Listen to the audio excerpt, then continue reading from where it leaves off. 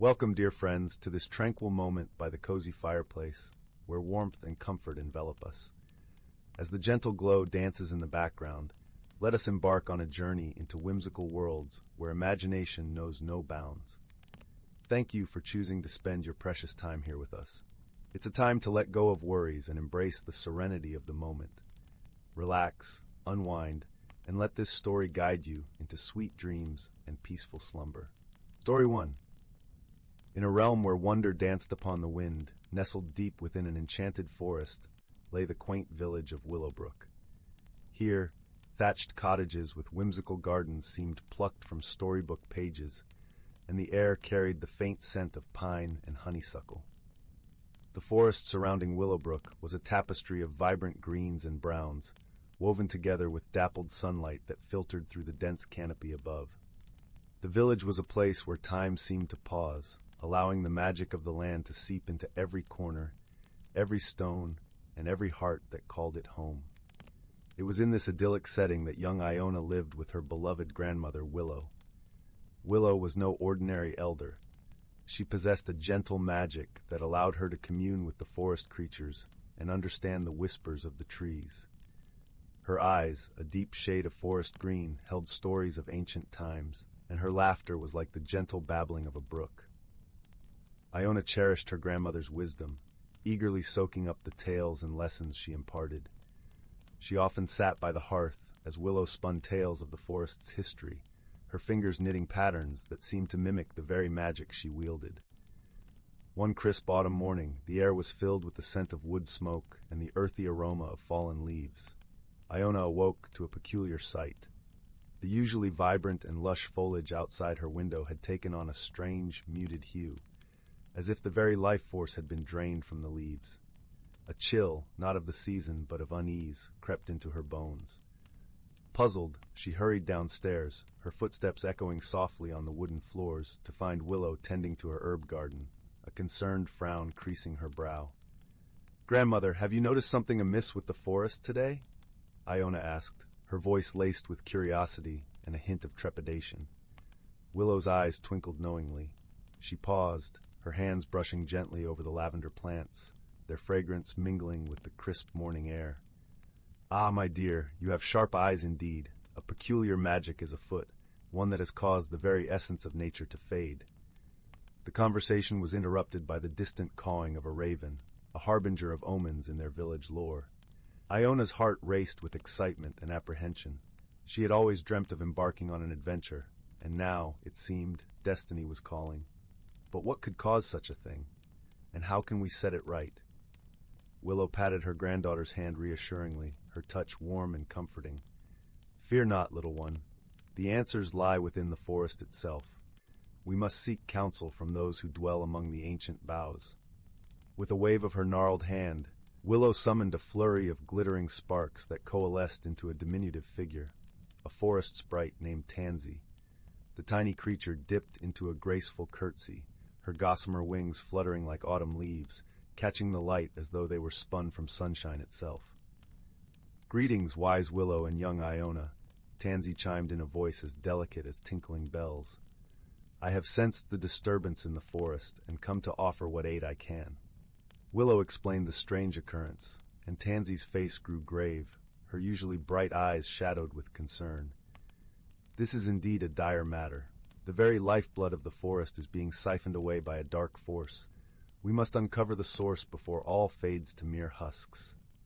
Thus began a wondrous quest through the enchanted woodlands. Tansy led the way, her luminous form darting between the twisted boughs like a will-o'-the-wisp.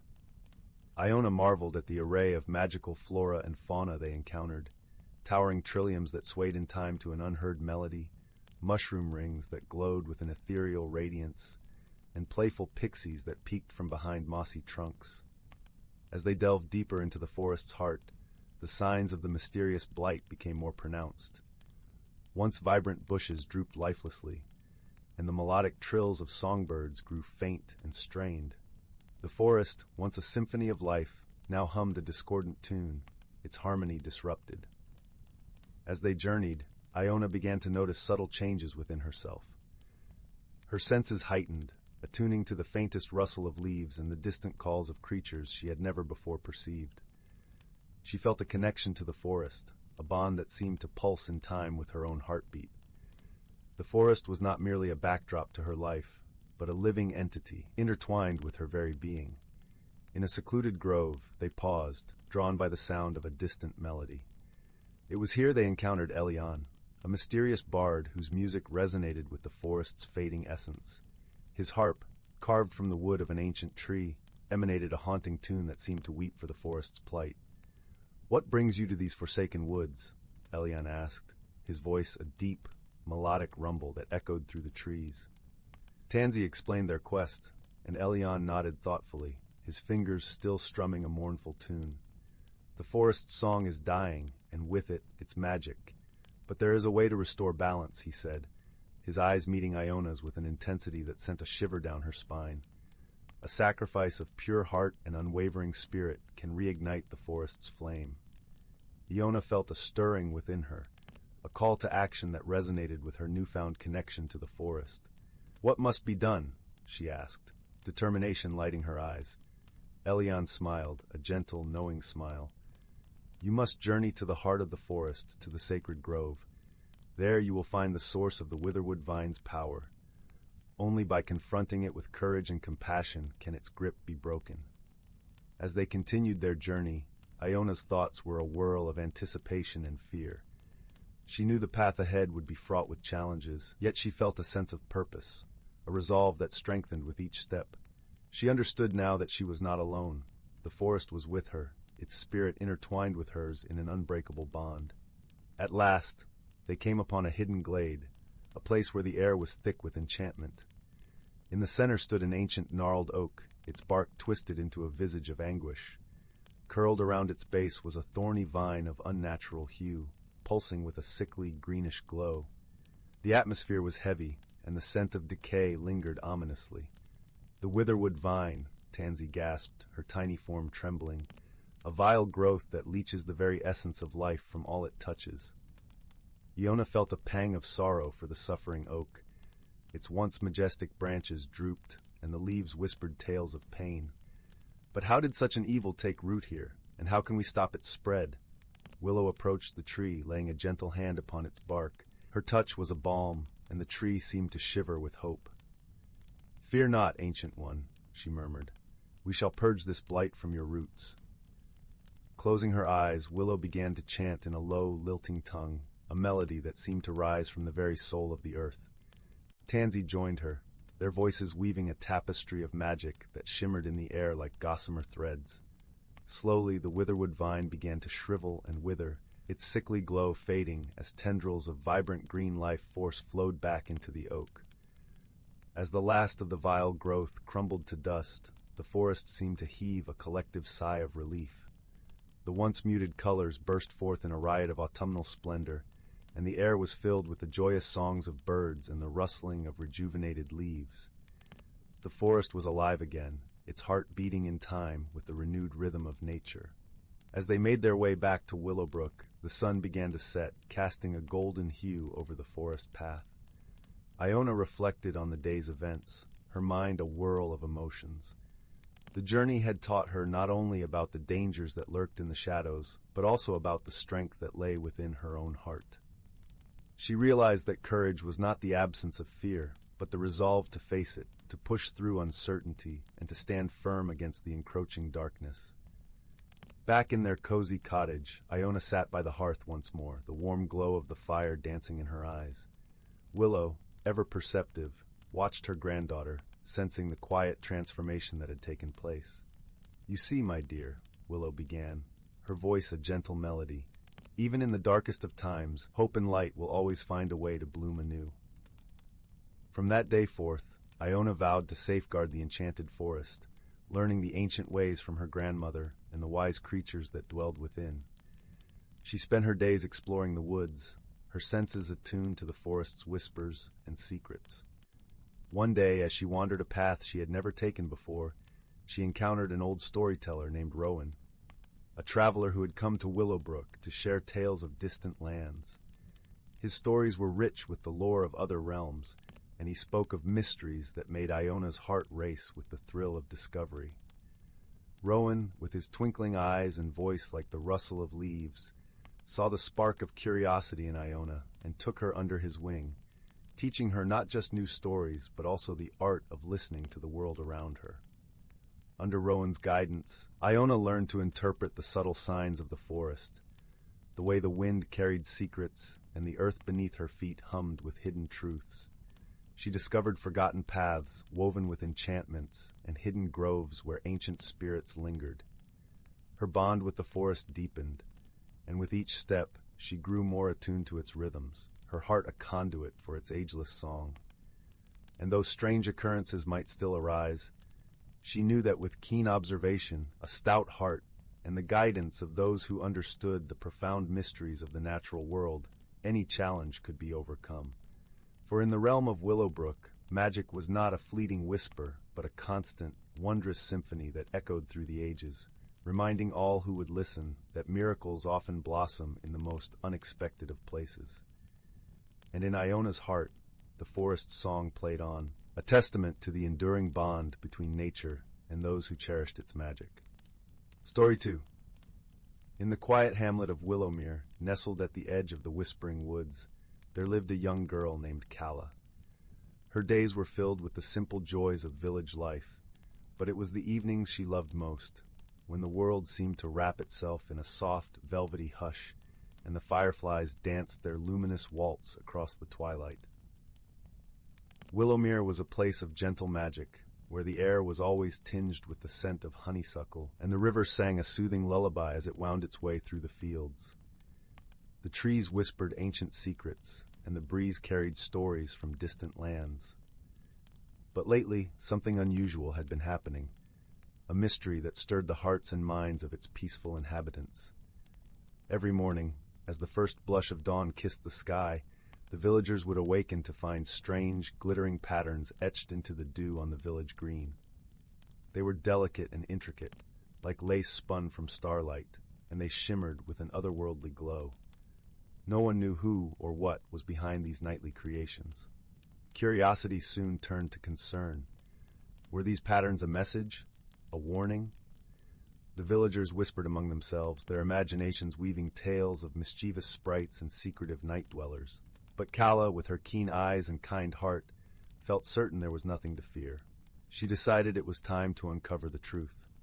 One evening, as the sun dipped below the horizon and the sky deepened to a rich indigo, Calla set out with a lantern in hand. She wore her favorite cloak, woven from the softest wool and lined with the colors of the setting sun, which her grandmother had given her. It always made her feel brave and safe. The evening was alive with the scent of damp earth and the faint sweetness of blooming jasmine. As Calla made her way to the village green, the gentle rustle of leaves accompanied her, and the night air was cool and crisp against her cheeks. She settled herself beneath the ancient oak tree that stood like a guardian at the edge of the meadow, its branches arching protectively overhead. From there, she had a clear view of the open space, bathed in silver moonlight. Calla waited patiently, her eyes scanning the darkened landscape for any sign of movement. The night creatures serenaded her with their nocturnal symphony, a chorus of crickets and the occasional hoot of an owl echoing softly. As the hours slipped by, her eyelids began to grow heavy, and she was on the verge of sleep when a faint, tinkling sound brought her back to alertness. There, at the far end of the green, she saw a soft glow shimmering like a veil of light. With quiet determination, Calla rose and moved cautiously toward the source. As she drew closer, the glow resolved into a small group of ethereal creatures, flitting gracefully about the grass. They were no taller than her knee, with delicate wings that glimmered like moonlit cobwebs. "Who are you?" Calla whispered, her voice gentle and inviting. The creatures turned, their eyes reflecting the light of the lantern she carried. There was no malice in their gaze, only a playful curiosity. "We are the Luminalis," replied one, stepping forward with a graceful nod. Its voice was like the chime of distant bells, soothing and melodic. "We weave patterns by night, to guide the dreams of those who sleep." Calla's heart fluttered with wonder. "But why now? Why have you come to Willowmere?" The Luminalis smiled, their faces glowing with a warmth that matched the rising sun. "It is the season of renewal, and the dreams of your village are particularly vibrant. We sensed a place where our art could be appreciated, where dreams would be nurtured and cherished." Kala sat down on the cool, dewy grass, her lantern casting a soft pool of light around her. She thought of the villagers, of the stories they shared and the hopes they held in their hearts. "Will you show me how you make your patterns?" she asked.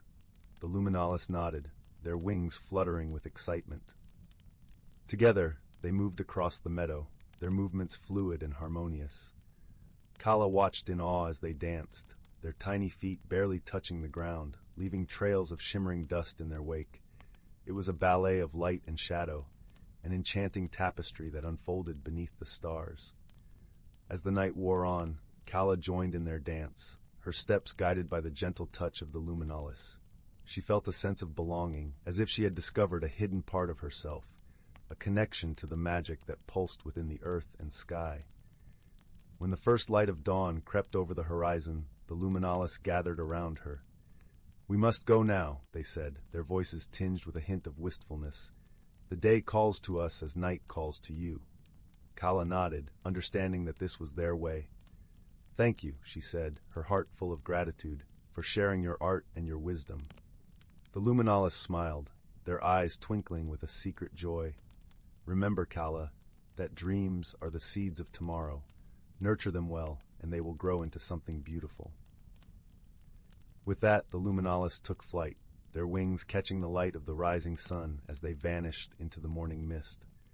Kala watched them go, her spirit light and her mind alive with possibilities. When she returned to the village, the other villagers were already gathered at the green, marveling at the new patterns that gleamed in the dew. There was a hush of awe and wonder, a sense of peace that settled over them like a comforting blanket. Kala joined them, her secret safe in her heart. She knew that the Luminalis would return, that they would continue to weave their dreams and inspire the hearts of Willowmere. And in her own way, she would do the same, sharing the magic of friendship and the beauty of imagination with those around her.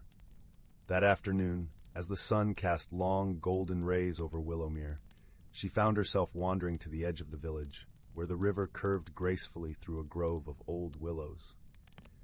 Here, where the world felt both boundless and intimate, she met with the village elder, Alara. With her silver hair and eyes full of hidden depths, Alara was known for her wisdom and stories that seemed to carry the echoes of the past. Alara sat on an old stone bench, her hands busy weaving a crown of wildflowers. "You've discovered something, haven't you, Kala?" she asked, her voice like the gentle rustle of leaves. Kala hesitated, then sat beside her, the grass cool beneath her fingers. "I met the Luminalis," she confessed softly. "They create the patterns in the dew." Alara nodded knowingly. "The Luminalis have always been drawn to places where dreams are alive. It is said they once guided the dreams of kings and shepherds alike, leaving their art as a testament to the beauty of the unseen." "But why here? Why now?" Kala asked, her curiosity insatiable. "Perhaps Willowmere is ready for a new chapter," Alara mused, her gaze distant, as if seeing something beyond the horizon. "Or perhaps it's you, Kala. There's a light in you that calls to the magic of this world." Kala pondered this, feeling the weight of Alara's words settle comfortably in her heart. She realized then that her journey was just beginning, and that the Luminalis had not only opened her eyes to their art, but also to the endless possibilities within herself. As the sun climbed higher in the sky, the villagers went about their day with renewed spirits. And as night fell once more, Kala lay in her bed, the soft whisper of the wind lulling her to sleep. She dreamed of light and laughter, of patterns that danced beneath the stars, and of a world where magic was real and dreams were the threads that bound it all together. On the following day, Kala, inspired by the Luminalis, decided to visit the hidden glade at the heart of the Whispering Woods. It was a place she had heard about in hushed tales, a sanctuary where the ancient trees stood like timeless sentinels, their leaves a tapestry of emerald and gold. It was said that those who visited the glade could feel the pulse of the earth and hear the echoes of the past. The path through the woods was dappled with sunlight, and the air was alive with the song of birds and the rustle of small creatures. As she walked, Calla felt an inexplicable pull, as if the very roots of the forest whispered her name. When she finally stepped into the glade, she was greeted by a sight that took her breath away. In the center of the clearing stood an ancient willow, its branches dipping gracefully like a weeping maiden. Beneath it, a crystalline spring bubbled up from the ground, its waters shimmering with iridescent colors. Calla knelt by the spring, her fingers tracing patterns in the water. She closed her eyes, surrendering to the tranquility that enveloped her, and felt a profound connection to everything around her, a harmony that resonated deep within her soul. Here, in the heart of the woods, she understood the true essence of the Luminalis message. Dreams, like the patterns in the dew, were fleeting yet eternal, shaping the world in ways both seen and unseen. It was here, in this sacred place, that Calla made a silent promise, to cherish the dreams of Willowmere, to nurture them, and to share their light with the world. As she rose to leave, Calla noticed a small, intricately carved stone half buried near the spring. Curious, she picked it up, examining the delicate symbols etched into its surface. The markings were unfamiliar, yet they seemed to pulse with a gentle warmth in her hand. She decided to take it with her, feeling that it might hold significance, a tangible link to the mysteries she had just begun to uncover. Returning to the village, Calla shared her discovery with Alara, who examined the stone with a thoughtful expression. "This is a rune of connection," Alara explained, her voice carrying a note of reverence. "It is said to bridge the worlds of seen and unseen, a reminder of the bonds that tie us to the earth and each other." Calla felt a renewed sense of purpose. The stone was a symbol of her new understanding, a token of the magic she had witnessed. It was a reminder that she was now a guardian of dreams, entrusted with nurturing the light and wonder that the Luminalis had shared with her. As Calla continued her days in Willowmere, she began to notice subtle changes around her. The river seemed to sing more sweetly, its melody echoing the song of the Luminalis. The villagers, too, appeared more vibrant, their laughter echoing through the fields like the tinkling of bells. One evening, as she walked along the riverbank, she encountered a young artist named Finn, who was known for his vivid paintings of the natural world. He was seated on a worn wooden stool, his easel set up before him, capturing the golden light of the setting sun as it danced upon the water. "Your paintings have always been filled with magic, Finn," Calla remarked as she approached, her voice a gentle breeze among the rustling leaves. Finn looked up, a thoughtful smile on his face. "It's the world that's filled with magic, Calla. I'm simply trying to capture it." His eyes, the color of the deepest forest green, sparkled with inspiration. Calla sat beside him, watching as he worked, his brushstrokes fluid and filled with life. "Do you believe in the Luminalis?" she asked, her voice barely above a whisper. Finn paused, wiping his brush on a cloth before answering. "I do. I've seen their patterns in the dew, and I feel their presence in the colors of the dawn. It's as if they're painting with light." The two shared a quiet understanding, an unspoken acknowledgement of the world's wonder. Calla realized that Finn, like herself, was touched by the Luminalis magic, his art a testament to the unseen beauty that surrounded them. As the sun dipped below the horizon, Calla felt an overwhelming sense of gratitude for the world she inhabited.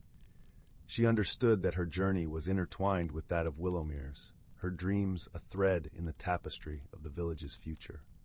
And so in the quiet hamlet of Willowmere, life continued, touched by the gentle mystery of the Luminalis, a reminder that sometimes the answers we seek are found not in solving the mystery, but in the wonder it brings and the dreams it inspires. The villagers, buoyed by the knowledge that their dreams were cherished, embraced the enchantment that lay hidden in their everyday lives, and Calla, with her secret stone and newfound wisdom, walked forward into a future bright with promise. Story 3. In a tucked-away corner of the world, where the daisies danced with the wind and the sun painted the sky in hues of gold and lavender, lay the delightful village of Periwinkle Hollow. Here the air was always rich with the scent of blooming flowers and the sweet aroma of freshly baked bread wafting from the village bakery. It was a place where imagination bloomed like wildflowers, and magic whispered softly through the air. The cobblestone streets were lined with cottages in every shade of pastel, their roofs adorned with chimneys that puffed out clouds like giggling sighs. In the heart of this village lived a peculiar fellow named Mr. Bumbletwist. With a twinkle in his eye and a hat that seemed to change colors with his mood, Mr. Bumbletwist was well known for his penchant for peculiar inventions. His latest creation was a pair of shoes that made music with every step, filling the air with melodies that seemed to dance around in the breeze. The villagers often paused in their daily routines just to catch a note of the whimsical tunes that followed him around. One sunny morning, as the village awoke to a chorus of chirping birds and rustling leaves, Mr. Bumbletwist set out to visit his dear friend, Miss Tiddlewink. Miss Tiddlewink was a gentle soul with a heart as warm as freshly baked bread. Her garden was a kaleidoscope of colors, with tulips that hummed lullabies and roses that blushed under the sun's gentle kiss. Her garden was her sanctuary, a reflection of her nurturing spirit, where each plant seemed to thrive under her loving care. As Mr. Bumbletwist approached, he noticed something peculiar. The flowers seemed to be swaying in odd patterns, as if they were caught in a breeze that no one else could feel. The petals shimmered under the sunlight, creating a dazzling display that seemed to dance to an invisible melody. Curious, he quickened his pace, his musical shoes playing a lively tune that echoed through the hollow, drawing smiles from passers-by. "Good morning, Miss Tiddlewink," he called, tipping his ever-changing hat. "What's got your flowers dancing such a merry jig?" "Oh, Mr. Bumbletwist," Miss Tiddlewink replied, her eyes wide with excitement, her cheeks flushed with the thrill of the unexpected. "It's the wind. It's gone all topsy-turvy, and now everything is in a delightful disarray." Indeed, as Mr. Bumbletwist looked around, he noticed that the wind seemed to have a mind of its own. It twisted and twirled through the village, lifting leaves and carrying the scent of fresh-baked pies from the bakery. But with its whimsical dance came a tiny problem. The wind had become rather cheeky, snatching hats and rearranging the villagers' laundry on the lines into peculiar shapes. He watched as a pair of trousers was lifted into the air, twirling like a graceful dancer before settling back into a haphazard heap. "Oh dear," Mr. Bumbletwist mused, scratching his chin thoughtfully. His mind, always buzzing with ideas, began to churn with possibilities. A mischievous wind is quite the conundrum. We must think of a way to set things right. With a spark of inspiration, Mr. Bumbletwist and Miss Tiddlewink decided to enlist the help of the village's most curious creature, a little squirrel named Whiskers. Whiskers had a knack for finding hidden treasures and solving puzzles, and he lived in a cozy nook inside the old oak tree at the edge of the village. His home was a jumble of acorns, shiny pebbles, and colorful bits of string, all meticulously organized in his own unique way.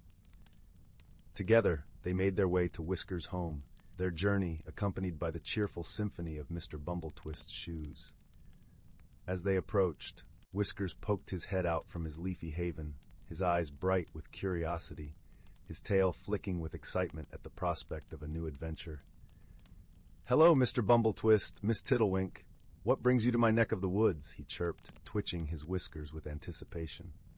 "We've got a bit of a windy predicament," Miss Tiddlewink explained, gesturing to the leaves that swirled playfully around them. "The wind has gone quite bananas, and we thought you might help us unravel this breezy mystery." Whiskers' eyes twinkled with excitement. "Oh, I do love a good puzzle. Let's see if we can coax the wind back to its usual gentle self." With Whiskers leading the way, they ventured deeper into the woods, where the wind seemed to tease and tumble with glee. The forest was alive with the sound of rustling leaves and the distant calls of birds, each note carried away by the playful breeze. They followed the trail of fluttering leaves and dancing dandelion seeds until they reached the clearing known as Whispering Glade. Here the wind gathered in playful gusts, swirling around the glade like a mischievous sprite. Mr. Bumbletwist, Miss Tiddlewink, and Whiskers sat beneath the grand old willow that stood at the center of the glade. Its long, sweeping branches seemed to sway in time with the wind's capricious dance.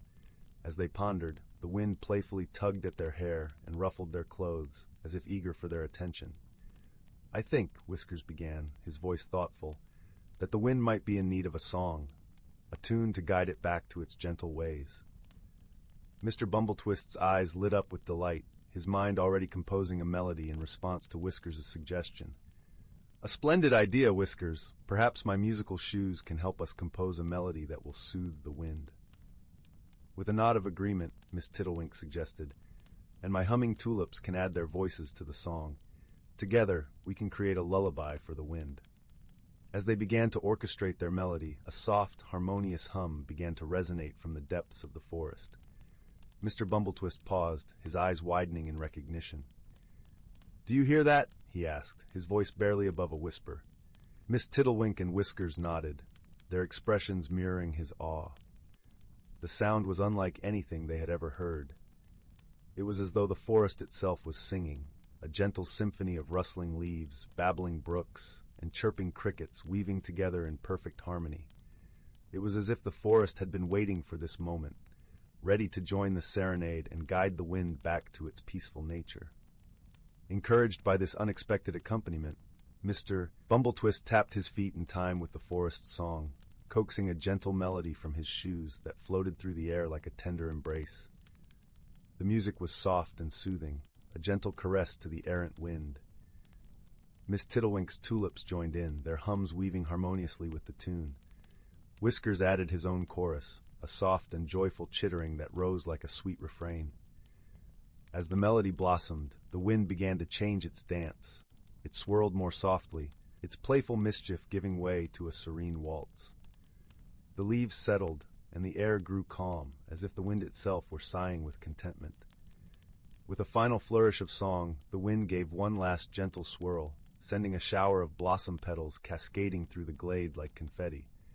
It was as if the wind, now soothed and satisfied, was thanking them for their serenade. Back in Periwinkle Hollow, the villagers watched in awe as the winds returned to their usual gentle breeze. Hats floated back to their owners, and laundry resumed its rightful place on the lines. The village buzzed with cheerful chatter, each resident grateful for the magical resolution that had unfolded. Mr. Bumbletwist, Miss Tiddlewink, and Whiskers returned to the village, their hearts light with the joy of their success. As they walked, they were greeted with smiles and waves, the villagers' gratitude warming them like the sun's tender embrace. The wind, once a mischievous sprite, now sang a soft, contented tune, a reminder of the power of harmony and friendship. Later that evening, as the sun began to set, casting long shadows that danced across the cobblestones of Periwinkle Hollow, Mr. Bumbletwist found himself reflecting on the day's events. He realized that the solution to the village's predicament had not come solely from his inventions or clever ideas, but from the collaboration and collective creativity of his friends. It was the blending of their unique talents and perspectives that had brought harmony back to their world. As the stars began to sprinkle the evening sky, Mr. Bumbletwist wandered back to his workshop, where the faint glow of the moon illuminated his many unfinished projects. Among the gears and gadgets, he found a new sense of purpose. He resolved to create an invention that would celebrate the spirit of collaboration and unity, a mechanical orchestra that would play the melodies of Periwinkle Hollow's vibrant community. However, as the night deepened and the village fell into a peaceful slumber, a quiet curiosity stirred within Mr. Bumbletwist. What if the wind's playful mischief had a deeper origin? He decided to pay a visit to the old village library the next day, a place filled with tales of old magic and forgotten legends. Perhaps, he thought, the wind's antics were not just a random occurrence, but a part of something larger, a forgotten story waiting to be rediscovered. The next morning, with the mist still clinging to the ground like a soft silken veil, Mr. Bumbletwist made his way to the library. The ancient building stood at the edge of the village, its stone walls adorned with creeping ivy, and its windows glowing with the promise of hidden knowledge. Inside, the air was thick with the scent of aged parchment and the quiet rustle of pages being turned. Mrs. Marigold, the librarian, greeted him with a warm smile. "What brings you to our little haven of stories, Mr. Bumbletwist?" she inquired, her voice as soothing as the pages that surrounded them. "I'm curious about the wind's recent antics," he replied, his eyes alight with intrigue. "I wonder if there's a tale that might shed some light on its behavior." Mrs. Marigold led him to a section filled with books bound in leather, their spines cracked with age. These volumes contain the village's oldest stories, she explained.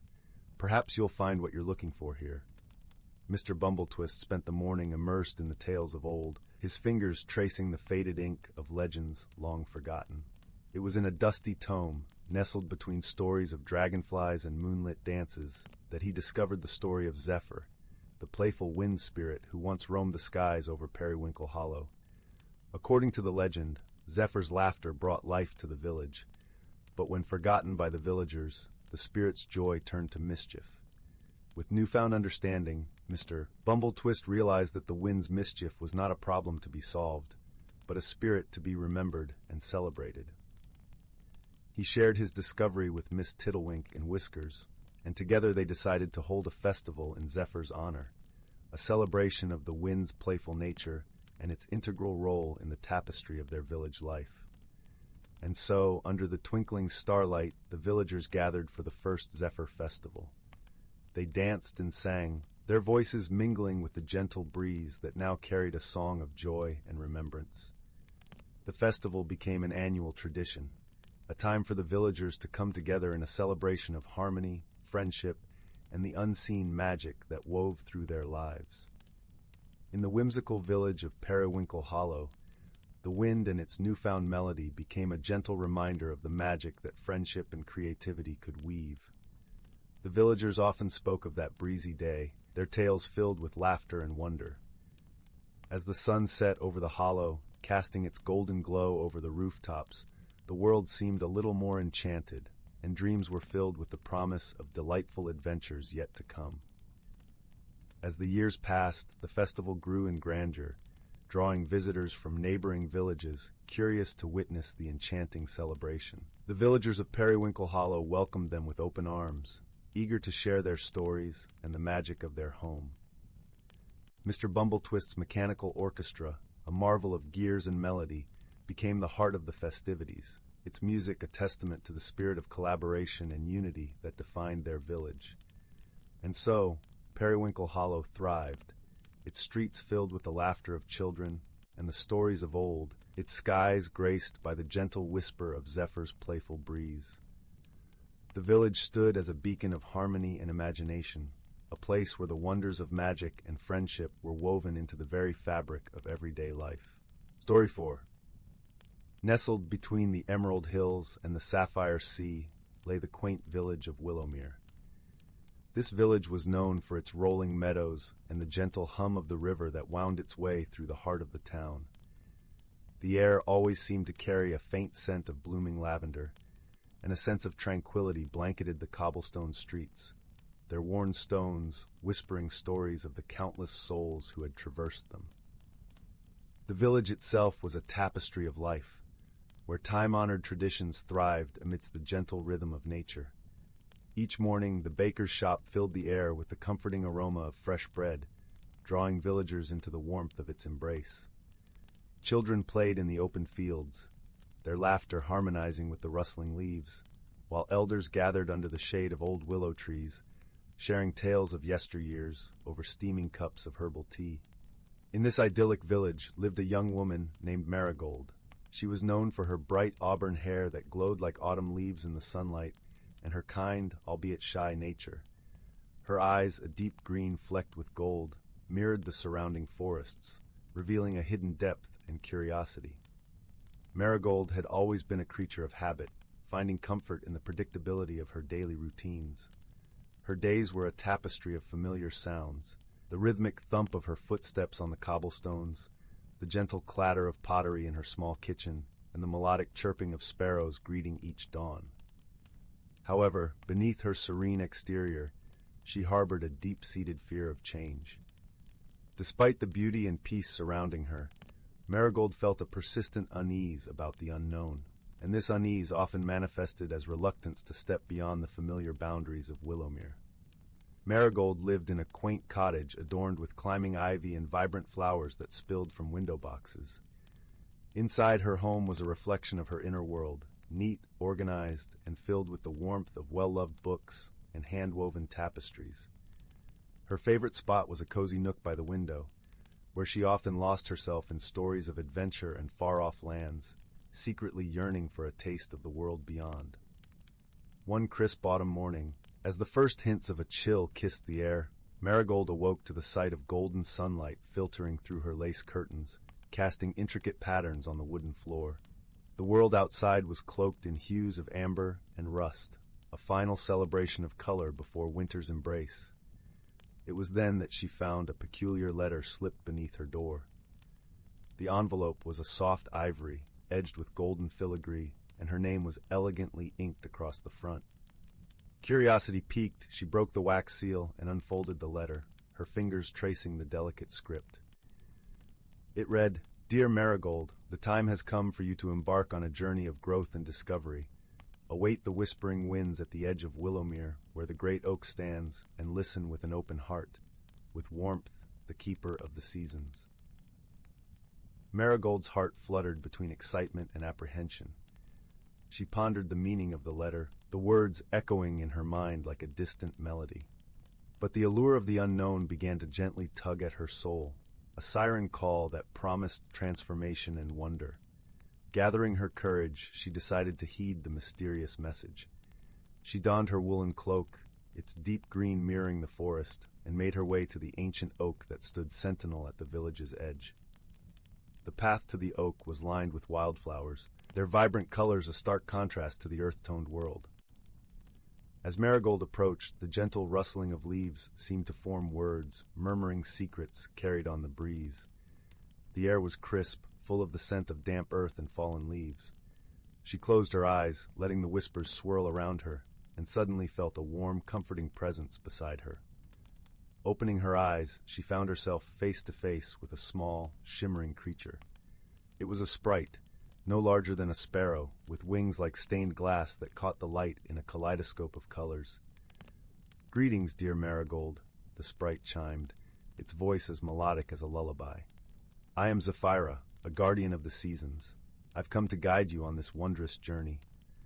Marigold smiled, her initial trepidation melting away in the presence of such warmth and kindness. "What journey do you speak of, Zephyra?" she asked, her voice a gentle thread in the cool morning air. "The journey of transformation," Zephyra replied, her wings fluttering with a sound like tinkling chimes. "To grow is to change, and change is the essence of life itself. But fear not, for you are not alone. The seasons themselves will guide you." With Zephyra leading the way, Marigold ventured beyond the familiar borders of Willowmere, her heart a curious blend of anticipation and hope. As they traveled through the forest, the world around them shimmered with magic. Trees whispered ancient stories, and the earth beneath their feet pulsed with a quiet energy. The path wound through thickets of brambles and over gentle hills, each step carrying Marigold further into a realm where time seemed to slow, and the ordinary world faded away. Their first stop was a meadow bathed in the golden glow of the setting sun. Here, Marigold met Oriole, the spirit of autumn. She was a graceful figure, her robes the color of harvest moons, her hair a cascade of fiery reds and oranges. The meadow was alive with the sound of rustling leaves and the distant call of migrating birds, their silhouettes etched against a sky of deepening violet. "Welcome, Marigold," Oriole said, her voice rich and warm. "In autumn we learn the beauty of letting go. Just as the trees release their leaves, so must you release your fears." Marigold listened intently, feeling the weight of her anxieties begin to lift. With Zephyra and Oriole's gentle guidance, she learned to embrace the beauty of change, understanding that letting go was not a loss, but a path to new beginnings. She watched as the leaves danced to the ground, each one a small farewell, a whisper of renewal in the making. As the days turned into weeks, Marigold journeyed through the seasons. In winter she met Bramble, a jovial, snow-dusted spirit who taught her the value of rest and reflection. They sat together by the crackling warmth of a fire, the world outside a serene expanse of white, where time seemed to pause, offering space for contemplation and inner peace. In spring she danced with Phelan, a joyous creature who celebrated renewal and growth, showing her how to nurture her dreams. The land was a riot of color and sound, life bursting forth in a symphony of rebirth. Finally, in the warmth of summer, she encountered Solara, a radiant being who embodied the power of resilience and inner strength. The days were long and filled with light, the sun's embrace a reminder of the enduring power within. Throughout her journey, Marigold was never alone. The spirits were her steadfast companions, offering wisdom and encouragement. With each lesson learned, she felt herself transforming, her heart blooming like the wildflowers she loved so dearly. She began to understand that change was not something to be feared, but embraced, as essential as the air she breathed. One evening, as the sun dipped beneath the horizon, Marigold and Zephyra paused beside a tranquil lake, its surface a mirror reflecting the stars. Here, Marigold took a moment to reflect on her journey. She realized that each season had not only taught her about change, but also about embracing her own identity. The fear that once bound her seemed as distant as the horizon, replaced by a newfound strength and understanding. As they prepared to leave the lake, Zephyra shared a final piece of wisdom. Remember, Marigold, the journey of transformation is ongoing. Life will continue to offer its lessons, but with an open heart, you will always find your way. Before returning to Willowmere, Zephyra led Marigold to a hidden glen, where a gathering of sprites awaited. Each sprite bore a gift unique to their season: a garland of autumn leaves, a crystal of winter frost, a bud of spring flowers, and a sunstone of summer. These were symbols of Marigold's journey, each carrying the essence of the wisdom she had gained. "We have watched you grow, Marigold," said Oriel, stepping forward as their representative. "Keep these tokens close, for they are reminders of your strength and the beauty of change. Whenever doubt clouds your heart, they will guide you back to the path of transformation." With gratitude, Marigold accepted the gifts, feeling their warmth and power resonate within her. As she held them, she sensed the unity of the seasons, all aspects of life intertwined in an eternal dance. The sprites gathered around her, their presence a comforting embrace. As Marigold prepared to return home, Zephyra suggested a detour to a seldom-traveled path that led to the village's ancient library, a place Marigold had often overlooked in her routines.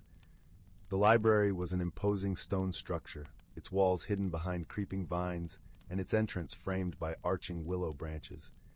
Inside, the air was rich with the scent of parchment and ink, and the whisper of pages turning echoed softly through the space. Here, Marigold met Alaron, the keeper of the library, an elderly man with kind eyes and a gentle smile. His presence was calming, and his passion for stories and knowledge was infectious. Alaron guided Marigold through the aisles, pointing out ancient texts and sharing tales of travelers who had once sought the library's wisdom. In this sanctuary of knowledge, Marigold found stories of transformation and resilience, of people who had ventured beyond their comfort zones to find their true selves. "Every story has a journey," Alaron told her, his voice a soothing murmur, "and every journey has a story worth telling. This library is a testament to the power of change and the strength found in embracing the unknown." Marigold spent hours immersed in the library, her heart swelling with inspiration. As she turned the pages of ancient tomes, she realized that her journey was just one of many, a thread in the vast tapestry of life. The library became a new haven for her, a place where she could lose herself in stories and dreams, a reminder that the world was full of possibilities waiting to be explored. When she finally returned to Willowmere, Marigold carried the weight of her journey and the wisdom she had gained. Her home, once a sanctuary of routine, became a haven of possibility, where each day was a new discovery. She decorated her cottage with the symbols of her journey, placing the garland of leaves, the crystal of frost, the bud of flowers, and the sunstone in places of honor. These tokens, infused with the magic of the seasons, became her guiding stars, reminding her of the beauty in change and the courage to embrace it. As the evening sun dipped below the horizon, casting a golden glow over the village, Marigold whispered a quiet thank you to the winds. For in embracing change, she had found her truest self, and in finding herself, she had discovered the boundless beauty of life's endless possibilities. Willowmere, with its timeless charm and gentle spirit, cradled her newfound freedom, the village itself a testament to the enduring dance of the seasons. And with that, the village of Willowmere settled into a peaceful slumber, the gentle murmur of the river singing its lullaby to the stars above, a whispering promise of the adventures yet to come. Story 5.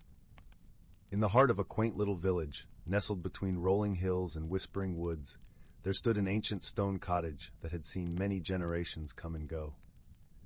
The cottage, with its thatched roof and ivy-clad walls, exuded a warmth that seemed to invite all who passed by to step inside and discover its secrets. Its exterior bore the marks of time, each stone telling a tale of the lives it had sheltered. The ivy, a cascade of green tendrils, wove itself around the structure as if embracing it in a timeless dance. The scent of wild herbs growing in the garden mingled with the earthy aroma of the stones, creating a fragrance both invigorating and soothing. Living within this charming abode was a young boy named Oliver, whose curiosity was as boundless as the sky above. His eyes, bright and inquisitive, were windows into a mind constantly spinning with questions and wonder. Oliver had a keen eye for the extraordinary hidden within the ordinary, and he often spent his days exploring the nooks and crannies of the village, always on the lookout for the next great discovery. His penchant for adventure often led him to places where the mundane world brushed against the magical, and it was in these spaces that he felt most alive. He was the sort of boy who would pause to marvel at the intricate patterns on a spider's web, or watch the clouds shift and morph into fantastical shapes.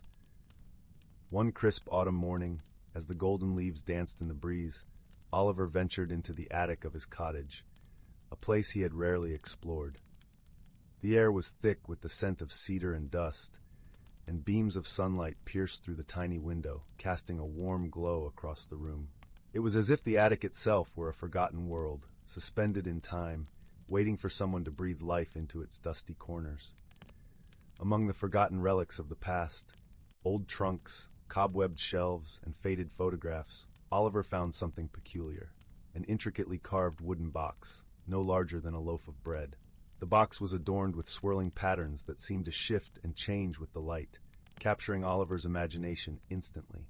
His fingers traced the carvings, feeling the smoothness of the wood, and as he did, he heard a soft click. The lid of the box popped open to reveal a shimmering, iridescent orb nestled within, glowing softly like a captured moonbeam. The orb's light danced across the walls, casting a kaleidoscope of colors that wrapped around Oliver like a comforting embrace. As Oliver gazed into the depths of the orb, he felt a gentle warmth enveloping him, a sensation akin to the embrace of a long-lost friend. It was then that he realized the orb was not just a beautiful object. It was filled with magic. A soft, melodic voice emerged from the orb, speaking directly to Oliver's heart. "Dear seeker of wonders," the voice intoned gently, "you have awakened the orb of whispers. With it, you hold the power to hear the secrets of the world, to understand the language of every creature, to uncover the mysteries hidden from ordinary eyes." Oliver's heart raced with excitement, yet he also felt a sense of responsibility. The orb's gift was not to be used lightly. With a newfound determination, he resolved to use this magical ability wisely, to seek knowledge and understanding rather than power or fame. The weight of the orb's potential bore down on him, a reminder that every choice he made would ripple through the fabric of his world. As word of Oliver's discovery spread through the village, a small band of helpers gathered around him, each drawn by the promise of adventure and the allure of the unknown. There was Mira, a wise old woman with a heart as vast as the ocean and eyes that twinkled with mischief. She was the village storyteller, keeper of tales and lore, and her knowledge would prove invaluable on their journey. Her stories were like threads, weaving the past and present into a tapestry of wisdom that anchored the group. Joining them was Finn, an affable young tinkerer whose nimble fingers could coax life into the most stubborn of machines. His laughter was infectious, and his optimism knew no bounds.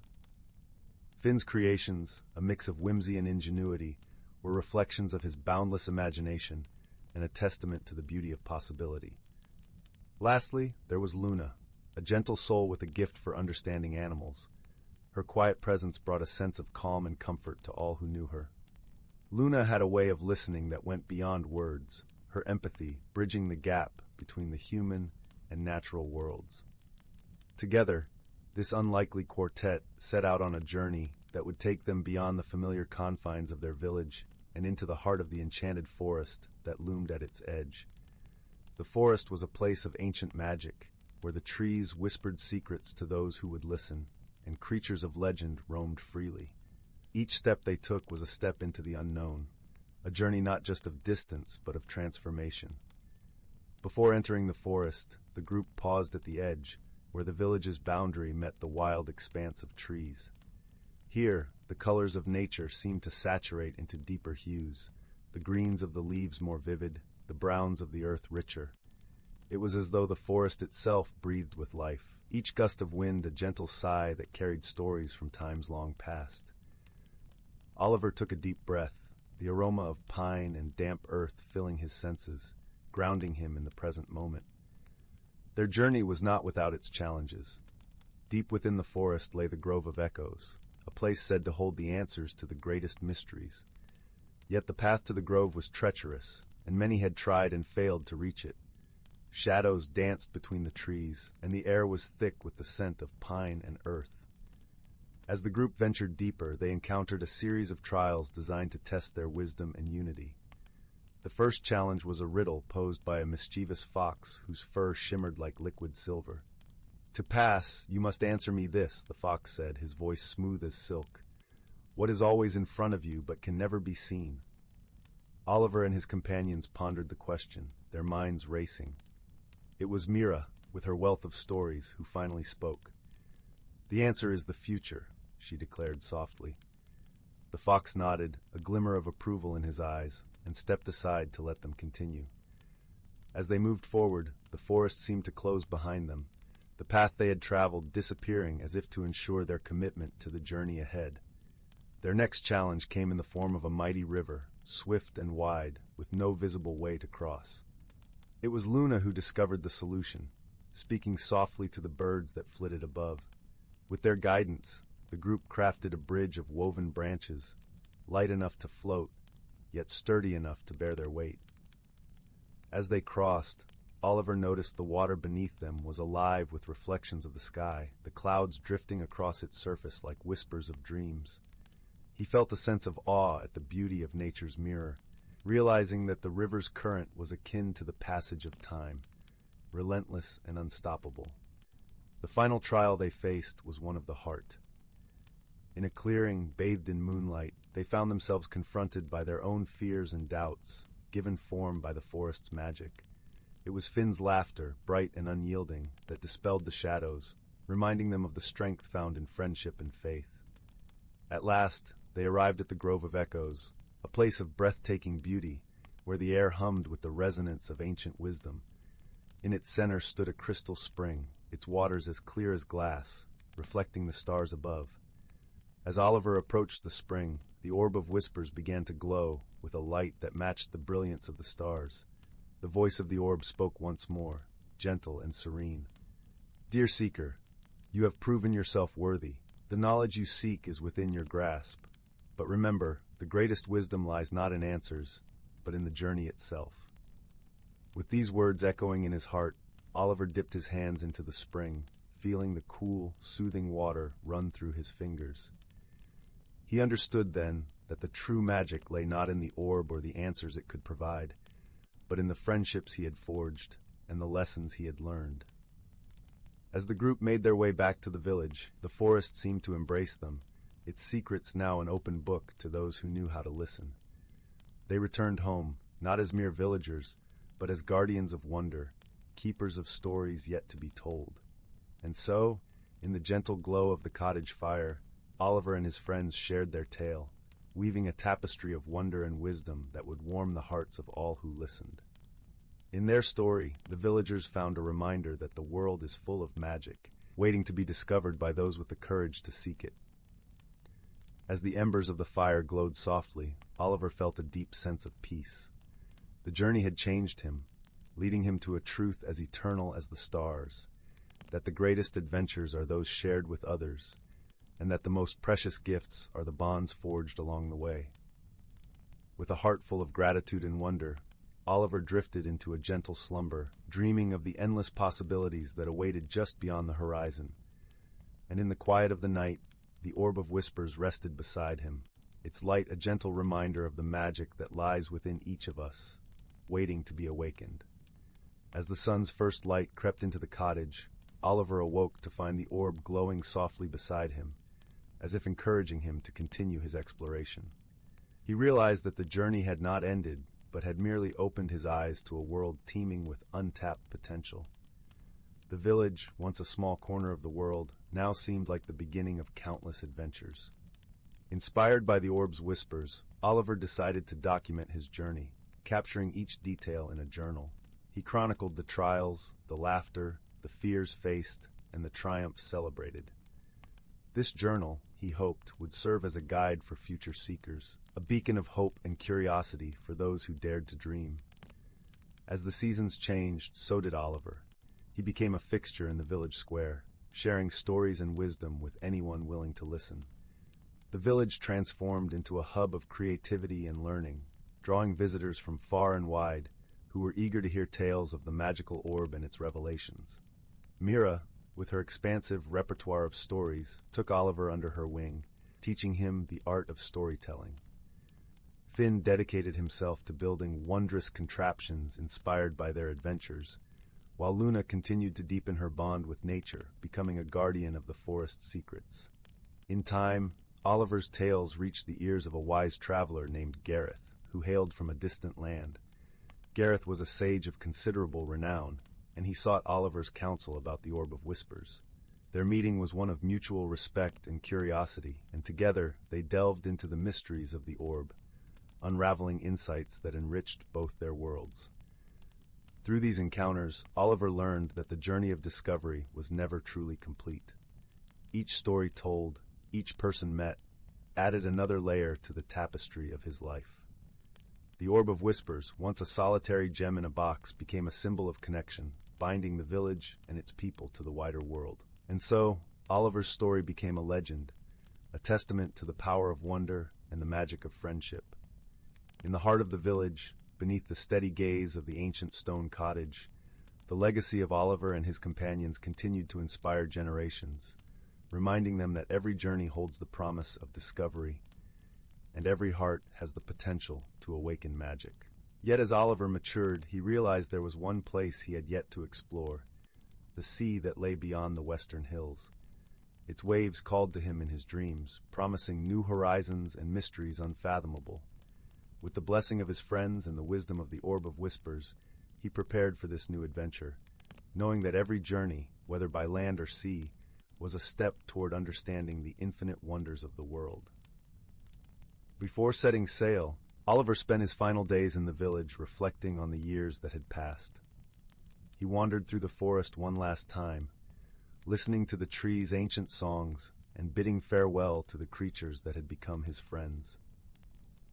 He visited the Grove of Echoes, where the spring's crystal waters once again reflected the stars, a reminder of the night he first discovered the true magic of his journey.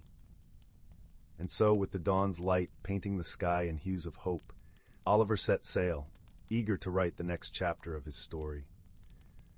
As the boat drifted away from the shore, he felt the gentle pulse of the Orb of Whispers in his pocket, a reassuring presence that promised guidance and wisdom on the new path ahead. The sea stretched before him, vast and mysterious, its horizon a line of endless possibilities. Oliver knew that, whatever lay beyond, the heart of his adventures would always be the friendships he forged and the stories he shared. As the village faded into the distance, he turned his eyes to the horizon, ready to embrace the wonders that awaited him, knowing that every journey was a step toward understanding the infinite wonders of the world. 6. Once upon a time, in a far-flung corner of the galaxy where stars twinkled like tiny diamonds scattered across a velvet sky, there existed a peculiar planet known as Luminara. Luminara glowed with a gentle, ethereal light, its surface a shimmering tapestry of luminescent forests and crystalline lakes. The air was sweet with the scent of blooming stardust flowers, and the gentle hum of life resonated through every leaf and stone. On this planet, a young being named Nyx lived. Nyx was a Luminian, a creature of light and air, with skin that shimmered like the morning dew, and eyes that glowed softly like the moonlit seas.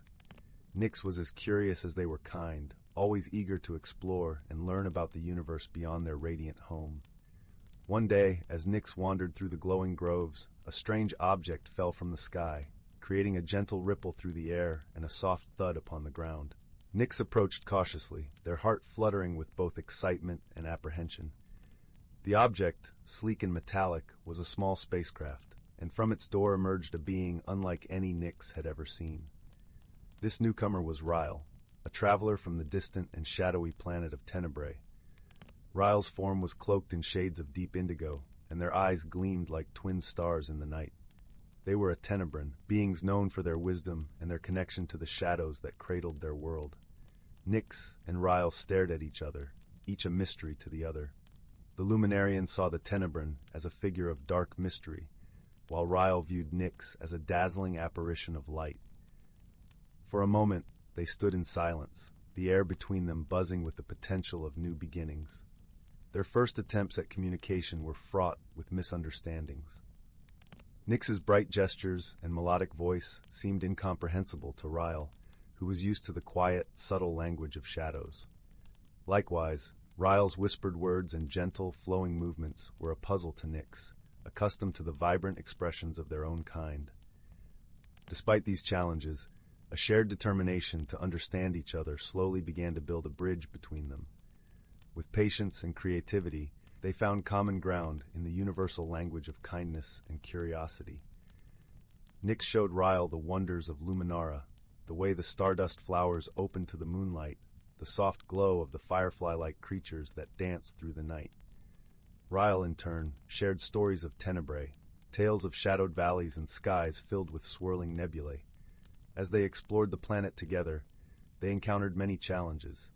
In the deep woods, where the light was dim and the path uncertain, they relied on each other. Nyx's glowing presence illuminated the way, while Ryle's keen senses guided them through the hidden dangers of the forest floor. One evening, as they sat by a gentle stream that sparkled under the twin moons, Nyx asked Ryle about their journey. Ryle explained that they had been seeking a place where light and shadow could coexist, a world where differences were celebrated rather than feared. Nyx listened intently, their heart warmed by the Tenebran's dream. It was then that Ryle shared a secret, a device they carried that could harness light and shadow, a tool meant to bring balance and harmony. However, it had been damaged during their landing. Without hesitation, Nyx offered to help repair it, using the luminescent energy that flowed through everything on Luminara. Together, they worked through the night, their efforts illuminated by the gentle glow of stardust. As dawn broke, the device flickered to life, casting a harmonious blend of light and shadow across the clearing. In that moment, they realized the true strength of their friendship, the ability to embrace their differences and create something beautiful together. As the sun rose, painting the sky in hues of pink and gold, Nyx and Ryle stood side by side, their bonds stronger than ever. They had discovered that friendship was not about being the same, but about appreciating and supporting each other despite their differences. With a renewed sense of purpose, Ryle prepared to continue their journey, but not without a promise to return. Nyx watched as the Tenebran spacecraft lifted into the sky, a trail of light and shadow intertwined in its wake. And so, under the vast, starlit expanse of the universe, two unlikely companions discovered the true meaning of friendship, proving that even in the most unexpected of places, light and shadow could dance together in perfect harmony. Story 7.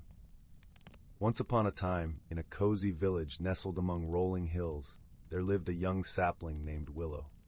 Willow was a sprightly little tree, her slender trunk stretching eagerly towards the sun, her vibrant green leaves shimmering in the gentle breeze. Yet despite her outward beauty, Willow often felt restless and uncertain within. As the seasons changed and the world around her transformed, Willow couldn't help but envy the graceful oaks and stately pines that seemed so self-assured in their growth.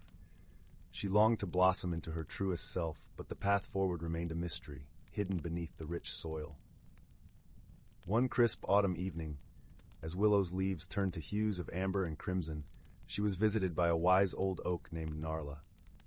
Narla's bark was weathered and her branches gnarled, but her eyes shone with a kindly warmth. "Little sapling," Narla said softly, "I sense your yearning for growth, yet you resist the very changes that will guide you there." Willow felt a tremor run through her roots. "But how can I embrace change when I'm so uncertain of what I'll become?" she asked, her leaves quivering. Narla chuckled, a sound like rustling leaves. That is the beauty of growth, dear one. We cannot know our destined forms until we surrender to the journey. As if summoned by Narla's words, a shimmering light began to coalesce among the fallen leaves at their roots. From this radiant glow emerged a tiny fairy, her gossamer wings beating rapidly as she hovered before them. "I am Lyra, keeper of the woodland magic," the fairy announced in a tinkling voice. "I have been sent to aid you, Willow, in your transformation." Willow's eyes widened, and she felt a fluttering of hope within her slender trunk. "You'll help me grow?" she asked breathlessly. Lyra nodded, and with a wave of her delicate hand, a shower of glittering dust rained down upon Willow. "This enchanted pollen will nurture your growth from within," the fairy explained. "But you must open yourself to the magic and trust in the wisdom of change." As the pollen settled upon her leaves and sank into her bark, Willow felt a warmth blossoming deep within her core. Tendrils of energy unfurled through her branches, and she could sense the stirrings of something wondrous taking shape. Over the coming moons, Willow underwent a remarkable transformation. Her trunk thickened and grew sturdy, her branches reaching higher and stronger with each passing day. Vibrant blossoms burst forth in a riot of color, their delicate petals releasing a sweet, intoxicating fragrance. Yet the most profound change occurred within Willow's spirit.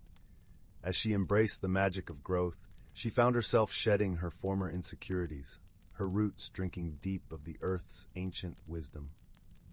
She learned to trust in the eternal cycle of life, to revel in the beauty of each fleeting moment, and to honor the unique path that nature had set before her.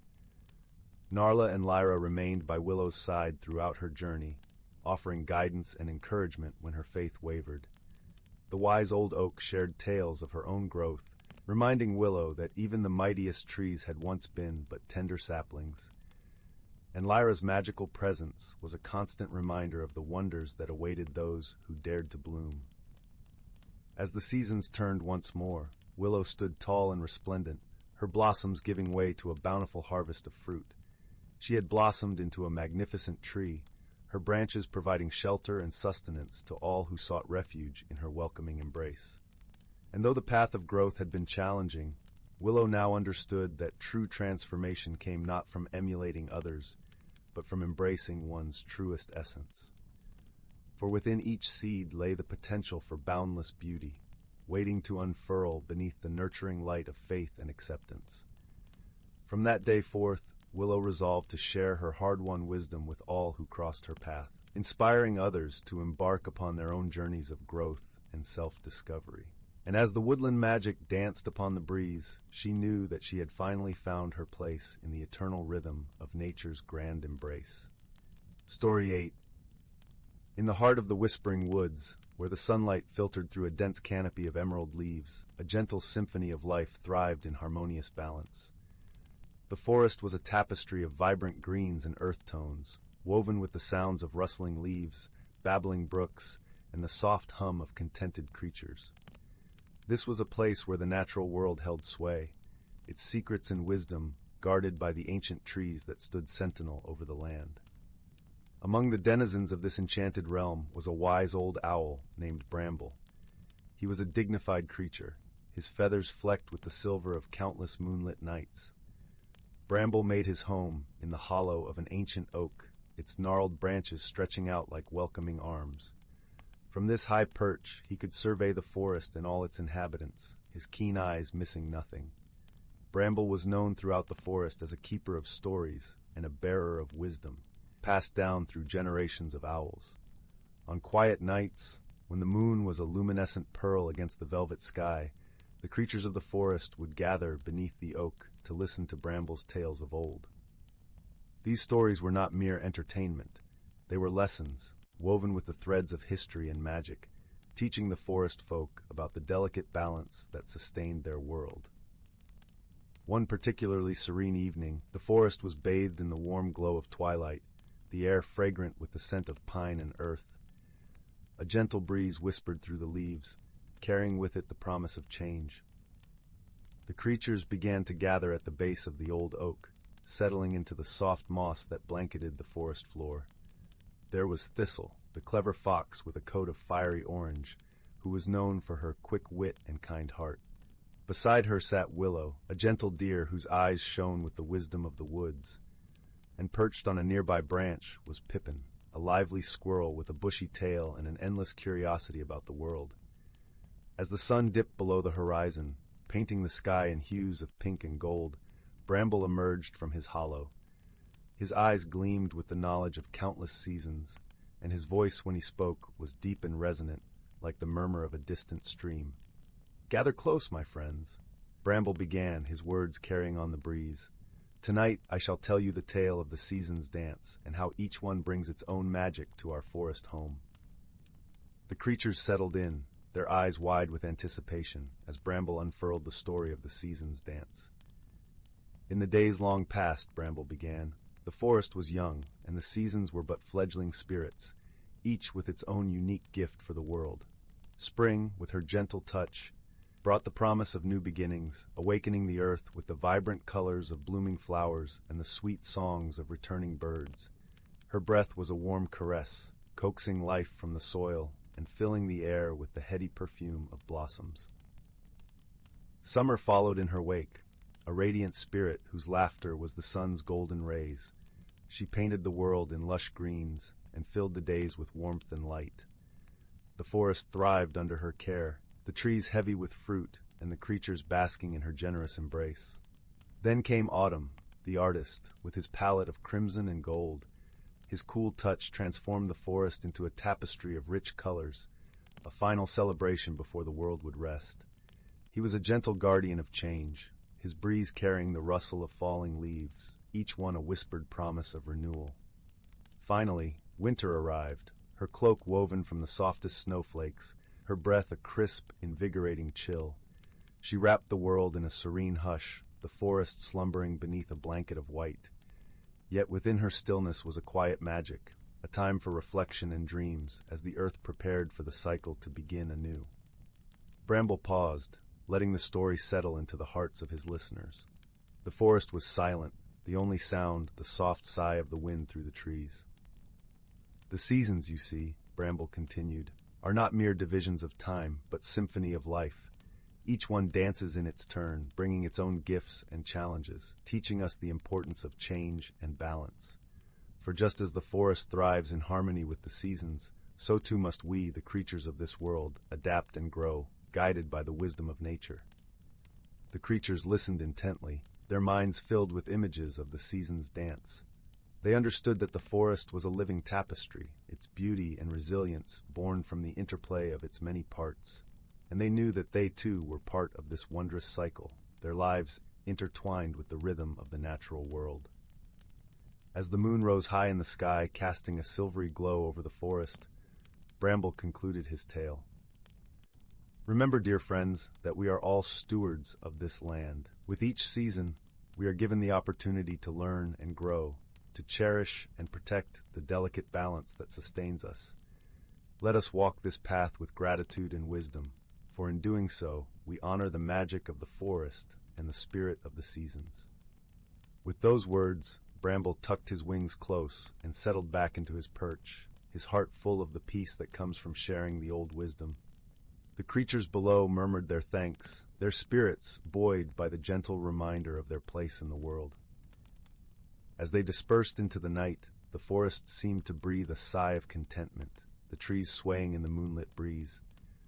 The whispering woods, with its hidden lives and ancient rhythms, continued its timeless dance, a testament to the enduring magic of nature and the harmony that binds all living things.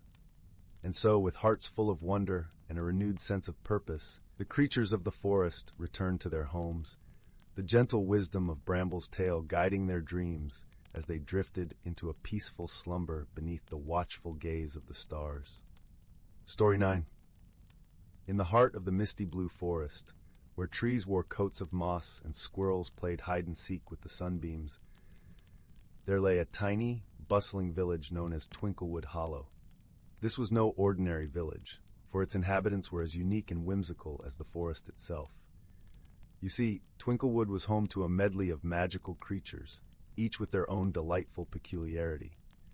At the center of the hollow lived a merry little gnome named Pipkin. Pipkin was known far and wide for his penchant for wearing mismatched socks, believing they brought him good luck. His home was a cozy burrow beneath an ancient oak, with windows framed by ivy and a door that creaked a friendly greeting each time it opened.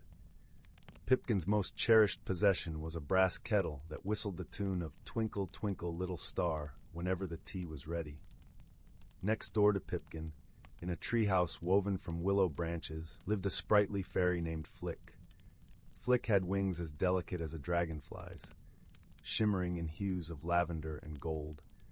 She had an infectious giggle that sounded like wind chimes in a gentle breeze, and was known for her remarkable skill in painting the most vibrant rainbows across the sky with her magic paintbrush.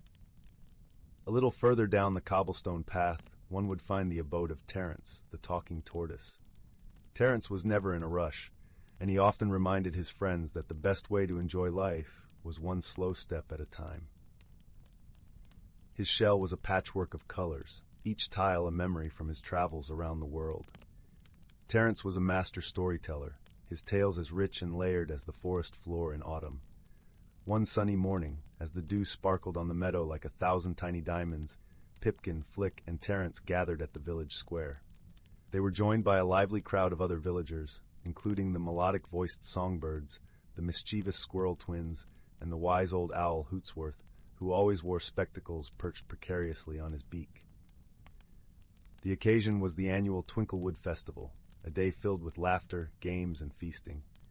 But this year, something peculiar was afoot. As the festivities began, a curious occurrence unfolded.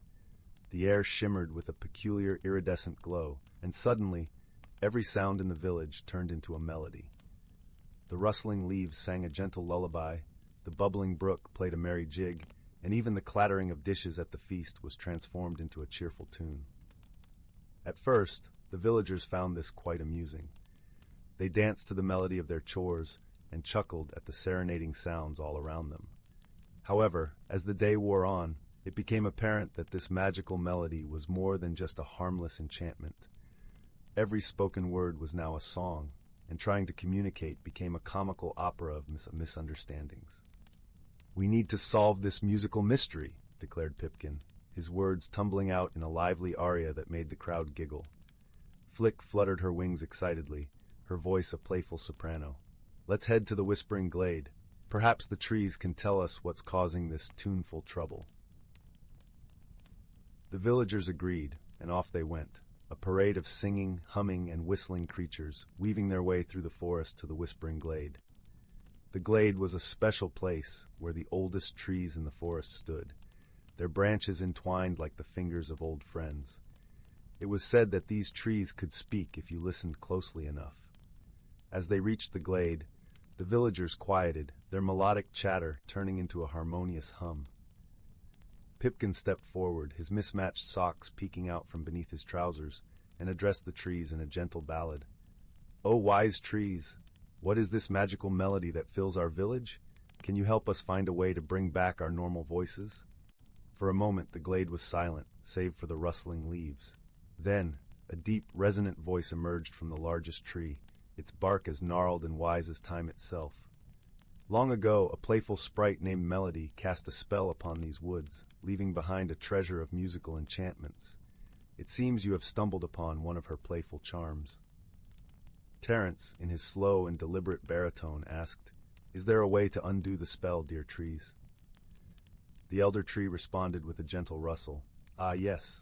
To return your voices, you must find Melody's forgotten flute, hidden deep within the enchanted grove.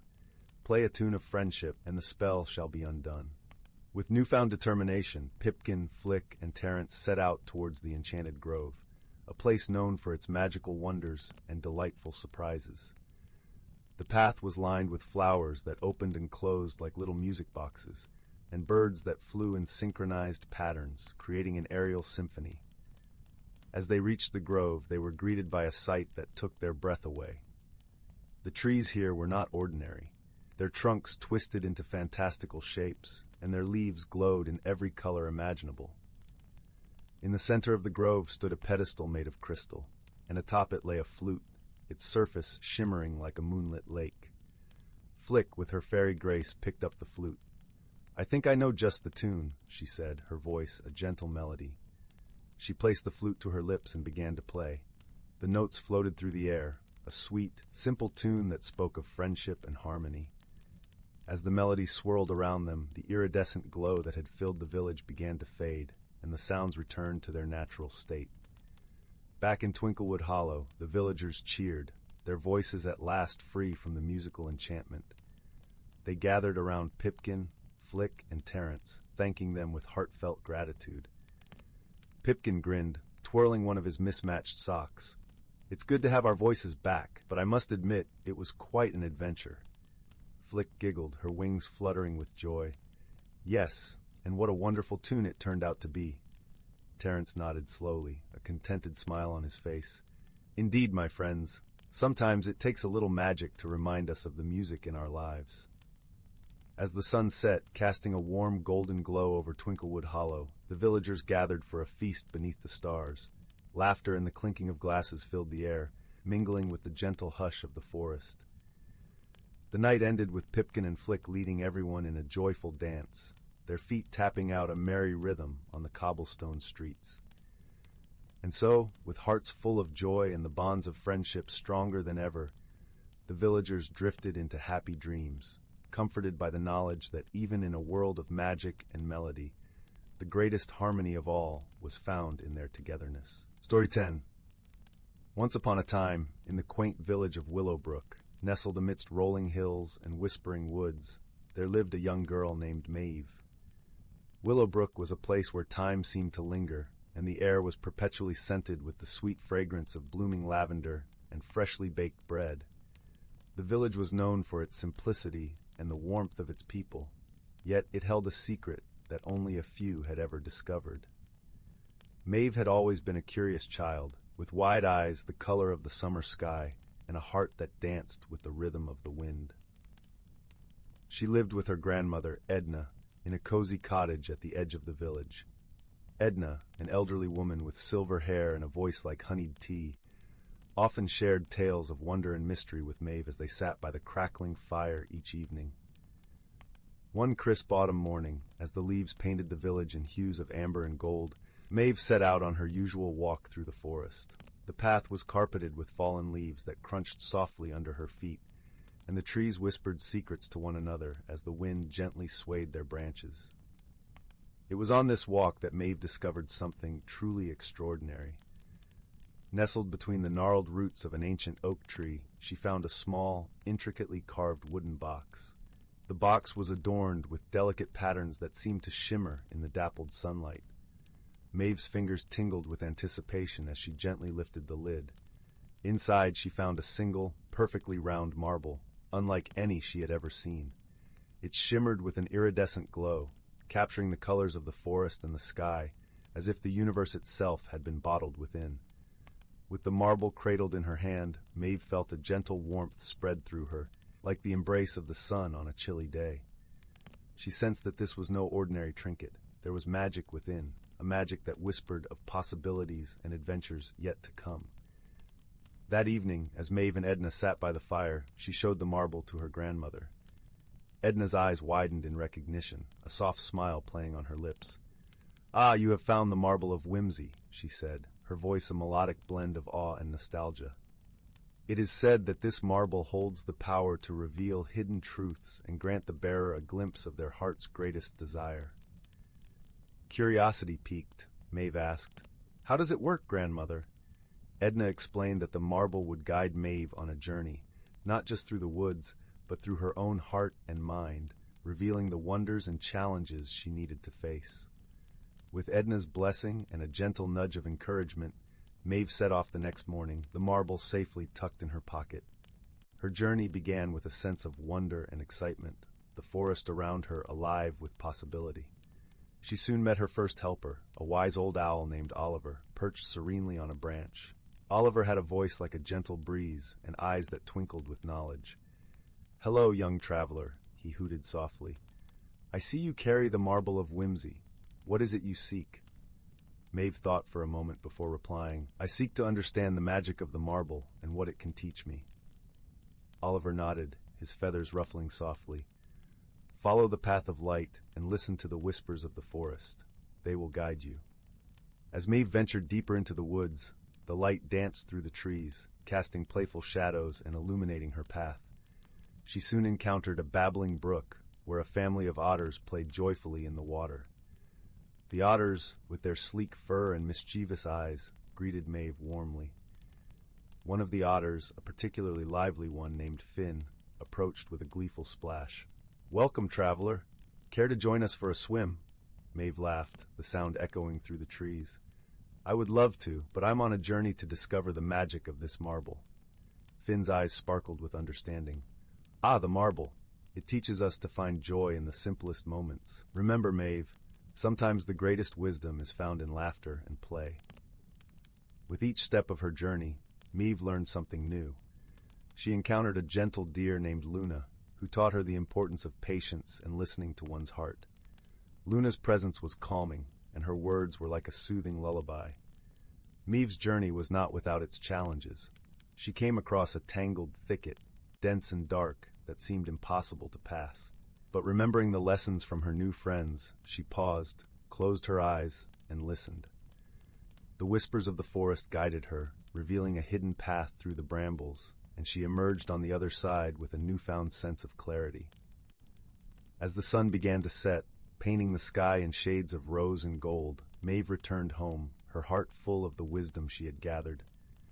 She sat with Edna by the fire, the warmth of the flames a comforting reminder of her journey. "Did you find what you were looking for?" Edna asked, her eyes reflecting the dancing firelight. Maeve nodded, the marble glowing softly in her hand.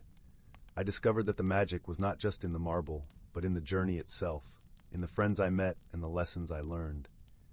Edna smiled, pulling Maeve into a gentle embrace.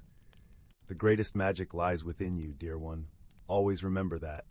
And so, in the cozy glow of the cottage, with the crackling fire and the scent of lavender wafting through the air, Maeve drifted into a peaceful slumber. She dreamed of adventures and friendships, of laughter and wisdom, knowing that she was part of a world where ordinary objects held extraordinary secrets, and that her heart was the greatest treasure of all. In the days that followed, Maeve often took the marble with her on her walks, a reminder of her journey and the friends she made.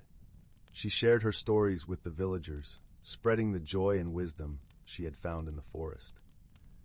Willowbrook, once a simple village, became a place of magic and wonder, where the whispering woods held secrets waiting to be discovered by those willing to listen and learn.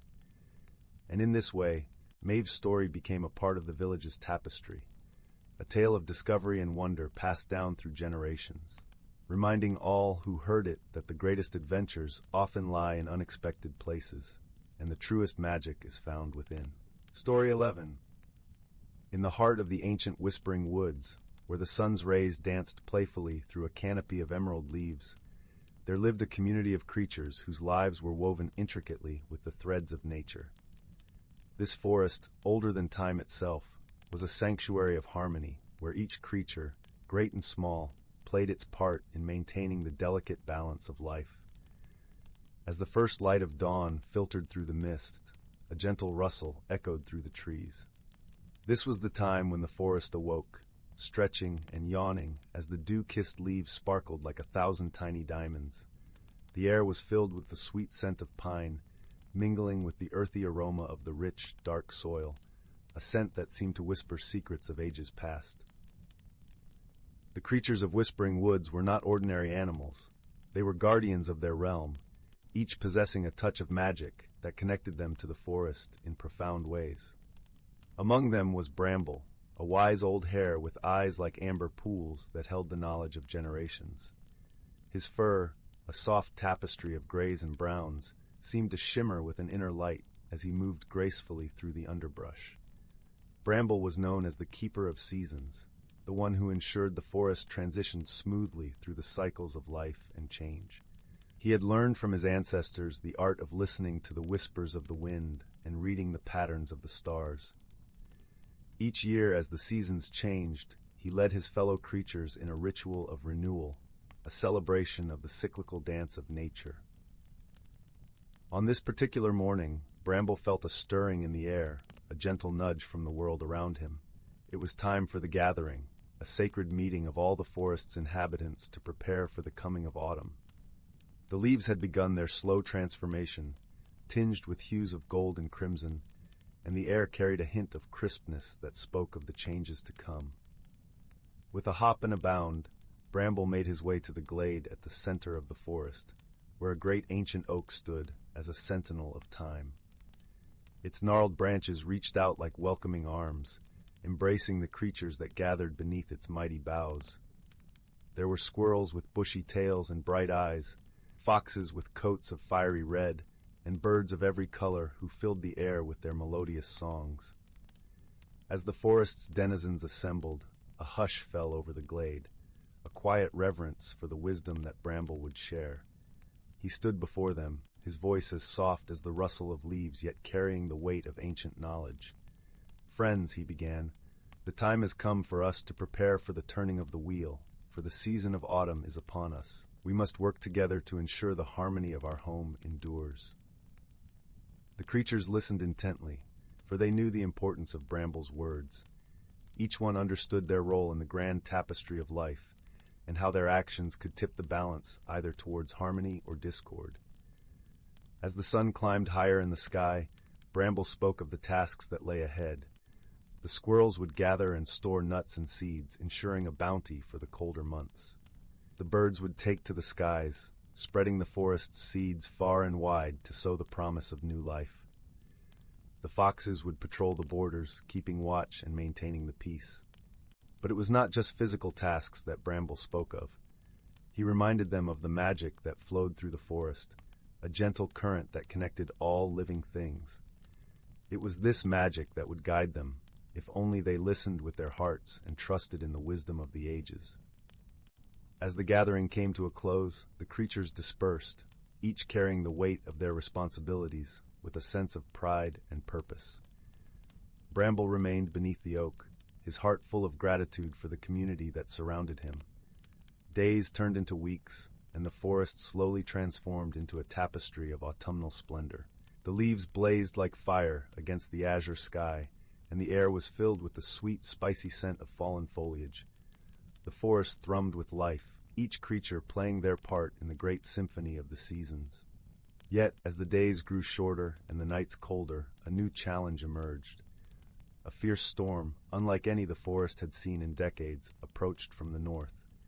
The wind howled with a wild, untamed fury, and the clouds gathered like a dark shroud, threatening to upset the delicate balance the creatures had worked so hard to maintain. Bramble, sensing the urgency of the situation, called upon the wisdom of his forebears. He gathered the creatures once more beneath the great oak, his voice steady and reassuring despite the ominous clouds overhead. "Fear not, my friends," he said, his eyes filled with the calm assurance of ages. "We have faced storms before, and we shall face them again. The key is to stand together, to trust in the magic that binds us, and to remember that even the fiercest storm cannot last forever." With Bramble's guidance, the creatures worked tirelessly, fortifying their homes and ensuring the safety of their young. They drew strength from one another, their bonds of friendship and trust unbreakable in the face of adversity. As the storm descended upon the forest, rain fell in sheets, and the wind roared like a beast unleashed. But the creatures of Whispering Woods were prepared. They huddled together, sharing warmth and comfort, their hearts as steadfast as the ancient oak that stood watch over them. Throughout the night, Bramble kept vigil, his presence a beacon of hope amidst the tempest. He listened to the rhythm of the storm, understanding that it was but another part of the natural order, a cleansing force that would give way to calm once more. And indeed, as dawn broke, the storm began to abate. The clouds parted, revealing a sky washed clean, and the first rays of sunlight kissed the forest with a golden glow. The creatures emerged from their shelters, weary but unbowed, their spirits lifted by the triumph of their unity. Bramble stood beneath the oak, his heart swelling with pride as he surveyed the resilient community. The storm had tested them, but they had emerged stronger, their bonds of friendship and harmony more solid than ever. In the days that followed, the forest continued its cycle, preparing for the winter's embrace. The creatures, guided by Bramble's wisdom, knew that they would face many challenges in the future, but they also knew that together they could overcome anything. And so, as the leaves fell gently to the forest floor, carpeting the earth in a tapestry of red and gold, the Whispering Woods thrived in its timeless dance with nature, a testament to the enduring power of harmony and the gentle magic that wove through every living thing. Story 12. In the heart of the Whispering Woods, where the leaves seemed to sing with every breeze and the air was imbued with the scent of healing herbs, there lived a gentle soul named Corin. Corin was a creature of habit, a weaver of simple joys, who found comfort in the predictable rhythms of the forest life. But as the seasons began to shift, a subtle restlessness stirred within him, an unfamiliar longing that he could not quite name. Corin's days were filled with the delicate task of weaving cloaks from the silken threads spun by the forest's silver spiders. Each garment shimmered with the colors of dawn and dusk, offering warmth and protection to the villagers who lived nearby. Yet, as his fingers danced over the loom, Corin felt a tugging in his heart, as if calling him to weave something more, something unknown. One crisp autumn evening, as the golden sun dipped below the horizon, Corin wandered deeper into the woods than he had ever dared venture before. The trees stood tall and wise, their branches whispering secrets carried by the wind. As twilight descended, the woods began to glow with an ethereal light, and Corin found himself drawn toward a clearing where the air shimmered with a strange, magical energy. In the heart of this clearing stood an ancient oak, its massive trunk gnarled and twisted, yet pulsing with life. At its base lay a pool of water, as clear as crystal and as still as a moonlit night. Corin approached the pool, feeling a gentle pull that seemed to resonate with the stirring in his heart. As he gazed into the water, a curious thing happened. The surface rippled gently, revealing a vision of himself not as he was, but as he could be. There he saw a version of Corin who embraced change, whose eyes sparkled with the light of new experiences, whose hands wove not only cloaks, but dreams into being. The sight filled him with both wonder and trepidation. Sitting beside the pool, Corin pondered the vision, feeling the weight of possibility press upon him. It was then that he noticed he was not alone. From the shadows emerged a gentle creature, a small fox with fur like autumn leaves and eyes that gleamed with wisdom. The fox regarded Corin with a kindly gaze, curling up beside him as if to offer comfort. "You see the magic within you," the fox said in a voice like rustling leaves, "but you fear the change it brings." Corin nodded, his voice a whisper. "I've always been content, happy even, but now there's a yearning I cannot ignore." The fox tilted its head, a soft smile playing on its lips. "Change is the forest's way. It is how the acorn becomes the oak, how the caterpillar finds its wings. It is not the change itself that is to be feared, but the resistance to it." With the fox's gentle encouragement, Corin began to understand that the restlessness he felt was not a curse, but a call to grow. Determined to embrace this newfound wisdom, he returned to his loom, his heart lighter and his mind open to the possibilities that awaited him. Days passed, and with each new dawn, Corin found himself weaving not just cloaks, but stories and dreams. He blended threads of imagination with those of reality, creating garments that whispered tales of wonder and adventure to those who wore them. The villagers marveled at the change in his work, feeling the magic and warmth of Corin's transformation wrap around them like a loving embrace. As winter draped its soft blanket over the forest, Corin's creations grew more intricate and vibrant, each piece echoing the journey of self-discovery he had embarked upon. The fox became a frequent visitor, offering friendship and gentle guidance, helping Corin see the beauty in each step of his path. One evening, as snowflakes danced through the air like tiny stars, Corin sat by the fire, his heart full with the warmth of the journey he had undertaken. He realized that the longing he once feared had led him to a place of deeper understanding and joy. The magic within him had not changed who he was, but had allowed him to become more fully himself. And so, in the heart of the Whispering Woods, where every leaf held a secret and every breeze carried a song, Corin found peace in the embrace of change. Surrounded by friends who nurtured his growth, he learned that transformation was not an end, but a beginning, an ongoing dance with the magic of life itself. As the fire crackled softly, casting gentle shadows on the walls of his home, Corin smiled, feeling the warmth of the fox curled up beside him and the forest's gentle embrace all around. In that moment, he knew that he was exactly where he was meant to be, wrapped in the beauty of his own becoming. Story 13. Once upon a time, nestled in the heart of a quaint little village surrounded by whispering woods and gentle streams, there lived a young boy named Oliver. His home was a cozy cottage with a roof thatched of golden straw, which glimmered like a crown under the sun's warm embrace. Oliver lived with his grandmother, a kind woman with twinkling eyes that seemed to know the secrets of the world. One crisp autumn afternoon, as the leaves fell from the trees like burning embers, Oliver wandered into the attic of their cottage, a place filled with the scent of cedar and memories. Dust floated lazily in the beams of light that streamed through a tiny window, illuminating the treasures of yesteryears. Among the trunks and boxes, Oliver discovered an old wooden box, ornately carved with twisting vines and delicate flowers. Opening the box with a creak that echoed through the quiet attic, Oliver found a peculiar object inside, a small, intricately designed compass. But this was no ordinary compass, for instead of pointing north, the needle spun slowly, as if considering the possibilities before it settled on a direction known only to it. Curious, Oliver took the compass to his grandmother, who was tending to her garden. Her gentle hands paused in their work, and she looked at the compass with a soft smile of recognition. "Ah, the compass of curiosity," she said, her voice as soothing as the rustle of leaves in the wind. "It leads not to places, but to answers of the heart." Intrigued by the mystery of the compass, Oliver decided to follow its direction. With his grandmother's blessing and a small satchel filled with provisions, he set off on a journey not of distance, but of discovery. As Oliver walked through the village, the compass led him to a cobbled path that wound through the woods. There, he encountered his first helper, a wise old owl named Athena. Her feathers were the color of moonlight, and her eyes glinted with intelligence. "The compass brings those who seek the truth," Athena hooted softly. "I shall guide you through the forest, for the path is not always clear."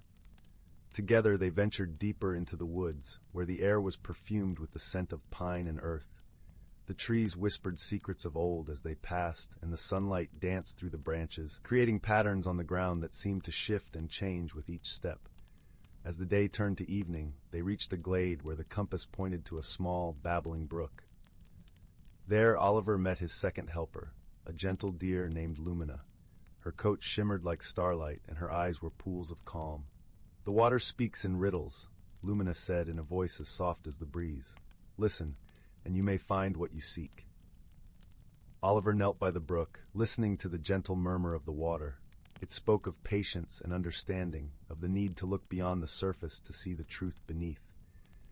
As Oliver pondered these words, the compass began to glow warmly in his hand, as if acknowledging his newfound insight. With Athena and Lumina by his side, Oliver continued his journey, guided by the compass. They soon came to a clearing where a grand old oak stood, its branches stretching skyward like welcoming arms. Here, Oliver faced his greatest challenge, a puzzle of nature itself. The oak tree, ancient and wise, required Oliver to solve a riddle. "I am not alive, yet I grow. I have no lungs, yet I need air. I have no mouth, yet water brings me life. What am I?" Oliver sat beneath the oak, the cool earth grounding him, as he contemplated the riddle. Athena perched nearby, her presence a comfort, while Lumina grazed quietly, her gentle nature a reminder of patience. Oliver closed his eyes, allowing the lessons of his journey to wash over him, the compass's guidance, Athena's wisdom, the brook's riddles, and Lumina's calm. Suddenly the answer came to him like a whisper on the wind. "You are fire," he said aloud, feeling a surge of understanding. The oak tree rustled its leaves in approval, and the compass in Oliver's hand glowed brightly, its needle spinning joyfully before settling to point back towards his village. The puzzle had been solved, not through force or haste, but through reflection and wisdom. With the sun setting in a blaze of orange and gold, Oliver thanked Athena and Lumina for their companionship and guidance. Together, they made their way back through the forest, the path now familiar and welcoming. When Oliver returned home, his grandmother greeted him with a warm embrace. She listened as he recounted his journey, her eyes shining with pride and love. "You have learned well, my dear," she said softly, the fire crackling merrily in the hearth behind them. "The compass may guide, but it is the heart that finds the way." That night, as Oliver lay in bed, the compass resting on his bedside table, he reflected on his adventures. The village outside was quiet under the blanket of night, the stars twinkling like friendly eyes in the sky. Oliver felt a deep sense of peace, knowing that the answers he sought were always within reach, guided by curiosity, friendship, and wisdom. And so, with a heart of gratitude and dreams filled with wonder, Oliver drifted into a gentle sleep, the compass of his heart pointing always toward home. Story 14. In the tranquil village of Willowbrook, nestled amidst whispering willows and fields of blooming lavender, there was a peculiar occurrence that had the townsfolk scratching their heads in bewilderment. Every morning, as dawn's golden fingers stretched across the sky, they discovered peculiar footprints in the dew-laden grass. These footprints were unlike any they had seen before, delicate, almost like lace, and they glimmered faintly in the morning light. The footprints began near the village's central fountain, where a gentle stream bubbled and laughed over smooth stones, and trailed off into the nearby woods, where the shadows of ancient trees danced with the breeze. The villagers, though puzzled, felt no fear. Rather, they were filled with a gentle curiosity. For in Willowbrook, the unusual was often just another word for magical. Among the villagers was a wise old woman named Marigold, known for her vast knowledge of the natural and magical world. Her small cottage was a haven of warmth and wisdom, with herbs hanging in fragrant bunches from the rafters, and a cozy chair by the fireplace, where she often sipped nettle tea and read from ancient tomes. One crisp autumn morning, as the air was sweet with the scent of ripened apples, Marigold gathered the children of the village at her doorstep. "Do you see these footprints?" she asked, her voice as soothing as the first snowfall. Her eyes twinkled with the spark of a new adventure. "They tell a story, one we must unravel with our hearts and minds." The children, their eyes wide with wonder, nodded eagerly. Among them was young Thomas, a boy with a heart as kind as a summer breeze and eyes as bright as the morning star. "How shall we begin, Miss Marigold?" he inquired, his voice a gentle ripple of excitement. "With open eyes and open hearts," Marigold replied, handing each child a small satchel filled with soft bread, a flask of warm honeyed milk, and a tiny silver bell. "These will be our provisions, and this bell will call upon any friendly creatures who might help us along the way." And so they set off, following the shimmering footprints as they wound their way through the village and into the woods. The path was soft beneath their feet, carpeted with fallen leaves that crunched like whispered secrets. Sunlight filtered through the canopy, casting dappled shadows that played upon their faces. As they ventured deeper, they heard a rustling in the undergrowth, and out stepped a creature with eyes as deep as the ocean and fur as soft as the clouds. It was a moonhare, a creature rarely seen by day, whose presence was a sign of gentle magic. Its long ears twitched with curiosity, and it regarded the children with a wise, knowing look. "Well met, little ones," the moonhare spoke, its voice a melodic harmony. "I see you follow the path of the Starwalker." "The Starwalker?" Thomas repeated, his voice a mixture of awe and curiosity. "Indeed," the moonhare nodded, "a being who visits our world when the veil between realms is thin. It dances upon the earth, leaving trails of stardust, which you see as these footprints." The children exchanged glances, their hearts alight with the promise of discovery. "But why does the Starwalker come?" asked Emily, a girl with a voice like a songbird and a spirit as bright as sunshine. "To gather dreams," the moonhare explained. "From the dreams of children, it weaves a tapestry of hope and wonder, which keeps our world alight with magic." Marigold, who had been quietly observing, smiled softly. "And so we must ensure our dreams are filled with kindness and love, for they are the threads of this tapestry." With renewed purpose, the children continued to follow the footprints until they reached a clearing bathed in silvery light. There, amidst the fallen leaves, stood the Starwalker, a shimmering figure woven from the very essence of stars. It moved with a grace that seemed to sing of far-off galaxies and the gentle turning of time. The Starwalker regarded them with eyes like twin moons, and in a voice that was both a whisper and a song, it spoke. "Thank you, kind ones, for walking my path. You have brought your dreams, and with them I shall weave beauty into the night." Thomas stepped forward, holding out his silver bell. "We wish to help if we can." With a soft laugh like tinkling chimes, the Starwalker accepted the bell. "You already have," it said as it began to dance, weaving the children's dreams into a tapestry that shimmered in the air, a living aurora of hope and joy. As the first stars began to twinkle in the evening sky, the Starwalker faded away, leaving behind a sense of peace and wonder that would linger in the hearts of Willowbrook's children. The villagers, as they gathered around Marigold's fireplace that evening, listened to the children's tale with smiles and nods. The mystery of the footprints had been solved, not with fear or suspicion, but with trust and open hearts. And so, as the embers glowed warmly in the hearth and the scent of lavender and apple filled the air, the people of Willowbrook settled into a night of restful dreams, knowing their world was a little bit brighter, thanks to the gentle dance of the Starwalker. Story 15. In the heart of the whispering woods, where the trees seemed to hum a gentle, ancient lullaby, there was a quaint village named Woodhaven. This village, with its cobblestone paths and thatched cottages, was cradled by the forest's embrace, a place where time appeared to move at its own serene pace. The villagers, with their warm smiles and kind eyes, lived simple lives, tending to their gardens and sharing stories by the fireside as the sun dipped below the horizon. Amidst these villagers was a girl named Mira, whose spirit was as bright as the stars that twinkled above the forest canopy. Mira was known for her curiosity and gentle heart, traits that often led her deep into the woods, where she would spend hours discovering the secrets hidden beneath the rustling leaves and babbling brooks. Her favorite spot was a small clearing, where the sunlight danced through the branches, casting golden patterns on the soft forest floor. It was here, against the backdrop of chirping crickets and whispering winds, that Mira felt most at home. One particular evening, as the sky blushed with the colors of twilight, Mira set out on a familiar path, her footsteps light and her heart full of wonder. She carried with her a small lantern, its warm glow flickering like a tiny star in the encroaching darkness. The air was cool and fragrant, with the scent of pine and earth, a soothing balm that relaxed her senses. As Mira wandered deeper into the forest, she noticed a peculiar shimmering beneath a cluster of ferns. Intrigued, she knelt down, brushing aside the leaves to reveal a small, intricately carved box.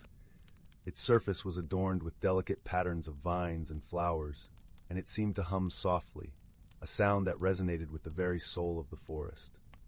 With a mixture of excitement and reverence, Mira carefully opened the box, revealing a handful of glimmering seeds nestled within. Each seed sparkled with a light of its own, a kaleidoscope of colors that shifted and danced as if alive.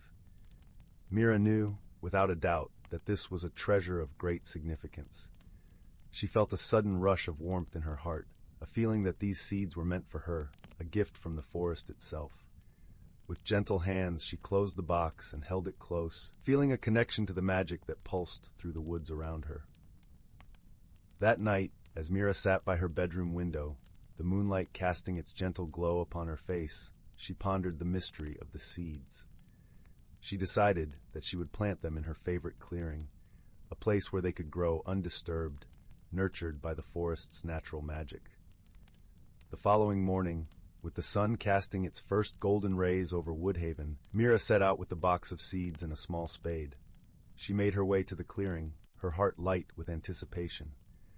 The forest seemed to welcome her, the leaves whispering secrets and the birds singing a melody of encouragement. In the clearing, Mira carefully planted each seed, covering them with the rich, dark soil. As she finished, she noticed a gentle breeze stir the leaves, as if the forest was thanking her for her care. She sat back, feeling a profound sense of peace and fulfillment, a knowledge that she had done something truly special. Days turned into weeks, and Mira visited the clearing regularly, tending to the seeds and watching as tiny shoots began to emerge from the earth. Each plant was unique, vibrant with color and life, and Mira felt a deep bond with them, as if they were an extension of her own heart. One day, as she knelt by the plants, Mira was startled by a soft voice. "Thank you, dear child," it said, resonating like the purest note of a song. Mira looked around, her eyes wide with wonder, until she realized that the voice was coming from the plants themselves. "You can speak!" Mira exclaimed, her voice a blend of surprise and delight. "We can," the plants replied, their voices harmonizing in a gentle symphony. "We are the guardians of the forest, and you have awakened us with your kindness and care." Mira felt a thrill of joy and awe. She had always believed in the magic of the forest, but to witness it firsthand was a dream come true. "What can I do to help you?" she asked, her heart eager to aid her newfound friends. "The forest is in need of protection," the guardians explained. "There is a shadow that seeks to upset the balance, a darkness that creeps at the edges of our world. We need your help to keep the forest safe." Mira nodded, determination shining in her eyes. "I will do whatever I can to help," she promised, feeling a fierce loyalty to the forest that had always been her sanctuary. And so, with the guardian's guidance, Mira embarked on a journey through the whispering woods, her mission to find the source of the shadow that threatened its peace. The forest, once familiar, now revealed hidden paths and secret places, each teeming with life and magic. As she traveled, Mira met many creatures of the forest, each unique and wonderful in its own way. There were the gentle deer, with eyes like liquid amber, who shared stories of the forest's past. The wise old owl, perched high in the branches, who offered counsel and insight. And the playful foxes, whose laughter was like the tinkling of bells, who taught Mira the art of stealth and cunning. Through these encounters, Mira learned that friendship was not bound by form or language, but by the shared respect and love for the world they inhabited. She grew in wisdom and courage, her heart swelling with the knowledge that she was part of something much greater than herself. Under the light of the full moon, Mira finally reached the heart of the forest, a place where the air was thick with magic and the very ground seemed to pulse with life. It was here that she found the source of the shadow, a dark pool of swirling mist that seemed to devour the light. With the guardians by her side, Mira faced the shadow, her heart steady and her mind clear. She knew that the answer lay not in fighting, but in understanding. She reached out, touching the edge of the darkness with her thoughts, seeking to understand its nature. To her surprise, she felt a deep sadness, a loneliness that echoed through the ages. The shadow was not a being of malice, but one of despair, lost and forgotten in the depths of the forest. Mira's heart ached with compassion, and she knew what she must do. She reached out with her heart, offering the shadow her friendship and understanding. Slowly, the darkness began to change, its edges softening and its form shifting, until it was no longer a shadow, but a gentle mist that shimmered with the colors of the dawn. The forest exhaled a sigh of relief, the tension that had gripped it releasing in a wave of peace and harmony. The guardians sang a song of gratitude, their voices mingling with the breeze, carrying their joy through the trees. Mira returned to Woodhaven, her heart full of the magic and wonder of the forest. She knew that her journey had changed her, filling her with a deeper understanding of the world and her place within it. She had learned the true power of kindness and friendship, of facing the unknown with an open heart. As she lay in bed that night, the moonlight casting its gentle glow through her window, Mira felt the warmth of the forest surrounding her, a blanket of comfort and love. She knew that the whispering woods would always be a part of her, a place of magic and mystery, where dreams were born and hearts were healed. And so, with a heart full of gratitude and a soul at peace, Mira drifted into a deep, restful sleep, cradled by the whispers of the forest and the knowledge that she was never truly alone. The stars twinkled above, their light a reminder that even in the darkest night, there was always hope, always love, and always the promise of a new dawn. Story 16. In the heart of a lush, emerald-green forest, where the leaves whispered secrets to the wind and the streams sang lullabies to the stones, there lay a quaint little village known as Willow Hollow. Each cottage was nestled among the trees, their chimneys puffing out gentle curls of smoke that mingled with the morning mist. The village was home to many kind-hearted folk, but none more so than a young girl named Lila. With her curly auburn hair and eyes like morning dew, she was known for her curious nature and her knack for noticing things others might overlook. Lila lived with her grandmother, Nana Willow, in a cozy cottage filled with the scent of baked apples and cinnamon. One crisp autumn morning, as the golden leaves danced down from the trees, Lila awoke to find something peculiar. The small stone path that wound its way through the village had become dotted with tiny, shimmering footprints. They glittered like stardust in the early sunlight, leading a winding trail from the edge of the forest right to the center of the village square. Intrigued, Lila followed the trail, her heart fluttering with a mix of excitement and wonder. As she walked, the familiar sounds of the forest wrapped around her. The cheerful chirp of the robins, the gentle rustle of the leaves, and the distant babble of the brook. In the square, she found a gathering of villagers, all murmuring in soft, curious tones. At the center of the gathering stood old Master Thistle, the village's respected sage and storyteller. His long beard was as white as the clouds, and his eyes twinkled with the wisdom of ages. "Ah, Lila," he said, spotting her among the crowd. "I see you have discovered our little mystery." Lila nodded, her cheeks flushed with the chill of the morning. "Do you know what made these footprints, Master Thistle?" The old sage stroked his beard thoughtfully. "These are the footprints of the moon sprites," he explained, his voice gentle and melodic. "They are elusive creatures, rarely seen, known to visit only when they have a message or a task of great importance." Lila's eyes widened with amazement. "But what message could they be bringing to Willow Hollow?" Master Thistle chuckled softly. "That, my dear, is the mystery we must unravel."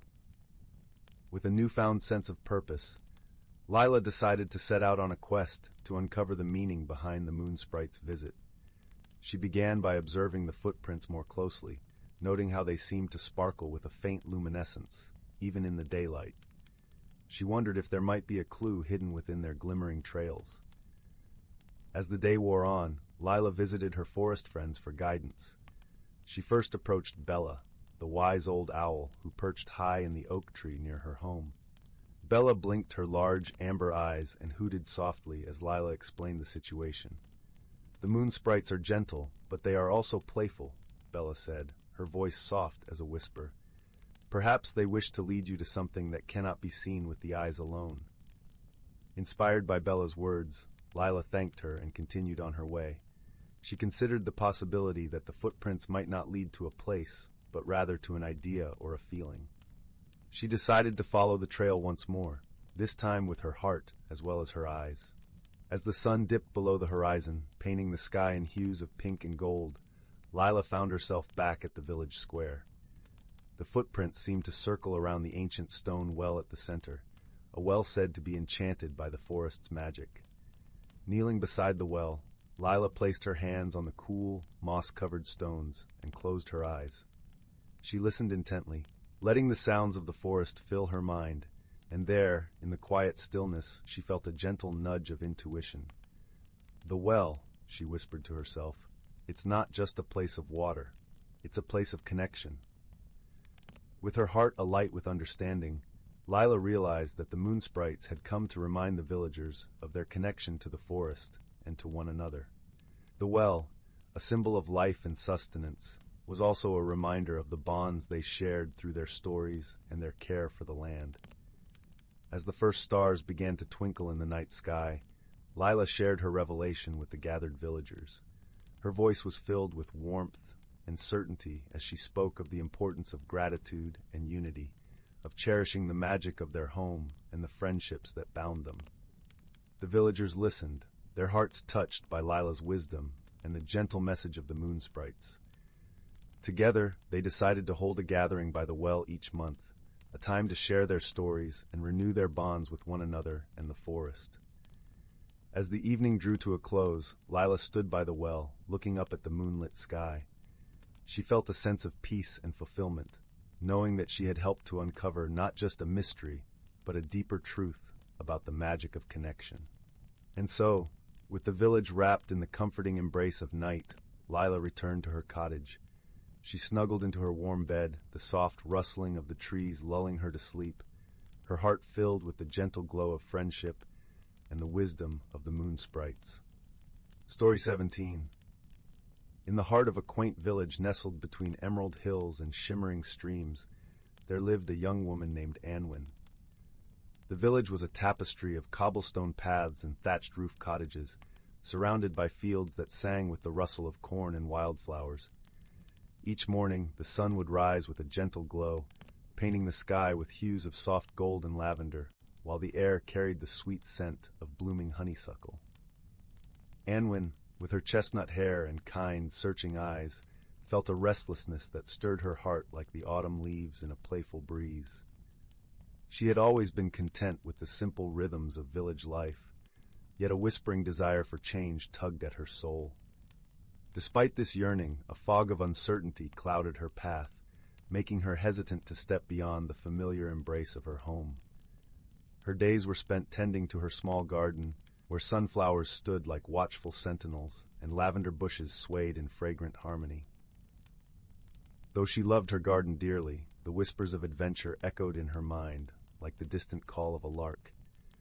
Yet, fear of the unknown rooted her feet firmly to the soil she knew so well. One crisp autumn evening, as the first stars began to twinkle in the indigo sky, Anwen wandered to the edge of the village, where a mysterious forest beckoned with its shadowy allure.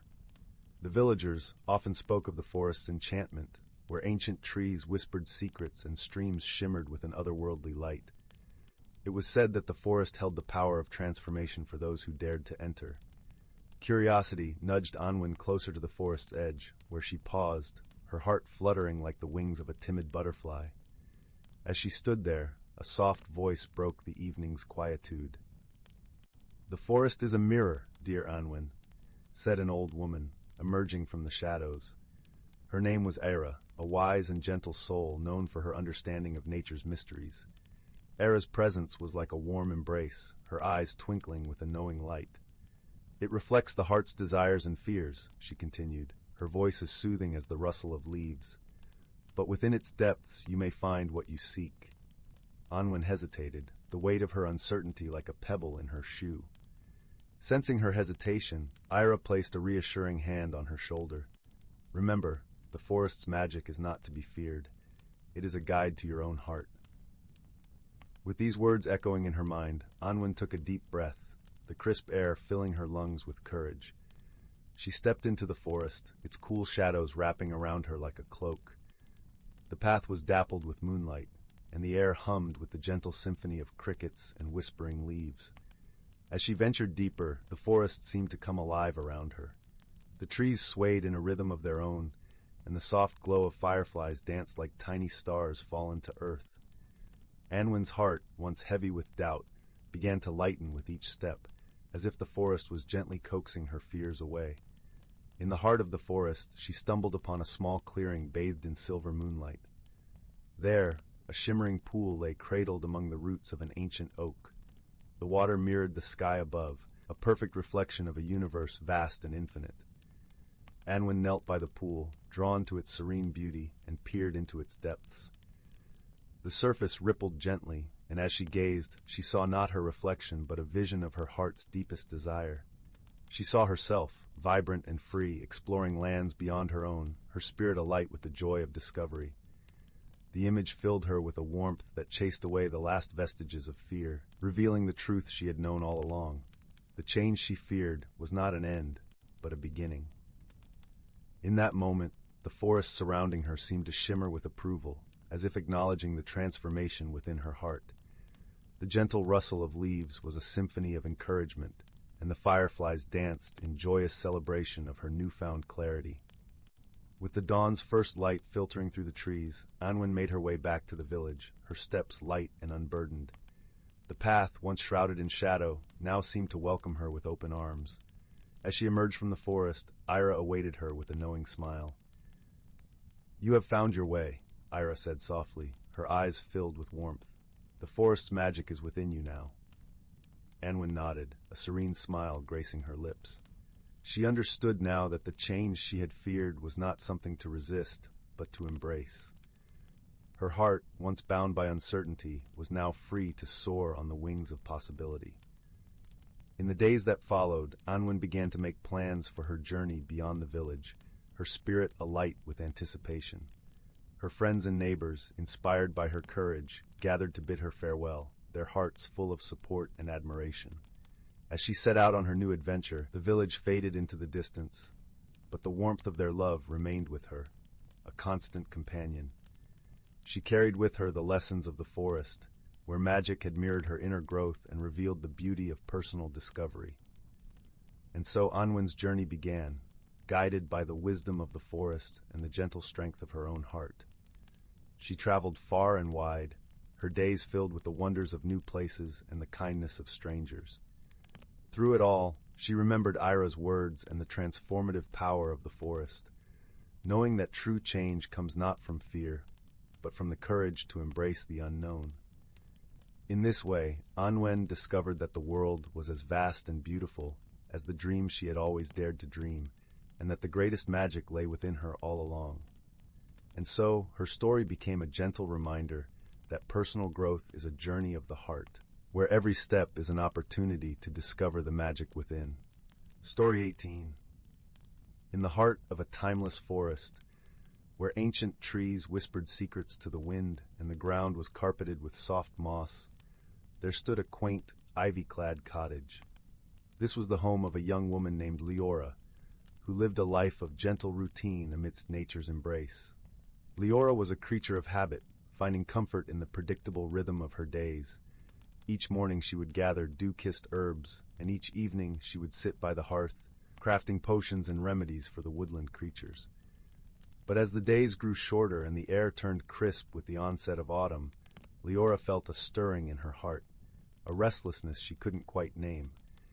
It was as if the very winds that rustled through the golden leaves carried whispers of change, urging her to step beyond the familiar paths she trod daily. One evening, as twilight painted the sky in hues of lavender and rose, Leora sat by her window, gazing out at the forest that seemed to pulse with an unspoken energy. Her thoughts were as tangled as the vines that clung to her cottage, and she sighed deeply, feeling both drawn to and wary of the unknown that beckoned her. Just then, a soft, melodic chirp interrupted her musings. Perched on the sill was a tiny, iridescent bird, its feathers shimmering with colors that danced like liquid rainbows. The bird tilted its head, fixing Leora with a curious gaze, and for a moment she found herself staring into its bright, knowing eyes. "Who are you?" Leora whispered, as if expecting an answer. To her surprise, the bird flitted closer, alighting gently on her shoulder. Warmth spread through Leora, and she felt as though a spark of magic had leapt from the bird's tiny frame into her own heart. In the days that followed, the bird became Leora's constant companion, its presence a reminder of the changes she sensed were coming. She named it Prism, for its kaleidoscopic plumage, and together they explored the forest's hidden corners, discovering new paths and forgotten glades where sunlight danced through the canopy. Prism seemed to understand the subtle shifts in Leora's mood, guiding her with gentle nudges and soft trills toward places where nature's magic was most potent. It was in one such glade, where the ground was blanketed in fragrant wildflowers, that Leora first met the forest's elder, a wise old owl named Orin.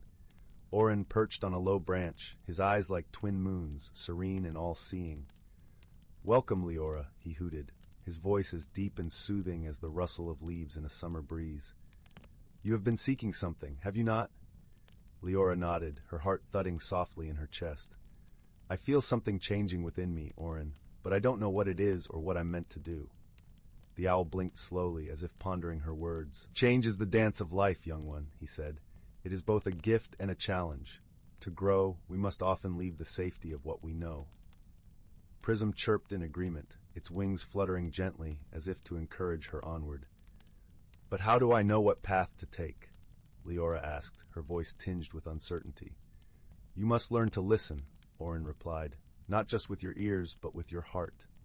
The forest speaks in many tongues, and you have the gift to understand its language if you open yourself to it."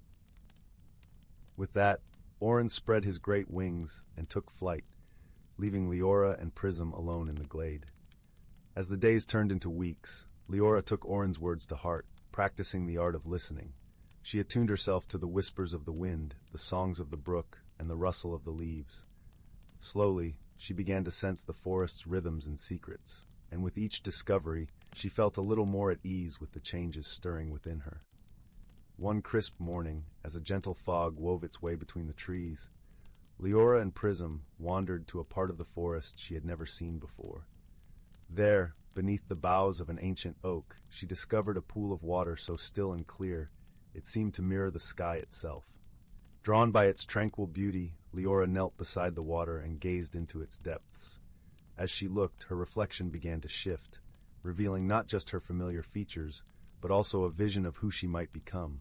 A woman brave enough to embrace change, wise enough to learn from it, and kind enough to share her gifts with others.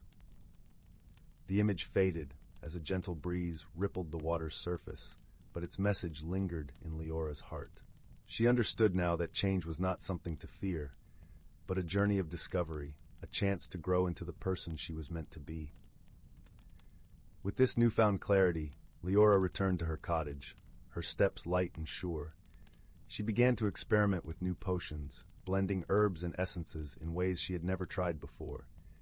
Each creation was infused with the magic of the forest, and soon creatures from far and wide sought her help, drawn by the warmth and wisdom that radiated from her soul. Throughout it all, Prism remained by her side, a shimmering reminder of the beauty and transformation. The little bird had played its part in guiding her, and now Leora was ready to step fully into her new role as a healer and a friend to all who dwelled in the forest. As autumn deepened into winter, the forest settled into a peaceful slumber beneath a blanket of snow. Leora sat by her hearth, the fire crackling softly, a contented smile on her lips. She had learned that change, like the seasons, was a natural part of life, bringing with it both challenges and gifts. Surrounded by the cozy warmth of her home and the gentle companionship of Prism, Leora knew that whatever the future held, she would face it with an open heart and a spirit full of wonder. For she had discovered that the greatest magic of all lay not in the forest or its creatures, but within herself. And with that knowledge, she felt truly at peace. Story 19. In the heart of the whispering woods, where the leaves sang soft melodies in the breeze, and the air was laced with the gentle scent of blooming moonflowers, there sat a quaint little village named Willowbrook. It was a place where magic hummed just beneath the surface, as natural as the babbling brooks and rustling leaves that surrounded it. The villagers lived harmoniously with the magical creatures who called the woods their home. In this peaceful village, a peculiar series of events began to unfold. It started one crisp autumn evening when the villagers noticed something unusual. The moonflowers, which only bloomed at night and glowed with a soft, silvery light, were closing their petals shortly after dusk, leaving the village unusually dim. This mysterious occurrence puzzled everyone, for the moonflowers had always illuminated the village's paths, guiding travelers and villagers alike through the night. Among those intrigued by the strange happenings was a young and curious girl named Lila. Lila had a heart as open as the sky, and a mind as sharp as the keenest owl.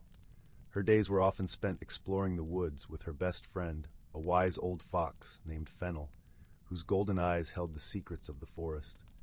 Together they decided to unravel the mystery of the prematurely closing moonflowers. One evening, as the sun began to dip below the horizon, painting the sky with strokes of pink and orange, Lila and Fennel set out toward the heart of the whispering woods. The path was soft underfoot, covered in a blanket of fallen leaves that whispered secrets as they were stirred. As they walked, the gentle hoot of an owl and the distant murmur of a brook accompanied them, creating a symphony of the night. Their first stop was the ancient willow tree that stood at the center of the village. Its thick branches stretched wide, draping over a small clearing like a protective canopy. Beneath its boughs lived Eldon, the wise tortoise who had seen more seasons than any creature in the woods. Eldon was known for his deep understanding of the natural world and his gentle, patient nature. "Eldon," Lila began, her voice soft and respectful, "we seek your wisdom. The moonflowers are closing too soon, and we don't know why. Can you tell us what might be causing this?" Eldon blinked slowly, his eyes reflecting the wisdom of ages. "Ah, the moonflowers," he said, his voice a deep, soothing rumble. "They are sensitive to changes, more so than many realize. Perhaps something is unsettling their slumber." With a gentle nod, he advised them to visit the Lake of Whispers, where the water sprites played. They are attuned to the flow of magic in the woods, Eldon explained. They may have sensed something we have not. Thanking Eldon, Lila and Fennel continued their journey, the path now lit by the faint glimmer of the moon peeking through the canopy. As they approached the lake, they could hear the soft giggles of the water sprites, whose laughter was like the tinkling of distant bells. The lake was a serene expanse of water, its surface smooth as glass, reflecting the stars above. The sprites danced along the water's edge, their ethereal forms shimmering with a bluish glow. One sprite, a particularly curious one named Mira, paused her dance and floated toward Lila and Fennel. "Welcome to our lake," Mira chimed, her voice bright and musical. "What brings you here on such a starry night?" Lila explained their quest, describing the mysterious changes in the moonflowers. Mira listened intently, her eyes sparkling with interest. "The flowers, they draw their light from the moon and the stars," Mira began thoughtfully. "But I've noticed the starlight has been dimmer of late. Perhaps the cause lies in the skies." With this new clue, Lila and Fennel thanked Mira and decided to head to the meadow, where the sky stretched wide and unobstructed. The journey through the woods was peaceful, with the sounds of nocturnal creatures serenading them. When they reached the meadow, the sky unfurled above them, a tapestry of twinkling stars. As Lila gazed upward, she noticed something peculiar. A patch of sky where the stars seemed to flicker uncertainly, as if shrouded by an unseen veil. Fennel, with his keen eyes, spotted the source of the disturbance. A gathering of mischievous wisps, tiny creatures made of starlight themselves, were playing games that inadvertently dimmed the starlight reaching the earth. Lila approached the wisps with a gentle heart, understanding their playfulness was not meant to cause harm. "Dear wisps," she called softly, "your games are beautiful, but the moonflowers in our village rely on the starlight. Could you find a way to play without dimming their glow?" The wisps paused their games and whispered amongst themselves, their voices like the rustling of leaves. Realizing the unintended effect of their play, they nodded in agreement and promised to cast their light in a different direction, ensuring the stars could shine freely once more. With their promise given, Lila and Fennel felt a sense of relief wash over them. As they made their way back to the village, the moonflowers once again began to unfurl, their silvery glow lighting the path home. The villagers, noticing the change, emerged from their homes, their faces lit with joy and gratitude. Eldon, watching from beneath his willow, smiled knowingly as Lila and Fennel returned. "You have done well," he said, his voice a gentle caress. "The woods are at peace once more, thanks to your kindness and understanding." As the village settled into the comforting embrace of the moonlit night, Lila and Fennel shared a quiet moment by the crackling fireplace in Lila's cozy cottage.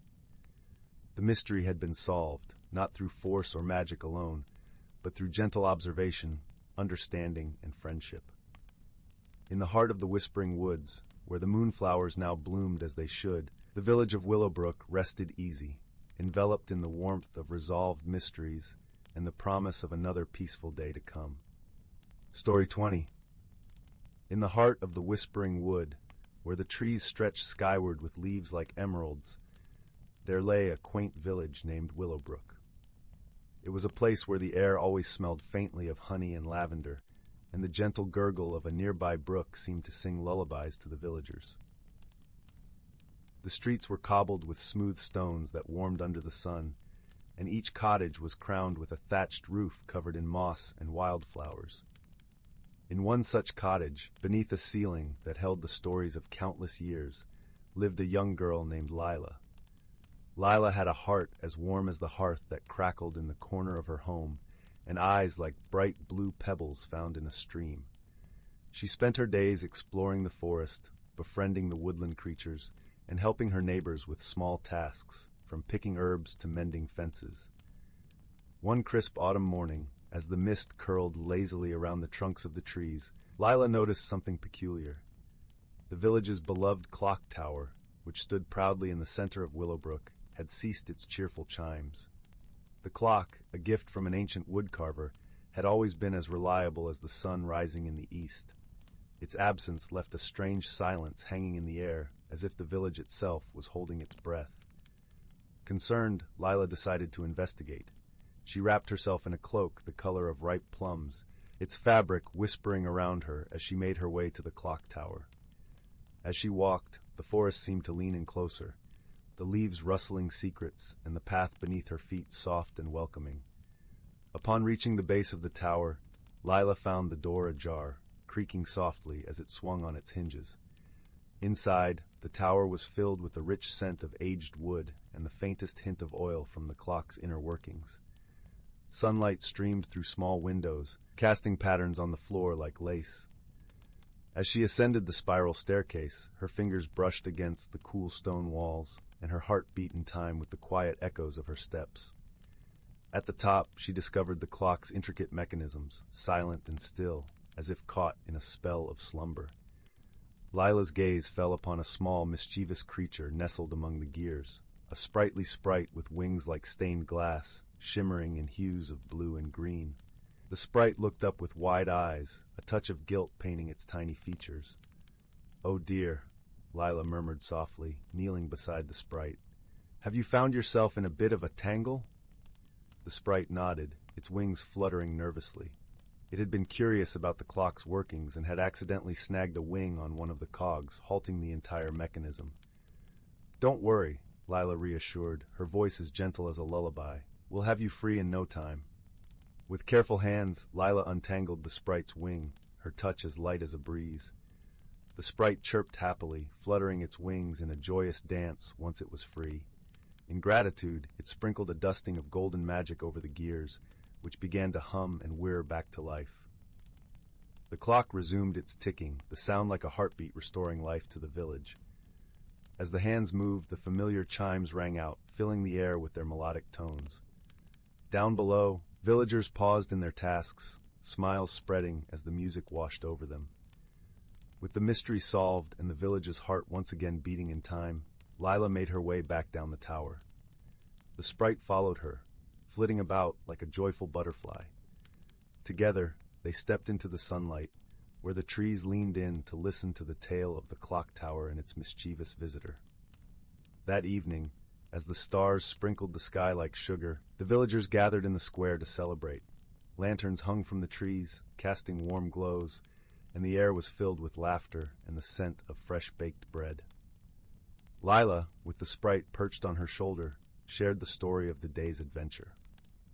The villagers listened, their faces alight with wonder, and when the tale was done, they applauded, not just for Lila's cleverness, but for the sprite's curiosity and the way friendship had brought resolution. As the night deepened and the villagers returned to their homes, Lila sat by her window, the sprite nestled in a tiny bed made of soft leaves. The moon bathed the village in silver light, and the clock tower continued its watchful vigil, a steady companion in the quiet night. With a contented sigh, Lila whispered a promise to the sprite. "Whenever you wish to learn more, you're always welcome here, dear friend." And so, in the heart of the Whispering Wood, life continued with a gentle rhythm, where mysteries were solved with kindness and wisdom, and every day was a new story waiting to unfold. Story 21. Once in a village, nestled between the whispering woods and the babbling brook, there lived a gentle-hearted girl named Myra. She was known throughout the village for her curious mind and warm smile. Her days were spent wandering the edges of the forest, collecting smooth stones and wildflowers, while her nights were filled with reading stories of far-off lands and magical adventures. One crisp autumn afternoon, as golden leaves danced around her feet, Myra stumbled upon an old, forgotten path.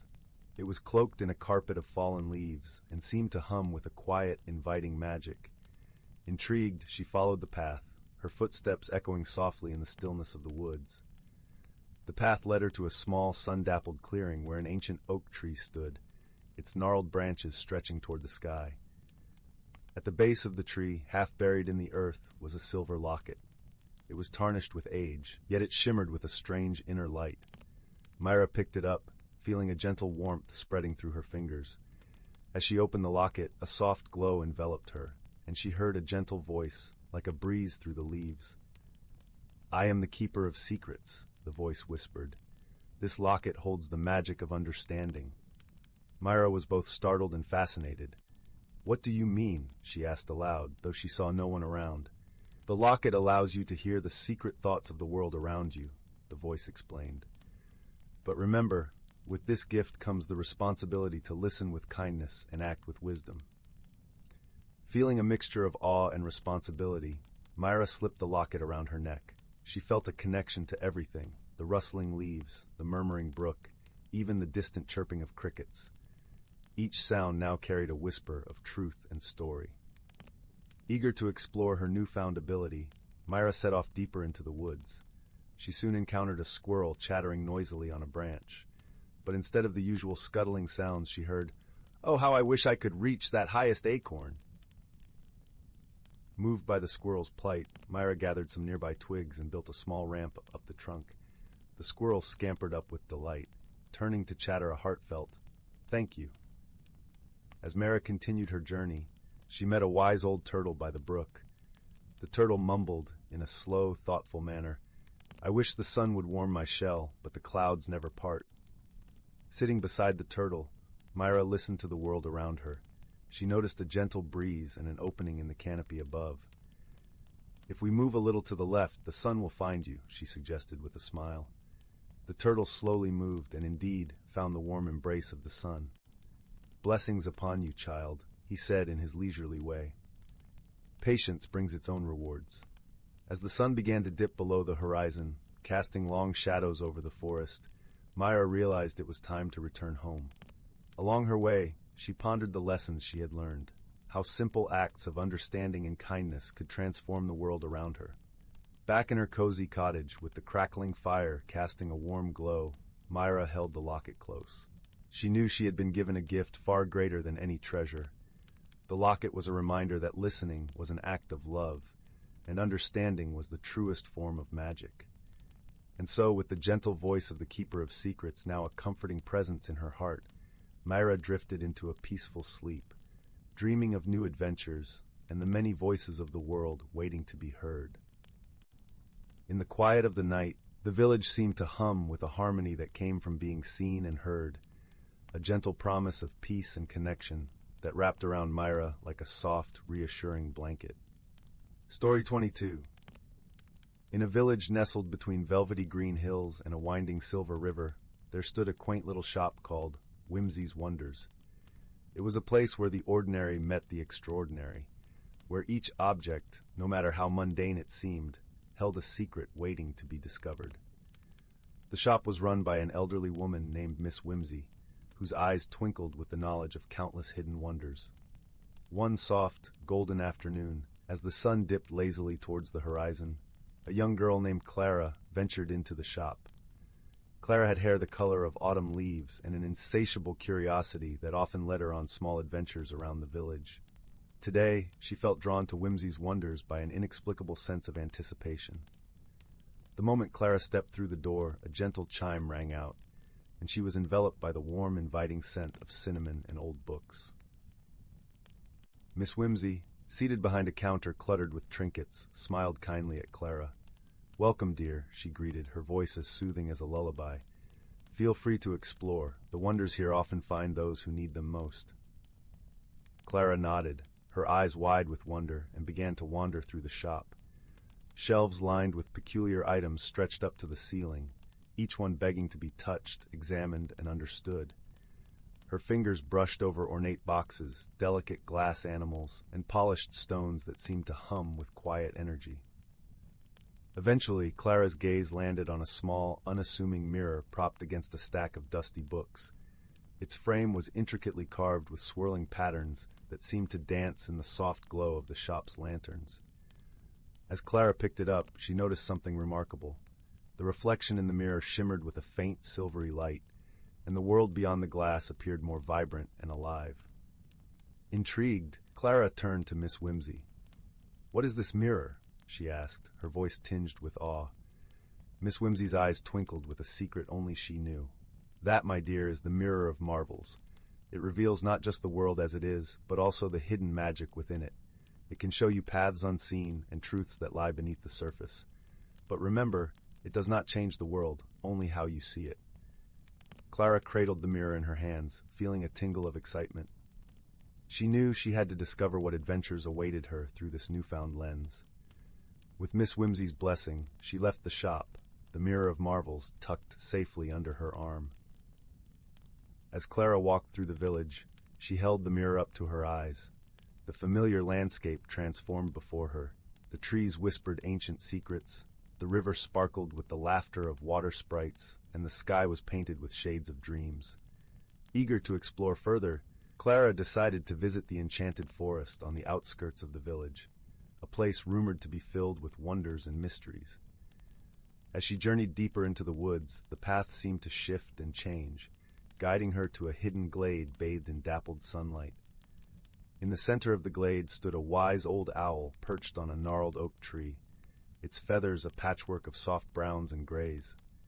The owl's eyes were deep pools of knowledge, and it hooted softly as Clara approached. "Greetings, young traveler," the owl said in a voice both gentle and profound. "I am Willow, the guardian of this glade. What brings you to this sacred place?" Clara held up the mirror of marvels, its surface reflecting the shimmering leaves. "I seek to understand the magic within the world and within myself," she replied earnestly. Willow nodded, his gaze penetrating yet kind. "The mirror can guide you, but true understanding comes from within. There is a challenge you must face, one that requires wisdom rather than strength." Clara felt a flutter of nervous anticipation. "What is the challenge?" she asked. Willow gestured with one wing towards a pond at the edge of the glade. "In this pond lives a creature called the whispering fish. It holds the secret to your next step, but it speaks only in riddles. To hear its wisdom, you must first listen with your heart." Clara approached the pond, kneeling at its edge. The water was as clear as glass, and within it swam a fish with scales that glimmered like moonlight. The whispering fish regarded her with eyes that twinkled like stars. "Speak your heart's question, and I shall answer," the fish murmured, its voice as soft as a breeze. Clara took a deep breath, allowing her thoughts to settle. "How can I truly see the magic in the world and in myself?" she asked, her voice barely a whisper. The whispering fish swam in thoughtful circles before responding. "To see the magic, you must first believe it exists. Trust the journey, and let your heart be your guide. The answers you seek are woven into the tapestry of your life, waiting to be revealed." Clara pondered the fish's words, understanding slowly dawning upon her. The mirror was a tool, but the real magic lay in her ability to perceive, to trust, and to find wonder in the everyday. With a grateful heart, Clara thanked Willow and the whispering fish, then made her way back to the village. As she walked, the world around her seemed more vivid and alive, the colors richer, the sounds more harmonious. When Clara returned to Whimsy's wonders, she found Miss Whimsy waiting with a knowing smile. "Did you find what you were looking for?" the elderly woman asked. Clara nodded, her eyes bright with newfound understanding. "Yes," she replied. "I found that magic isn't just in the mirror, but in how I choose to see the world." Miss Whimsy chuckled softly, her eyes twinkling with delight. "Ah, my dear, you've discovered the greatest wonder of all." And so, with the mirror of marvels in hand and her heart full of wisdom, Clara went to bed that night, her dreams filled with shimmering possibilities and the promise of new adventures. As the village slumbered quietly under the watchful gaze of the moon, Clara's story became a gentle reminder that magic exists wherever we choose to see it, and that true wonder lies in the journey of discovery itself. Story 23. In a quaint village nestled between the gentle rolls of emerald hills and the shimmering blue expanse of the Whispering Lake, there lived a young woman named Lyra. The village was a place where time seemed to saunter rather than sprint, and where the air was always perfumed with the scent of blooming wildflowers and freshly baked bread. Yet, amidst this idyllic setting, Lyra found herself on the precipice of a change she did not know how to embrace. Lyra was known for her artistry in crafting stained glass windows. Her works were renowned for their intricate designs and vibrant colors, capturing the essence of the village's natural beauty. However, despite her talent, Lyra felt a restlessness stirring within her, as if a hidden part of her soul was yearning for something more, something she could not yet name. One crisp autumn morning, as the sun cast its golden light through the mist and dew, Lyra wandered into the ancient forest that bordered her village. The forest was a place of wonder and mystery, where tales of magic lingered like whispers in the wind. It was here, amidst the towering trees and the symphony of birdsong, that Lyra hoped to find clarity. As she meandered deeper into the heart of the forest, she came upon a clearing where a single, majestic tree stood. Its bark was a silvery gray, and its branches were adorned with leaves that shimmered like spun gold. Entranced by its beauty, Lyra approached the tree and noticed a small, ornate door nestled within its trunk. Curiosity piqued. Lyra gently opened the door to find a staircase spiraling downwards. With a mixture of trepidation and excitement, she descended into the tree, feeling the cool, earthy smell of the forest envelop her like a comforting embrace. At the bottom, she entered a cavern aglow with a soft luminescence, a place where magic seemed to dance in the very air. In the center of the cavern stood an elderly woman, her eyes twinkling like stars and her smile as warm as the summer sun. She introduced herself as Serafina, the guardian of the forest's magic, and she spoke with a voice that was both gentle and wise. "You seek change, dear Lyra," Serafina said, her voice like the rustling of leaves. "Yet you fear what it might bring. Know that transformation is a journey, not a destination. It is a dance between the old and the new, requiring patience and courage." Serafina gestured towards a pool of water that shimmered with an ethereal light. "This is the mirror of reflection. It will show you not what you are, but what you have the potential to become." With her heart pounding in her chest, Lyra stepped towards the mirror-like pool and gazed into its depths. At first, she saw only her own reflection, but slowly, the image began to change. She saw herself standing in a new place, her hands crafting not just stained glass, but wondrous sculptures made from the very elements of the earth, stone, wood, and metal. She saw herself surrounded by smiling faces, a community she had yet to meet, and she felt a deep sense of fulfillment and peace. Lyra turned to Serafina, her eyes wide with wonder. "Is this truly my future?" she asked, her voice a whisper. "It is one of many paths your life might take," Serafina replied, her gaze soft and kind. "The transformation you seek begins within. Embrace the unknown, trust in your journey, and you will find your way." With a heart full of newfound hope, Lyra thanked Serafina and made her way back up the spiral staircase. As she emerged from the tree, she felt as if the world around her had been painted with brighter colors, each hue more vibrant than she had ever noticed before. Over the following weeks, Lyra returned to her art with a renewed sense of purpose. She began experimenting with new materials, incorporating elements of the natural world into her creations. Her pieces took on a life of their own, each telling a story of transformation and growth. Her work became a reflection of her own journey, and the villagers marveled at the beauty she created. Lyra found solace and inspiration in her friend Rowan, a gentle soul who had always encouraged her to explore the depths of her creativity. Rowan's laughter was like a bubbling brook, and his presence was as comforting as a familiar melody. Together, they spent long afternoons by the lake, where Rowan would strum his lute and sing songs of adventure and dreams. One evening, as the sky blushed with the colors of twilight, Lyra confided in Rowan about her encounter with Serafina and the mirror of reflection. Rowan listened intently, his eyes bright with understanding. "Change can be as daunting as it is beautiful," he mused, plucking a gentle tune from his lute. "But remember, you are not alone in this journey.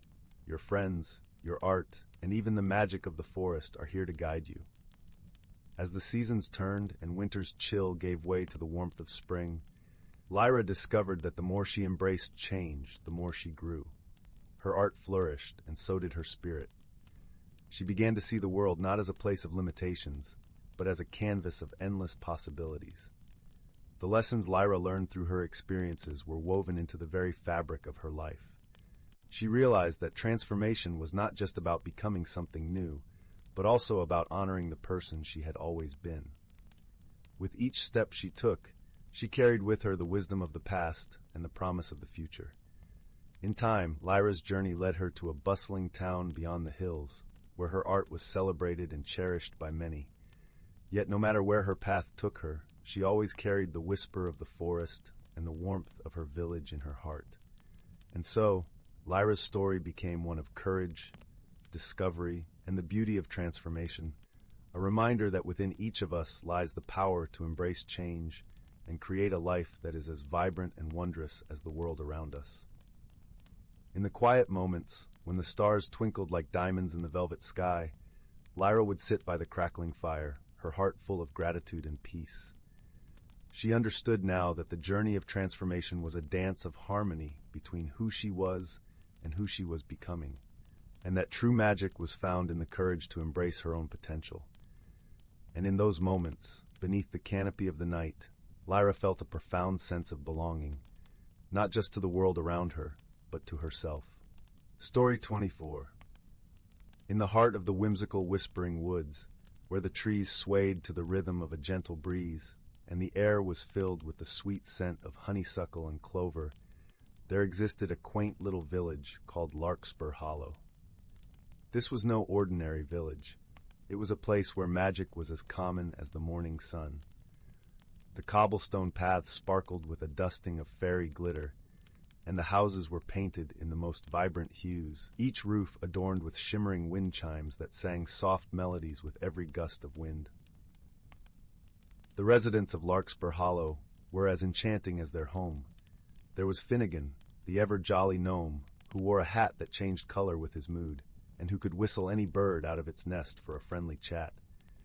Then there was Petunia, the sprightly pixie with wings that shimmered like a rainbow after a spring rain, who had a knack for crafting the most delicious dewdrop pastries.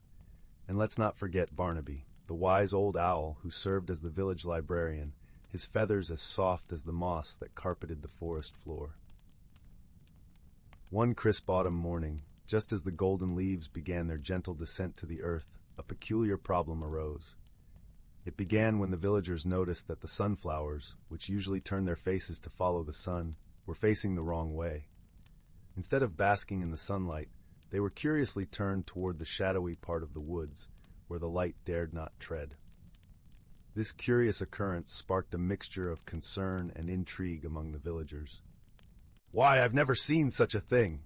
exclaimed Finnegan, adjusting his hat, which turned a puzzled shade of lavender. "Perhaps they've taken a liking to something in the shadows," suggested Petunia, her wings fluttering with a whisper of mischief. Barnaby, with a thoughtful hoot, proposed they investigate the matter. There might be a magical mischief at play, he surmised, his eyes twinkling with curiosity. And so the three friends decided to embark on an adventure to uncover the mystery of the wayward sunflowers. As they ventured into the shadowy part of the woods, the air grew cooler, and the trees towered above them like ancient sentinels guarding hidden secrets. The path was lined with mushrooms that glowed faintly in the dim light, casting an otherworldly glow. The trio tread carefully, their senses alive with the sounds of rustling leaves and the distant call of a nightingale. It wasn't long before they stumbled upon something extraordinary. There, nestled between the roots of a great oak, was a tiny carnival, no larger than a teacup, filled with miniature rides and booths. It was a magical fairground, bustling with tiny creatures no bigger than a thimble. They were the gloaming goblins, known for their nocturnal festivities and penchant for surprises.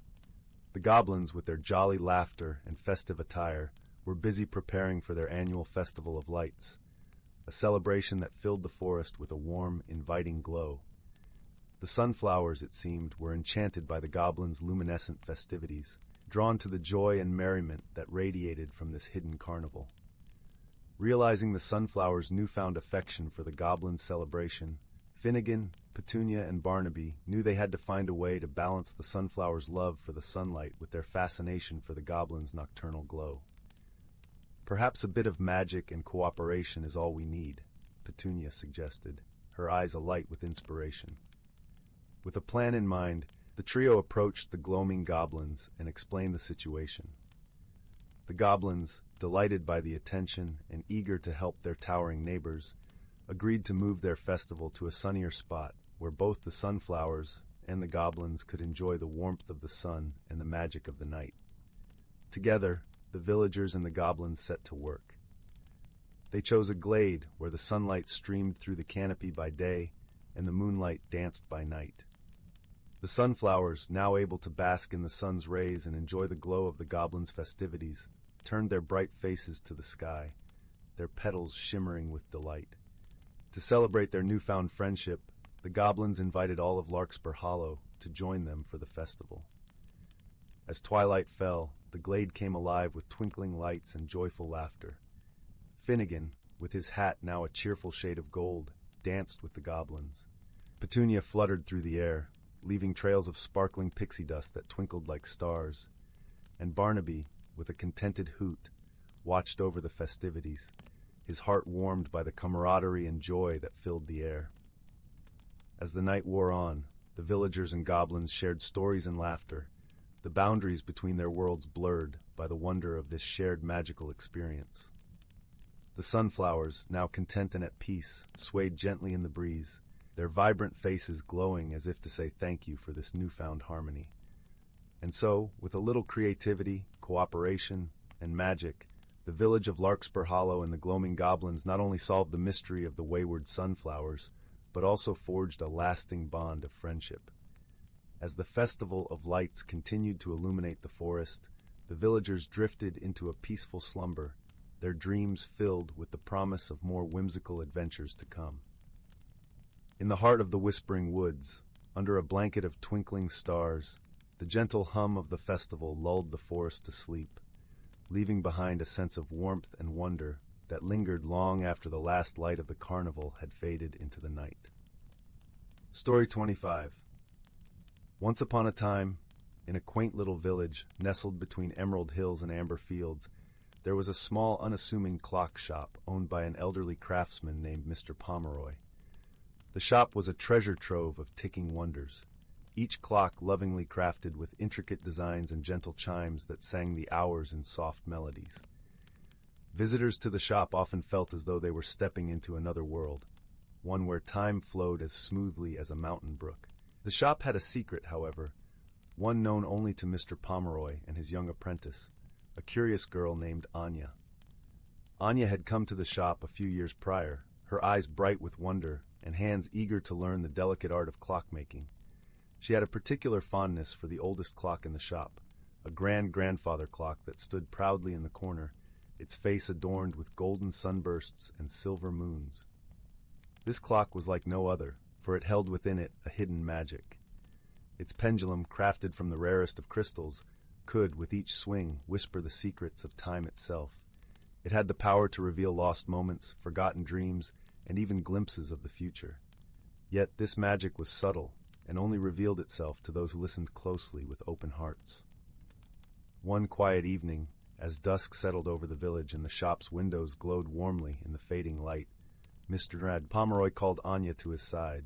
With a gentle twinkle in his eye, he said, "Anya, my dear, it is time you learn the true secret of our beloved clock." Anya's heart fluttered with excitement. She had always sensed there was something special about the grandfather clock, something beyond its ornate beauty. Mr. Pomeroy led her to the clock and handed her a small, intricately carved key. "This key," he explained, "will allow you to unlock the magic within. But remember, magic is not to be wielded lightly. It is a guide, not a solution." With a nod of understanding, Anya inserted the key into a barely visible keyhole beneath the clock's face. As she turned it, the room filled with a soft, shimmering light, and the pendulum began to glow with a gentle radiance. In that moment, Anya could hear the whispers of time, like a breeze carrying stories through the leaves. Curiosity piqued, she asked the clock to show her something she needed to learn. The pendulum swung, and gradually a vision unfolded before her eyes. She saw herself standing at the edge of the village, looking out over the hills. In this vision, the path led her to a distant forest, one she had often dreamed of exploring. The next morning, with Mr. Pomeroy's blessing and a small satchel packed with provisions, Anya set out on her journey. Her heart was filled with anticipation and a sense of purpose, guided by the vision the clock had revealed. As she walked, the world around her seemed to hum with life. The scent of wildflowers perfumed the air, and the songs of birds wove a melody that accompanied her steps. Along the way, she met a variety of kind-hearted creatures who offered their help. First, there was Bramble, a wise old hare with fur as soft as the clouds. Bramble had a knack for finding hidden paths and offered to guide Anya through the dense thickets that bordered the forest. The forest? he said with a twitch of his whiskers, is full of wonders but also puzzles. You'll find your way through, I have no doubt. Next, Anya encountered a pair of chatty squirrels named Twirl and Whirl. They chattered and giggled, their bushy tails flicking with mirth. They were masters of gathering secrets, and they shared stories of the forest's hidden groves and the ancient trees that whispered to those who listened. Finally, she met Luna, a gentle deer whose eyes held the wisdom of the ages. Luna spoke softly, her voice like a lullaby. In the heart of the forest, she said, lies a challenge that requires not strength, but understanding. Remember, young one, to listen with your heart. With her new friends by her side, Anya ventured deeper into the forest. The air grew cooler, and the light dappled through the canopy in shimmering patterns. The forest felt alive, as though it breathed alongside her. At last, they arrived at the heart of the forest, where stood an ancient oak, its trunk wide and gnarled with age. At its base was a small, round door, covered in moss and etched with symbols. Anya knew this was the challenge Luna had spoken of. To open the door, she needed to solve a riddle. The symbols told a story of balance and harmony, of the sun and moon, day and night. Anya sat quietly, recalling the lessons she had learned from the clock shop and the wisdom shared by her new friends. She closed her eyes and listened to the whispers of the forest, the rustling leaves, and the gentle breeze. In that moment of stillness, the answer came to her like a forgotten melody. With a smile, she traced her fingers over the symbols, aligning them in a pattern that spoke of unity and peace. The door creaked open, revealing a hidden glade bathed in golden light. In the center stood a small, glistening fountain, its water sparkling like 1,000 tiny stars. Anya approached, and as she did, she felt a warmth blossom within her heart, a sense of understanding and belonging. She dipped her hands into the cool, clear water, and as she did, she felt the magic of the forest embrace her. It was a magic not of grand gestures, but of gentle revelations, of seeing the world with new eyes and an open heart. With her quest fulfilled, Anya returned to the village, her spirit enriched by the journey. She carried with her the wisdom of the forest and the friendship of those who had guided her. And though she continued to work in the clock shop, she knew her heart would forever be attuned to the subtle magic of time and the wonders it held. And so, in the cozy little village, under the watchful eyes of the grandfather clock, Anya's tale became a cherished story, whispered by the fireside and carried on the winds, a reminder that the greatest discoveries often lie within, waiting for us to listen. Story 26. Once upon a time, in a cozy little cottage nestled deep within an ancient forest, there lived a young girl named Willow. She possessed an insatiable curiosity and a heart filled with wonder for the great unknown. One crisp autumn morning, as Willow tended to her garden, she noticed a peculiar glimmer in the distance, peeking through the towering trees. Intrigued, she set out to investigate, her feet crunching upon the fallen leaves that carpeted the mossy path. As she ventured deeper into the forest, the trees thinned, and the sunlight danced in mesmerizing patterns, revealing a vast, shimmering meadow. Willow gasped in awe, for before her lay a realm unlike anything she had ever seen. The meadow was blanketed in a sea of vivid, ever-changing colors that seemed to ebb and flow like gentle waves upon an ocean. Vibrant hues of indigo, emerald, and amber swirled together, creating a breathtaking spectacle that dazzled her senses. Willow took a tentative step forward, and the colors rippled beneath her feet, responding to her touch with a soft, melodic hum. She giggled in delight, twirling amidst the iridescent waves, lost in the sheer magic of this wondrous place. As she danced, Willow noticed tiny, glowing creatures flitting about, their gossamer wings leaving trails of stardust in their wake. They seemed drawn to her joyful laughter, circling around her in a whimsical dance of their own. One particularly daring creature alighted upon Willow's outstretched hand, and she marveled at its delicate beauty. It trilled a sweet, enchanting melody, beckoning her to follow deeper into the meadow. Emboldened by her newfound friends, Willow ventured onward, her heart swelling with courage and curiosity. The further she wandered, the more wonders she encountered. Towering crystalline spires that caught the sunlight in a million shimmering facets, gentle breezes that carried the scent of wildflowers, and melodious birdsong that seemed to harmonize with the very essence of the meadow itself. As she explored, Willow faced gentle challenges, navigating through a maze of towering grasses, crossing a babbling brook upon a bridge formed by a fallen willow branch, and climbing a gentle hill that revealed a breathtaking vista of the entire enchanted realm. With each obstacle she overcame, Willow felt her spirit soar, her confidence growing as she embraced the magic that surrounded her. She learned to trust her instincts, to embrace the unknown with open arms, and to find joy in the simplest of wonders. As the sun began to set, casting a warm golden glow across the meadow, Willow found herself atop a moss-covered hill, surrounded by her glowing companions. She gazed out over the ever-shifting tapestry of colors, her heart brimming with gratitude for the extraordinary journey she had embarked upon.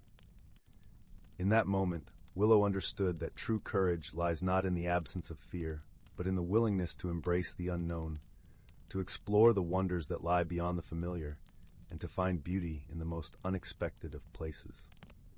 With a contented smile, she bid farewell to her newfound friends, promising to return and share the magic of the enchanted meadow with all who dared to dream. As she made her way home, Willow carried the memories of her adventure close to her heart, a constant reminder of the extraordinary life that awaits those who are brave enough to seek it out. Story 27. Once upon a time, in the heart of the enchanted woodland, there lay a cozy little village known as Glimmer Hollow. The village was nestled between towering trees with emerald leaves that shimmered like jewels in the sunlight and whispered secrets to the gentle breeze. The cobblestone paths were lined with clusters of wildflowers, whose sweet fragrance danced through the air, greeting all who wandered by with a soft embrace. In Glimmer Hollow, the days were filled with the cheerful chirping of birds and the gentle hum of a nearby brook that wound its way through the village like a playful ribbon.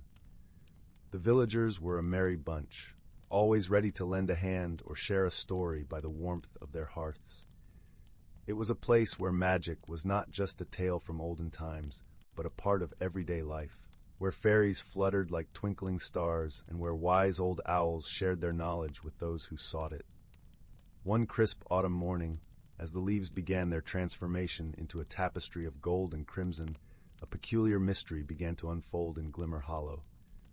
The air was cool, laced with the scent of earth and wood smoke, as the villagers went about their daily routines. But soon, whispers of strange occurrences began to ripple through the village like ripples on a pond. It started with the bells in the village square. Each morning, they would ring out a melodious tune to welcome the day. But suddenly, they began to sound in strange, disjointed notes, as if played by invisible hands that did not know the melody. Then, the stream that babbled so merrily through the village began to shimmer oddly, reflecting not the sky above, but scenes of distant lands and unfamiliar faces. Pippa, a kind-hearted young girl with a keen eye for detail and an insatiable curiosity, was among the first to notice these peculiar happenings. Her auburn hair danced like fire as she skipped along the path to the village square, her mind buzzing with questions. By her side trotted Finn, a small, fluffy creature known as a whiffle, with a tail that curled like a question mark and eyes that twinkled with mischief and wisdom in equal measure. "Finn," Pippa mused aloud as they reached the square, "do you think something's gone awry with the village magic?" Finn, who often accompanied Pippa on her little adventures, paused to sniff the air, his whiskers twitching thoughtfully. "It does seem rather unusual," he admitted, his voice as soft as a whispering breeze. "Perhaps we should seek the counsel of someone who knows the old ways." With a nod of agreement, Pippa decided they would visit Morella, the village's wise woman, who lived in a quaint cottage at the edge of the woods. Morella was known for her gentle demeanor and vast knowledge of the magical world, and it was said she could unravel the mysteries of both heart and mind. The path to Morella's cottage was lined with moss-covered stones that felt cool and comforting underfoot. As they walked, the forest seemed to listen, the rustling leaves and chirping crickets creating a symphony that guided them along. When they arrived, Morella was tending to her garden, her hands deftly weaving through the herbs and flowers that filled the air with their calming scents. Her eyes, the color of the deep forest, crinkled with warmth as she welcomed them. "Ah, Pippa and Finn," she greeted with a smile that felt like a hug. What brings you to my doorstep on this fine autumn day? Pippa explained the strange happenings in the village, her voice a mixture of excitement and concern. Morella listened intently, nodding as she processed the information. It seems the magical balance of Glimmer Hollow has been disturbed, Morella said thoughtfully, her gaze drifting to the horizon, where the sun painted the sky with hues of amber and rose. We must discover the source of this disruption to restore harmony. With Morella's guidance, Pippa and Finn set out to observe the village more closely, their senses alert to any unusual sights or sounds. They began their investigation at the stream, where the reflections continued to shift and change like a kaleidoscope of dreams. As they studied the water, a gentle voice floated towards them, carried on the wind like a melody. "Look closer, young ones," it whispered.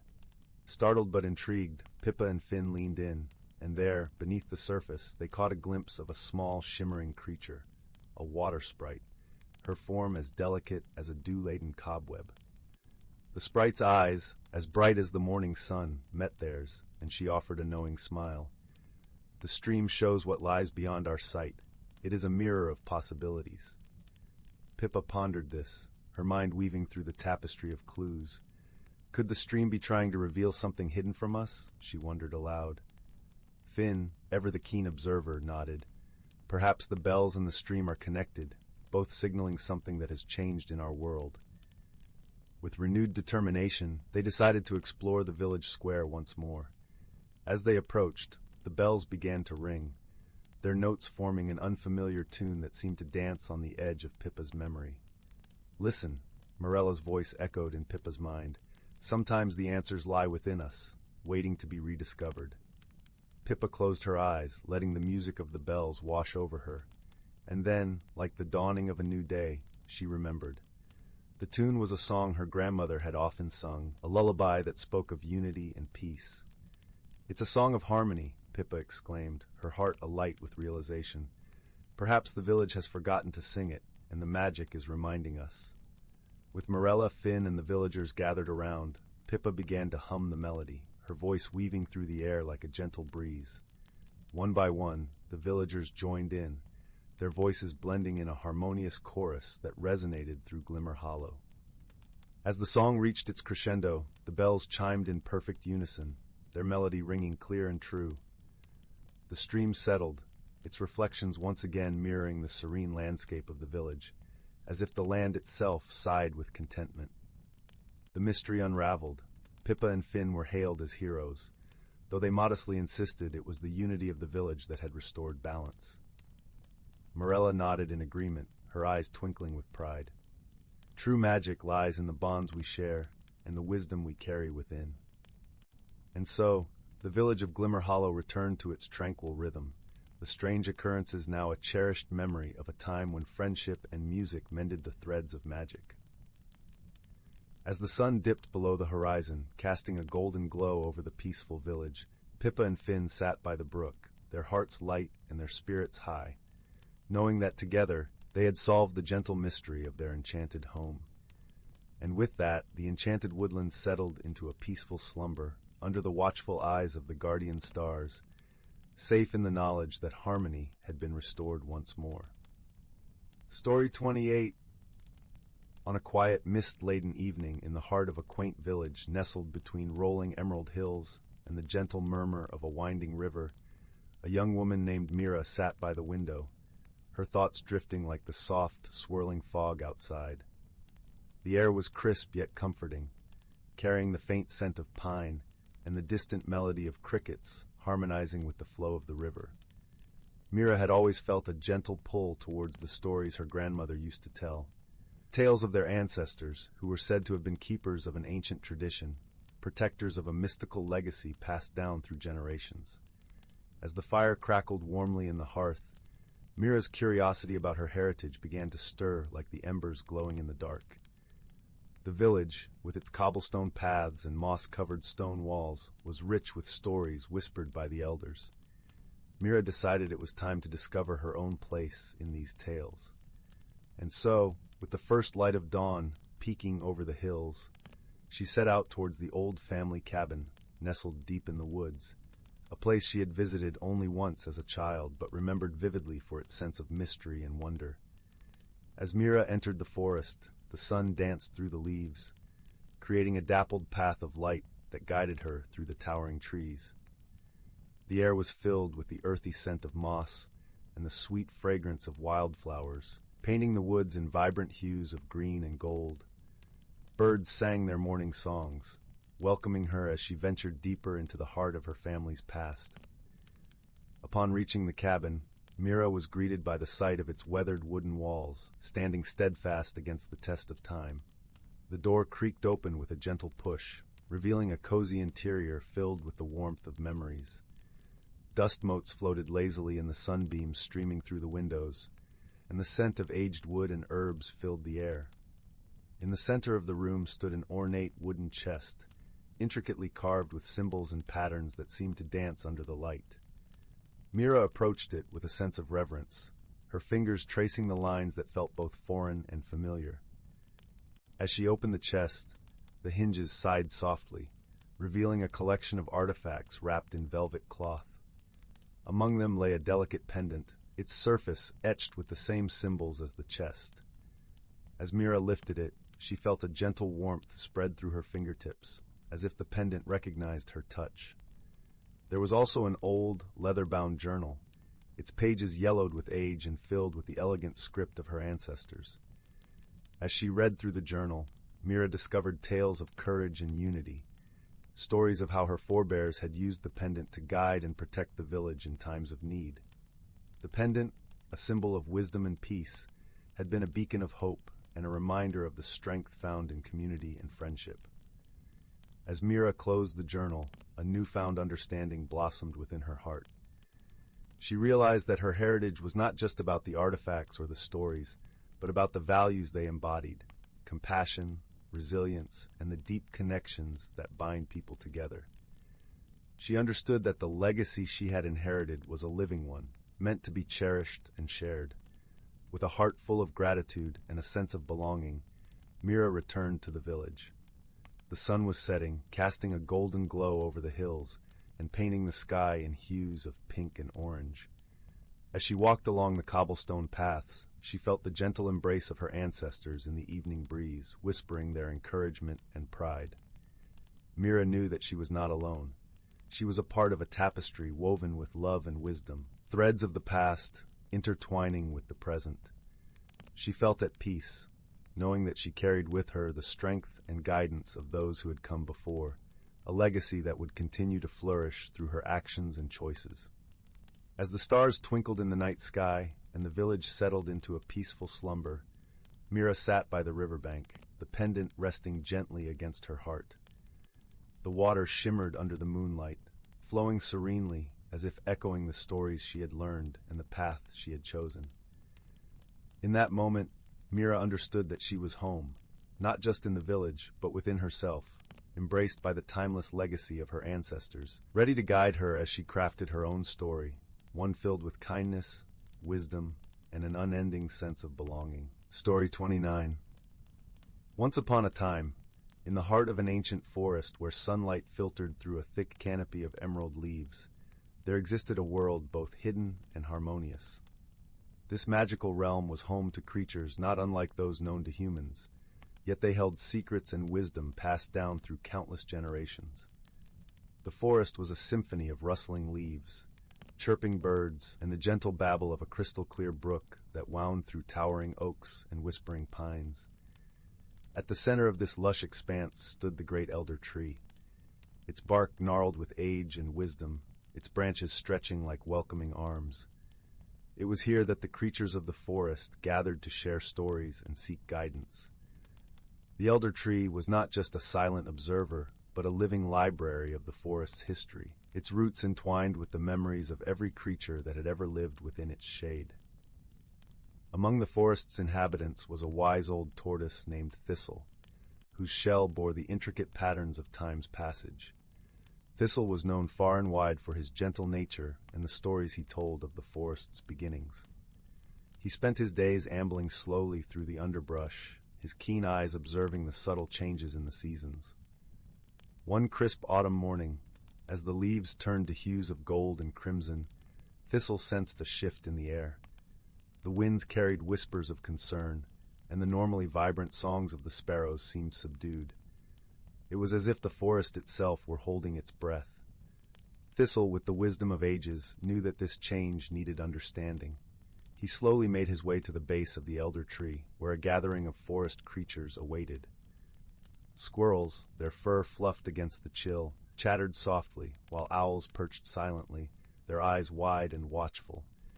Even the shy deer stood at the edge of the clearing, their ears twitching attentively. "Friends," Thistle began, his voice as soft and steady as the brook, "there is a disturbance in our home.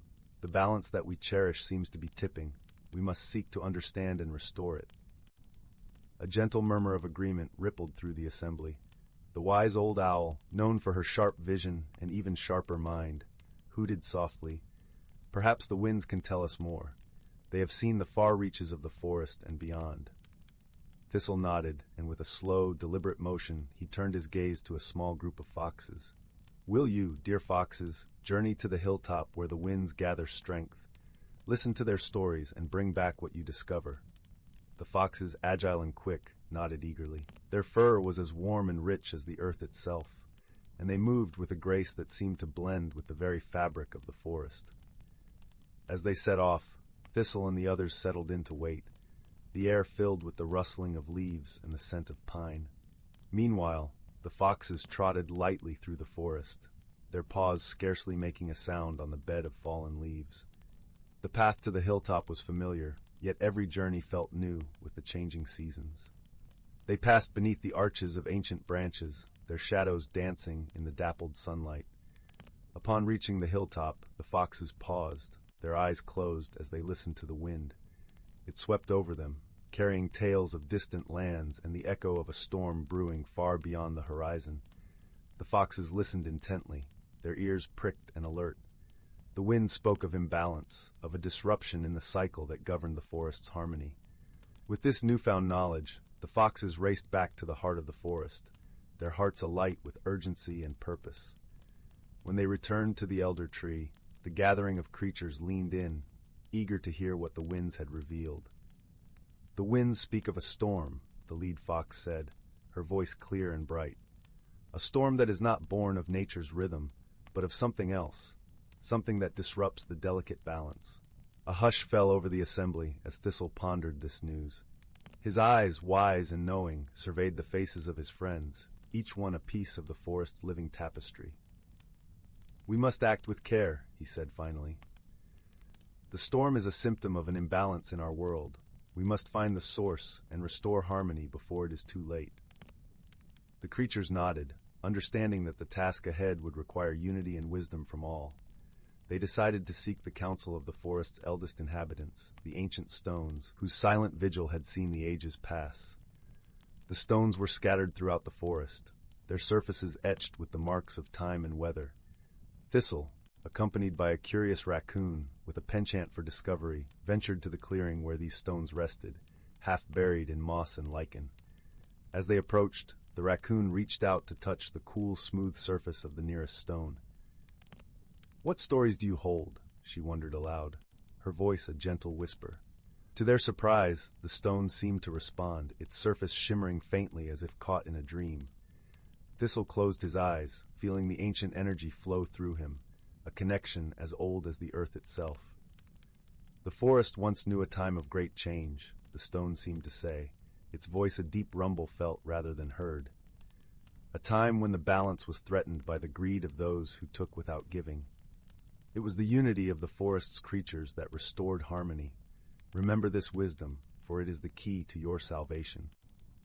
With this revelation, Thistle and the raccoon returned to the elder tree, their hearts filled with the weight of their discovery. The creatures gathered once more, the air thick with anticipation. "The stones have spoken of a time like this," Thistle shared, his voice a gentle balm. "We must come together, as our ancestors did, to heal the forest. Let each of us offer what we can, no matter how small. It is our unity that will tip the scales back to balance." Inspired by Thistle's words, the creatures set to work. The birds took to the skies, spreading seeds to renew the forest floor. The squirrels and chipmunks gathered nuts and berries to share with those in need. Even the smallest insects played their part, aerating the soil and ensuring its fertility. As the days passed, a sense of purpose and camaraderie filled the forest. The storm that had once seemed inevitable began to dissipate, its fury quelled by the collective effort of the forest's inhabitants. The winds that had carried warnings now whispered songs of hope and renewal. In the end, it was not the strength of one, but the harmony of many that restored balance to the ancient forest. The creatures gathered once more beneath the elder tree, their hearts light with the knowledge that they had saved their home. Thistle, his eyes bright with pride and gratitude, addressed his friends one last time. "We have learned that true strength lies in unity and understanding. Let us carry this wisdom forward, for it is the foundation upon which our forest thrives." As the sun set, casting a warm, golden glow over the forest, the creatures settled into their nests, burrows, and dens. The gentle rustle of leaves sang a lullaby of peace, and the ancient forest, renewed and balanced, breathed a sigh of contentment. And so, with hearts full and spirits high, the creatures drifted into a peaceful slumber, cradled by the timeless embrace of their beloved home. And there they remained, nestled in the heart of a world where magic and reality danced hand in hand, a testament to the enduring power of unity and the gentle wisdom of nature. Story 30. In the heart of the whispering wood, where the leaves murmured secrets to the wind and the brook babbled its eternal lullaby, lay the quaint village of Ember Hollow. Here, nestled among the towering oaks and dappled sunlight, the villagers lived in harmony with the magical creatures that called the forest home. The air was always fragrant with the scent of wildflowers, and the skies seemed perpetually painted in soft hues of dawn and dusk. In this serene setting resided a young girl named Marin, with eyes the color of the twilight sky and a heart as kind as the gentle spring rain. Marin lived with her grandmother, the village sage, in a cozy cottage brimming with warmth and wisdom. The walls were lined with shelves of curious trinkets and ancient tomes filled with tales of enchantments and old-world wisdom. One crisp autumn morning, as the golden leaves danced to the earth, Marin awoke to a curious sight. Tiny footprints, shimmering with a faint silver glow, trailed across the cottage floor, leading out the door and into the forest. Marin's heart fluttered with a mix of curiosity and excitement.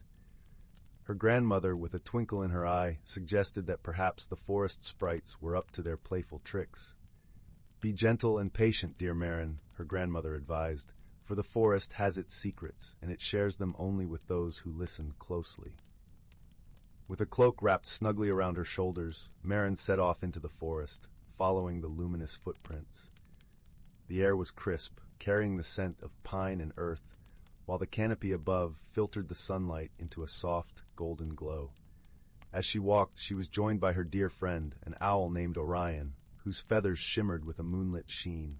"Strange happenings, wouldn't you agree?"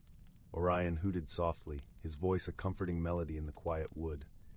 Marin nodded, her eyes scanning the underbrush for any sign of the mysterious visitor. "Indeed, Orion. I wonder what could have caused such a peculiar trail." Their path led them deeper into the forest, where the trees grew closer together, their branches forming an intricate lacework overhead. Here, the air felt different, charged with a gentle hum of magic, as if the forest itself was holding its breath. The footprints led to a clearing bathed in soft sunlight, where a small, shimmering creature was perched upon a moss-covered rock. It was a sprite, no larger than a sparrow, with wings that glistened like morning dew and eyes that sparkled with mischief. Her name was Lyra, and she looked upon Marin and Orion with a mix of surprise and delight. "Ah, clever Marin and wise Orion," Lyra chimed, her voice like the tinkling of bells. "You have found the trail of my footprints. I feared I might have to leave without greeting you." Marin smiled warmly.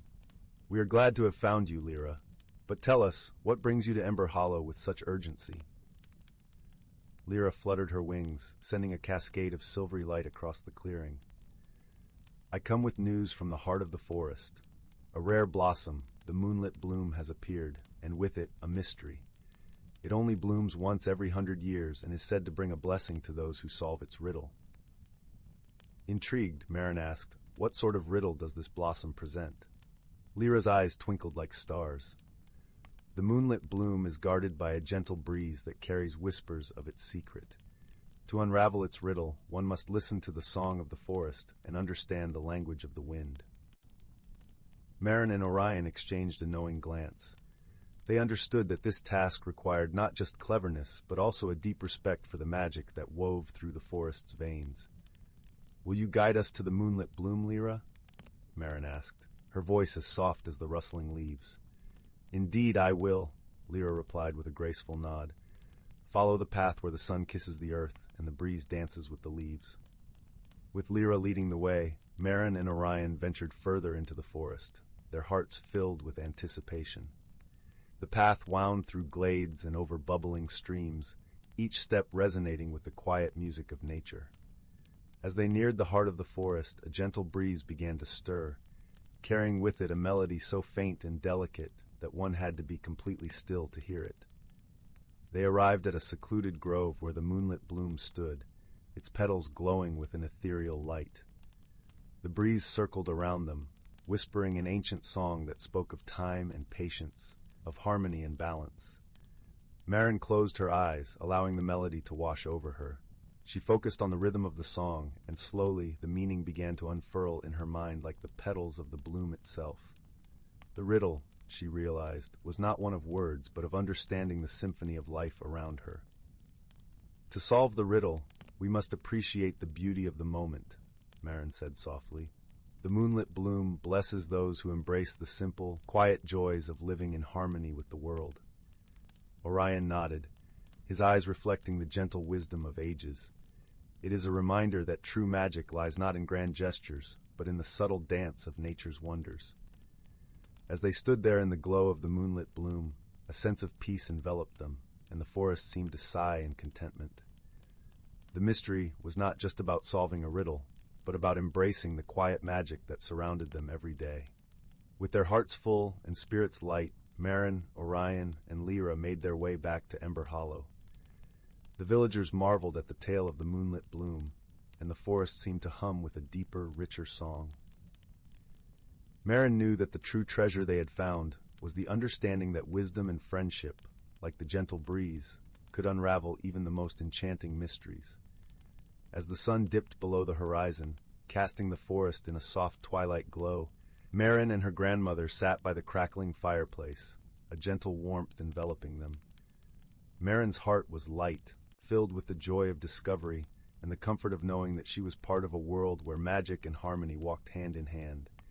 And so, beneath the starlit sky, the village of Ember Hollow settled into a peaceful slumber, lulled by the soothing embrace of the forest's eternal song. Story 31. Once upon a time, nestled in the heart of a quaint little village surrounded by rolling hills and whispering woods, there was a modest cottage belonging to an elderly storyteller named Meister Finn. His home was filled with curious trinkets and old books, all of which seemed to hold stories of their own. The villagers often said Meister Finn's cottage had a soul, as each object within seemed to hum with quiet magic. One crisp autumn afternoon, as golden leaves danced in the breeze, a young girl named Amara wandered into Meister Finn's cottage. She was known for her curious nature and bright eyes that seemed to miss nothing. Amara had come seeking a story, something to spark her imagination and warm her heart. "Ah, Amara," Meister Finn greeted her with a gentle smile, his eyes twinkling like the stars on a clear night. "What brings you to this old place today?" "I want to hear a story, Meister Finn," Amara replied, settling into a plush armchair beside the crackling fireplace. "One that I've never heard before." Meister Finn chuckled softly, the sound as comforting as the soft rustle of a favorite blanket. "Well then, let me show you something first." He reached into a tall, dusty bookshelf and pulled out a peculiar-looking book bound in worn leather, its cover embossed with a shimmering tree whose branches seemed to move slightly, as if swaying in a gentle breeze. "This," he said, placing the book into Amara's eager hands, "is no ordinary book. Inside, it holds tales of magic and wonder, but it also has the power to bring a little bit of magic into our own world. If you truly listen, you might find that the stories can help you see things differently." Amara opened the book, her fingers brushing against the delicate pages that whispered secrets of their own. As she read, the room around her began to shimmer softly, and she found herself standing in a lush forest, the air filled with the scent of pine and earth. Before her stood a wise old owl named Orin, whose feathers gleamed like silver under the dappled sunlight. "Welcome, young traveler," Orin hooted kindly, his voice as smooth as a lullaby. "You have been chosen to embark on a journey of discovery." "What kind of journey?" Amara asked, her voice a blend of excitement and curiosity. "One that will teach you the power of listening and seeing beyond the surface," Orin replied. "But you will not be alone. 2 companions will join you, Leora, the gentle fox with a heart as warm as the sun, and Bramble, the mischievous squirrel with a laugh as bright as morning dew." In no time, Leora and Bramble appeared by Amara's side, their eyes sparkling with friendliness. Together, they set off into the heart of the forest. The path was winding and mysterious, covered with a thick carpet of fallen leaves that crunched softly beneath their feet. Their journey led them to a hidden glade, where a beautiful but withered tree stood alone, its branches heavy with sorrow. The tree whispered softly, its voice barely audible. "I am the tree of whispers, and I have lost my stories. Without them, the forest's magic fades." Amara felt a tug at her heart. "How can we help you find your stories?" she asked gently. "You must listen closely and gather pieces of my stories scattered across the forest," the tree replied. "They are hidden in the whispers of the wind, the babble of the brook, and the rustle of the leaves." Orin, Leora, and Bramble nodded in understanding, and together with Amara, they set out to listen to the forest. They paused by a babbling brook, where the water sang tales of ancient times. They listened to the wind, as it wove stories of bravery and friendship through the treetops. They gathered around the rustling leaves, which shared secrets of love and kindness. Piece by piece, they collected the stories until their hearts were full of the forest's magic and wisdom. As they returned to the Tree of Whispers, they spoke the stories back to it, each word infusing the tree with life and color. Slowly, the tree's branches unfurled, vibrant and alive once more. The forest around them seemed to glow with renewed magic, a gentle reminder of the power of listening and understanding. "You have restored my stories," the tree said, its voice now strong and filled with gratitude. "Thank you, dear friends." Amara, Orin, Leora, and Bramble smiled at one another, their hearts warm with the joy of their shared journey. They knew they had learned something invaluable, that true magic lies not in grand displays of power, but in the quiet wisdom of listening and the strength of friendship. As the sun began to set, painting the sky with hues of pink and gold, Amara found herself back in Meister Finn's cozy cottage. The fire crackled softly, casting a warm glow across the room. "You've returned," Meister Finn said, his voice a soothing melody. "What did you discover?"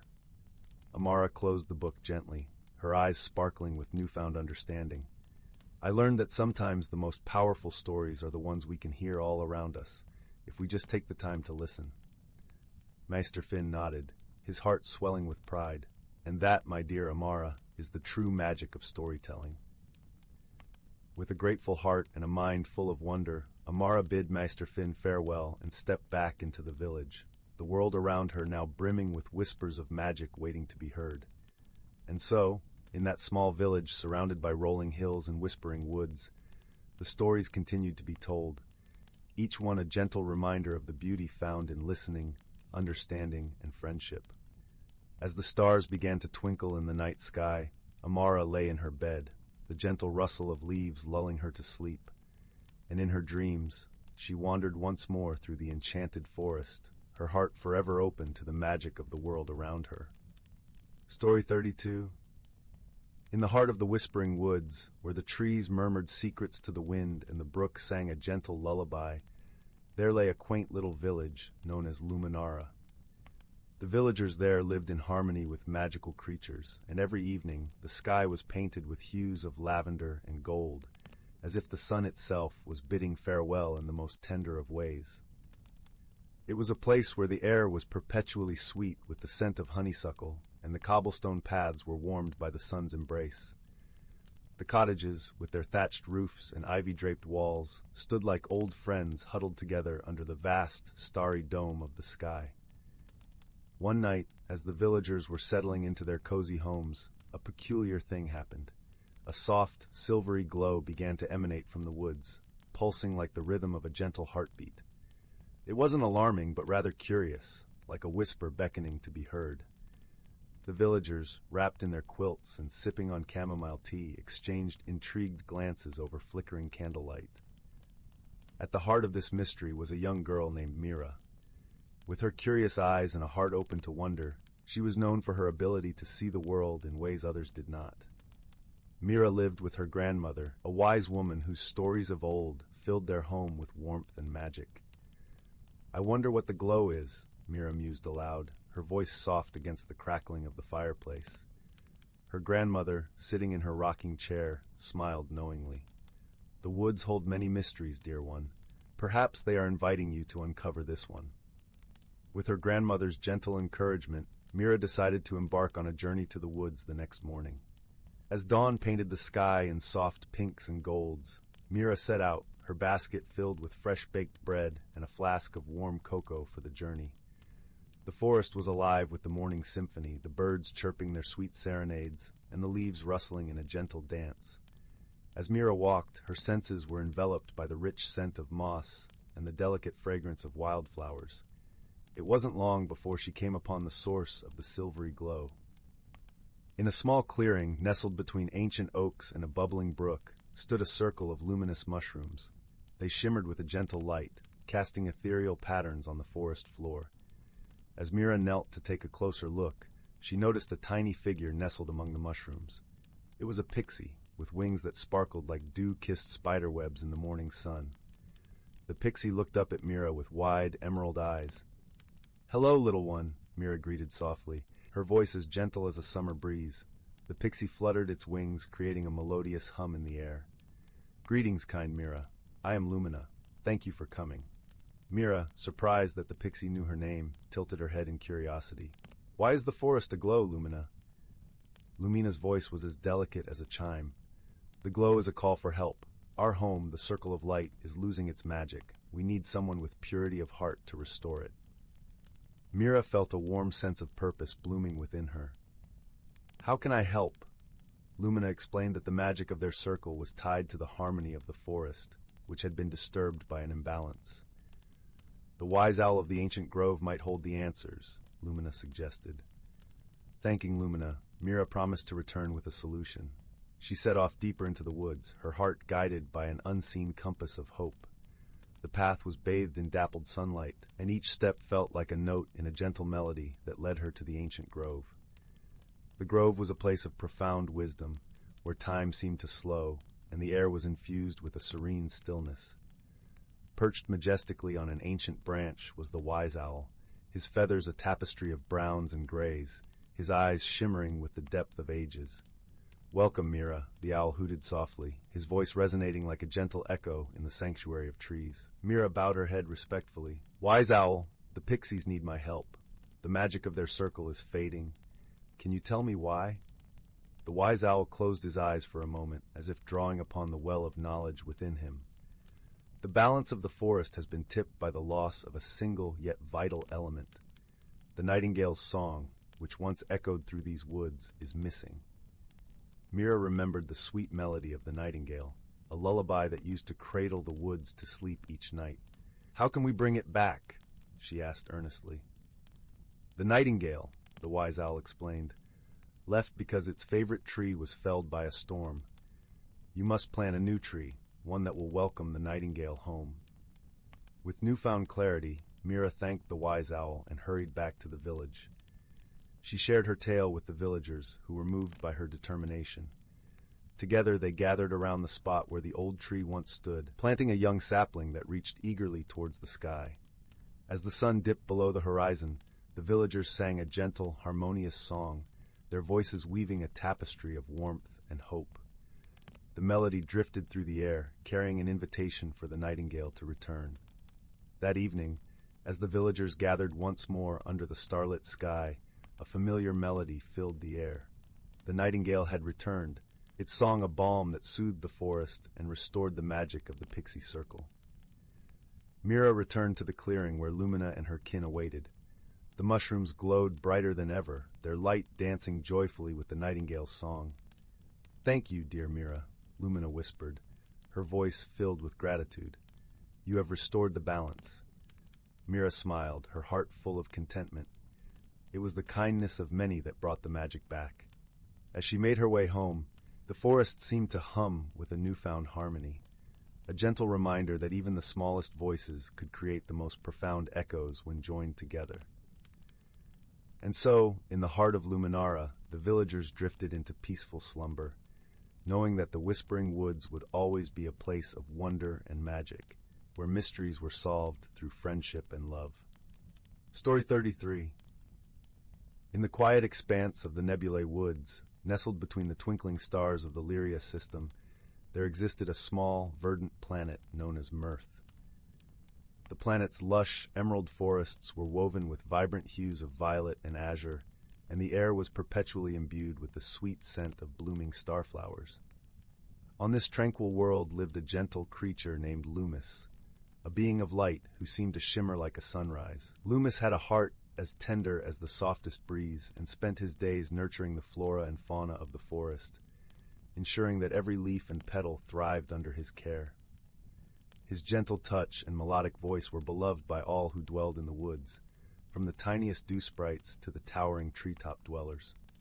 But far across the galaxy, on a planet called Zorath, there lived a creature of a very different kind. Zorath was a rugged, rocky world, where the skies clouded with stardust storms and the mountains sang with the echoes of the past. Here resided Krish, a sturdy, stone-like being with a heart as kind as it was resilient. Krish's people were known for their strength and determination, and they spent their days crafting tools and structures that stood against the harsh elements of their home. One fateful day, a cosmic event, unseen in a millennium, unfolded across the galaxy. A comet of pure crystalline energy streaked through the cosmos, its tail a brilliant cascade of colors. Its passage was said to bring about extraordinary changes, fostering unexpected connections and unlikely friendships. As the comet swept past Mirth, Loomis gazed up in awe, feeling a strange pull in his chest as if the stars themselves were calling to him. Meanwhile, on Zorath, Krish watched the comet's journey with a sense of wonder, feeling an unusual warmth spread throughout his rocky form. Guided by an inexplicable force, both Loomis and Krish found themselves drawn to a distant, uncharted moon, a place where the comet's energy converged in a dazzling display of light and color. As they arrived, their paths crossed in a grove of glittering crystal trees, their branches chiming softly in the lunar breeze. Loomis, with his glowing presence, was a stark contrast to Krish's solid, earthy form. At first, they regarded each other with curiosity and a hint of apprehension. Loomis, ever gentle, extended a glowing hand in greeting, while Krish, cautious yet intrigued, responded with a firm nod. "Greetings, traveler of light," Krish rumbled, his voice deep and resonant like the echoes of a mountainside. "And to you, steadfast guardian of stone," Loomis replied, his voice a soothing melody that danced through the air. Their initial meeting was marked by misunderstandings, as they struggled to comprehend each other's ways. Loomis, accustomed to the harmony and gentleness of Mirth, found Krish's directness and strength somewhat daunting. Conversely, Krish, used to the solid and unyielding nature of his world, found Loomis's ethereal presence perplexing. Despite these differences, they were united by the shared mystery of the comet and the strange pull that had brought them together. As they explored the moon's shimmering landscape, they encountered challenges that required both their unique strengths. In one instance, they came across a crystalline ravine, its depths swirling with a radiant yet unstable energy. To cross it, Loomis suggested creating a bridge of light, weaving strands of his own luminescence to form a path. However, the bridge wavered, lacking the solidity needed to bear Krish's weight. Seeing the challenge, Krish placed his sturdy hands on the ground, coaxing the earth to rise and form a solid pathway across the ravine. Together, their combined efforts forged a bridge that was both strong and luminous, a testament to their growing understanding and cooperation. As they journeyed onward, they shared stories of their worlds, revealing the beauty and challenges of their respective homes. Loomis spoke of the gentle rain that whispered through the leaves of Mirth, while Krish recounted tales of Zoroth's mighty storms, which shaped the land and tested the mettle of its inhabitants. Through these exchanges, they began to see the strengths in each other's differences. Loomis admired Krish's resilience and the way he faced challenges head-on, while Krish grew to appreciate Loomis's gentle wisdom and the peace he carried within.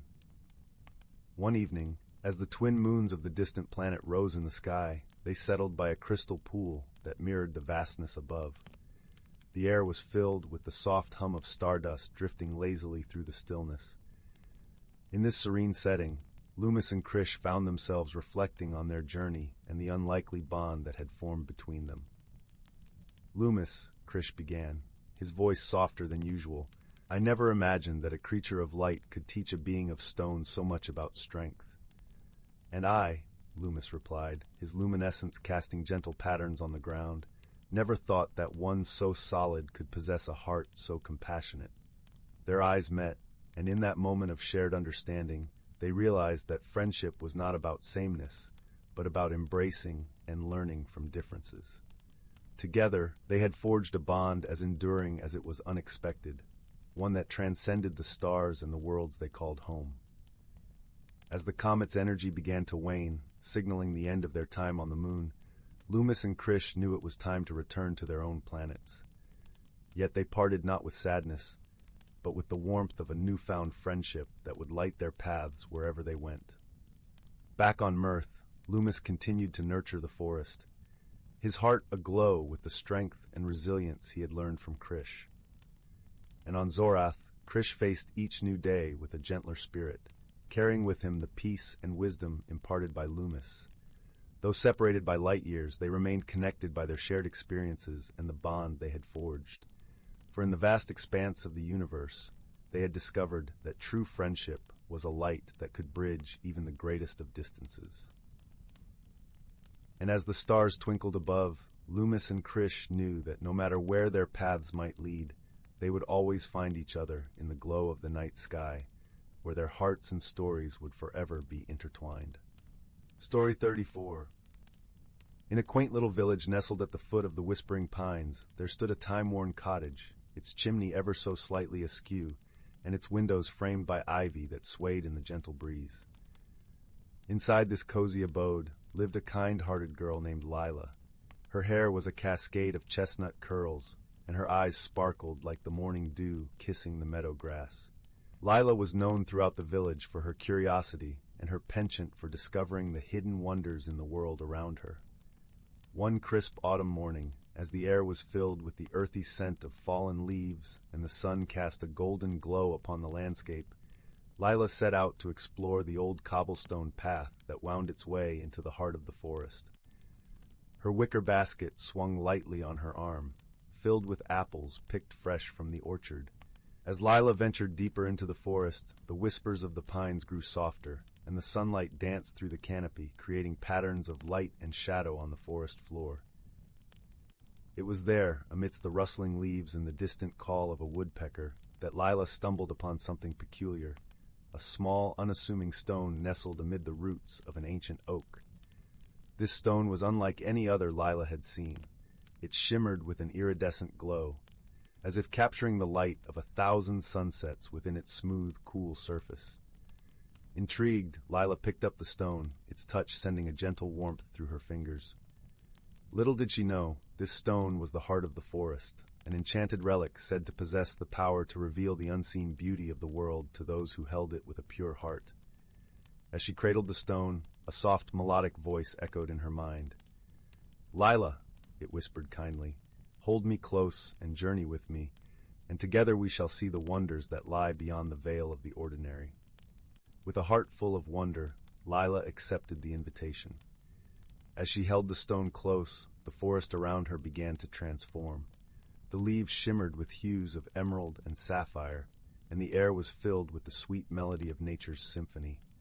Delicate butterflies, their wings aglow with luminescent colors, fluttered around her, and the very trees seemed to sway in time with the unseen music.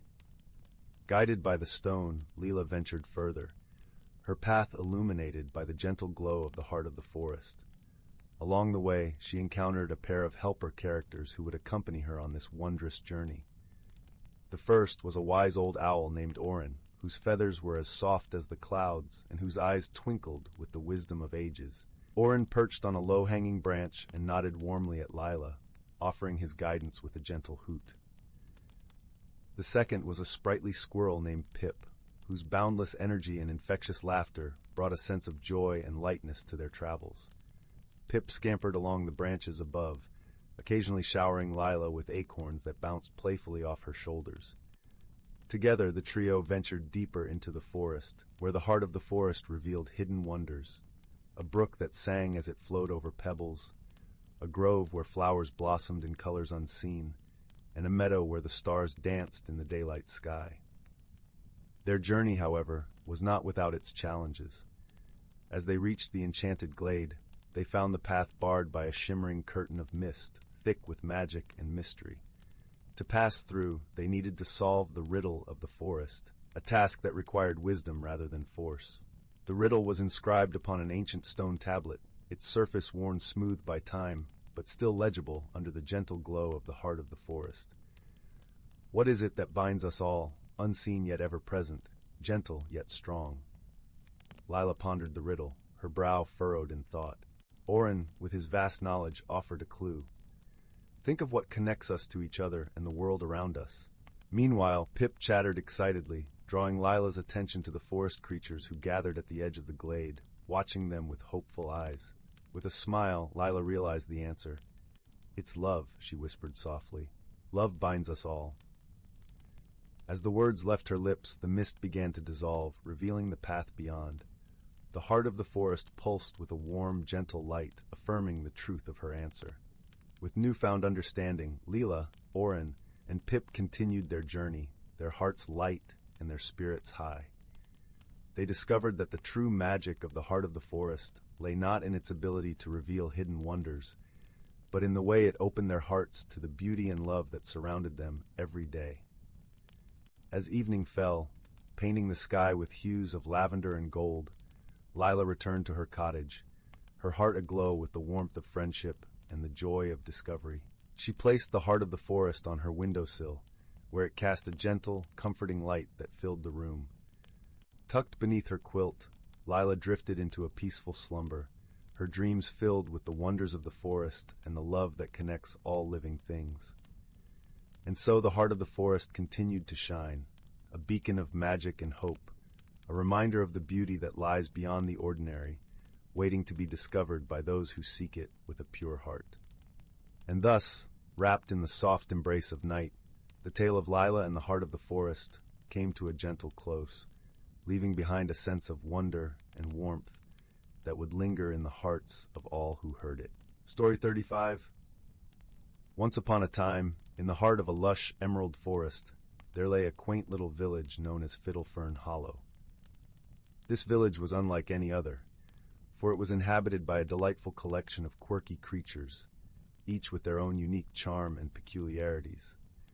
The air was always filled with the sweet scent of honeysuckle and the gentle hum of bees, making it a place of perpetual cheer and curiosity. The most beloved of all the creatures was a tiny, plump gnome named Pippin. Pippin had a twinkle in his eye that could rival the brightest stars, and his laugh was a melody that danced through the village like a playful breeze. His particular quirk was his penchant for unusual hats, each more outlandish than the last. Today, he sported a towering, multicolored mushroom cap that bobbed with every step he took. One sunny morning, as the dew glistened on the leaves like diamonds, Pippin set out on his usual walk through the village. As he bounced along the cobblestone path, he noticed something peculiar. The usually vibrant flowers that adorned the village seemed to be drooping, their colors muted and lackluster. Even the great Willow, the wise old tree who often shared riddles with the villagers, had lost its lively green hue. Pippin furrowed his brow, which was quite a sight considering the size of his hat, and decided to investigate. He hurried to the edge of the village where the forest met the Whispering Brook, a babbling stream known for its magical properties. There he found his dear friend, a lively squirrel named Sprocket, who had the remarkable ability to predict the weather with uncanny accuracy. "Sprocket!" called Pippin, his voice as bright as a sunbeam. "Have you noticed the flowers? They've lost their color, and everything looks so ordinary." Sprocket, who was busily arranging acorns in a pattern only he understood, nodded. "Ah, yes, a most curious phenomenon indeed. I suspect it might have something to do with the twinkling spring," he chirped, referring to the mystical source of the brook's magic. Intrigued, Pippin and Sprocket scurried off towards the twinkling spring, where the water shimmered in a kaleidoscope of colors. As they approached, they found the source of the problem. A large, mischievous dragonfly named Zephyr had been playing pranks, and in his latest escapade, he had accidentally turned the spring's water into a dull gray sludge. "Oh dear, Zephyr!" Pippin exclaimed, though his voice bore no trace of anger. "What have you done?" Zephyr, with his iridescent wings drooping in remorse, buzzed apologetically. "I only wanted to see what would happen if I mixed a little moonbeam dust with the water. I didn't mean for it to turn all drab." Pippin pondered the situation, tapping his chin thoughtfully. "Well, we'll just have to put our heads together and figure out how to restore the magic." The trio set to work, each using their unique talents. Sprocket gathered the sunniest dandelions he could find and hummed a lively tune, hoping to inspire the spring. Zephyr, determined to fix his mistake, flitted about collecting stardust from the nearby meadow, his wings a blur of determination. Pippin, meanwhile, remembered a story the great Willow had told him long ago about a hidden grove where the rainbow elves lived. These elves, with their vibrant personalities and even more vibrant paintbrushes, were known for their ability to bring color to the dullest of canvases. With a plan in mind, Pippin led his friends to the grove, which was nestled behind a curtain of cascading ivy. The elves greeted them with warmth and curiosity, their laughter ringing like silver bells. After hearing their plight, the elves eagerly agreed to help. They danced around the spring, their paintbrushes swirling in the air, leaving trails of color that shimmered and glowed. With a flick of their wrists and a sprinkle of their rainbow dust, the spring's water was once again transformed into a dazzling array of hues that sparkled under the sun. The flowers in Fiddlefern Hollow perked up immediately, their petals bursting with color. The great willow sighed in relief, its leaves regaining their vibrant green. The entire village seemed to breathe a collective sigh of contentment. As the sun began to set, casting a golden glow over the village, Pippin, Sprocket, and Zephyr gathered with the rainbow elves by the brook. They shared stories and laughter, their hearts light and full of joy. And so, with the problem solved and the magic restored, Fiddlefern Hollow returned to its whimsical splendor. The villagers learned a valuable lesson about the importance of creativity, friendship, and a dash of humor in solving even the trickiest problems. As the stars began to twinkle in the night sky, Pippin donned a new hat, a dainty crown of flowers gifted by the elves, and settled into his cozy nook beneath the great willow. With a contented sigh, he drifted into happy dreams, knowing that in Fiddlefern Hollow there would always be friends to share in the magic of life's little adventures. Story 36. In a forest as ancient as time itself, nestled between towering oaks and whispering pines, there was a village unlike any other. This village was not home to humans, but to creatures of the forest who had lived there since the world was young. Each creature played a vital role in the delicate balance of their environment, their lives intertwined with the rhythms of nature. The village was hidden beneath a canopy of emerald leaves, where the sunlight danced through in gentle beams, casting a mosaic of light and shadow on the forest floor. The air was sweet with the scent of blooming wildflowers, and the rustle of leaves in the breeze was accompanied by the melodic songs of birds. Tiny warblers, vibrant with color, flitted from branch to branch, their tunes mingling with the soft babble of a nearby stream. In this enchanting place lived a wise old tortoise named Toma. Toma's shell was etched with the stories of the ages, each groove and line a testament to the wisdom he had gathered over centuries. He was known throughout the forest for his patience and his deep understanding of the land. Many sought his counsel, for Toma had the gift of seeing the harmony in all things and understanding the silent language of the forest. One golden autumn morning, the air crisp and fragrant with the scent of fallen leaves, Toma was visited by a young squirrel named Finn. Finn was a spirited creature, his fur a soft, tawny brown, and his eyes bright with curiosity. He bounded over to Toma's sun-dappled resting spot, his tiny paws crunching upon the dry leaves. "Toma," Finn began, his voice tinged with both excitement and anxiety. "The wind has whispered of changes coming to the forest. The leaves seem to fall faster, and the air is filled with a chill earlier than usual. I fear something is amiss." Toma blinked slowly, his ancient eyes reflecting the golden hues of the forest. "Ah, young Finn," he replied in a voice as deep and gentle as the earth itself. "The forest speaks to those who listen. Let us walk together, and perhaps we shall uncover the tales the wind carries." And so, side by side, the tortoise and the squirrel embarked on a journey through the forest.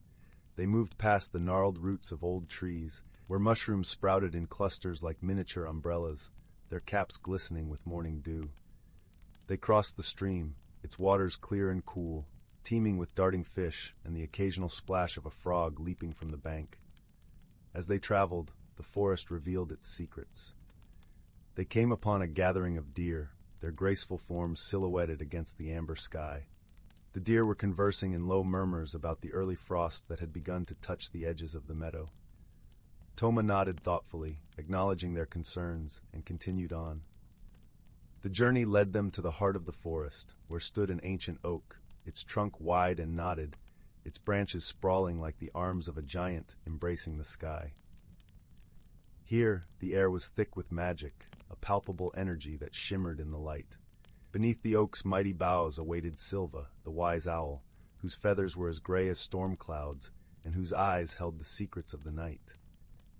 "Greetings, Toma and young Finn," Silva hooted softly, her voice resonating with the wisdom of the ages. "I see you have felt the shift in the winds." "Yes, Silva," Toma replied, his voice a soft rumble. "There is an imbalance in the air, and we seek to understand its cause." Silva spread her wings, gesturing to the world around them. "The seasons are the breath of the forest, each one a note in the symphony of life, but sometimes the notes fall out of tune. The frost has arrived early, and the trees whisper of a forgotten promise." Finn's ears perked up, his curiosity piqued. "A promise? What promise, Silva?" Silva closed her eyes, recalling the stories passed down through generations. Long ago, when the world was still young, the seasons made a pact with the creatures of the forest. They would ensure a balance, each in its turn, in exchange for the guardianship of the forest's heart. Toma nodded, his memory stirring with the echoes of old tales. "The heart of the forest," he mused, "the source of all life and magic here. It must be protected." "But how do we restore the balance?" Finn asked, his voice a blend of eagerness and concern. Silva gazed at them, her eyes warm and knowing. "The answer lies in unity. Each creature must remember their role and work together to nurture the heart of the forest. The guardianship is a shared responsibility." With this wisdom, Toma, Finn, and Silva set about gathering all the creatures of the forest. From the bustling ants to the mighty bears, from the fluttering butterflies to the wise old owls, they all came together under the ancient oak. Toma spoke to them, his voice carrying the weight of the ages. "Our forest is in need of our care. We must honor the pact with the seasons and protect the heart of our home." The creatures, united in purpose, began their work. The birds flew high, spreading seeds to ensure the growth of new life. The squirrels, including Finn, gathered acorns and nuts, planting them deep into the soil to strengthen the forest's roots. The deer and rabbits tended to the underbrush, clearing paths for the sunlight to nourish the earth. As the days passed, the forest began to thrive once more. The frost receded, and the air warmed with the gentle promise of spring. The trees stood tall and proud, their leaves whispering songs of gratitude to the creatures who had come together to heal their home. And in the heart of the forest, beneath the ancient oak, a gentle glow began to radiate, a sign that the balance had been restored. The heart of the forest pulsed with a magic as old as time, a reminder of the harmony that could be achieved when all worked together. As the sun set, casting a warm golden glow over the forest, Finn sat beside Toma, his heart full of joy and contentment. "We did it, Toma," he whispered, his voice filled with wonder. Toma smiled, his eyes soft with pride.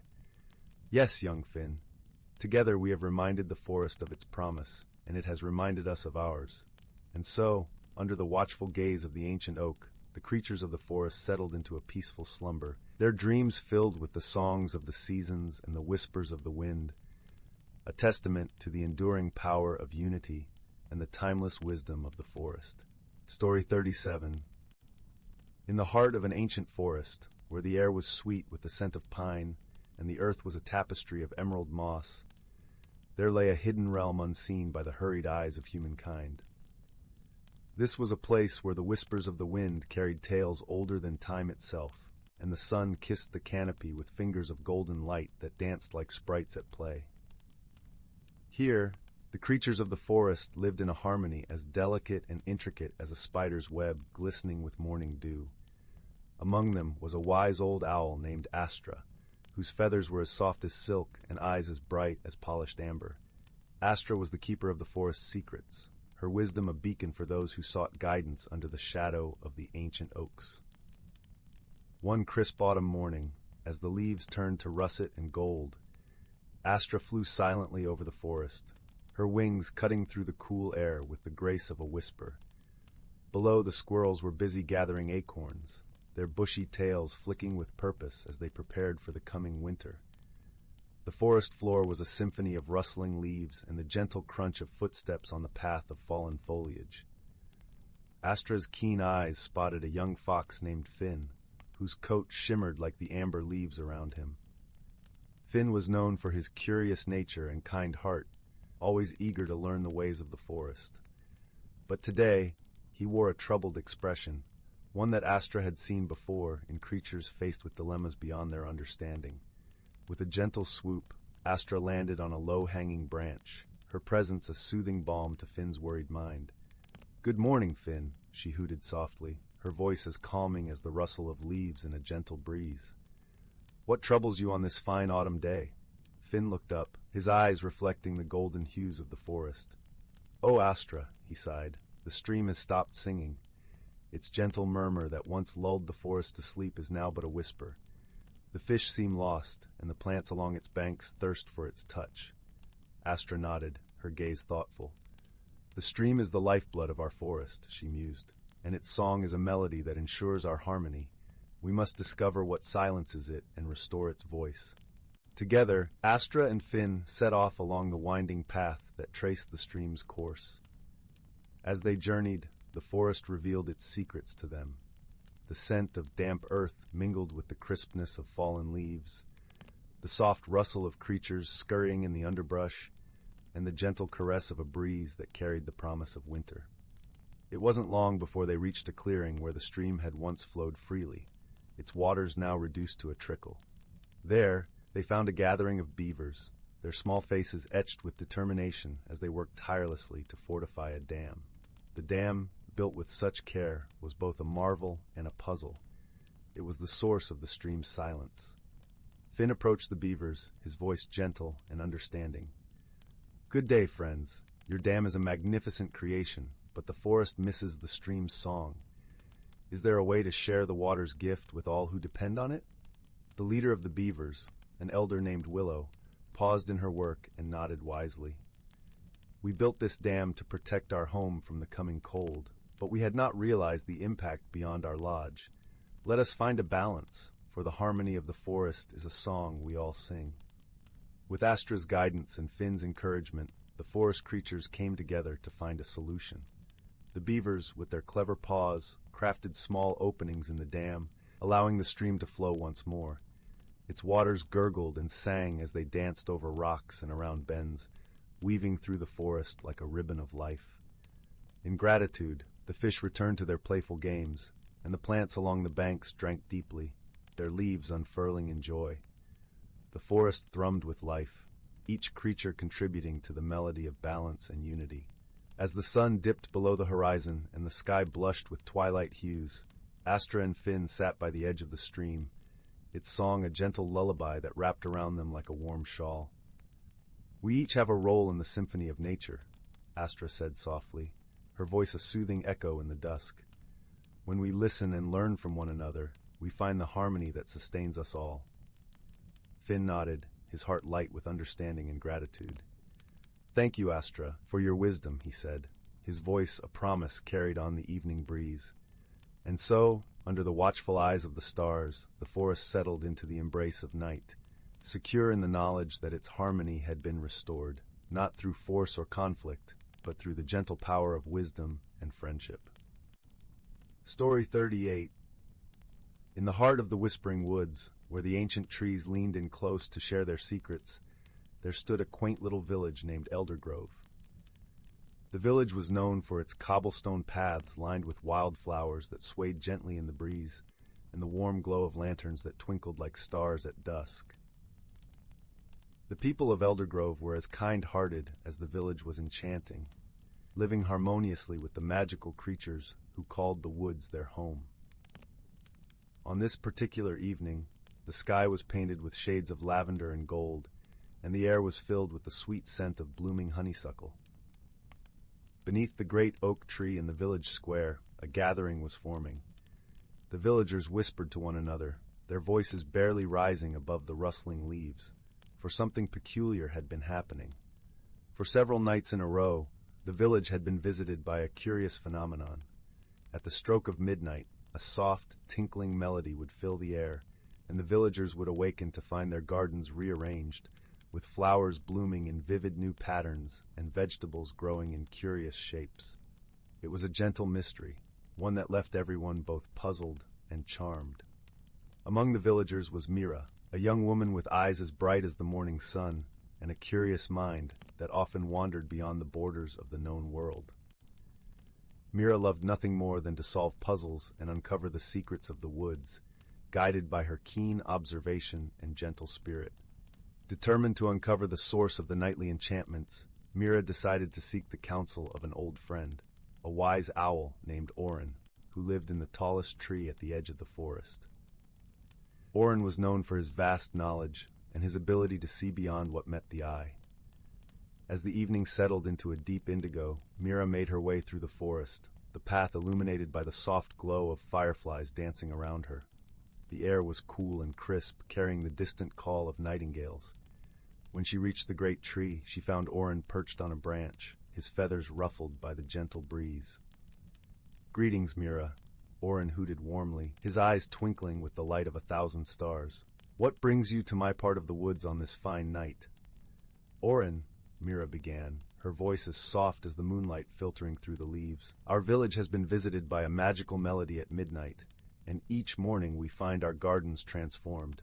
I seek your wisdom to understand these strange occurrences." Oren tilted his head thoughtfully, his keen gaze fixed on Mira. "Ah, the midnight melody," he mused. "I have heard whispers of this enchantment before. It is said to be the work of the sylphs, gentle spirits of the air, who weave their magic under the cover of night." "The sylphs?" Mira echoed, intrigued by the mention of these elusive creatures. "How might I find them, and why would they choose our village for their enchantments?" Oren spread his wings, gesturing to the forest around them. "The sylphs are elusive, but they are drawn to places where magic is cherished and harmony prevails. They mean no harm. Their gifts are signs of goodwill and joy. However, if you wish to meet them, you must listen closely to the whispers of the wind and follow the music." Thanking Oren for his guidance, Mira returned to the village, her heart filled with anticipation. That night, as the clock in the village square chimed midnight, she sat quietly in her garden, listening intently to the soft strains of music that floated through the air. The melody was unlike anything she had ever heard, a harmonious blend of flutes and harps that seemed to dance on the breeze. Guided by the music, Mira rose to her feet and followed the sound, her steps light and sure as she ventured deeper into the forest. As she walked, the music grew clearer, leading her to a secluded glade bathed in silver moonlight. There she found the sylphs, their delicate forms shimmering like dewdrops in the first light of dawn. They moved with a grace that seemed to defy gravity, their laughter like the tinkling of bells. Mira approached them with a heart full of wonder and gratitude. "Greetings, sylphs of the air," she said softly, her voice blending with the melody. "I am Mira of Eldergrove. Your nightly gifts have brought joy and curiosity to our village. Might I ask why you have chosen to bless us with your magic?" The sylphs paused in their dance, regarding Mira with eyes that sparkled like stars. One of them, who wore a crown of blossoms, stepped forward and spoke in a voice as soft as a sighing breeze. "We have watched your village from afar, Mira, and seen the kindness and harmony that dwell within its heart," she explained. "In a world where such virtues are rare, we wish to share our joy with you, to remind your people of the beauty in simple wonders." Mira nodded, understanding the sylph's intentions and feeling a deep sense of peace. "Thank you, dear sylphs, for your gifts and your wisdom. Your melodies have reminded us of the magic that lives in our hearts." The sylphs smiled, their presence as gentle as a caress. "And thank you, Mira, for your open heart and your courage to seek us out. We shall continue to visit, but with your understanding, our gifts shall remain a gentle mystery for those who wish to see them." With that, the sylphs resumed their dance, their forms dissolving into the night air like wisps of cloud. Mira watched them go, her heart full of gratitude and a newfound appreciation for the magic that surrounded her. When she returned to Elder Grove, she shared her encounter with the villagers, who listened with rapt attention and hearts full of wonder. From that day forward, the midnight melody became a cherished part of village lore, a reminder of the beauty in the unexpected and the joy in simple mysteries. And so, under the watchful gaze of the whispering woods and the twinkling stars, Elder Grove continued to thrive, embraced by the gentle magic of the sylphs and the enduring spirit of community and kindness. As the days turned into nights and nights into days, the village remained a place where dreams were woven into the fabric of life, and the whispers of the wind carried tales of hope and harmony through the ages. Story 39. Once upon a time, in a cozy little village nestled at the edge of an ancient forest, there lived a young girl named Lily. She was a curious child, always wondering about the world around her and the secrets it might hold. One crisp autumn day, Lily was exploring the woods near her home when she stumbled upon an old, weathered book lying half buried in the fallen leaves. Intrigued, she brushed away the debris and opened the cover, revealing pages filled with intricate drawings and strange symbols. As she traced her fingers over the words, something magical happened. The symbols began to glow, and a warm, tingling sensation spread through Lily's body. Suddenly, she found herself surrounded by a swirl of colorful lights, and the forest around her transformed into a wondrous, enchanted realm. In this new world, the trees were adorned with shimmering leaves that danced in the gentle breeze, and the very air seemed to sparkle with magic. Lily gasped in awe, her eyes wide with wonder. As she explored this enchanted forest, she encountered a wise old owl perched on a nearby branch. "Welcome, dear child," the owl hooted, its voice kind and melodic. "You have discovered the Book of Wonders, a tome filled with the secrets of our magical realm." Lily listened intently as the owl explained that the book granted its keeper the ability to understand the language of all living things, the trees, the animals, even the very earth itself. With this knowledge came a great responsibility, for the book's power could be used for good or ill. Determined to use her newfound gift wisely, Lily set out on a journey through the enchanted forest, guided by the owl and a friendly squirrel named Chitter, who quickly became her constant companion. Along the way, they encountered challenges and obstacles, but Lily learned to listen to the wisdom of the natural world around her. The ancient oak trees whispered advice, and the babbling brooks sang songs of patience and perseverance. One day, they came upon a withered, dying tree, its branches bare and its leaves scattered on the ground. Lily felt a deep sadness for the ailing plant, and she knelt beside it, speaking softly in the language she had learned from the Book of Wonders. To her delight, the tree responded, its feeble voice filled with gratitude for her kindness.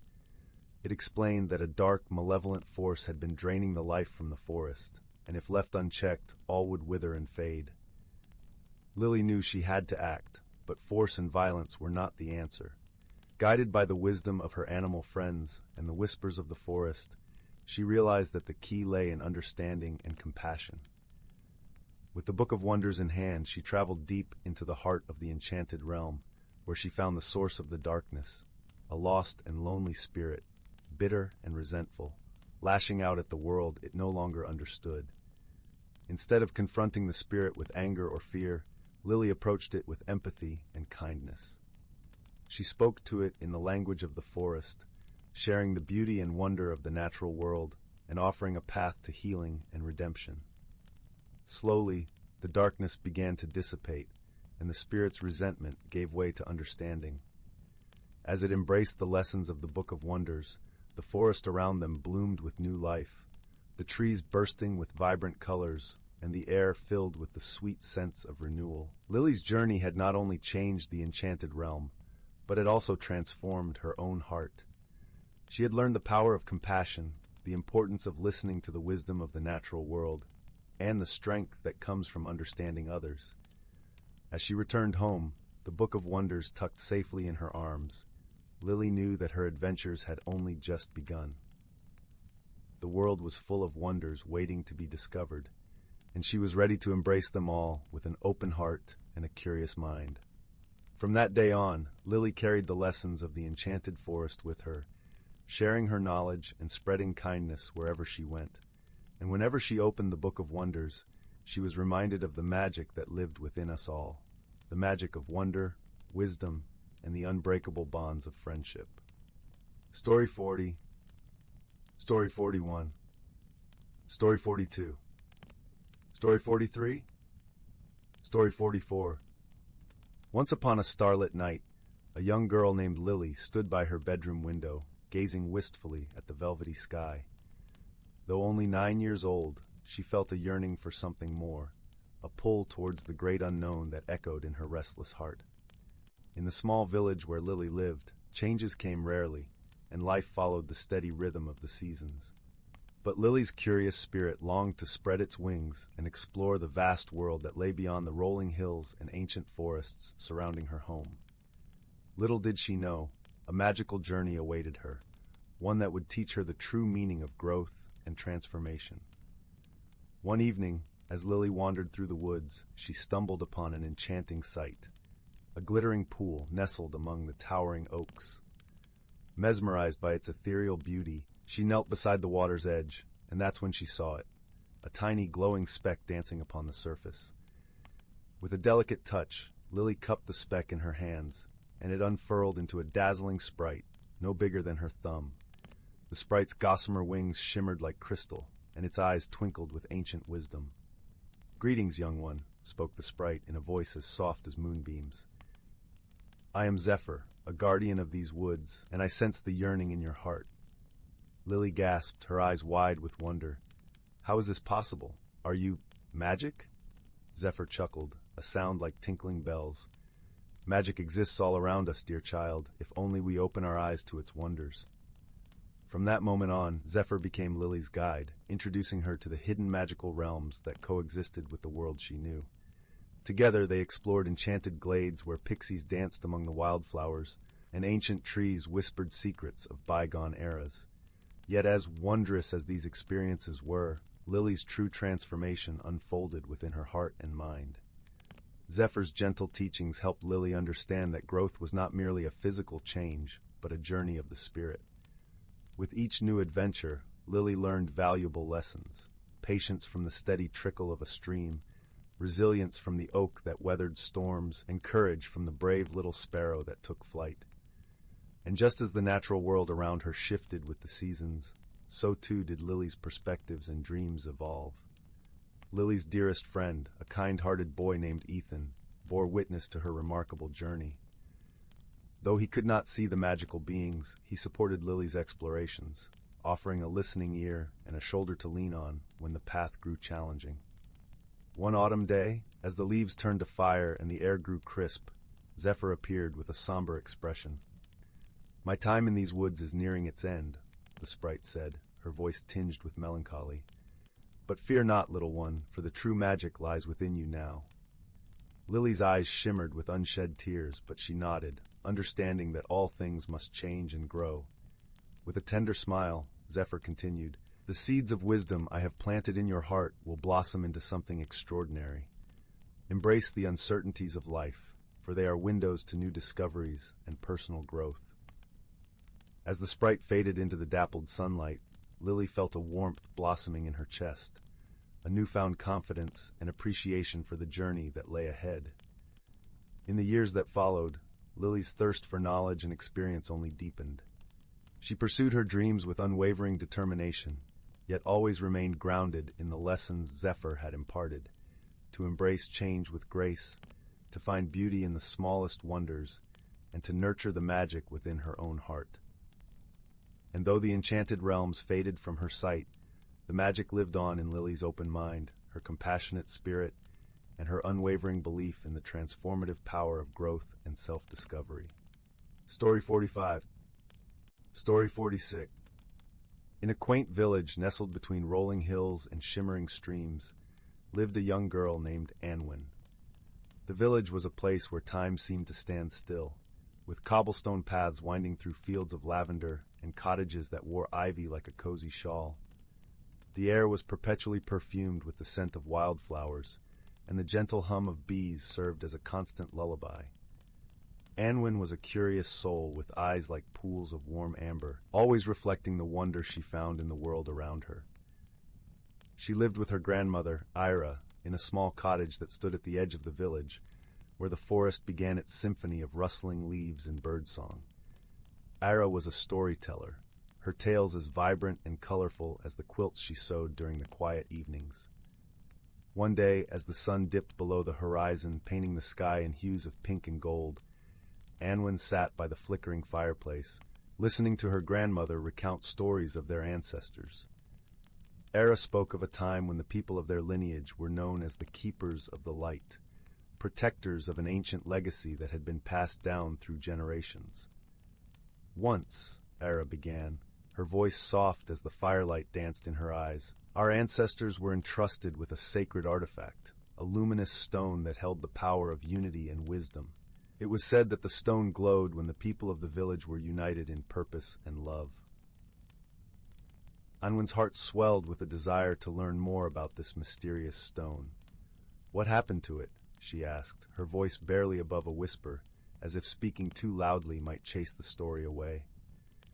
Ira sighed, a sound like the wind through autumn leaves. Many years ago, during a time of discord, the stone's light faded and it was lost. Some say it still lies hidden within the forest, waiting for someone with a pure heart to find it and restore its glow. That night, as Anwen lay in her bed, the story lingered in her mind like a sweet melody. She decided that she would venture into the forest to seek the lost stone, feeling a strange pull towards this piece of her heritage. The following morning, a gentle mist wrapped the village in a silvery embrace. Anwen set out at dawn, her grandmother's stories guiding her steps as she entered the forest. The path was carpeted with fallen leaves, their crispness a soft rustle beneath her feet. Sunlight filtered through the canopy, casting dappled patterns on the forest floor, and the air was filled with the earthy scent of moss and pine. As she wandered deeper into the woods, Anwen felt a sense of belonging she had never known. The trees whispered secrets in the wind, and the brook bubbled with laughter, as if welcoming her into their ancient fold. Her heart beat in time with the forest, and she knew she was not alone. After hours of searching, Anwen came upon a clearing surrounded by ancient oaks, their gnarled branches forming a protective circle.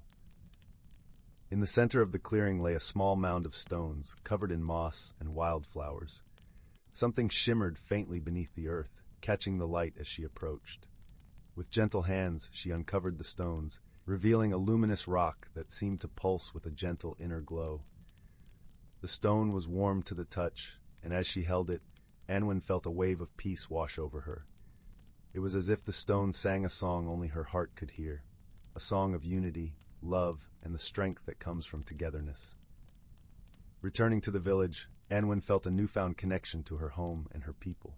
The stone's glow brightened with each step, and by the time she reached her grandmother's cottage, it shone with a light that seemed to come from the stars themselves. Era met her at the door, her eyes brimming with tears of joy. "You found it," she whispered, embracing Anwen tightly. "You've restored the light, my dear."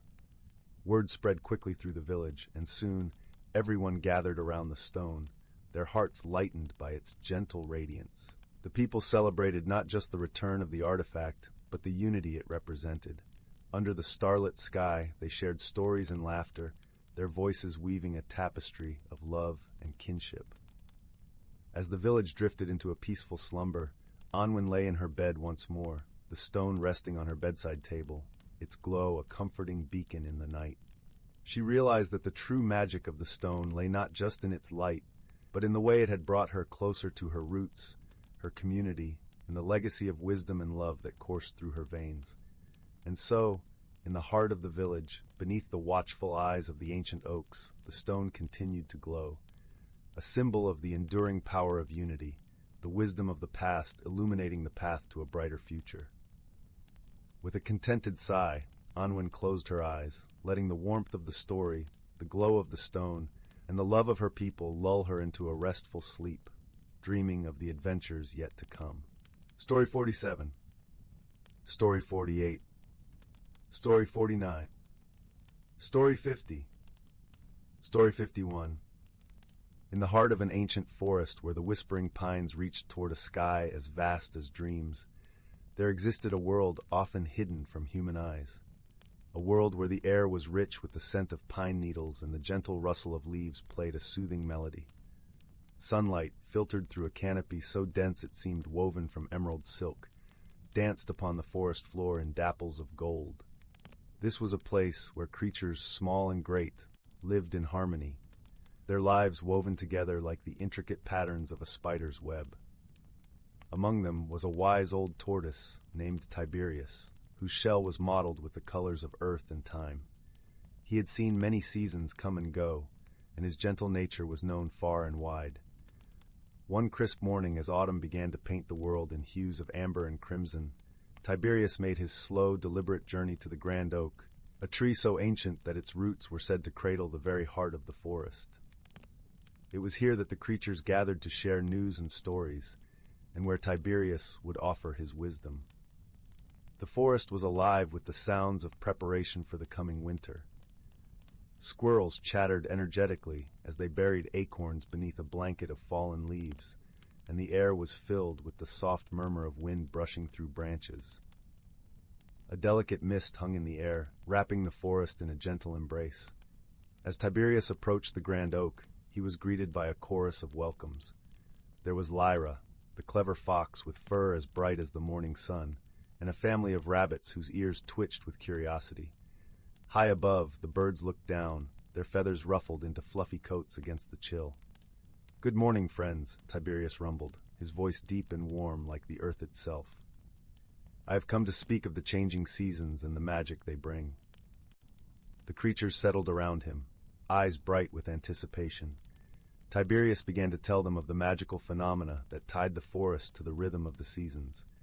He spoke of the gentle snowfall that would soon blanket the earth, insulating it, nurturing it, and how each snowflake was a tiny, perfect crystal, a gift from the winter sky. "But," he continued, "we must remember the balance. Just as the earth must rest beneath the snow, so too must we prepare and respect the cycles of nature." Lyra, the fox, nodded thoughtfully. "Tiberius, how do we ensure we live in harmony with these cycles?" Tiberius smiled, his eyes crinkling at the corners. "We listen, dear Lyra. The forest speaks to us if we take the time to hear its whispers. It tells us when to gather, when to conserve, and when to give back." As the morning sun climbed higher, warming the chill from the air, the creatures shared their plans for the upcoming winter. The rabbits had dug snug burrows lined with leaves, and the birds had fluffed their nests high in the trees. In the midst of their preparations, a young deer named Soren approached, his eyes wide with concern. "Tiberius," he said softly, "I've heard of a great storm that might come. What should we do?" The old tortoise regarded the young deer with kindness. "Ah, Soren, storms are a part of the cycle, too. They can be fierce, but they also bring renewal. We must find shelter when they come, and afterward, we will see how the forest renews itself." The creatures spent the day sharing stories and advice, weaving a tapestry of community and support. As twilight descended, painting the sky in shades of lavender and rose, Tiberius spoke once more. "Remember, dear friends, the forest thrives because of the balance we maintain. Our lives are intertwined with the seasons, and it is our duty to protect and cherish this harmony." As the creatures began to disperse, their hearts were lighter, and their minds filled with thoughts of the wisdom shared. They understood their place within the forest's grand design and felt a renewed sense of belonging to the rhythm of life. That night, as the moon rose high and bathed the forest in its silvery glow, Tiberius found his way to a quiet spot beneath the stars. The air was crisp and clear, and the world seemed to hold its breath in anticipation of the first snowflakes. The old tortoise settled into his shell, his heart full of gratitude for the community that surrounded him, the lessons learned, and the beauty of the world that he called home. And as he drifted into a peaceful slumber, the first gentle flakes began to fall, a soft, magical touch upon the earth, a reminder of the cyclical dance of seasons, whispered through the quiet of the night. And so in the heart of the ancient forest, the lives of its creatures continued, bound together by friendship, wisdom, and the eternal magic of nature's embrace. Story 52. Story 53. Story 54. Story 55.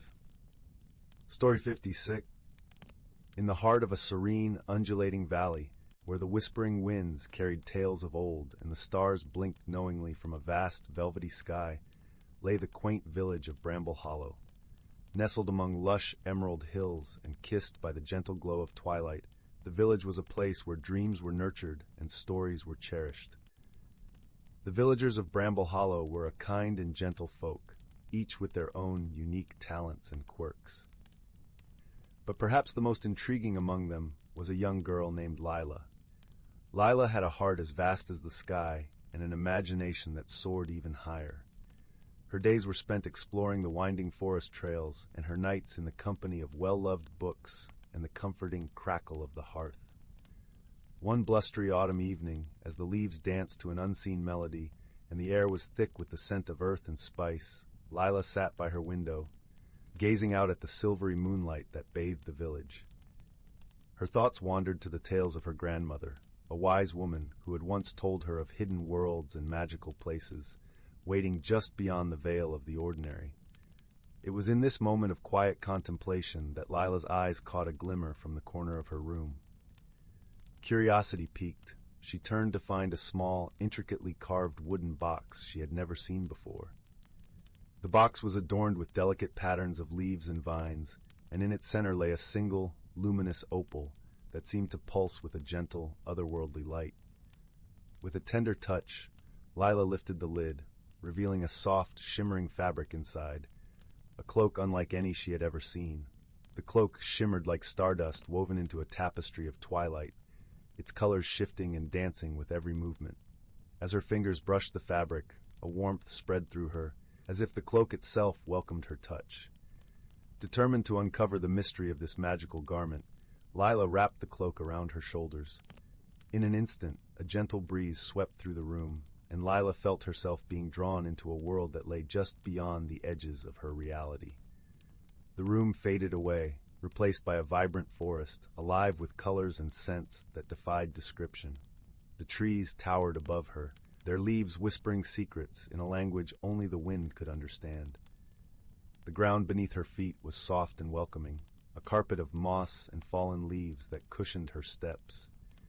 As she ventured deeper into this enchanted realm, Lila encountered creatures of all shapes and sizes.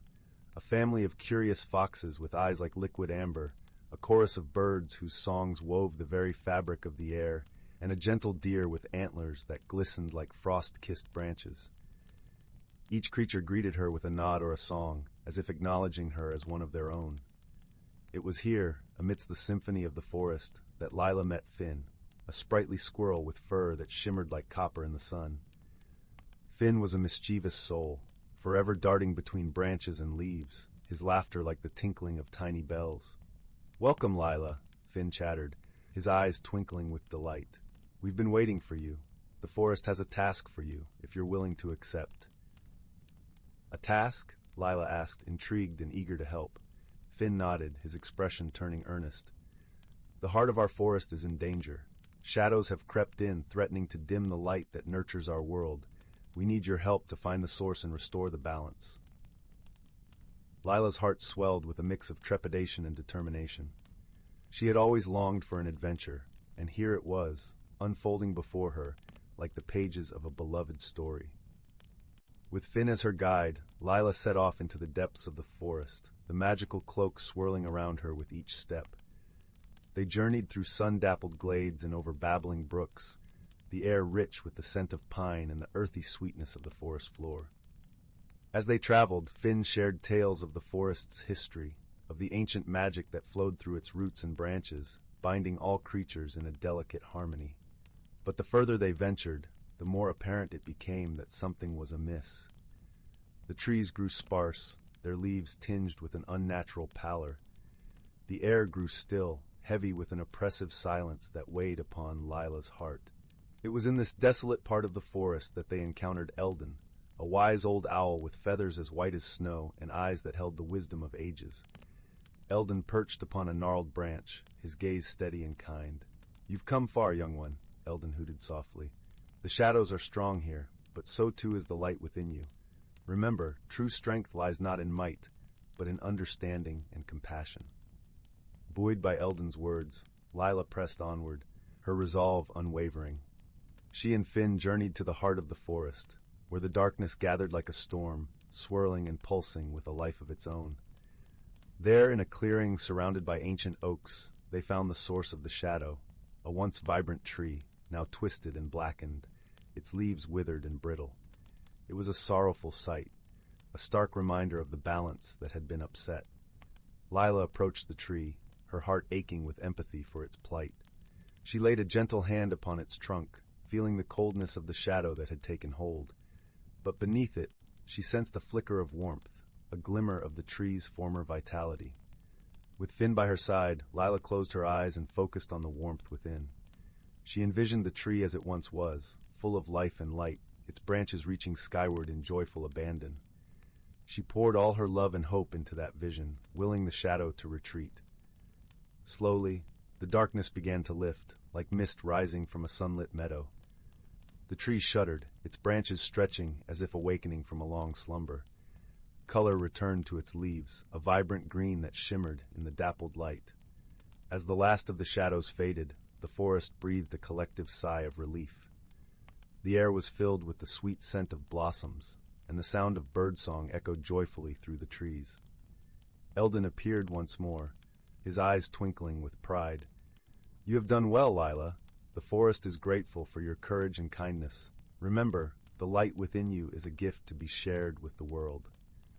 Lila smiled, her heart full of warmth and gratitude. She had discovered a strength within herself she never knew existed, a strength born of empathy and love. With the forest restored, Lila and Finn returned to the edge of the enchanted realm. As she prepared to leave, the creatures of the forest gathered to bid her farewell, their eyes filled with gratitude and affection. Finn scampered up to her shoulder, his voice filled with warmth. "Thank you, Lila. You've made a friend in the forest, and will always be here, just a heartbeat away."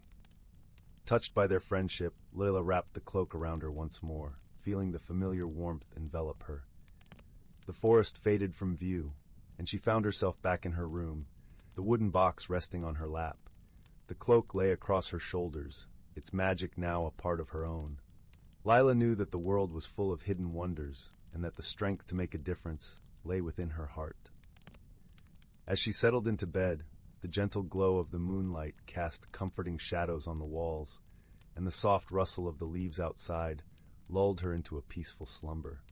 In her dreams, she wandered once more through the forest, her spirit forever entwined with the magic of Bramble Hollow. And so, in the quiet stillness of the night, Lila's heart swelled with the knowledge that she was never truly alone, that friendship and love could bridge the gap between worlds, and that the light of kindness could banish even the deepest shadow. Story 58. Story 59. Story 60. 61. Story 62. Story 63. Story 64. Story 65. Story 66. In the quaint village of Willowbrook, nestled amidst rolling hills and flourishing meadows, there was a peculiar legend whispered among its inhabitants. It spoke of the enchanted lantern, a magical object that had the power to illuminate hidden paths and reveal truths unseen. It was said to be tucked away in the heart of the mystic woods, a lush and verdant forest that bordered the village, where old oaks and whispering pines guarded secrets untold. The villagers often spoke of the lantern with both awe and caution, for it was believed that only those pure of heart could unveil its mysteries. Among the listeners was a young boy named Finn, whose eyes sparkled with an insatiable curiosity. Finn was known for his gentle nature and boundless imagination. He loved exploring the woods with his best friend, a clever raccoon named Pip, who often perched on his shoulder or scurried alongside him. One crisp autumn afternoon, as golden leaves cascaded from the trees like gentle rain, Finn found himself drawn to the edge of the mystic woods. The air was crisp and filled with the scent of pine and earth. He and Pip had heard the legend many times over crackling fires and beneath starlit skies, but that day the call of adventure was too strong to resist. "Pip," Finn murmured, his breath a soft cloud in the cool air. "What if we find the enchanted lantern? What wonders could we discover?" Pip twitched his nose and chirped in agreement, his tiny paws patting Finn's shoulder as if to say, "Let's go! Let's see!" With a heart full of hope and wonder, Finn stepped into the mystic woods, the leaves crunching softly beneath his feet. The forest was alive with the sounds of nature, the rustling of leaves, the distant call of a songbird, and the gentle babble of a hidden brook. Sunlight filtered through the canopy, casting dappled patterns on the forest floor, creating a tapestry of light and shadow that seemed to dance with every breeze. As they ventured deeper, the world around them seemed to shift. The forest was more than just trees and trails. It was a living, breathing entity that wrapped them in its embrace. The path wound its way through towering ferns and beneath ancient trees whose branches reached out like welcoming arms. The deeper they went, the more Finn felt a change within himself, a sense of belonging, a connection to something greater than he had ever known. "Do you feel it, Pip?" Finn whispered, his voice a soft echo in the stillness. Pip nodded, his eyes wide with wonder as they peered into the depths of the forest, where shadows played and light danced. Hours passed like minutes as they wandered, until they came upon a clearing bathed in a gentle golden glow. In the center stood an old stone pedestal, and upon it rested the enchanted lantern. Its glass was etched with intricate patterns that seemed to shift and shimmer, reflecting the colors of the forest around it. Finn approached with reverence, his heart pounding with a mix of excitement and trepidation. He reached out a tentative hand, and as his fingers brushed the cool metal, a warm light blossomed from within the lantern, casting a soft radiance that filled the clearing. In that moment, Finn felt a warmth spread through him, a gentle reassurance that whispered of possibilities and dreams yet to be realized. The world seemed to hold its breath, and the forest hushed as if in anticipation. Pip chirped softly, his eyes reflecting the light of the lantern as he watched his friend with unwavering trust. With the lantern in hand, Finn turned to the path ahead, which now glowed with a luminescent trail that beckoned them onward. It was a path that wove through the heart of the forest, revealing vistas of breathtaking beauty, hidden groves where flowers bloomed in riotous colors, and crystal-clear streams that sang as they danced over stones. As they walked, the lantern's light revealed more than just the path. It illuminated memories and dreams, hopes and fears, all woven together in the tapestry of Finn's heart. He saw moments of kindness and courage, laughter shared with friends, and the quiet strength that came from knowing he was never truly alone. The journey was not without its challenges, but Finn faced them with a newfound wisdom and the steadfast companionship of Pip. They crossed rickety bridges that swayed over deep chasms, clambered over rocky outcrops that tested their resolve, and weathered sudden storms that sought to turn them back. Yet through it all, the lantern's light never wavered, guiding them with unwavering certainty.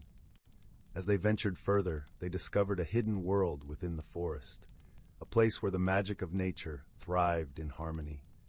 They met creatures of all shapes and sizes, each with stories of their own. There was Luna, the wise old owl who spoke of the stars and the secrets they kept, and Thistle, the mischievous squirrel who shared tales of acorn feasts and daring escapades.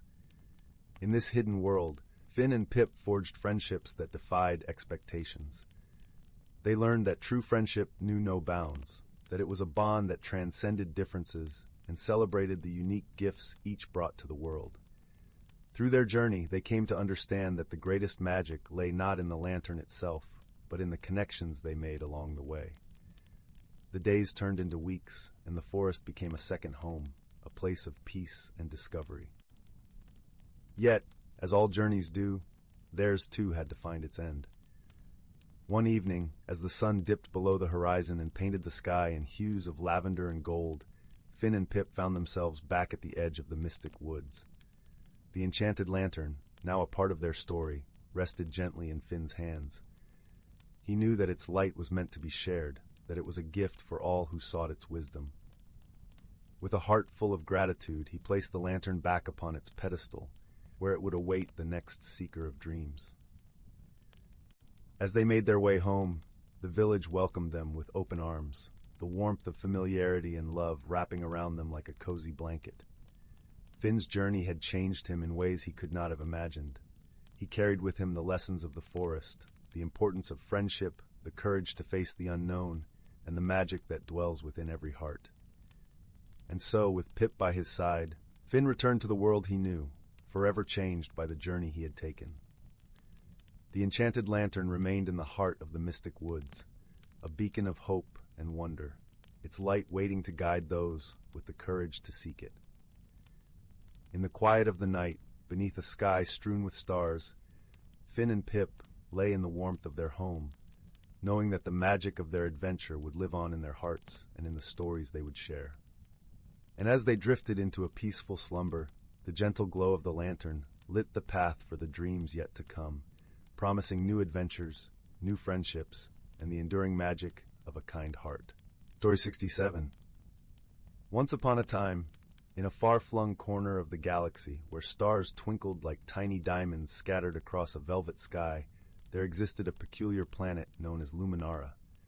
Luminara glowed with a gentle, ethereal light, its surface a shimmering tapestry of luminescent forests and crystalline lakes.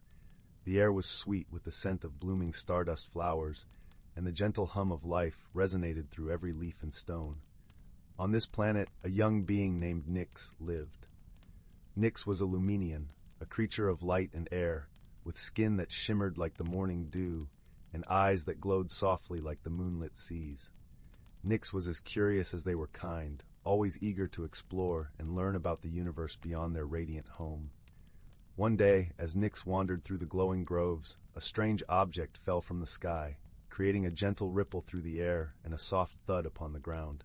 Nyx approached cautiously, their heart fluttering with both excitement and apprehension. The object, sleek and metallic, was a small spacecraft, and from its door emerged a being unlike any Nyx had ever seen. This newcomer was Ryle, a traveler from the distant and shadowy planet of Tenebrae. Ryle's form was cloaked in shades of deep indigo, and their eyes gleamed like twin stars in the night. They were a Tenebran, beings known for their wisdom and their connection to the shadows that cradled their world. Nyx and Ryle stared at each other, each a mystery to the other. The Luminarian saw the Tenebran as a figure of dark mystery, while Ryle viewed Nyx as a dazzling apparition of light. For a moment, they stood in silence, the air between them buzzing with the potential of new beginnings. Their first attempts at communication were fraught with misunderstandings. Nyx's bright gestures and melodic voice seemed incomprehensible to Ryle, who was used to the quiet, subtle language of shadows. Likewise, Ryle's whispered words and gentle, flowing movements were a puzzle to Nyx, accustomed to the vibrant expressions of their own kind. Despite these challenges, a shared determination to understand each other slowly began to build a bridge between them. With patience and creativity, they found common ground in the universal language of kindness and curiosity. Nyx showed Ryle the wonders of Luminara, the way the stardust flowers opened to the moonlight, the soft glow of the firefly-like creatures that danced through the night. Ryle, in turn, shared stories of Tenebrae, tales of shadowed valleys and skies filled with swirling nebulae. As they explored the planet together, they encountered many challenges. In the deep woods, where the light was dim and the path uncertain, they relied on each other. Nyx's glowing presence illuminated the way, while Ryle's keen senses guided them through the hidden dangers of the forest floor. One evening, As they sat by a gentle stream that sparkled under the twin moons, Nyx asked Ryle about their journey. Ryle explained that they had been seeking a place where light and shadow could coexist, a world where differences were celebrated rather than feared. Nyx listened intently, their heart warmed by the Tenebrins' dream. It was then that Ryle shared a secret, a device they carried that could harness light and shadow, a tool meant to bring balance and harmony. However, it had been damaged during their landing. Without hesitation, Nyx offered to help repair it, using the luminescent energy that flowed through everything on Luminera. Together, they worked through the night, their efforts illuminated by the gentle glow of stardust. As dawn broke, the device flickered to life, casting a harmonious blend of light and shadow across the clearing. In that moment, they realized the true strength of their friendship, the ability to embrace their differences and create something beautiful together. As the sun rose, painting the sky in hues of pink and gold, Nyx and Ryle stood side by side, their bonds stronger than ever. They had discovered that friendship was not about being the same, but about appreciating and supporting each other despite their differences. With a renewed sense of purpose, Ryle prepared to continue their journey, but not without a promise to return. Nyx watched as the Tenebrin spacecraft lifted into the sky, a trail of light and shadow intertwined in its wake. And so, under the vast, starlit expanse of the universe, two unlikely companions discovered the true meaning of friendship, proving that even in the most unexpected of places, light and shadow could dance together in perfect harmony. Story 68. Story 69. In the heart of the sleepy village of Willow Hollow, nestled between rolling hills and whispering woods, there was a peculiar little cottage. It sat at the edge of the village, where cobblestone paths met the silver stream that wound its way through the countryside. This cottage belonged to a kind-hearted fellow named Finnegan, who was known throughout the village for his gentle nature and his knack for crafting the most delightful herbal teas. One crisp autumn evening, as golden leaves danced in the cool breeze and shadows grew long under the setting sun, Finnegan noticed something unusual. As he sat by his window, sipping a steaming cup of chamomile, he saw a flickering light deep within the forest. It bobbed and weaved, like a lantern carried by an unseen hand, before disappearing entirely. Intrigued by this strange occurrence, Finnegan decided to investigate. He donned his favorite woolen scarf, slipped on his sturdy boots, and set out along the moonlit path that led into the forest. The air was filled with the earthy scent of fallen leaves and the distant hoot of an owl, creating a symphony of autumnal peace. The deeper Finnegan ventured into the woods, the more the shadows seemed to come alive. Yet there was something comforting about the forest's embrace, as if it held secrets waiting to be discovered. As he followed the path, the mysterious light reappeared, flickering just beyond the reach of his lantern. It beckoned him to follow, leading him to a small, hidden glade. In the center of the glade stood an ancient oak tree, its gnarled branches reaching skyward like wise old arms. At its base, nestled between the roots, was a tiny door. It was intricately carved with symbols and patterns, shimmering faintly in the moonlight. Finnegan knelt down, his curiosity piqued, and gently knocked. To his amazement, the door creaked open, revealing a diminutive creature with twinkling eyes and a warm smile. "Welcome, dear traveler," the creature said in a voice as soft as the rustling leaves. "I am Nyla, the guardian of this glade." Finnegan introduced himself and explained the mysterious light that had guided him there. Nyla nodded thoughtfully. "Ah, the light. It is a guide for those who seek answers to the questions they didn't know they had." Intrigued by her words, Finnegan asked if Nyla knew why the light had appeared to him. The little guardian pondered for a moment, then gestured for him to sit beside the oak tree. "There have been whispers among the creatures of the forest," she began, "of a disturbance in the magical harmony. It seems that something has been misplaced, and the balance needs to be restored." Finnegan listened intently, his heart full of a gentle determination to help. "How do I find what is lost?" he asked. Nyla smiled, a twinkle in her eyes. "The forest will guide you, if you are willing to listen. Open your heart and mind to its wisdom, and the path will reveal itself." With these words, Nyla handed Finnegan a small polished stone, smooth and cool to the touch. "This will help you see what is hidden," she said before disappearing back into her tiny abode. Armed with the stone and a newfound sense of purpose, Finnegan set off deeper into the forest. He walked for what felt like hours, listening to the whispers of the trees and the songs of the night. It was then he noticed something peculiar. The gentle hum of the stream sounded different, as if singing a tune he couldn't quite place. Following the melody, Finnegan arrived at a small clearing where the stream pooled into a tranquil pond. Above the water, fireflies danced in mesmerizing patterns, their glow reflecting in the still surface. He knelt by the pond, holding the stone Nyla had given him, and peered into its depths. As if by magic, the stone illuminated the water, revealing an image of a tiny, missing moonstone that had slipped from its resting place in the heart of a nearby willow tree. This moonstone was a key component in maintaining the forest's magical balance, ensuring harmony between the elements. Finnegan knew what he had to do. He thanked the fireflies with a nod, then hurried to the willow tree, guided by the faint glow of the moonstone that now seemed to call out to him. Upon reaching the tree, he carefully retrieved the moonstone from where it had nestled between the roots and placed it back into the hollow of the tree. As soon as the moonstone was returned, a gentle breeze swept through the forest, carrying with it a sense of peace and completion. The fireflies shimmered with renewed vigor, and the forest seemed to hum with a harmonious melody once more. When Finnegan made his way back to the glade, Nyla was waiting for him, her eyes sparkling with gratitude. "You have restored the balance, dear Finnegan," she said, her voice filled with warmth. "The forest is in your debt." Finnegan smiled, feeling a deep sense of fulfillment. "It was the forest that guided me. I merely listened." With a farewell and a promise to visit again, Finnegan made his way home, the path lit by the soft glow of the moon and the gentle rustling of leaves. As he returned to his cozy cottage, he felt the contentment of knowing he had played a part in preserving the magic of the world around him. That night, as he sipped his tea by the crackling fire, Finnegan reflected on the day's adventure. He knew that sometimes the most extraordinary moments began with a simple curiosity and a willingness to follow where the light might lead. And so, in the heart of Willow Hollow, beneath a blanket of twinkling stars, Finnegan drifted into a peaceful slumber, reassured by the knowledge that magic and mystery often lay just beyond the familiar, waiting to be discovered by those who dared to look. Story 70? Story 71. Story 72.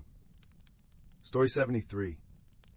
Once upon a time, in the quaint little village of Willowbrook, where cobblestone paths wound through clusters of thatched cottages, there stood an old, ivy-covered library. The library was a place of warmth, where the scent of aged parchment mingled with the sweet aroma of the librarian's freshly baked scones. It was here that a young girl named Clara spent her afternoons, her nose buried deep in the mysteries of the bookshelves, dreaming of adventures beyond the village. Clara had always been a curious soul, with eyes that sparkled like the brook at sunrise and a heart as gentle as the whispering willows. One chilly autumn day, as the leaves rustled softly outside, she discovered a peculiar book, bound in deep green leather, tucked away in the library's farthest corner. The book was adorned with intricate golden vines that seemed to shimmer in the flickering candlelight. Intrigued, Clara carefully pulled the book from the shelf and found it surprisingly heavy. As she opened it, a gentle breeze, warm and fragrant like summer flowers, swept through the room, ruffling the pages with a soft musical rustle. The pages revealed delicate illustrations of enchanted forests, talking animals, and distant mountains. But the most curious thing was an old brass key nestled between two pages, glimmering mysteriously. Curiosity piqued. Clara took the key to the librarian, a kind-hearted woman named Mrs. Whittle, whose spectacles perched precariously on the tip of her nose. Mrs. Whittle, with her silver hair and eyes like wise, twinkling stars, examined the key thoughtfully. "This key," she mused, "is not just any key, dear Clara. It holds the power to unlock secrets hidden from ordinary eyes. But remember, the true magic lies not in the key itself, but in the journey it inspires." Enthralled by the prospect of adventure, Clara decided to embark on a journey to discover what the key might unlock. Her first stop was the cozy inn at the edge of the village, where she met Finn, the innkeeper's son. Finn was a cheerful boy, with a mop of curly hair and a laugh that could chase away the gloomiest of clouds. He eagerly joined Clara, bringing along his trusty satchel filled with his favorite snacks and a worn-out map of the village and its surroundings. Together, they set off down the winding path that led away from Willowbrook, the autumn leaves crunching softly beneath their feet. As they ventured deeper into the forest, the air grew crisp and the light dappled through the branches, casting playful shadows on the ground. Their journey soon brought them to the edge of a serene, shimmering lake, where the water mirrored the sky in perfect tranquility. It was here they encountered an old turtle named Humphrey. Humphrey was not just any turtle, he was the wisest creature in the forest, with a shell worn smooth by the passage of time and eyes that held the knowledge of countless seasons. "Ah, young travelers," Humphrey greeted them in a voice as soothing as the lake's gentle waves. "I see you carry a key of great potential. But remember, the greatest treasure is often the wisdom we gain along the way." Clara and Finn shared their story, and Humphrey nodded sagely. "To find what you seek, you must listen to the whispers of the forest and trust in the kindness of those you meet." Thanking Humphrey, the duo continued their journey, guided by the whispers of the wind and the rustling leaves. They traveled through meadows where the air was filled with the sweet scent of wildflowers and along rocky paths where the distant mountains loomed like ancient sentinels. Their path eventually led them to a small, forgotten cottage, nestled beneath a canopy of towering trees. The cottage seemed to have grown from the forest itself, with vines curling lovingly around its stone walls and flowers blooming in its window boxes. Clara felt a gentle tug at her heart, as though the cottage had been waiting for her. With a deep breath, Clara inserted the old brass key into the cottage's weathered wooden door. To her amazement, the lock clicked open with a soft, welcoming sound. Inside, the cottage was filled with a warm glow, as if bathed in perpetual twilight. Shelves lined the walls, crammed with jars of herbs and shelves of books whose spines were worn with love. As Clara and Finn explored the cozy interior, they discovered an ancient book resting on a pedestal in the center of the room. The book was open, and its pages were filled with stories of Willowbrook, of journeys past and present, and of the enduring magic found in friendship and bravery. Clara realized in that moment that the journey had already unlocked something far greater than any physical treasure. It had opened her heart to the wonders of the world and the magic of friendship. With a sense of peace and fulfillment, Clara and Finn returned to Willowbrook, their hearts light and their spirits soaring. They shared the stories they had discovered with Mrs. Whittle, who listened with a knowing smile. And so, in the gentle embrace of the village library, Clara learned that the greatest secrets are those that bring us closer together, that wisdom is the truest treasure, and that every journey, no matter how small, can change us in ways we never imagined. And from that day on, Clara and Finn spent many afternoons in the old library, dreaming of new adventures with their hearts full of wonder and their spirits forever enchanted by the magic of discovery. As the sun dipped below the horizon, casting a golden glow over Willowbrook, they knew that every ending was just another beginning. And in the quiet of the evening, with the soft crackle of the fireplace and the comforting scent of Mrs. Whittle's scones wafting through the air, they drifted into dreams filled with the promise of tomorrow's adventures. Story 74. Story 75. Story 76. Story 77. Story 78. Story 79. Once upon a time, there was a curious little girl named Lily, who loved nothing more than discovering new wonders in the world around her. One night, as she gazed out her bedroom window at the twinkling stars, she noticed a strange flickering light in the distance, dancing among the trees of the enchanted forest that bordered her village. Filled with a sense of adventure, Lily slipped out of her cozy cottage and followed the enchanting light deep into the woodland realm. The forest seemed to come alive around her, with towering trees that whispered ancient secrets and a carpet of mushrooms that glowed like tiny lanterns, illuminating her path. As she ventured deeper, Lily encountered the most peculiar sights. A family of miniature rabbits hopped by, their fur shimmering like moonlight, and a swarm of fireflies swirled around her, their lights flickering in a mesmerizing pattern. Even the air seemed to sparkle with magic, carrying the sweet scent of wildflowers and the faint sound of tinkling bells. Suddenly, a tiny creature fluttered before Lily's eyes, a fairy no bigger than her thumb, with delicate wings that shimmered like rainbows. The fairy introduced herself as Gwendolyn and explained that the flickering light Lily had followed was a trail of pixie dust, leading to a secret gathering deep within the forest. Despite her initial trepidation, Lily found courage in her curiosity, and she eagerly followed Gwendolyn deeper into the enchanted realm. Along the way, they encountered whimsical obstacles that tested Lily's resourcefulness and bravery. A babbling brook required her to construct a tiny bridge from fallen twigs, while a maze of thorny vines challenged her to find the path that led through without a scratch. With each challenge, Lily grew more confident in her abilities, learning to trust her instincts and embrace the wonders around her. And at every turn, Gwendolyn and the other forest creatures offered gentle guidance and encouragement, reminding Lily that true courage often lies in embracing the unknown with an open heart. Finally, they arrived at a breathtaking clearing, where hundreds of fairies and other mystical beings had gathered for a celebration. Lily watched in awe as they danced and sang under the stars, their laughter and joy filling the air with a magical warmth. As the night drew to a close, Gwendolyn approached Lily with a parting gift, a tiny vial filled with the shimmering pixie dust that had led her on this extraordinary journey. "Keep this close to your heart," the fairy whispered, "and let it remind you that even in the darkest of times, there is always magic and wonder to be found, if you have the courage to seek it out." With a grateful smile, Lily made her way back home, her heart brimming with the memories of her enchanting adventure. And from that day on, whenever she felt lost or uncertain, she would gaze at the twinkling pixie dust and remember the valuable lessons she had learned in the whimsical forest, to embrace the unknown with curiosity, to face challenges with bravery, and to always keep her sense of wonder alive. Story 80. Story 81. Story 82. Story 83. Story 84. Story 85. Story 86. In the little village of Willowbrook, nestled among rolling hills and whispering streams, there was a quaint, old bookstore known as Whimsy and Wonder. Its shelves stretched from floor to ceiling, filled with books of every kind imaginable.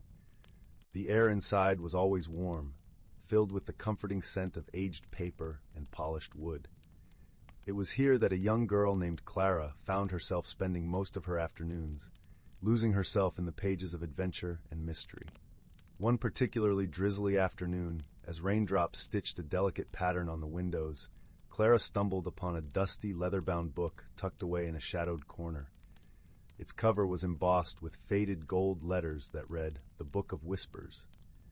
Intrigued, Clara carefully opened it, and to her surprise, the pages were blank. Disappointed but curious, she decided to take the book home, thinking it might make a perfect sketch pad for her drawings. As night fell and the village was enveloped in a cozy hush, Clara sat by her bedroom window, the gentle patter of rain a soothing lullaby. She opened the book again, and as she did, she noticed a soft glow emanating from the pages. Words began to appear in elegant script, forming a story as if written by an invisible hand. It was a tale about a hidden world where everyday objects held magical secrets, waiting to be discovered by those with kind hearts and open minds. The book spoke of a magical quill, crafted from the feather of a mystical bird, said to bring stories to life. It lay hidden in the heart of the Whispering Woods, a place known for its enchanting beauty and gentle spirits. Clara's heart leapt with excitement and an adventurous spirit. She decided she must find this quill and learn its secrets. The next morning, with the sun peeking through the clouds and painting the village in soft hues of gold, Clara set out on her journey to the Whispering Woods. Along the way, she met a peculiar old man named Mr. Tibbles, who wore spectacles so large they seemed to magnify his twinkling eyes. Mr. Tibbles was the village storyteller, known for his vast knowledge of the woods and its wonders. "Ah, the Whispering Woods," he mused, adjusting his spectacles. "A place of great beauty and mystery. But remember, dear Clara, It is not strength or speed that will guide you to the quill, but wisdom and kindness. With Mr. Tibble's words in her heart, Clara ventured into the woods. The air was crisp, filled with the earthy scent of moss and pine. Sunlight danced through the leaves, casting playful shadows on the forest floor. As she walked deeper, she felt a gentle sense of calm, as if the woods themselves were whispering secrets of ancient times. It wasn't long before Clara encountered a small, timid squirrel named Oliver, who was frantically searching for his lost acorns. With a kind smile, Clara offered to help, and together they found the acorns nestled beneath a pile of autumn leaves. Grateful, Oliver decided to accompany Clara on her quest, chattering cheerfully and offering bits of wisdom about the forest. Further along, they came across a wise old turtle named Gertrude. Her shell was etched with patterns that told stories of the forest's past. To find the quill, Gertrude said in a slow, gentle voice, you must first listen to the whispers of the forest. They will guide you. Clara closed her eyes, allowing the forest sounds to envelop her. The rustle of leaves, the chirping of birds, and the soft murmurs of the wind seemed to form a melody, leading her deeper into the woods. After what felt like hours, Clara and her newfound friends reached a clearing bathed in golden light. In the center stood an ancient oak tree, its branches stretching towards the sky. Nestled within the roots was the quill, glowing softly with a magical light. As Clara reached out to take the quill, a gentle voice filled the air. The quill chooses those who write with their hearts, it said. Clara understood that the quill's true magic lay not in the stories it could write, but in the intentions of the storyteller. With the quill in hand, Clara returned to the village, her heart filled with gratitude and wonder. She realized that the true journey had been one of self-discovery, learning the value of kindness, friendship, and wisdom. Back at Whimsy and Wonder, Clara began writing stories with the magical quill, sharing tales of her adventures and the lessons she had learned. The bookstore became a haven of warmth and imagination, drawing people from near and far who came to listen to Clara's enchanting stories. And so, in the gentle glow of the bookstore's lanterns, with the rain softly tapping on the windows, Clara's stories lived on, whispering secrets of magic and wonder to all who would listen. And in the heart of Willowbrook, where ordinary objects held extraordinary secrets, the spirit of adventure and kindness thrived, gently guiding all who ventured into the realms of imagination. Story 87. Story 88. Story 89. Story 90. Story 91. Story 92. Story 93. Story 94. Story 95. Once upon a time, in a quaint village nestled at the foot of the Whispering Hills, lived a young girl named Marin. Her eyes sparkled with the curiosity of 1,000 stars, and her heart brimmed with the spirit of adventure. Marin often wondered what lay beyond the familiar fields and babbling brooks of her home, and it wasn't long before her dreams led her to a journey of discovery. One golden afternoon, when the sun hung low, casting long shadows that danced like gentle phantoms, Marin followed a path less trodden. It led her into a forest known as the Enchanted Glade, where stories of old spoke of wonders untold. The air was sweet with the scent of honeysuckle and pine, and the leaves whispered secrets in the language of the wind. As Marin ventured deeper, the forest began to transform. The trees stood tall and wise, their bark etched with ancient runes that glimmered faintly in the dappled sunlight. She marveled at the luminescent flowers that bloomed in impossible colors, like tiny fireworks frozen in time. The ground beneath her feet felt soft and springy, as if the earth itself was cradling her steps. Suddenly, a soft giggle fluttered through the air, and Marin turned to find the source. There, perched upon a low branch, was a creature unlike any she had seen. It was a sprightly wisp, with wings as delicate as cobwebs and eyes that twinkled like dewdrops in the morning sun. "Welcome, traveler," the wisp chimed, its voice as light as a breeze. "I am Zephyr, guardian of this glade." Marin smiled, her heart warming at the friendly greeting. "I'm Marin," she replied, her voice filled with wonder. "I've come to explore the mysteries of this place." Zephyr fluttered closer, its wings leaving a trail of shimmering dust in the air. "You have courage in your heart, Marin," the wisp said. and the glade welcomes those who seek with an open heart. Together they wandered through the forest, where Marin encountered creatures of whimsy and delight. She met a troop of playful squirrels that juggled acorns with unparalleled skill, and a family of rabbits that wove stories into the patterns of the grass. Each encounter left Marin more enchanted than the last, her heart swelling with joy and wonder. But as twilight began to weave its indigo threads through the sky, a gentle challenge awaited Marin. At the heart of the glade lay a shimmering pool, its surface as smooth as glass. Legends spoke of a hidden island at its center, only revealed to those who truly believed in the magic of the forest. Marin hesitated, gazing at the water that gleamed with the reflection of stars not yet visible. Zephyr hovered beside her, offering a reassuring glow. "Trust in yourself, Marin," the wisp encouraged. "The path will reveal itself to those who walk with courage." Taking a deep breath, Marin stepped forward. With each step, the water embraced her feet, cool and soothing.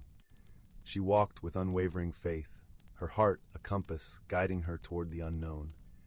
And as she believed, the pool began to shimmer and part, revealing a path of moonlit stones leading to the island. Upon reaching the island, Marin found a grove of ancient trees, their branches intertwined like friends in an eternal dance. In the center stood a single tree, its bark silvered with age and wisdom.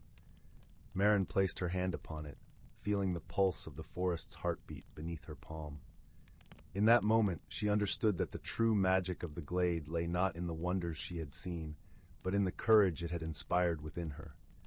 As she made her way back to the village, the forest whispered its farewells, promising that its magic would always be there for those who dared to seek it. Marin returned home, her heart forever changed by the beauty and wonder of the enchanted glade. She knew that the courage she had found within herself would guide her through any adventure life might bring. And so, under a sky sprinkled with stars, Marin drifted into a peaceful slumber, her dreams filled with the gentle magic of the forest and the promise of new adventures yet to come.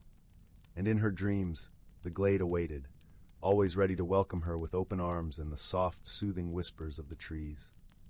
Story 96. In a quaint village nestled at the edge of the whispering woods, where the trees hummed soft lullabies and the air was sweet with the scent of blooming honeysuckle, there lived a young girl named Lila. Lila had chestnut curls that bounced as she walked, and eyes like polished amber, always alight with curiosity. Her home was a snug little cottage with a thatched roof, surrounded by a garden that danced with wildflowers. Every evening, as the sun dipped below the horizon and painted the sky with hues of lavender and rose, Lila would sit by the fire with her grandmother, a wise woman renowned throughout the village for her knowledge of herbs and lore. The hearth crackled warmly, casting a golden glow over the room, where shadows played gently on the walls. One particular evening, as Lila and her grandmother were preparing to settle down with steaming mugs of chamomile tea, a soft but persistent tapping echoed through the room. It seemed to be coming from the window, which overlooked the garden now blanketed in twilight's embrace. Curious, Lila padded over to the window and pulled back the lace curtain. To her astonishment, she found a small, peculiar creature perched on the windowsill. It was a moonbeam sprite, its delicate wings shimmering faintly in the dim light. The sprite's eyes were wide with worry, its tiny hands clasped together as if in prayer. "Oh, dear Lila," the sprite fluttered its wings, causing a gentle flutter of silvery dust to cascade around it. "Something strange is afoot in the whispering woods. The songbirds have fallen silent, and the fireflies are nowhere to be seen." Lila's grandmother joined her at the window, her expression thoughtful. "These are indeed curious happenings," she murmured, her voice as soft and comforting as a woolen shawl. "Perhaps it is time for a visit to the woods. They have secrets to share if one knows how to listen." The next morning, with the sun barely peeking over the horizon, Lila set off toward the whispering woods. The air was crisp and cool, carrying the earthy scent of dew-kissed leaves. As she entered the woods, the familiar rustle of leaves underfoot welcomed her, though the absence of birdsong was unmistakable. Lila walked deeper into the forest, her senses attuned to the subtle whispers of the trees. She soon came upon a clearing where the ancient oak known as Grandfather Tree stood proudly. Its gnarled branches stretched toward the heavens, and its bark was etched with the wisdom of centuries. "Welcome, young Leela," a voice rumbled softly, resonating from the heart of the oak. It was the tree guardian, an ethereal presence that watched over the woods. "I sense you seek answers." Leela nodded, her voice barely more than a whisper. "The forest feels different. Can you tell me what has happened?" The tree guardian seemed to sigh, a gentle breeze rustling through its leaves. "There is a disturbance in the balance. The nightshade, a mischievous creature, has been playing tricks, drawing the magic away from the woods." Lila listened carefully, her mind already turning with possibilities. "How might we restore the balance?" she asked. The tree guardian's response was a soft rustle. "The nightshade is drawn to its reflection. You must craft a mirror of moonlight to capture its attention and coax it back into harmony." Thanking the tree guardian, Lila set about gathering what she needed. She collected a handful of silvery dew from the petals of moonflowers and a shard of smooth, reflective riverstone. With these, she fashioned a small mirror, its surface gleaming with a pale luminescence. As twilight descended, painting the woods in shades of blue and silver, Lila returned to the clearing. There, she placed the mirror upon a bed of moss, right where the moon's light would touch it. Then she waited, her heart steady and calm. Before long, a shadow flitted across the clearing, a dark, wispy shape that darted about with an impish energy. It was the nightshade, drawn irresistibly to the mirror's glow. The creature paused, entranced by its own reflection. Its antics momentarily ceased. With gentle words woven of kindness and understanding, Lila spoke to the nightshade. She explained how its playful tricks had unbalanced the magic of the woods, and how harmony could be restored if it chose to return to its rightful place among the shadows. The nightshade listened, its form shimmering as if considering her words. Finally, with a playful wink, it vanished into the night, leaving behind a trail of sparkling dust. Almost immediately, the woods felt different. The air was lighter, and the soft chirping of crickets resumed its familiar melody. As Lila made her way back to the village, the moon watched over her, casting a gentle glow on her path. She felt a comforting sense of achievement, knowing she had helped restore peace to the woods she loved so dearly. Back at the cottage, her grandmother awaited her with open arms and a warm smile. "You have done well, dear heart," she said, her voice a balm to Lila's soul. "Remember, even the smallest creatures can teach us the greatest lessons." That night, as Leela lay in her cozy bed, she listened to the soft hum of the forest outside her window. The world was at peace, and so was she, knowing that wisdom and friendship could always light the way, even through the darkest of shadows. And with that comforting thought, she drifted into a gentle, restful sleep, cradled by the whispers of the woods. Story 97. Story 98. Story 99.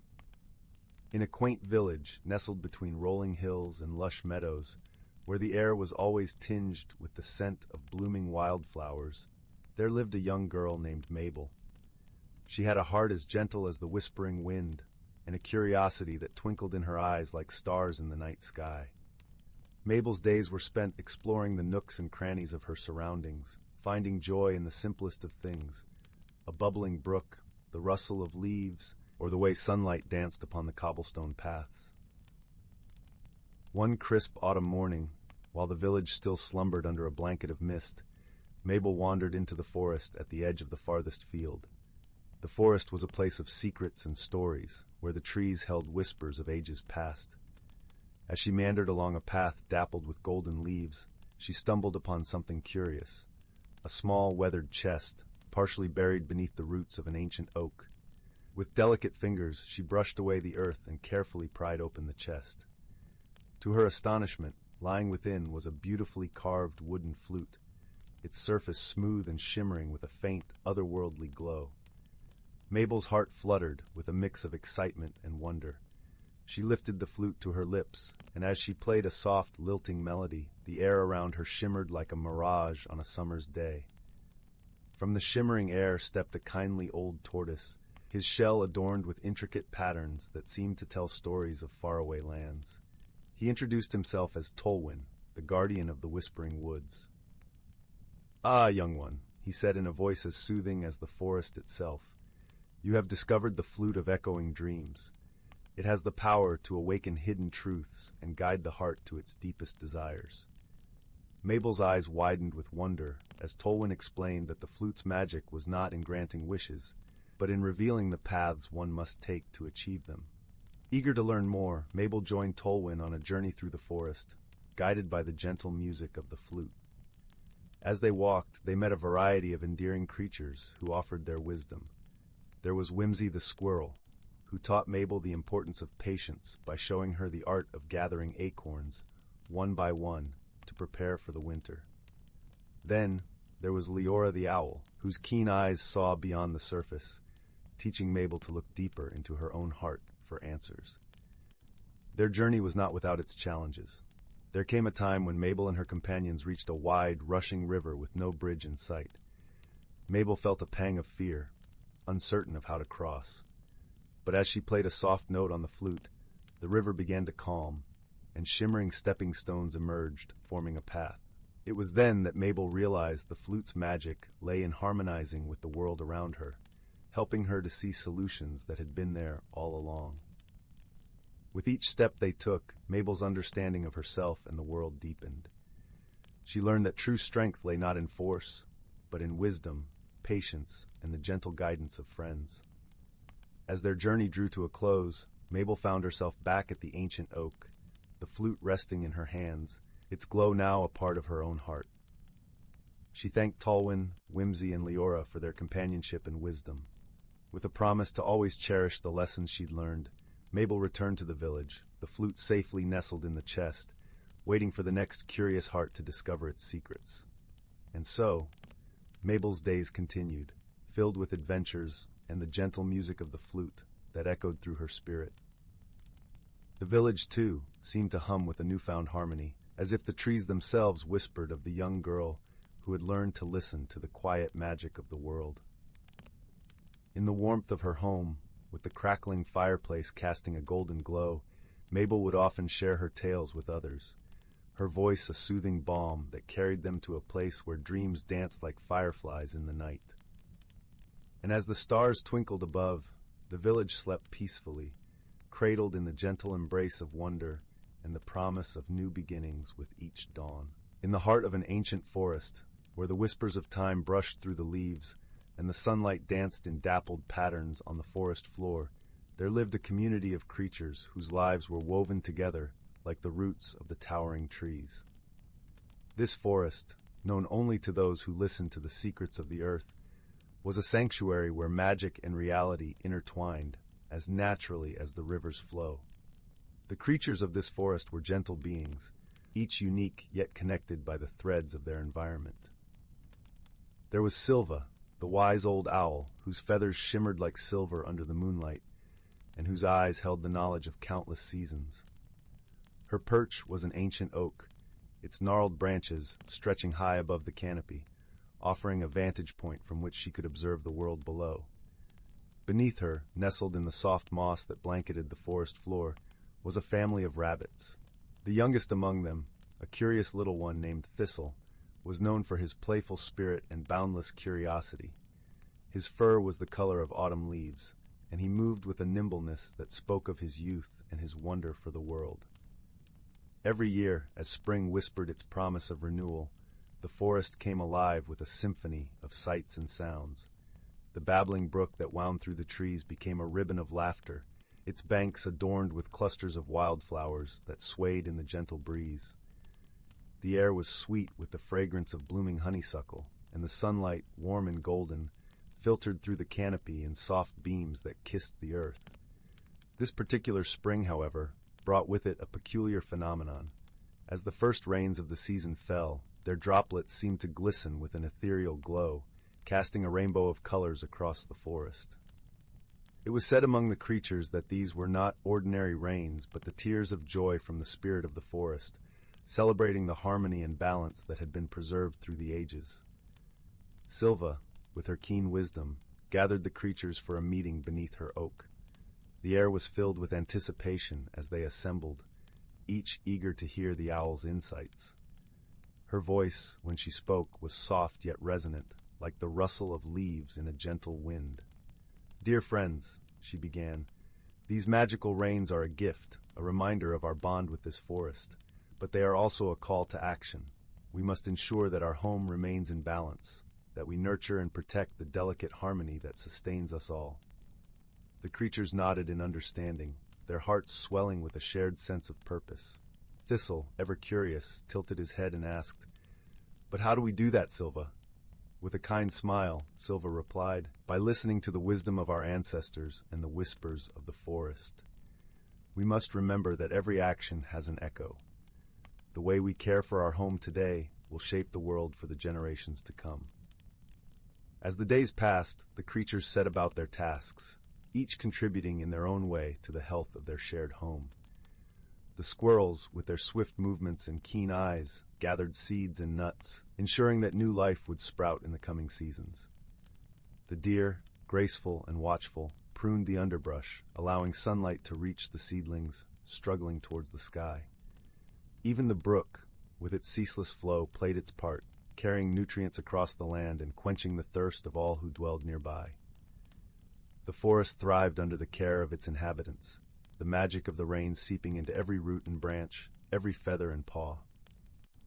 One evening, as the sun dipped below the horizon and the sky blushed with the colors of twilight, Thistle sat beneath Silva's oak, his eyes wide with wonder at the day's events. The forest was a symphony of chirping crickets and croaking frogs, their melodies a lullaby that wrapped around him like a warm blanket.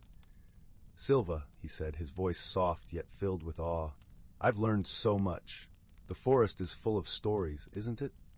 "Indeed it is, little one," Silva replied, her eyes twinkling like stars. "And you are a part of this story. Remember, wisdom is not just knowing the past, but nurturing the future."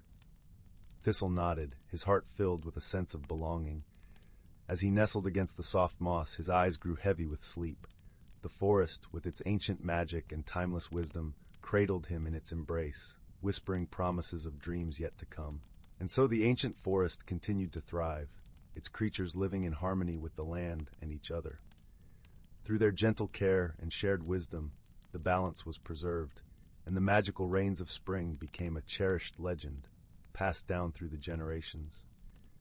As the moon rose high above, casting its silver glow across the land, the forest sighed in contentment. For in this hidden world where magic and reality danced together, the heart of nature beat strong and true, a testament to the power of friendship, wisdom, and the enduring beauty of life. In the heart of an ancient forest, where the canopy of towering oaks whispered secrets in the language of rustling leaves, there lay a world unseen by hurried eyes. Here the boundary between the earthly and the enchanted was as thin as a spider's silk, shimmering with the dew of dawn and the gold of setting sun.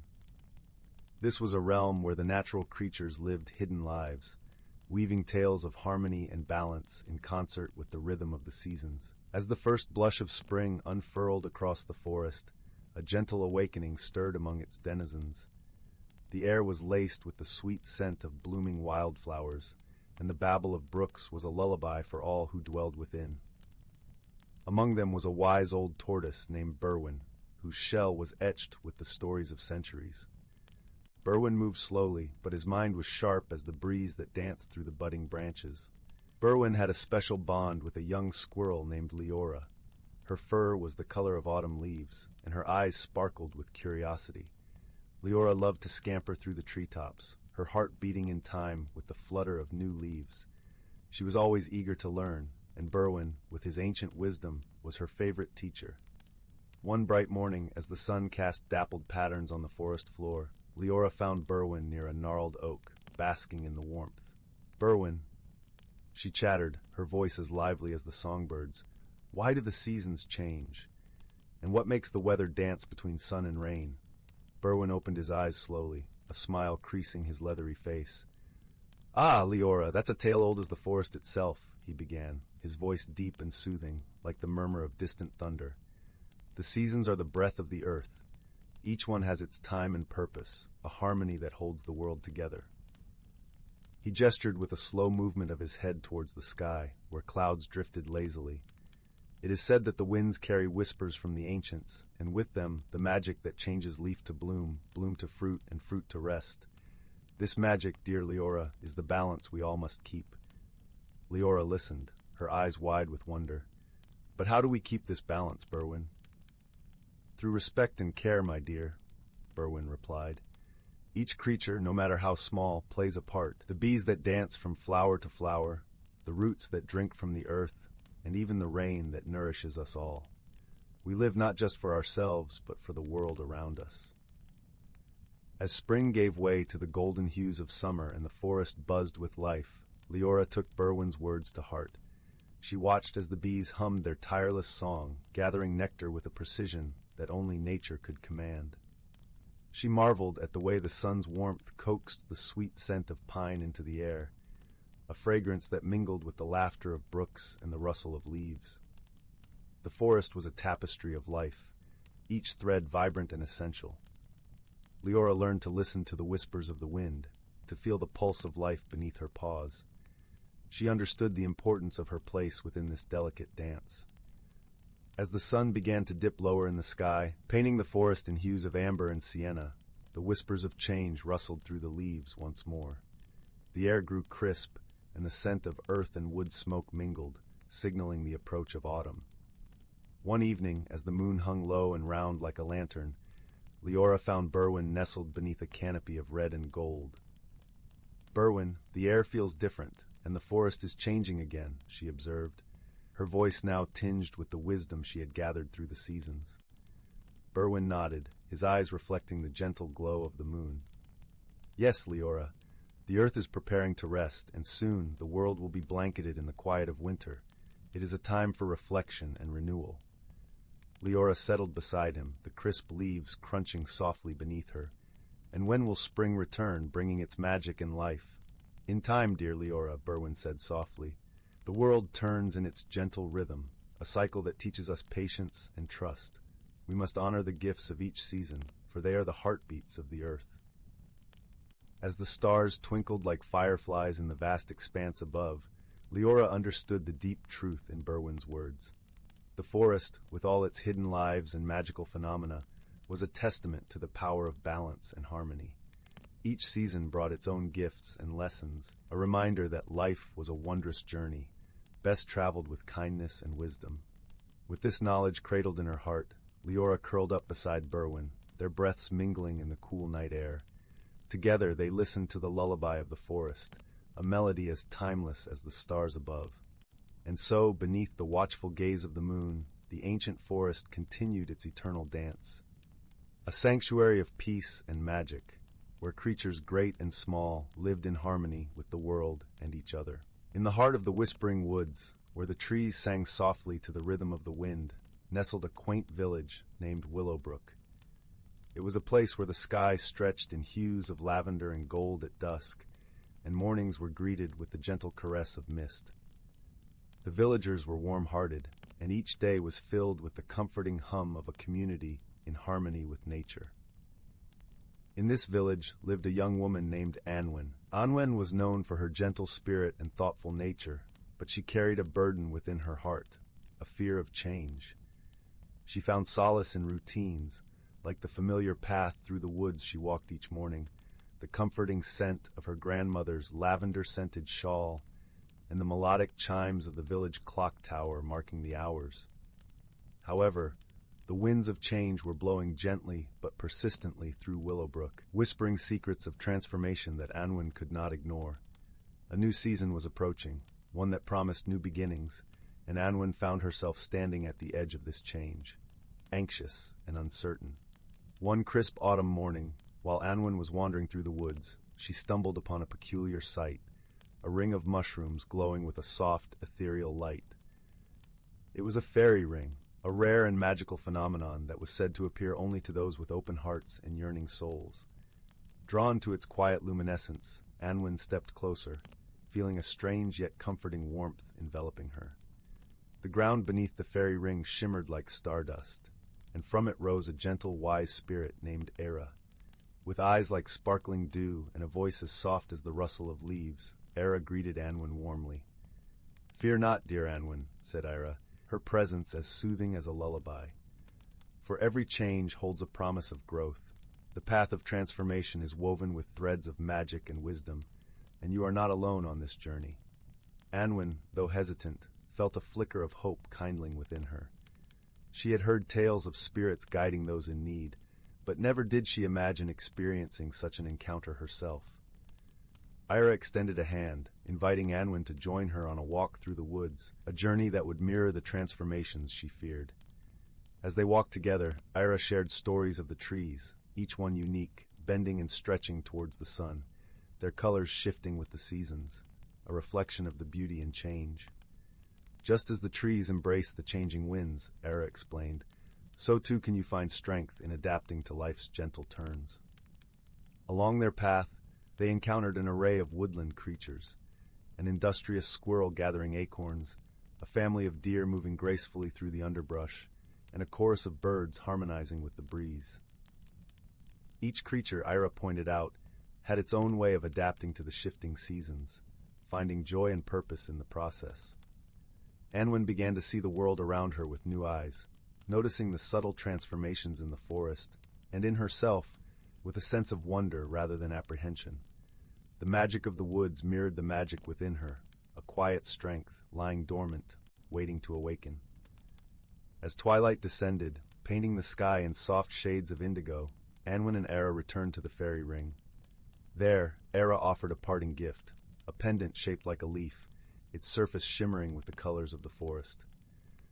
This pendant will remind you of the magic that dwells within and around you, Era said, her voice a gentle breeze. Remember, dear Anwen, that change is but a dance in the rhythm of life, and you are more than capable of moving to its tune. With gratitude in her heart, Anwen accepted the gift, feeling a newfound courage blooming within her.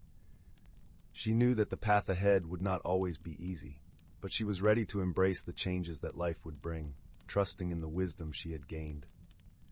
As Anwen made her way back to Willowbrook, the village lights twinkling like stars in the distance, she felt a comforting sense of peace. The change she once feared now seemed like a gentle unfolding, revealing layers of her own strength and potential. In the days that followed, Anwen shared her experience with the villagers, who were both enchanted and inspired by her tale. Her story became a beacon of hope, a reminder that within each of them lay the power to embrace change with grace and courage. And so, under the watchful eyes of the whispering woods and the gentle guidance of the spirit Ira, Anwen and her village flourished, their hearts open to the beauty of transformation, forever connected by the magic of personal growth and discovery. Through the seasons and years, the village of Willowbrook continued to thrive, a testament to the enduring strength found in embracing the dance of life. Once upon a time, in a quaint village nestled between rolling emerald hills and a shimmering, winding river, lived a young lad named Finn. With tousled auburn hair and eyes that sparkled like the morning dew, Finn was known throughout the village for his boundless curiosity and gentle heart. Finn often wandered to the edge of the village, where the whispering woods began. These woods were a place of legends, filled with tales of enchantment and wonder. The villagers spoke of it in hushed tones, for it was said to be a realm where the ordinary met the extraordinary.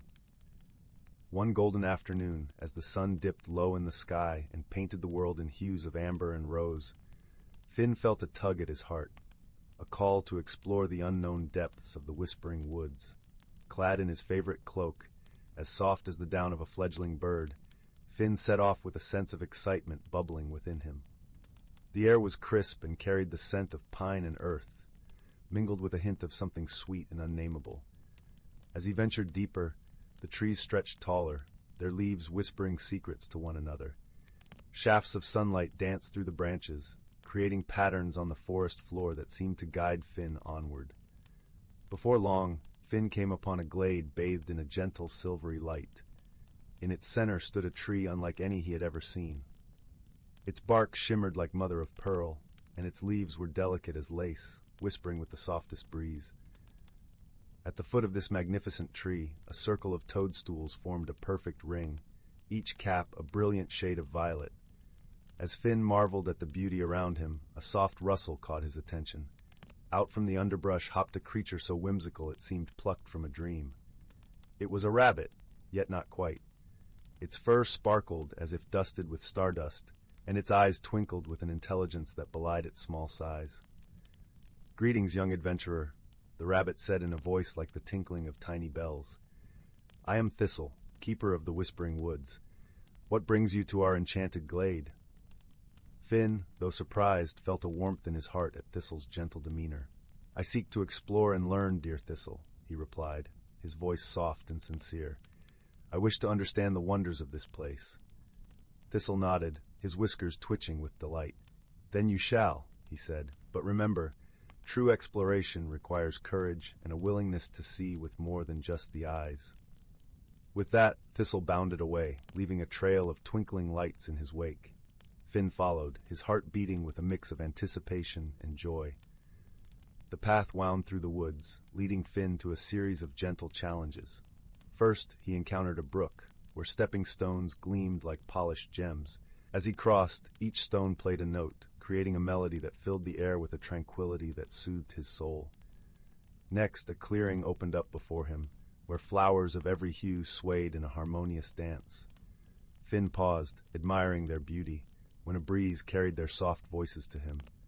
"To find your path, you must listen to the whispers of your heart," they chimed, their petals brushing against him like a comforting embrace. Finally, Finn arrived at a misty meadow where the air shimmered with anticipation. There he met an elder turtle named Sage, whose shell was etched with stories of time long past. "Ah, young Finn," Sage greeted, his voice deep and resonant as a distant drum. "You have journeyed far and learned much. But tell me, what is it you seek most?" Finn pondered Sage's question, feeling the warmth of the sun and the coolness of the grass. "I seek to understand the courage within me," he answered, realization dawning in his eyes like the first light of dawn. Sage nodded, a wise smile gracing his features. "Then know this, dear child," he said. "Courage is not the absence of fear, but the strength to face the unknown with an open heart." With those words, the meadow began to glow softly, as if the very earth was smiling upon Finn. He felt a sense of peace and fulfillment, knowing that his journey had revealed the courage that had always resided within him. As the sun dipped below the horizon, painting the sky with stars, Finn made his way back home, his heart a tapestry of wonder and newfound wisdom. The Whispering Woods had shared their magic with him, and he carried it in his heart, a gentle reminder of the beauty found in exploration and the courage to embrace the unknown. And so, under the watchful gaze of the moon, Finn drifted into a slumber as deep and serene as the night itself, dreaming of adventures yet to come and the friendships formed along the way. In the heart of the Whispering Woods, where sunlight filtered through ancient, towering trees and cast dappled patterns on the soft forest floor, there nestled a quaint little village. The village was known as Willowbrook, famous for its lush gardens and the gentle, melodic hum of the river that wound its way through the land. In Willowbrook, the residents lived harmoniously with the magical creatures that dwelled in the forest. Among these creatures were the Fae, tiny beings with wings like gossamer, who tended to the flowers and whispered secrets to the wind. There were also the wise owls, who perched high above in their leafy abodes, watching over the village with kind, knowing eyes. One peaceful evening, as the sun dipped below the horizon and painted the sky in hues of orange and purple, an unusual event began to unfold. The villagers noticed that each morning the flowers in their gardens were blooming in peculiar patterns, spirals and stars, unlike anything they had seen before. The villagers were puzzled, for these flowers seemed to change their formations overnight, as if by some unseen hand. Among the villagers was a gentle-hearted girl named Leora. Her curiosity was as boundless as the forest itself, and she had a knack for noticing the smallest details. Leora loved the mysteries of the woods and often spent her days exploring its hidden paths and listening to the stories told by the forest creatures. Determined to uncover the mystery of the changing flowers, Leora set out one misty morning, her heart full of excitement.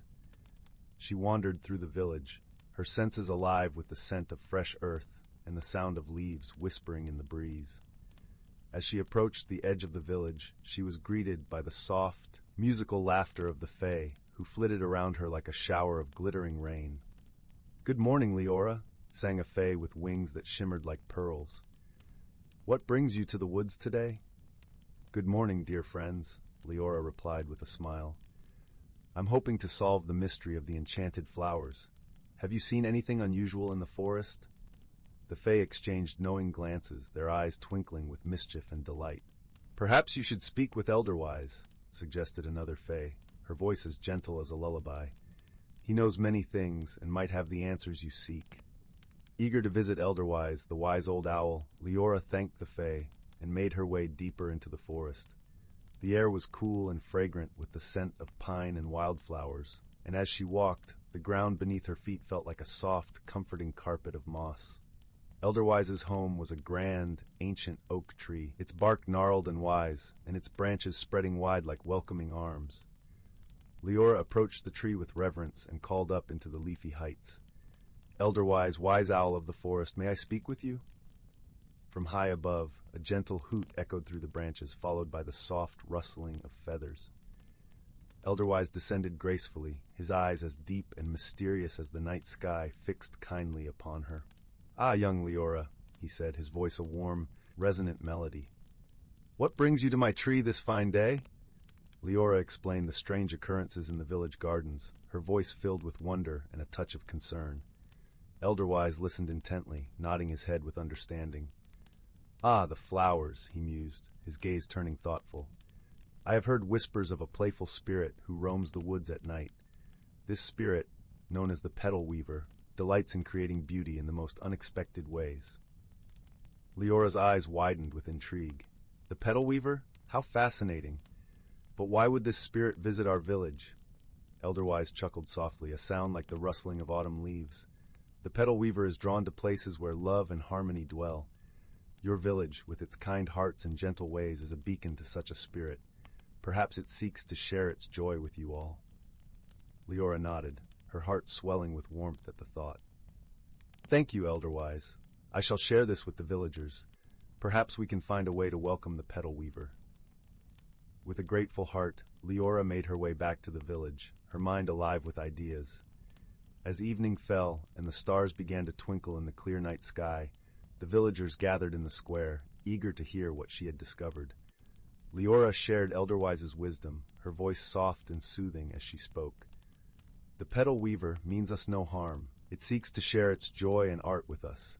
I believe if we welcome it with open hearts, we might come to understand its ways.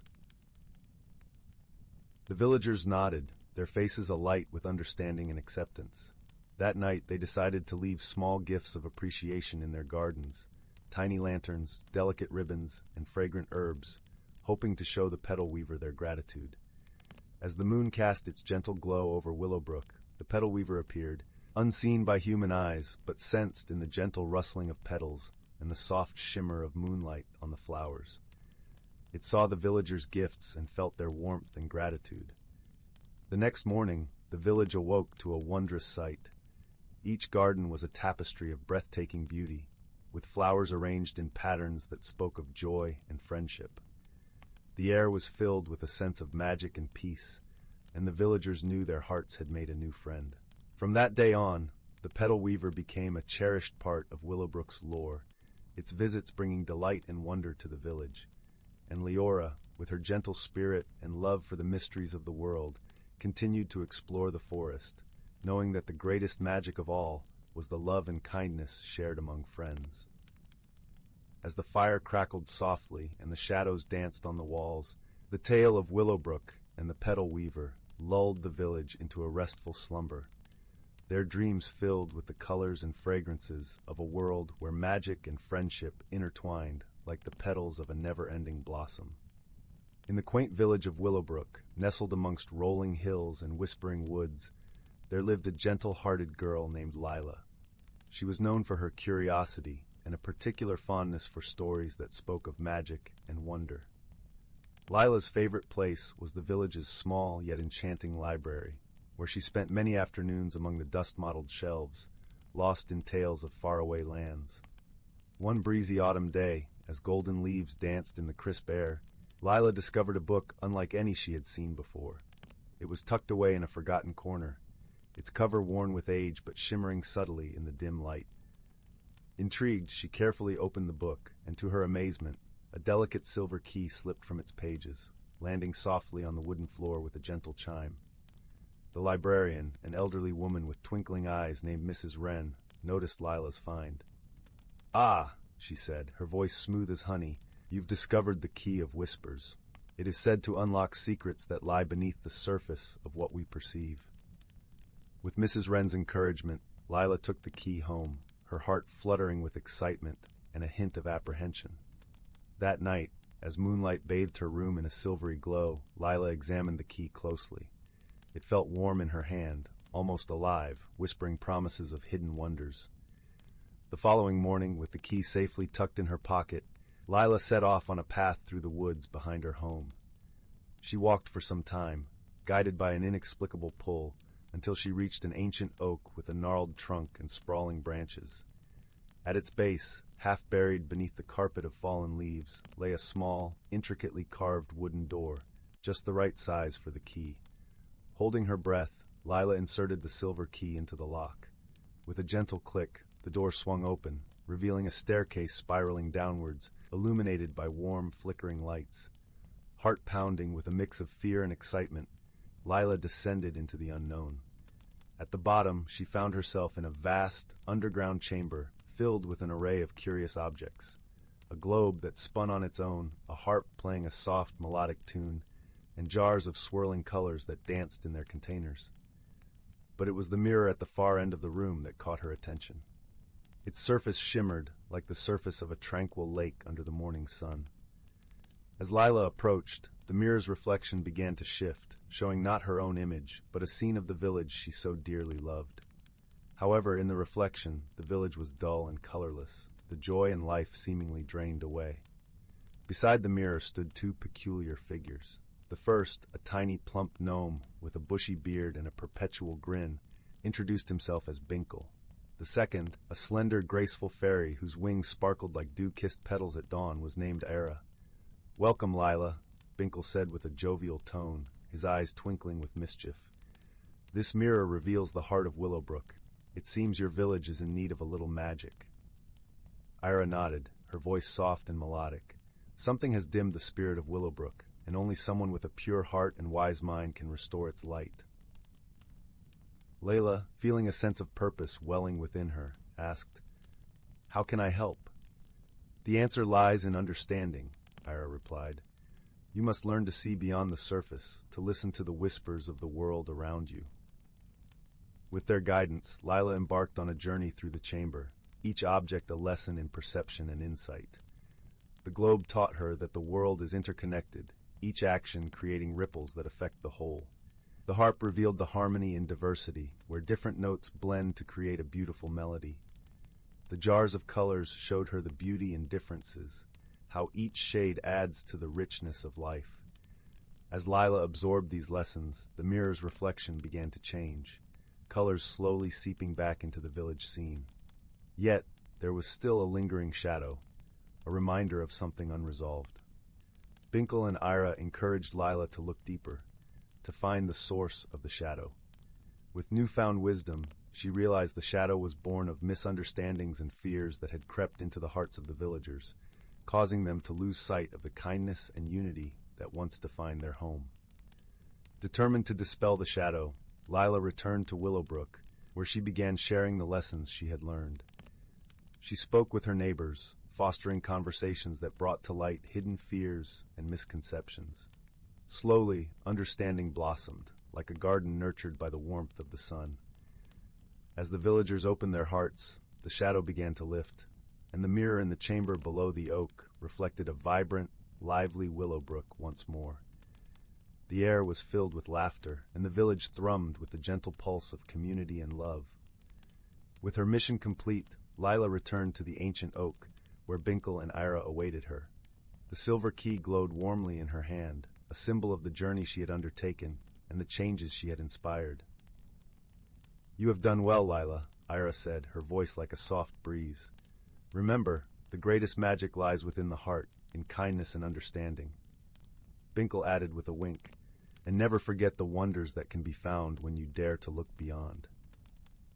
With a grateful heart, Lila bid farewell to her new friends, knowing that their lessons would stay with her always.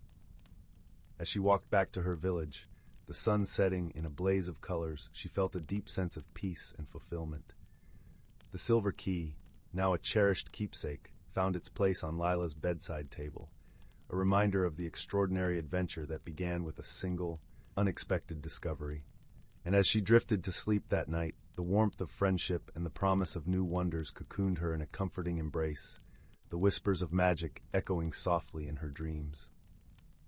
In a quiet village nestled between rolling hills and whispering woods, where the air was sweet with the scent of wildflowers and the distant call of a nightingale, lived a gentle young woman named Mira. Her auburn hair danced with the breeze as she walked through fields ablaze with color. Mira had always been curious about her family's past, for her grandmother often spoke of a time when their ancestors were keepers of an ancient tradition. The tales were like lullabies, filling Mira's dreams with images of glowing lanterns and whispering trees, a connection to a time before the world had become more complex and hurried. The village was a place where time seemed to slow, and the seasons moved like a gentle waltz. In the spring, the meadows would shimmer with daisies and buttercups, while summer brought the soft rustle of leaves and the distant murmur of the river, echoing like a lullaby through the nights. Autumn painted the hills in hues of amber and gold, and winter wrapped the world in a silvery hush, snowflakes falling like whispered secrets from the sky. It was in this serene setting that Mira embarked on a journey to uncover the legacy her grandmother had spoken of, a journey that would require courage and an open heart. One crisp morning, as the dawn light crept through her window like a warm embrace, Mira found herself drawn to the attic of her family's old cottage. Dust motes floated in the beams of sunlight as she climbed the creaky stairs, each step echoing with the whispers of yesteryears. The air was laced with a scent of aged wood and forgotten memories. In the far corner of the attic, beneath a faded tapestry woven with mysterious symbols, she discovered a wooden chest adorned with intricate carvings of vines and stars, each detail telling a story of its own. With a heart full of anticipation and a hint of trepidation, Mira opened the chest. Inside, she found an assortment of artifacts, a delicate silver locket, a bundle of yellowed letters tied with a ribbon, and a small, intricately carved lantern. As she held the lantern up to the light, it seemed to shimmer with a life of its own. Her grandmother's voice echoed in her mind, speaking of a time when these lanterns were used to guide the villagers during the Festival of Light, a celebration of unity and hope, where stories of old came alive in the flickering glow. Determined to learn more, Mira took the lantern and letters to her grandmother, who was sitting by the fireplace, her knitting needles clicking softly. The fire crackled and popped, casting a warm glow that danced across the room, painting shadows on the walls like a living tapestry. "Ah, the lantern," her grandmother said with a smile that was both wistful and proud. Her eyes, still bright with the vitality of youth, held the wisdom of ages. "It was once used by our family to light the way during the festival. Each year, the elders would tell stories of our ancestors, who believed that the lantern's light could reveal hidden truths and guide us through the darkness." Mira listened intently as her grandmother shared tales of courage and wisdom, of ancestors who had faced great challenges, but always found strength in the bonds of community and the light that guided them. As the stories unfolded, Mira felt a deep sense of connection to her past, as if the lantern's glow had reached back through time to touch her heart. She realized that the light was not just a beacon in the night, but a symbol of resilience and unity. To further understand the depth of her heritage, Mira embarked on a quest to explore the village archives, hidden away in the old library. The building itself was a relic, with creaking floors and towering shelves that smelled of ink and history. There, she found dusty tomes and scrolls, documenting the village's history and the pivotal role her ancestors played. The librarian, an elderly man with spectacles balanced precariously on the tip of his nose, shared stories of Mira's great-grandmother, a formidable woman known for her wisdom and kindness, who had once led the village through a time of hardship with the lantern as her guide. One day, Mira ventured into the woods, following a trail her grandmother had once described. The path was lined with ancient oaks whose branches arched overhead, creating a canopy that filtered the sunlight into dappled patterns on the forest floor. Each step felt like a journey deeper into the past. Mira found a secluded clearing where a circle of stones lay undisturbed, a place where her ancestors gathered to honor the changing seasons and seek guidance from the stars. The air was thick with the scent of pine and earth, and as she stood there, she felt the presence of those who had walked before her. It was as if the stones themselves whispered secrets of the ages. Inspired by the stories and the artifacts, Mira decided to revive the Festival of Light. She gathered the villagers, who were eager to rediscover the tradition. Together, they set about preparing for the celebration. The village was soon adorned with colorful streamers, and lanterns were hung from every tree, their gentle light flickering like stars against the twilight sky. The preparation was a communal effort, a testament to the spirit of togetherness that Mira's ancestors had cherished. On the night of the festival, the village square was alive with laughter and music. The scent of spiced cider and freshly baked bread filled the air, mingling with the cool, crisp breeze that rustled through the leaves. As the sun dipped below the horizon, Mira stood at the heart of the gathering, the ancient lantern in her hands. Her heart raced with a mixture of excitement and reverence. With a deep breath, she lit the lantern, and its warm glow spread across the square, illuminating the faces of her friends and family. The villagers gathered closer, their eyes reflecting the gentle light. Mira spoke of the stories her grandmother had shared, and as she did, she felt a profound sense of belonging, as if she had found her place in the tapestry of her family's history. Her voice carried the weight of generations, each word a thread in the fabric of time. As the evening wore on, Mira found herself reflecting on the emotional journey she had undertaken. The stories of her ancestors had not only connected her to her past, but had also illuminated her own path forward. She realized that the true legacy of her ancestors was not just in the artifacts or the tales, but in the spirit of community and the light of understanding that connected them all. The lantern, once a symbol of their past, had become a beacon of their future, a reminder that, through unity and wisdom, they could overcome any challenge. As the night drew to a close, Mira stood beneath the starlit sky, her heart filled with peace and gratitude. The lessons of the past had illuminated her present, and she knew she would carry them with her always, like the gentle glow of the lantern lighting her path. The festival had not only rekindled an ancient tradition, but had also forged new bonds among the villagers, ensuring the legacy of light would continue for generations to come. In the weeks following the festival, Mira began to notice subtle changes within herself. She had always been gentle and kind, but now there was a quiet strength within her, a newfound confidence that flowed from embracing her heritage. Her dreams were no longer filled merely with images of the past, but also with visions of the future, of children playing in the fields, of lanterns lighting the way for generations yet unborn. She could see herself passing down the stories and the lantern to her own children, continuing the legacy of light. The village, too, felt the impact of the festival. The bonds between the villagers had strengthened, and there was a renewed sense of purpose and community. People spoke more openly about their hopes and dreams, and the spirit of togetherness that Mira's ancestors had cherished seemed to infuse every aspect of village life. The Festival of Light became an annual tradition once more, a beacon of unity and hope in an ever-changing world. And so, in that quiet village, surrounded by the beauty of nature and the warmth of friendship, Mira found not only her heritage, but also her home, a place where the ancient legacy of light would continue to shine, guiding generations to come. The whispers of the woods and the echoes of the hills sang with the promise of tomorrow, echoing the eternal dance of light and hope. The village, with its timeless charm and enduring spirit, stood as a testament to the power of stories and the light they could bring to even the darkest corners of the world. As Mira continued to explore her newfound sense of purpose, she decided to delve deeper into the stories that had shaped her lineage. She began visiting the elderly villagers, many of whom held memories of past festivals and the tales their ancestors had passed down. Each visit was like opening a new chapter, revealing layers of history and wisdom that had been woven into the fabric of the village.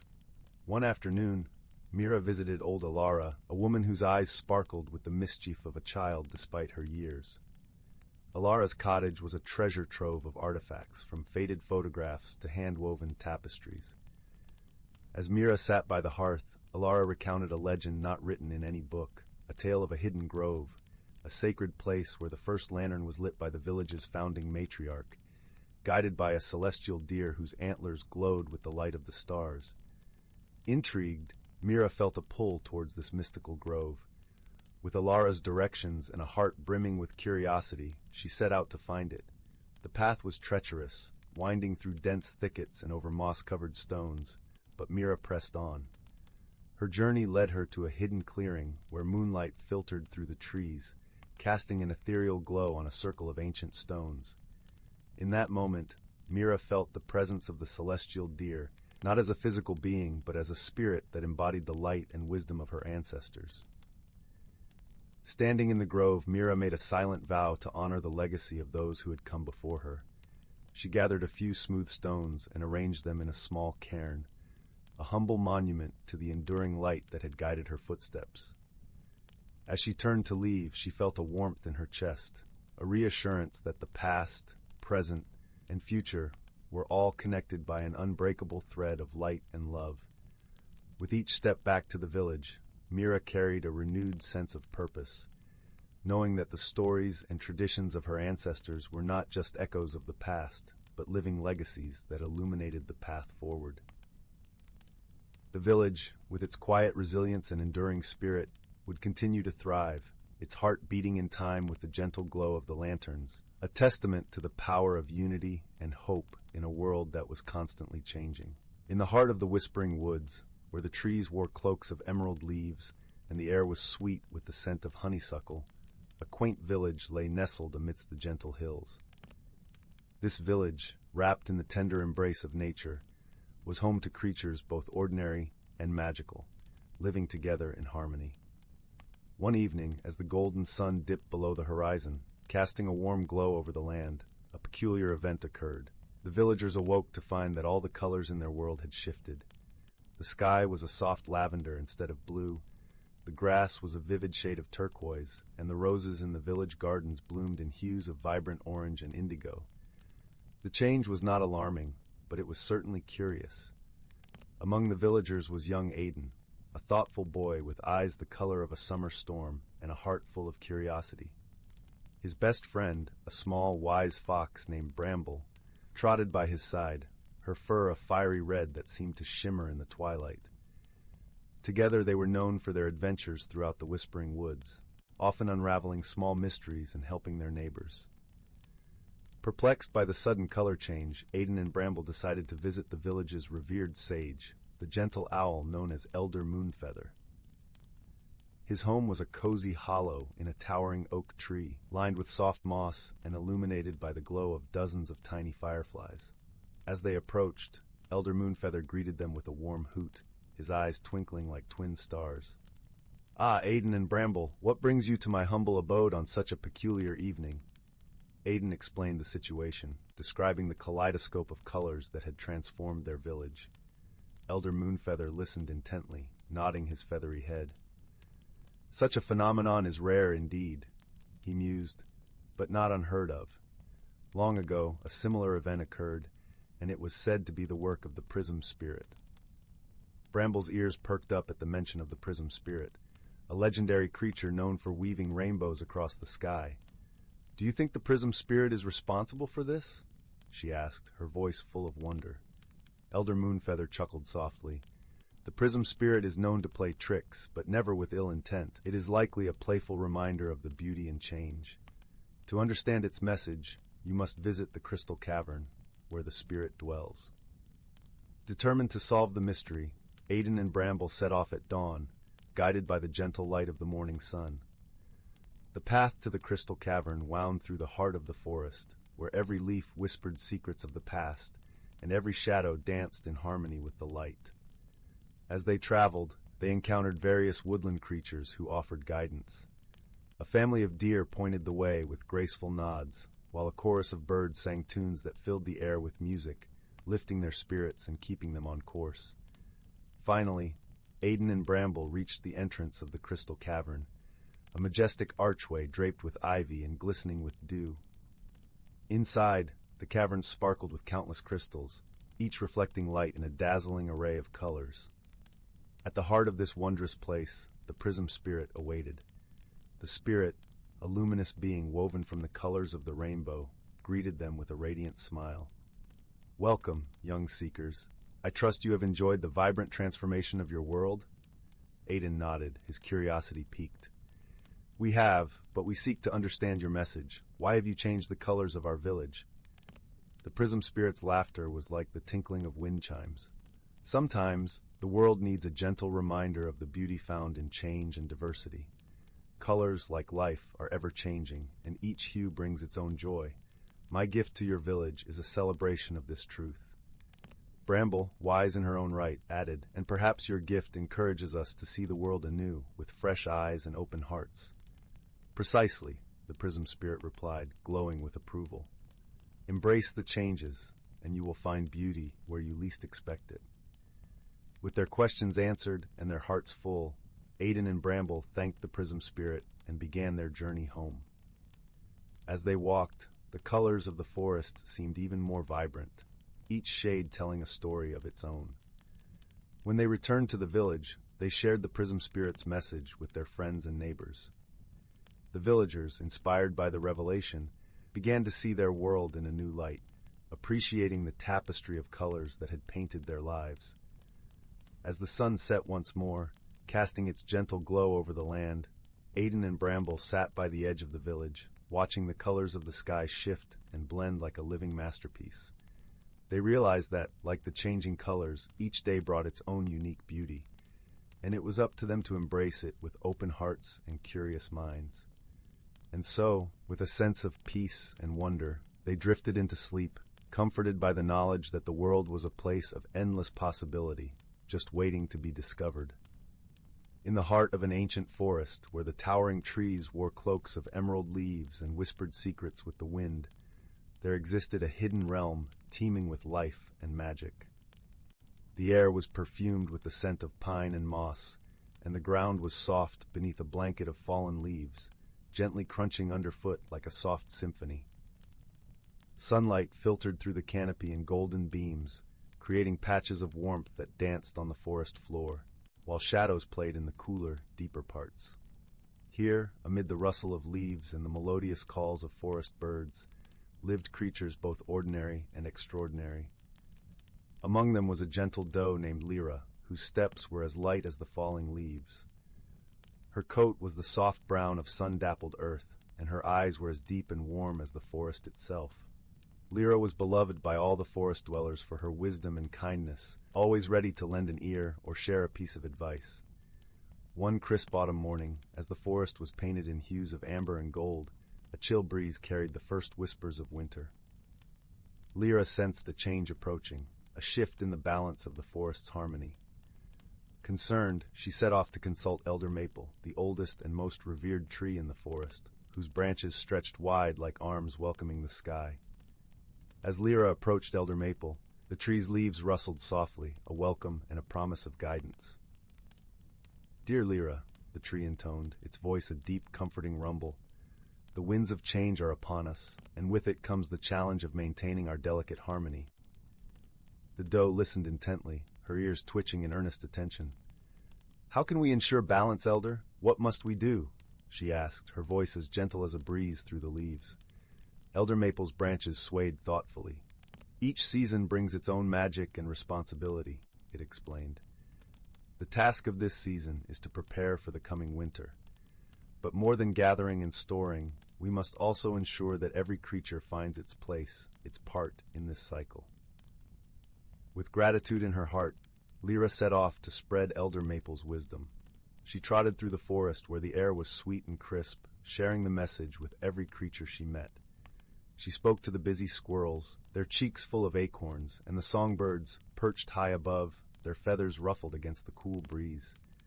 Each listened and understood, knowing that their actions would weave the fabric of their shared home.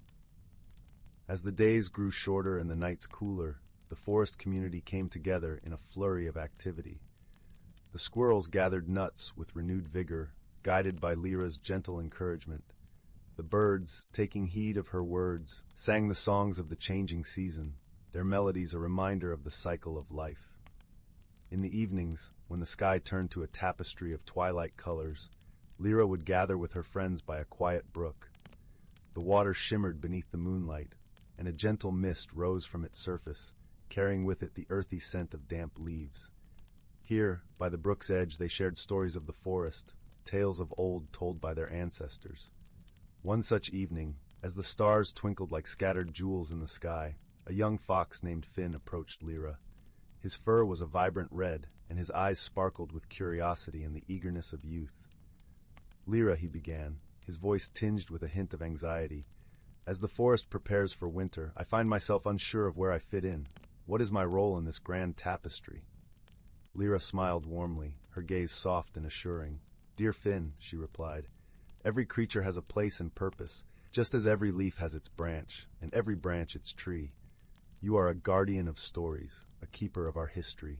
Share your tales, remind us of who we are and where we've been. In doing so, you strengthen the ties that bind us." Finn's eyes shone with understanding, and he nodded, feeling a deep sense of belonging. The gentle wisdom passed down from Elder Maple through Lyra to Finn was like a thread weaving through the forest, connecting each creature in a tapestry of unity and purpose. As winter's breath finally settled over the forest, a hush fell upon the land. Snow blanketed the earth in a pristine quilt, and the air was crisp and invigorating. The creatures, nestled in their dens and nests, remembered Lyra's guidance and the stories shared by Finn. They felt the warmth of their community, the comfort of knowing they were part of something greater. In this enchanted forest, where magic and reality danced in harmony, the cycle of life continued, ever turning. And there, beside the crackling fireplace of their shared spirit, the creatures of the forest knew peace, each playing their part in the eternal song of the natural world. Once upon a time, in a quaint village nestled between rolling hills, there lived a young girl named Lily. Like most children her age, Lily loved playing outdoors and exploring the wonders of nature. One crisp autumn afternoon, while chasing a kaleidoscope of falling leaves, she stumbled upon a peculiar sight. Beneath a towering oak tree lay a tarnished metal box, half buried in the earth. Curiosity piqued, Lily knelt and began brushing away the soil, revealing an ornate pattern etched into the lid. As her small fingers traced the intricate design, something extraordinary happened. The box began to glow with a warm, golden light. Startled yet entranced, Lily watched as the light pulsed in rhythm with her heartbeat. She instinctively knew this was no ordinary box. It held a magic unlike anything she had ever encountered. Just then, a rustling in the nearby bushes caught her attention. Out hopped a sprightly rabbit with eyes that twinkled like starlight. "Greetings, young one," the rabbit spoke, its voice soft and melodic. "I am Sage, guardian of the luminous box. You have awakened an ancient power." Lily's eyes widened in wonder. "A talking rabbit? But how is this possible?" Sage chuckled. "In this world, anything is possible for those with open hearts and curious minds. The luminous box has chosen you as its new keeper, a role of great responsibility." As if on cue, a wise old owl swooped down from the branches above. "Fear not, little one," the owl hooted. "We shall guide you on this journey. I am Athena, keeper of knowledge." And so began Lily's extraordinary adventure. With Sage and Athena as her companions, she learned that the luminous box held the power to illuminate the truths hidden within all living things. Its magic could reveal the innermost thoughts, fears, and desires of anyone who gazed into its radiant depths. However, with such power came a great challenge, using it wisely and with compassion. For the box's light could be a beacon of understanding or a harsh glare that exposed too much. As they traversed meadows and forests, Lily and her friends encountered many who sought the box's power for selfish gain. A greedy merchant wished to use it to discover the secrets of his competitors. A bitter recluse hoped to expose the flaws of those who had wronged him. In each instance, Sage and Athena gently guided Lily towards a path of empathy and kindness. They taught her that true wisdom came not from exploiting others' vulnerabilities, but from embracing them with open hearts. One day, they came upon a village engulfed in turmoil. Neighbors had turned against one another, fueled by mistrust and suspicion. Lily knew the luminous box could reveal the truth behind their conflicts, but she also understood the risk of causing further harm. With Sage and Athena's counsel, she decided to approach the villagers not with the box's power, but with a listening ear and a compassionate spirit. One by one, she heard their stories, their fears, and their hopes. As the villagers opened up, they began to recognize the common threads that bound them together. The petty grievances that had once seemed insurmountable faded, replaced by a newfound understanding and desire for reconciliation. In that moment, Lily realized the true magic of the luminous box. It had illuminated not the secrets of others, but the depths of her own heart. She had learned that wisdom often lies not in revealing truths, but in creating an environment where truths can be shared freely and without judgment. From that day forward, Lily carried the luminous box not as a tool of revelation, but as a reminder of the power of empathy, compassion, and open-hearted listening. She continued her journey, sharing its gentle light with those in need of understanding and acceptance. And whenever the weight of her responsibility felt overwhelming, Sage and Athena were there to remind her that the greatest magic of all was the ability to touch the hearts of others with kindness and wisdom. As the evening sun dipped below the horizon, painting the sky in hues of amber and rose, Lily would often sit beneath the old oak tree, recounting her adventures to the fireflies that danced among the branches. And in their twinkling lights she saw the warm glow of the luminous box, a testament to the extraordinary magic that can be found in the most ordinary of places, if only one has the courage to look with an open heart. In the heart of the whispering woods, where the air was always sweet with the scent of honeyed blossoms and the sun filtered through the leaves like golden syrup, there lay a quaint little village called Moonberry Hollow. The village was known for its cozy cottages with thatched roofs, curling chimneys that puffed out gentle wisps of smoke, and gardens bursting with vibrant flowers and herbs. In this peaceful place, where the days seemed to drift by like lazy clouds, lived a young girl named Lila. Lila had a curious mind and a heart as warm as a summer breeze. She spent her days exploring the woods and fields, always eager to discover the secrets of her enchanting world. Her constant companion was a wise old owl named Orin, who perched on her shoulder and shared stories of the forest's mysteries. Orin had feathers as soft as moonlight and eyes that held the wisdom of 1,000 stars. One crisp autumn morning, as the chill began to weave its way through the branches, Lila noticed something peculiar. The villagers were abuzz with whispers and puzzled expressions. It seemed that every night, just after the moon had risen, a strange, gentle humming sound could be heard echoing through the village. It was a soothing melody, yet it left everyone curious and a bit bewildered. Determined to uncover the source of the mysterious hum, Lila set out to investigate. She wrapped herself in her favorite knitted shawl, as colorful as an artist's palette, and with Orin fluttering at her side, she ventured into the forest under the silvery light of the waxing moon. The woods were alive with the rustle of leaves and the soft chirping of crickets. The path beneath Lila's feet was carpeted with fallen leaves, crunching softly with each step. Guided by the shimmer of moonbeams, they followed the sound, which grew clearer and more distinct as they ventured deeper into the forest. As they walked, Orin shared his insights. "The melody is unlike any I've heard in my long years," he mused, his voice a gentle rumble. "It carries a warmth, a kindness. Perhaps it's a call from an old friend of these woods." Their journey led them to a small clearing bathed in silver light, where they found a circle of ancient stones. In the center stood a glowing figure, a creature of ethereal beauty with wings that shimmered like spun glass. It was a sylph, a guardian of the forest's secrets and a creature of pure magic. The sylph's song was the source of the hum, a melody woven from the threads of starlight and dreams. She looked upon Lila and Orin with eyes that sparkled like dew on morning grass. "Ah, the curious hearts have found me," she said, her voice as soft as the rustle of leaves in the wind.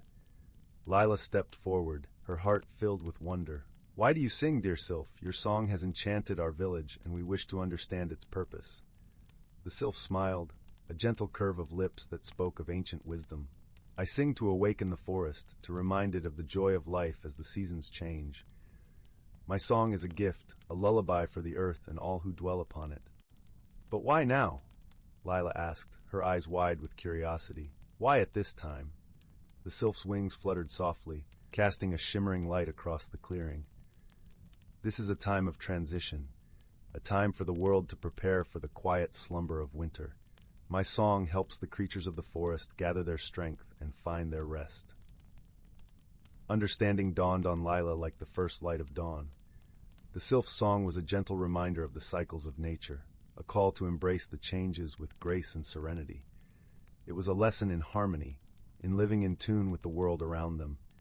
Moved by the sylph's wisdom, Lila thanked her for the gift of understanding. We will share your message with the village, so they too can find peace in the melody of the seasons. As the night deepened, the sylph continued her song, her presence a beacon of light and comfort in the heart of the forest. Lila and Oren made their way back to Moonberry Hollow, their hearts light with the joy of discovery and the warmth of friendship. The next day, as the sun painted the sky in hues of pink and gold, Lila gathered the villagers and shared the sylph's story. They listened with rapt attention, their worries eased by the knowledge that the hum was a song of nature's love, a gentle reminder of the beauty in every change. And so, the village of Moonberry Hollow embraced the sylph's song, letting its soothing melody guide them through the shifting seasons with hearts full of peace and gratitude. In the Whispering Woods, where magic and wonder danced hand in hand, Lila's journey had brought a deeper understanding of the world, a lesson woven into the very fabric of their lives, like a timeless lullaby sung beneath a blanket of stars. In a cozy cottage tucked away in a woodland glade, there lived a young rabbit named Hazel. She had always been content hopping amongst the ferns and wildflowers, her soft brown fur blending seamlessly with the earthy surroundings. Yet, deep within her heart, a flicker of curiosity burned, a yearning for something more. One dewy morning, as Hazel nibbled on a crisp dandelion leaf, a glimmering light caught her eye. She followed the ethereal glow to a clearing where a magnificent butterfly floated before her. Its wings were a kaleidoscope of vibrant hues, shimmering with an otherworldly radiance. "Greetings, young Hazel," the butterfly spoke in a melodious voice. "I am Zephyr, a guardian of transformation." Hazel's eyes widened in wonder. "A talking butterfly? This must be a dream." Zephyr fluttered closer, trailing stardust in her wake. "Dreams are the seeds of change, my dear. You have a great journey ahead, one that will test your courage and reshape your very being." Uncertainty flickered across Hazel's features. Change was a daunting concept, and she had always found solace in the familiar. "But I'm just a simple rabbit," she protested. "What journey could possibly await me?" With a warm chuckle, Zephyr replied, "The most wondrous transformations often begin with the smallest of seeds. Look within, and you will find a spark waiting to be fanned into a brilliant flame." Before Hazel could respond, a rustling came from the undergrowth, and two of her dearest friends emerged, Oakley the wise old oak tree, and Flutter the hummingbird. "Do not fear, little one," Oakley rumbled, his bark rough yet comforting. "We will be with you every step of the way." Flutter zipped excitedly around Hazel's head. "Oh, this is going to be such an adventure. You'll see. It will be simply dazzling." Reassured by her friend's presence, Hazel turned to Zephyr. "What must I do?" The butterfly's wings shimmered with magic. "Seek the enchanted grove, where the veil between worlds grows thin. There, you will undergo a transformation that will reveal your true self." With a deep breath, Hazel nodded. Though apprehensive, she knew this was a journey she must embark upon. And so, with Oakley and Flutter by her side, Hazel set off into the unknown, her paws treading paths she had never dared explore before. The forest seemed to come alive with each step, whispering secrets in the gentle whispers of the wind.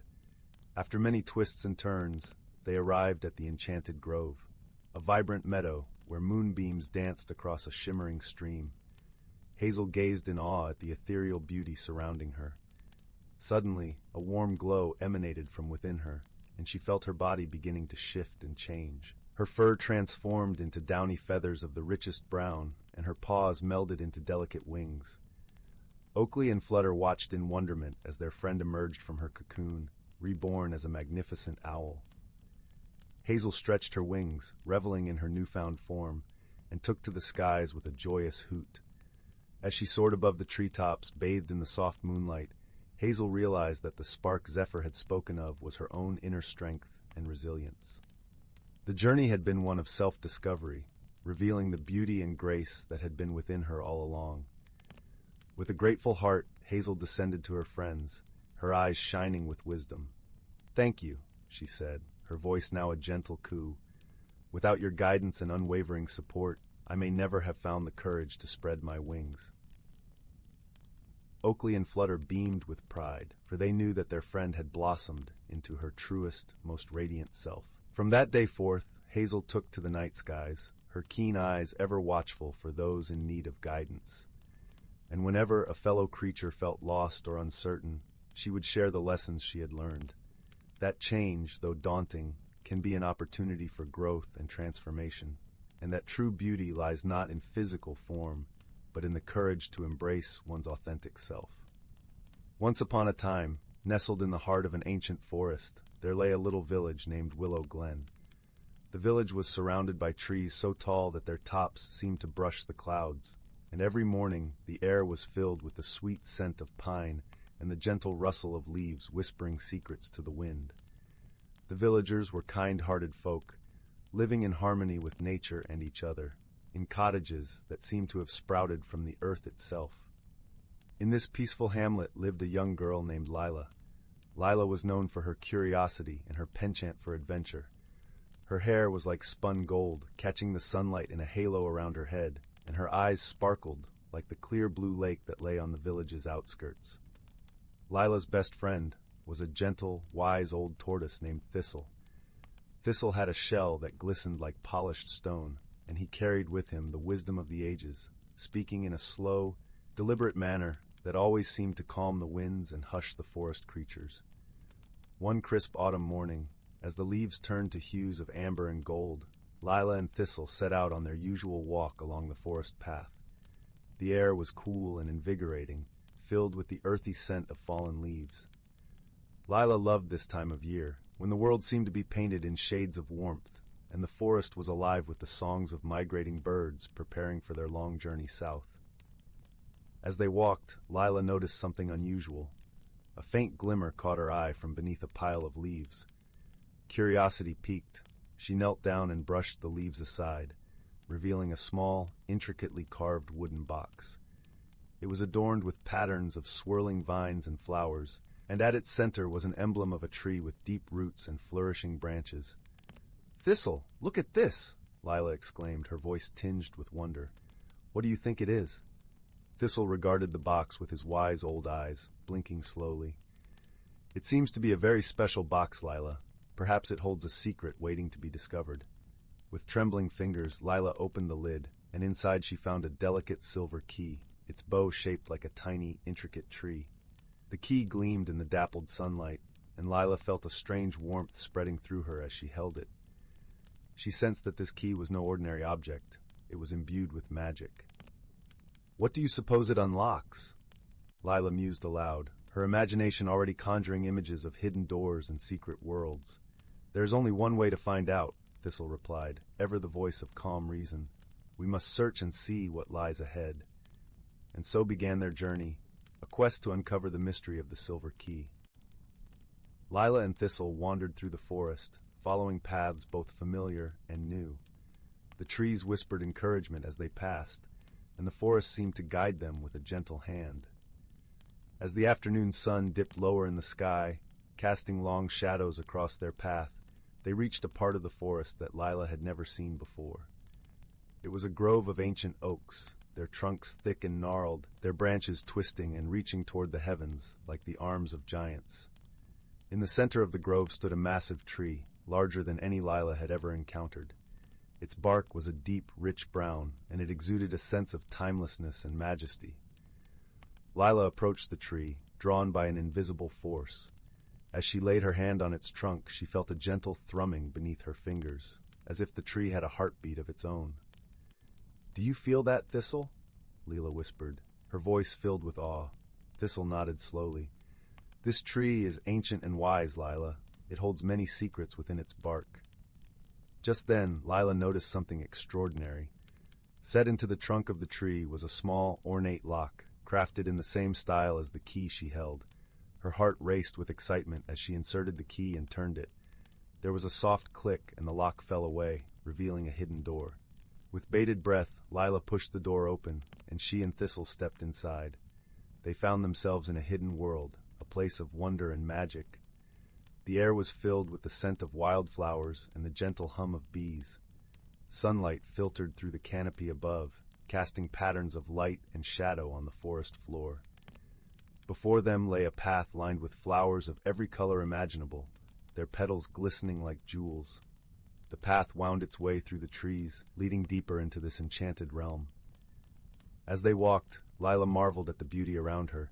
She saw butterflies with wings that shimmered like rainbows, and birds whose songs were as sweet as the finest melodies.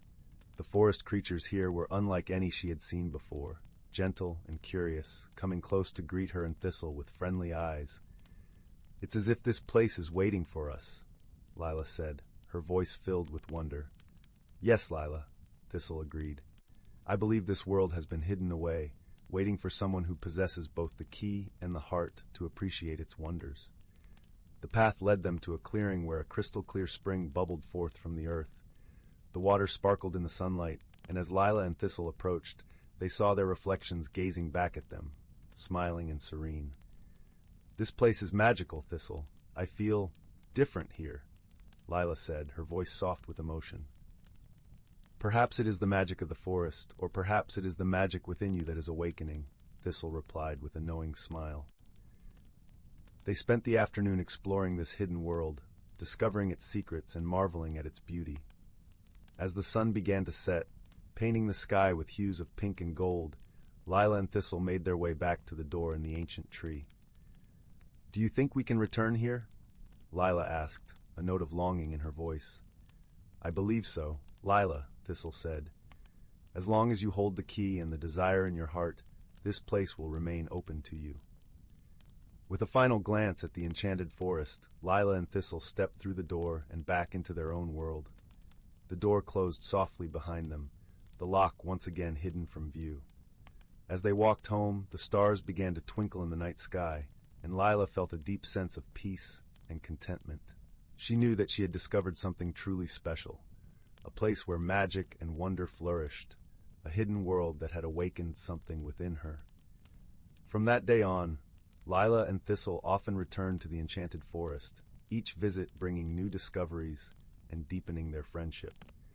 The hidden world became a place of refuge and joy, a reminder of the magic that lay within the natural world and within themselves.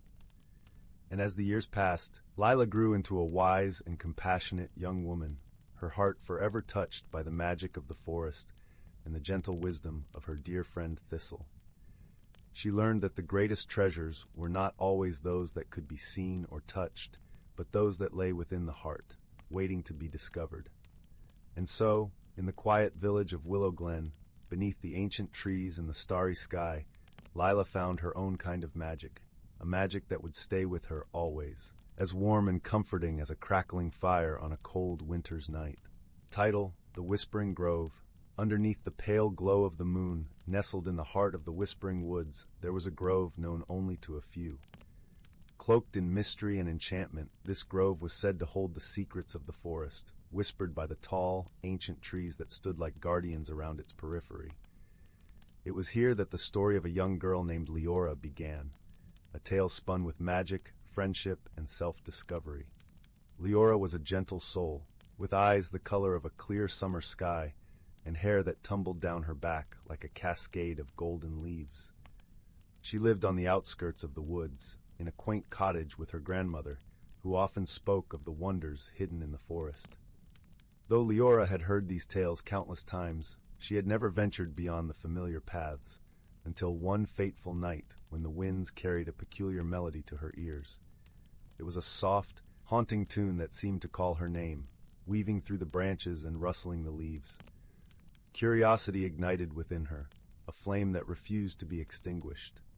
So she wrapped herself in her favorite cloak, a deep green that matched the forest, and set out under the starlit sky, guided by the moonlight that danced across her path.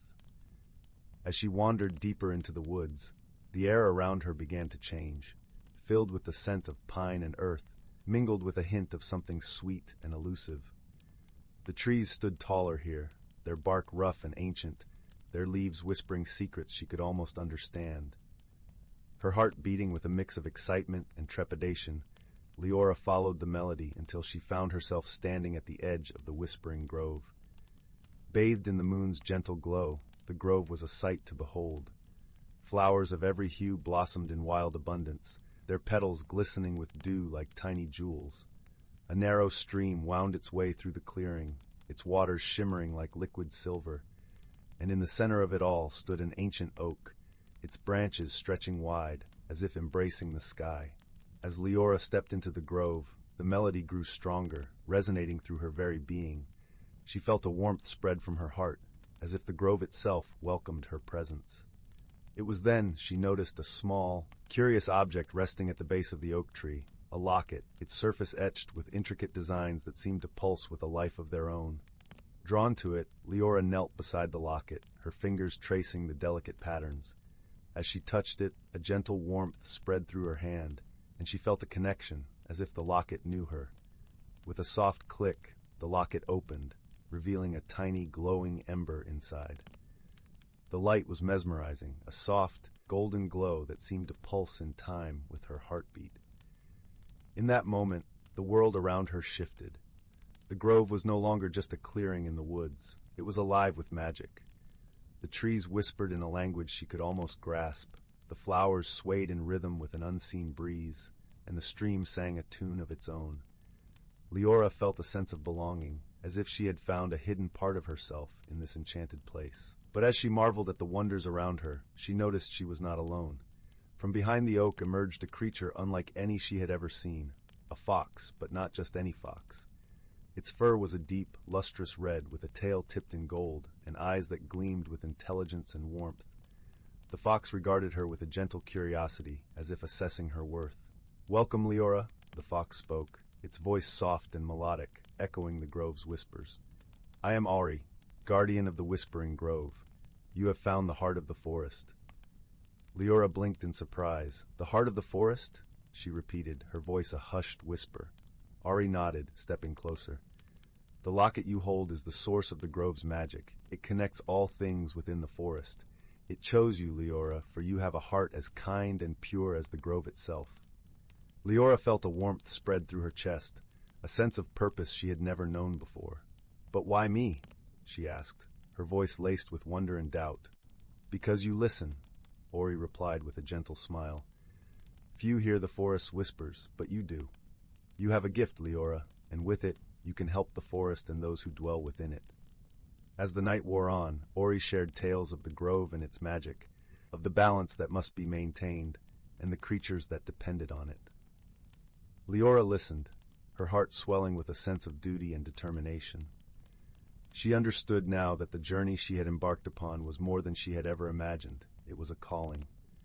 From that night forward, Leora visited the grove often, learning from Auri and the forest itself. She discovered hidden paths that led to secret glades, befriended creatures both great and small, and grew in wisdom and strength. The locket around her neck became a symbol of her bond with the forest, its glow a constant reminder of the magic she held within. But as with all tales, challenges arose. The forest, though vibrant and alive, was not without its shadows. One day, while exploring a distant part of the woods, Leora encountered a darkness she had never felt before, a creeping shadow that sought to consume the light of the grove. It was a presence that chilled her to the bone, a void that drained the warmth from her heart. She knew then that her true test had arrived. With Auri by her side, she delved into the heart of the darkness, guided by the whispers of the grove and the light of the locket. Through trials and tribulations, Leora faced her fears and doubts, drawing strength from the friendships she had forged and the wisdom she had gained. She learned that true power lay not in magic alone, but in the courage to stand for what was right, the compassion to heal, and the love that bound all creatures together. In the end, it was not a battle of force, but of heart. Leora reached out to the darkness, offering it the warmth of her spirit and the light of the grove. With a final, resounding whisper, the darkness relented, its anger and pain soothed by the love that surrounded it. As the shadows lifted and the light returned, the forest sang a song of renewal and hope. Leora stood at the center of the grove, the locket glowing with a radiant light, her heart full of peace. In that moment, she understood the true magic of the Whispering Grove, that even in the darkest of times, love and friendship could light the way. And so, with the forest thriving and the bond between them stronger than ever, Leora's journey of discovery came to a gentle, fulfilling end. The Whispering Grove, with its secrets and wonders, would forever be a part of her soul, a testament to the power of kindness, courage, and the enduring magic of the natural world. And as she returned to her cottage, the moonlight guiding her path, Leora knew that she was truly home. The Whispering Wood and the Lantern of Lumina. The sun had begun its descent beyond the horizon, painting the sky in hues of lavender and gold. The village of Brambleton nestled comfortably in the valley, surrounded by rolling hills and the dense, ancient forest known as the Whispering Wood. It was a place of legend, where tales of magic and mystery were as old as the trees themselves. In the heart of the village, a small cottage exuded warmth and welcome. The aroma of freshly baked bread mingled with the scent of lavender from the garden, inviting all who passed by to linger a moment longer. Inside, by the flickering light of a crackling fireplace, sat a young girl named Lila. Her eyes sparkled with curiosity, a reflection of the adventurous soul that resided within her. Lila had always been drawn to the Whispering Wood, its secrets whispering to her through the rustle of leaves and the songs of birds. The villagers often spoke of a magical artifact hidden within its depths, the Lantern of Lumina.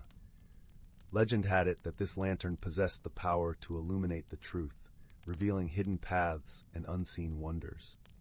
On this evening, as the fire danced and shadows played across the walls, Lila's grandmother, a wise and gentle soul, shared stories of the lantern.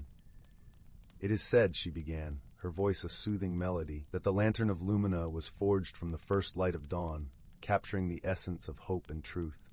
Many have sought it, yet few have ventured beyond the familiar trails." Lila leaned closer, captivated by the tale. "What does it look like, Grandmama?" she asked, her voice a mixture of awe and determination.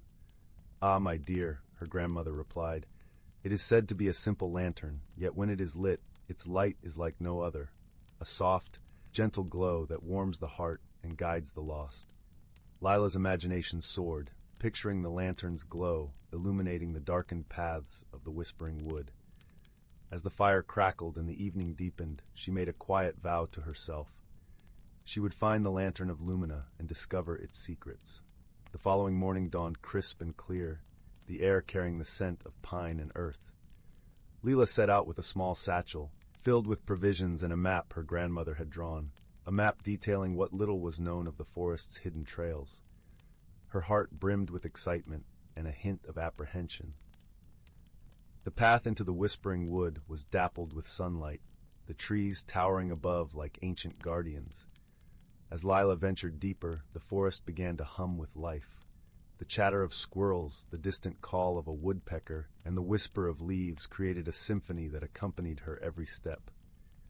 As Lila walked, she marveled at the vibrant tapestry of the forest. The ground was carpeted with moss, soft and springy beneath her feet. Ferns unfurled their fronds in elegant spirals, and wildflowers added splashes of color to the verdant landscape. She paused to admire a particularly beautiful cluster of bluebells, their delicate fragrance filling the air.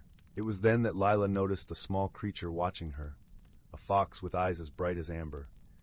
The fox tilted its head as if inviting her to follow. Intrigued, Lila stepped closer, and the fox turned, leading her off the well-trodden path and into the heart of the forest. The journey led Lila through winding trails and across babbling brooks, each step taking her deeper into the unknown. She followed the fox through sun-dappled glades and shadowed hollows, her senses alive with the magic of the forest. As they journeyed, Lila felt a connection with the Whispering Wood, as if the forest itself was guiding her. She paused to rest by a crystal-clear stream, its waters singing a gentle lullaby. The fox sat by her side, its presence comforting and familiar. "Thank you," Leela whispered, reaching out to gently stroke the fox's soft fur. The fox regarded her with a knowing gaze, as if understanding her every word. With renewed determination, Lila continued her journey, the fox ever by her side. The forest seemed to embrace her, its secrets whispering on the breeze. As the sun began its descent, casting long shadows across the forest floor, Lila felt a sense of anticipation building within her.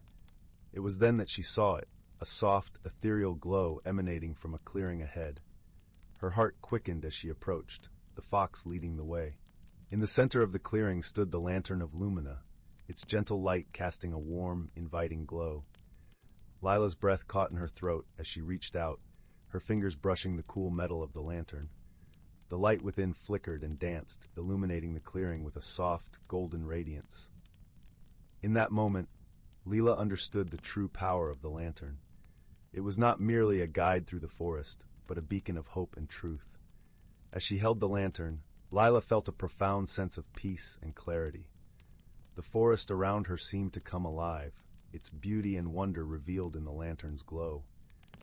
She realized that the journey had changed her, opening her heart to the magic of the world and the wisdom within. With the lantern in hand, Lila made her way back through the forest, the fox at her side. Her journey had taught her the value of friendship and trust, and the importance of listening to the whispers of the world. As she emerged from the whispering wood, the village of Brambleton came into view, the lantern's light guiding her home. Lila's heart swelled with gratitude, knowing that she had discovered more than just a magical artifact. She had found a deeper connection to the world and a newfound sense of purpose. The villagers welcomed her return with open arms, their faces alight with curiosity and wonder. Lila shared her story, the lantern's gentle glow illuminating the hopes and dreams of all who gathered around. And so, the tale of the Lantern of Lumina became a cherished part of Brambleton's history, a reminder of the magic that resides in friendship, the wisdom of the natural world, and the transformative power of a journey undertaken with an open heart. As the night deepened and the stars twinkled above, Lila sat by the fireplace once more, the lantern's glow casting a warm, comforting light. She closed her eyes, listening to the whispers of the forest carried on the evening breeze, and drifted into a peaceful, contented sleep. The journey had come full circle, and with it, Lila had found her place within the timeless tapestry of the Whispering Wood. The lantern's light continued to shine, a beacon of hope and truth, guiding all who sought its wisdom and wonder. In the heart of the forest, the fox watched over the clearing, its eyes reflecting the lantern's glow. It knew that the Whispering Wood would continue to weave its magic, nurturing the dreams and stories of all who ventured into its embrace. And so, the tale of Lila and the Lantern of Lumina lived on, a testament to the enduring power of friendship, courage, and the magic that resides within us all. As the fire crackled softly and the night deepened, the story whispered on the breeze, a lullaby of hope and wonder, guiding the dreams of all who listened. In the quiet of the night, the lantern's light flickered gently, casting its glow across the village, a beacon of warmth and peace. Its story became a cherished memory, passed down through generations, a reminder that the magic of the world is always within reach for those who dare to seek it. And so, with the whisper of the wind and the glow of the lantern, the story of Lila and the Whispering Wood continued to inspire, a timeless tale of wonder and discovery, illuminating the path for those who followed in her footsteps. As the sun rose once more, its golden light kissed the village of Brambleton, heralding a new day filled with promise and the enduring magic of the world. In the heart of the Whispering Wood, the fox lay curled beneath the trees, its amber eyes glowing softly in the dawn light. It knew that the forest held countless stories yet to be told, each one a thread in the rich tapestry of life. The lantern's light continued to shine, a beacon of hope and truth, guiding all who sought its wisdom and wonder. Thus, the tale of the Lantern of Lumina and the Whispering Wood became a cherished part of Brambleton's history, a reminder of the magic that resides in friendship, the wisdom of the natural world, and the transformative power of a journey undertaken with an open heart.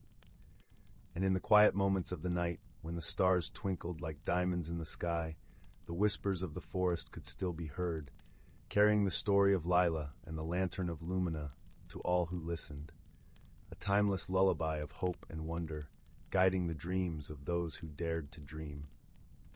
As the fire crackled softly and the night deepened, the village of Brambleton lay in peaceful slumber, held in the embrace of the whispering wood and the gentle glow of the lantern. The story lived on, a testament to the enduring magic of the world and the power of friendship, courage, and the wisdom of the heart. With the first light of dawn, the forest awoke once more, its beauty and mystery revealed in the soft glow of the morning sun. The fox stretched and yawned, its amber eyes reflecting the promise of a new day. It knew that the whispering wood would continue to weave its magic, nurturing the dreams and stories of all who ventured into its embrace. And so, the story of Lila and the Lantern of Lumina continued to inspire, a timeless tale of wonder and discovery, illuminating the path for those who followed in her footsteps. As the sun rose once more, its golden light kissed the village of Brambleton, heralding a new day filled with promise and the enduring magic of the world. In the heart of the whispering wood, the fox lay curled beneath the trees, its amber eyes glowing softly in the dawn light. It knew that the forest held countless stories yet to be told, each one a thread in the rich tapestry of life. The lantern's light continued to shine, a beacon of hope and truth, guiding all who sought its wisdom and wonder. Thus, the tale of the Lantern of Lumina and the Whispering Wood became a cherished part of Brambleton's history, a reminder of the magic that resides in friendship, the wisdom of the natural world, and the transformative power of a journey undertaken with an open heart. And in the quiet moments of the night, when the stars twinkled like diamonds in the sky, the whispers of the forest could still be heard, carrying the story of Lila and the Lantern of Lumina to all who listened, a timeless lullaby of hope and wonder, guiding the dreams of those who dared to dream. As the fire crackled softly and the night deepened, the village of Brambleton lay in peaceful slumber, held in the embrace of the whispering wood and the gentle glow of the lantern. The story lived on, a testament to the enduring magic of the world and the power of friendship, courage, and the wisdom of the heart. With the first light of dawn, the forest awoke once more, its beauty and mystery revealed in the soft glow of the morning sun. The fox stretched and yawned, its amber eyes reflecting the promise of a new day. It knew that the whispering wood would continue to weave its magic, nurturing the dreams and stories of all who ventured into its embrace. And so the story of Lila and the Lantern of Lumina continued to inspire, a timeless tale of wonder and discovery, illuminating the path for those who followed in her footsteps. As the sun rose once more, its golden light kissed the village of Brambleton, heralding a new day filled with promise and the enduring magic of the world. In the heart of the whispering wood, the fox lay curled beneath the trees, its amber eyes glowing softly in the dawn light. It knew that the forest held countless stories yet to be told, each one a thread in the rich tapestry of life. The lantern's light continued to shine, a beacon of hope and truth, guiding all who sought its wisdom and wonder.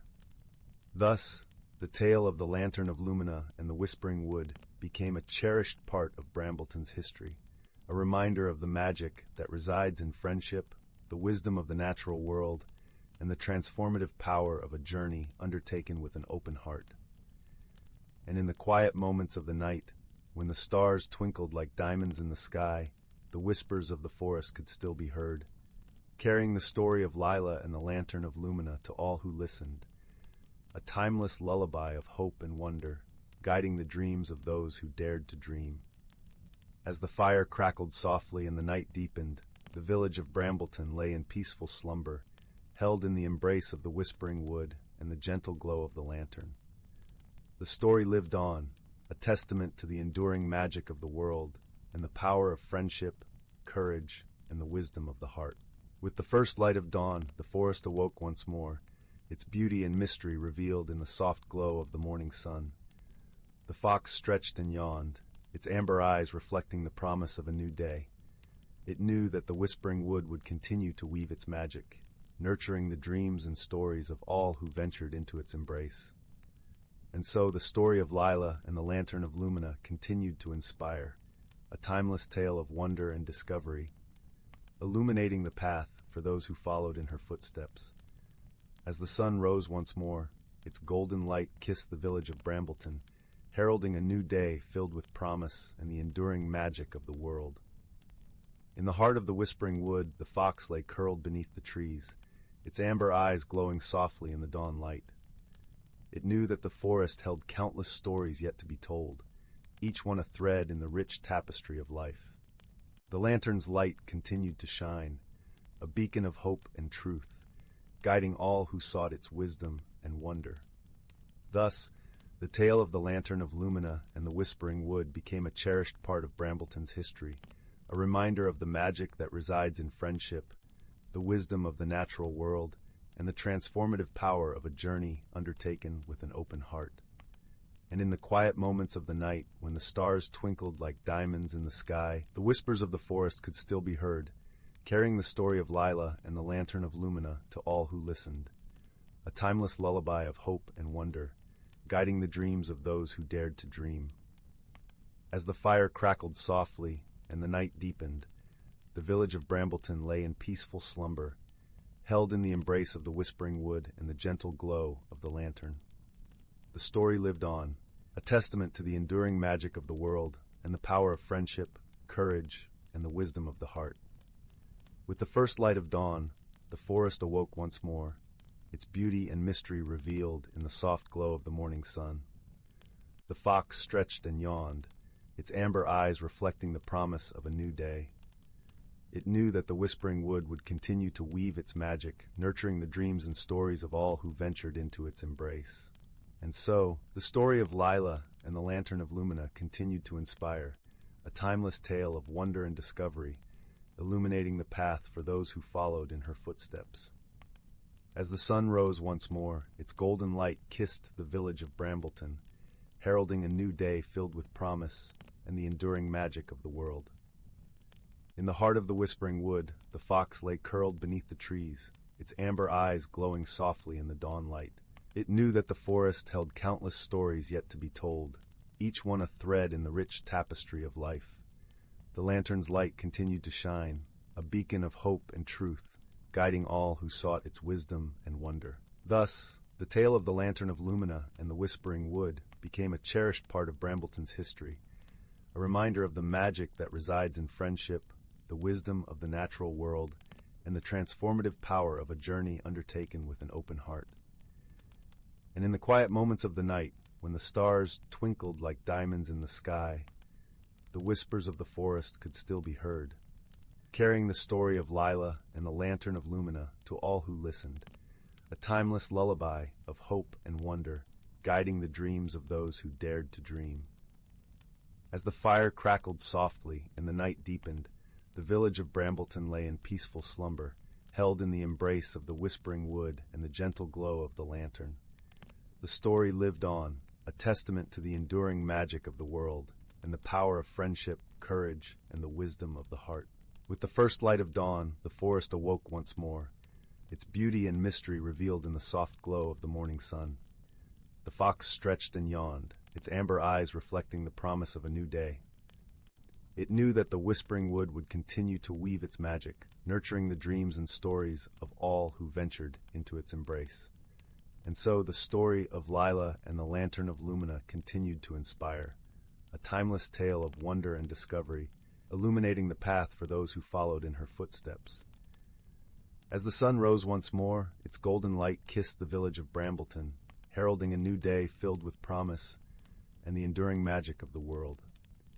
In the heart of the whispering wood, the fox lay curled beneath the trees, its amber eyes glowing softly in the dawn light. It knew that the forest held countless stories yet to be told, each one a thread in the rich tapestry of life. The lantern's light continued to shine, a beacon of hope and truth, guiding all who sought its wisdom and wonder. Thus, the tale of the Lantern of Lumina and the Whispering Wood became a cherished part of Brambleton's history, a reminder of the magic that resides in friendship, the wisdom of the natural world, and the transformative power of a journey undertaken with an open heart. And in the quiet moments of the night, when the stars twinkled like diamonds in the sky, the whispers of the forest could still be heard, carrying the story of Lila and the Lantern of Lumina to all who listened, a timeless lullaby of hope and wonder, guiding the dreams of those who dared to dream. As the fire crackled softly and the night deepened, the village of Brambleton lay in peaceful slumber, held in the embrace of the whispering wood and the gentle glow of the lantern. The story lived on, a testament to the enduring magic of the world and the power of friendship, courage, and the wisdom of the heart. With the first light of dawn, the forest awoke once more, its beauty and mystery revealed in the soft glow of the morning sun. The fox stretched and yawned, its amber eyes reflecting the promise of a new day. It knew that the whispering wood would continue to weave its magic, nurturing the dreams and stories of all who ventured into its embrace. And so, the story of Lila and the Lantern of Lumina continued to inspire, a timeless tale of wonder and discovery, illuminating the path for those who followed in her footsteps. As the sun rose once more, its golden light kissed the village of Brambleton, heralding a new day filled with promise and the enduring magic of the world. In the heart of the whispering wood, the fox lay curled beneath the trees, its amber eyes glowing softly in the dawn light. It knew that the forest held countless stories yet to be told, each one a thread in the rich tapestry of life. The lantern's light continued to shine, a beacon of hope and truth, guiding all who sought its wisdom and wonder. Thus, the tale of the Lantern of Lumina and the Whispering Wood became a cherished part of Brambleton's history, a reminder of the magic that resides in friendship, the wisdom of the natural world, and the transformative power of a journey undertaken with an open heart. And in the quiet moments of the night, when the stars twinkled like diamonds in the sky, the whispers of the forest could still be heard, carrying the story of Lila and the Lantern of Lumina to all who listened, a timeless lullaby of hope and wonder, guiding the dreams of those who dared to dream. As the fire crackled softly and the night deepened, the village of Brambleton lay in peaceful slumber, held in the embrace of the whispering wood and the gentle glow of the lantern. The story lived on, a testament to the enduring magic of the world and the power of friendship, courage, and the wisdom of the heart. With the first light of dawn, the forest awoke once more, its beauty and mystery revealed in the soft glow of the morning sun. The fox stretched and yawned, its amber eyes reflecting the promise of a new day. It knew that the whispering wood would continue to weave its magic, nurturing the dreams and stories of all who ventured into its embrace. And so the story of Lila and the Lantern of Lumina continued to inspire, a timeless tale of wonder and discovery, illuminating the path for those who followed in her footsteps. As the sun rose once more, its golden light kissed the village of Brambleton, heralding a new day filled with promise and the enduring magic of the world. In the heart of the whispering wood, the fox lay curled beneath the trees, its amber eyes glowing softly in the dawn light. It knew that the forest held countless stories yet to be told, each one a thread in the rich tapestry of life. The lantern's light continued to shine, a beacon of hope and truth, guiding all who sought its wisdom and wonder. Thus, the tale of the Lantern of Lumina and the Whispering Wood became a cherished part of Brambleton's history, a reminder of the magic that resides in friendship, the wisdom of the natural world, and the transformative power of a journey undertaken with an open heart. And in the quiet moments of the night, when the stars twinkled like diamonds in the sky, the whispers of the forest could still be heard, carrying the story of Lila and the Lantern of Lumina to all who listened, a timeless lullaby of hope and wonder, guiding the dreams of those who dared to dream. As the fire crackled softly and the night deepened, the village of Brambleton lay in peaceful slumber, held in the embrace of the whispering wood and the gentle glow of the lantern.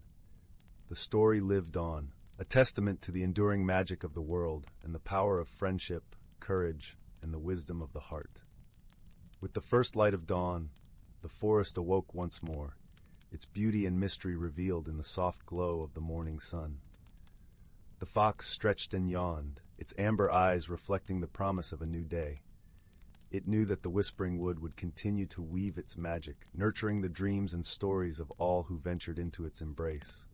And so, the story of Lila and the Lantern of Lumina continued to inspire, a timeless tale of wonder and discovery, illuminating the path for those who followed in her footsteps. As the sun rose once more, its golden light kissed the village of Brambleton, heralding a new day filled with promise and the enduring magic of the world. In the heart of the whispering wood, the fox lay curled beneath the trees, its amber eyes glowing softly in the dawn light. It knew that the forest held countless stories yet to be told, each one a thread in the rich tapestry of life. The lantern's light continued to shine, a beacon of hope and truth, guiding all who sought its wisdom and wonder. Thus, the tale of the Lantern of Lumina and the Whispering Wood became a cherished part of Brambleton's history, a reminder of the magic that resides in friendship, the wisdom of the natural world, and the transformative power of a journey undertaken with an open heart. And in the quiet moments of the night, when the stars twinkled like diamonds in the sky, the whispers of the forest could still be heard, carrying the story of Lila and the Lantern of Lumina to all who listened, a timeless lullaby of hope and wonder, guiding the dreams of those who dared to dream. As the fire crackled softly and the night deepened, the village of Brambleton lay in peaceful slumber, held in the embrace of the whispering wood and the gentle glow of the lantern. The story lived on, a testament to the enduring magic of the world and the power of friendship, courage, and the wisdom of the heart. With the first light of dawn, the forest awoke once more, its beauty and mystery revealed in the soft glow of the morning sun. The fox stretched and yawned, its amber eyes reflecting the promise of a new day. It knew that the whispering wood would continue to weave its magic, nurturing the dreams and stories of all who ventured into its embrace.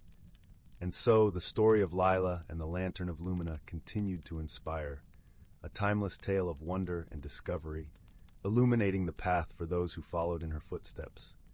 As the sun rose once more, its golden light kissed the village of Brambleton, heralding a new day filled with promise and the enduring magic of the world. In the heart of the whispering wood, the fox lay curled beneath the trees, its amber eyes glowing softly in the dawn light. It knew that the forest held countless stories yet to be told, each one a thread in the rich tapestry of life. The lantern's light continued to shine, a beacon of hope and truth, guiding all who sought its wisdom and wonder. Thus, the tale of the Lantern of Lumina and the Whispering Wood became a cherished part of Brambleton's history, a reminder of the magic that resides in friendship, the wisdom of the natural world, and the transformative power of a journey undertaken with an open heart. And in the quiet moments of the night, when the stars twinkled like diamonds in the sky, the whispers of the forest could still be heard, carrying the story of Lila and the Lantern of Lumina to all who listened, a timeless lullaby of hope and wonder, guiding the dreams of those who dared to dream. As the fire crackled softly and the night deepened, the village of Brambleton lay in peaceful slumber, held in the embrace of the whispering wood and the gentle glow of the lantern. The story lived on, a testament to the enduring magic of the world and the power of friendship, courage, and the wisdom of the heart. With the first light of dawn, the forest awoke once more, its beauty and mystery revealed in the soft glow of the morning sun. The fox stretched and yawned, its amber eyes reflecting the promise of a new day. It knew that the whispering wood would continue to weave its magic, nurturing the dreams and stories of all who ventured into its embrace. And so, the story of Lila and the Lantern of Lumina continued to inspire, a timeless tale of wonder and discovery, illuminating the path for those who followed in her footsteps.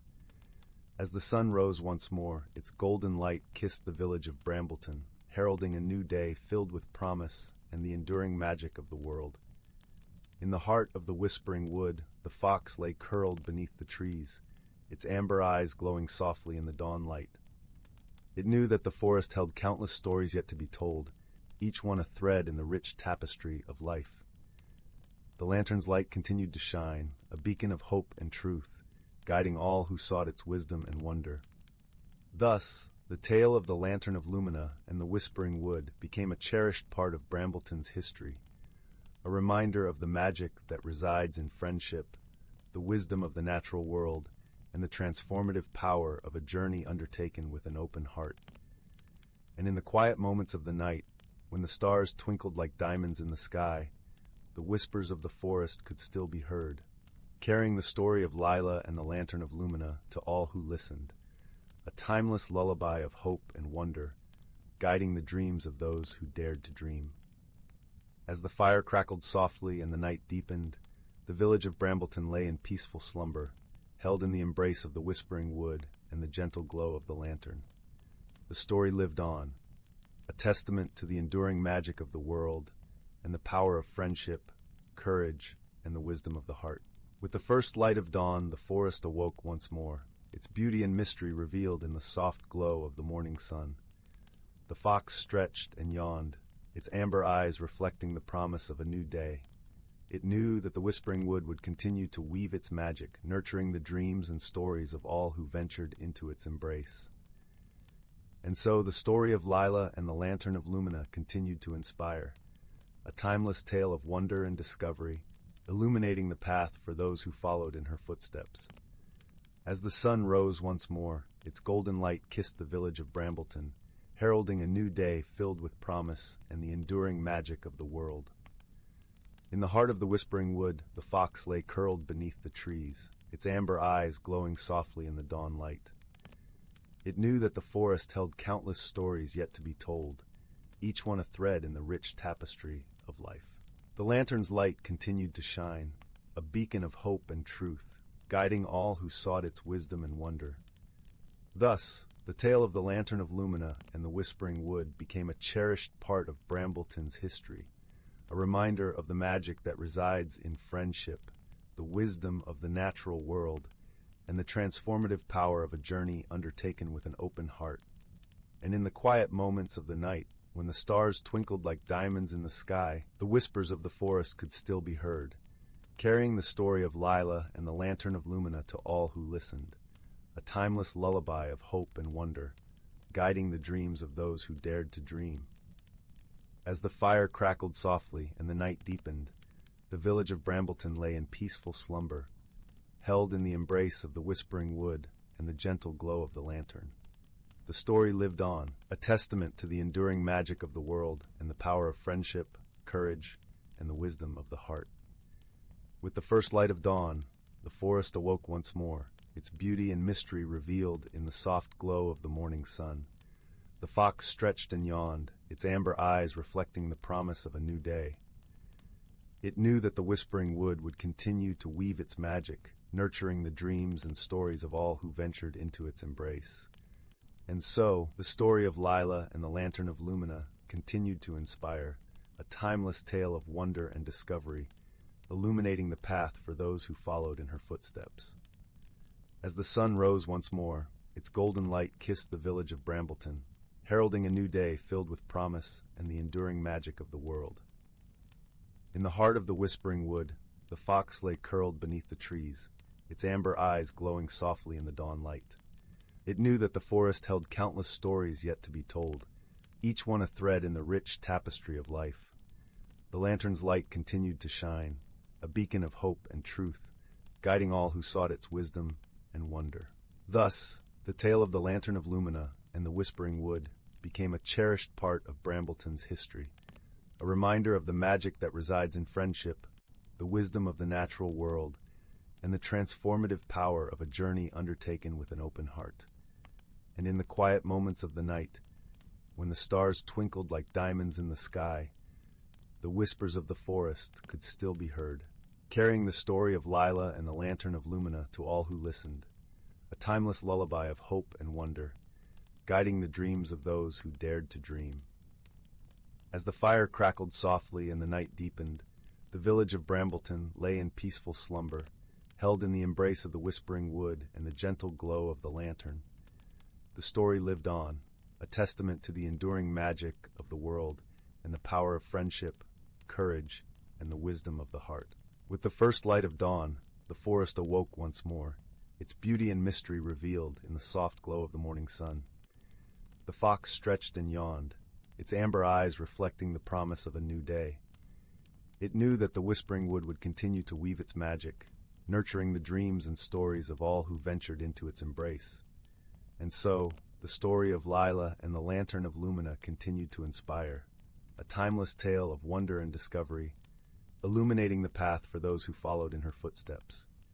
As the sun rose once more, its golden light kissed the village of Brambleton, heralding a new day filled with promise and the enduring magic of the world. In the heart of the whispering wood, the fox lay curled beneath the trees, its amber eyes glowing softly in the dawn light. It knew that the forest held countless stories yet to be told, each one a thread in the rich tapestry of life. The lantern's light continued to shine, a beacon of hope and truth, guiding all who sought its wisdom and wonder. Thus, the tale of the Lantern of Lumina and the Whispering Wood became a cherished part of Brambleton's history, a reminder of the magic that resides in friendship, the wisdom of the natural world, and the transformative power of a journey undertaken with an open heart. And in the quiet moments of the night, when the stars twinkled like diamonds in the sky, the whispers of the forest could still be heard, carrying the story of Lila and the Lantern of Lumina to all who listened, a timeless lullaby of hope and wonder, guiding the dreams of those who dared to dream. As the fire crackled softly and the night deepened, the village of Brambleton lay in peaceful slumber, held in the embrace of the whispering wood and the gentle glow of the lantern. The story lived on, a testament to the enduring magic of the world and the power of friendship, courage, and the wisdom of the heart. With the first light of dawn, the forest awoke once more, its beauty and mystery revealed in the soft glow of the morning sun. The fox stretched and yawned, its amber eyes reflecting the promise of a new day. It knew that the whispering wood would continue to weave its magic, nurturing the dreams and stories of all who ventured into its embrace.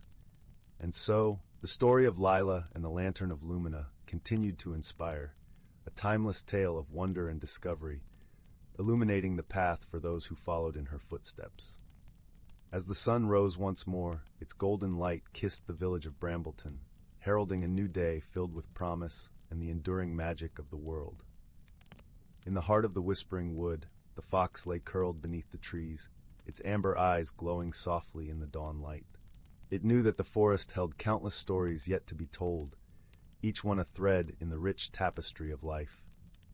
The lantern's light continued to shine, a beacon of hope and truth, guiding all who sought its wisdom and wonder. Thus, the tale of the Lantern of Lumina and the Whispering Wood became a cherished part of Brambleton's history, a reminder of the magic that resides in friendship, the wisdom of the natural world, and the transformative power of a journey undertaken with an open heart.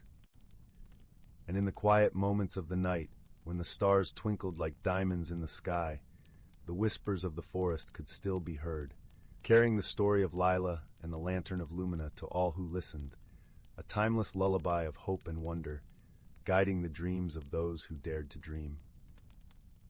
As the fire crackled softly and the night deepened, the village of Brambleton lay in peaceful slumber, held in the embrace of the whispering wood and the gentle glow of the lantern. The story lived on, a testament to the enduring magic of the world and the power of friendship, courage, and the wisdom of the heart. With the first light of dawn, the forest awoke once more, its beauty and mystery revealed in the soft glow of the morning sun. The fox stretched and yawned, its amber eyes reflecting the promise of a new day.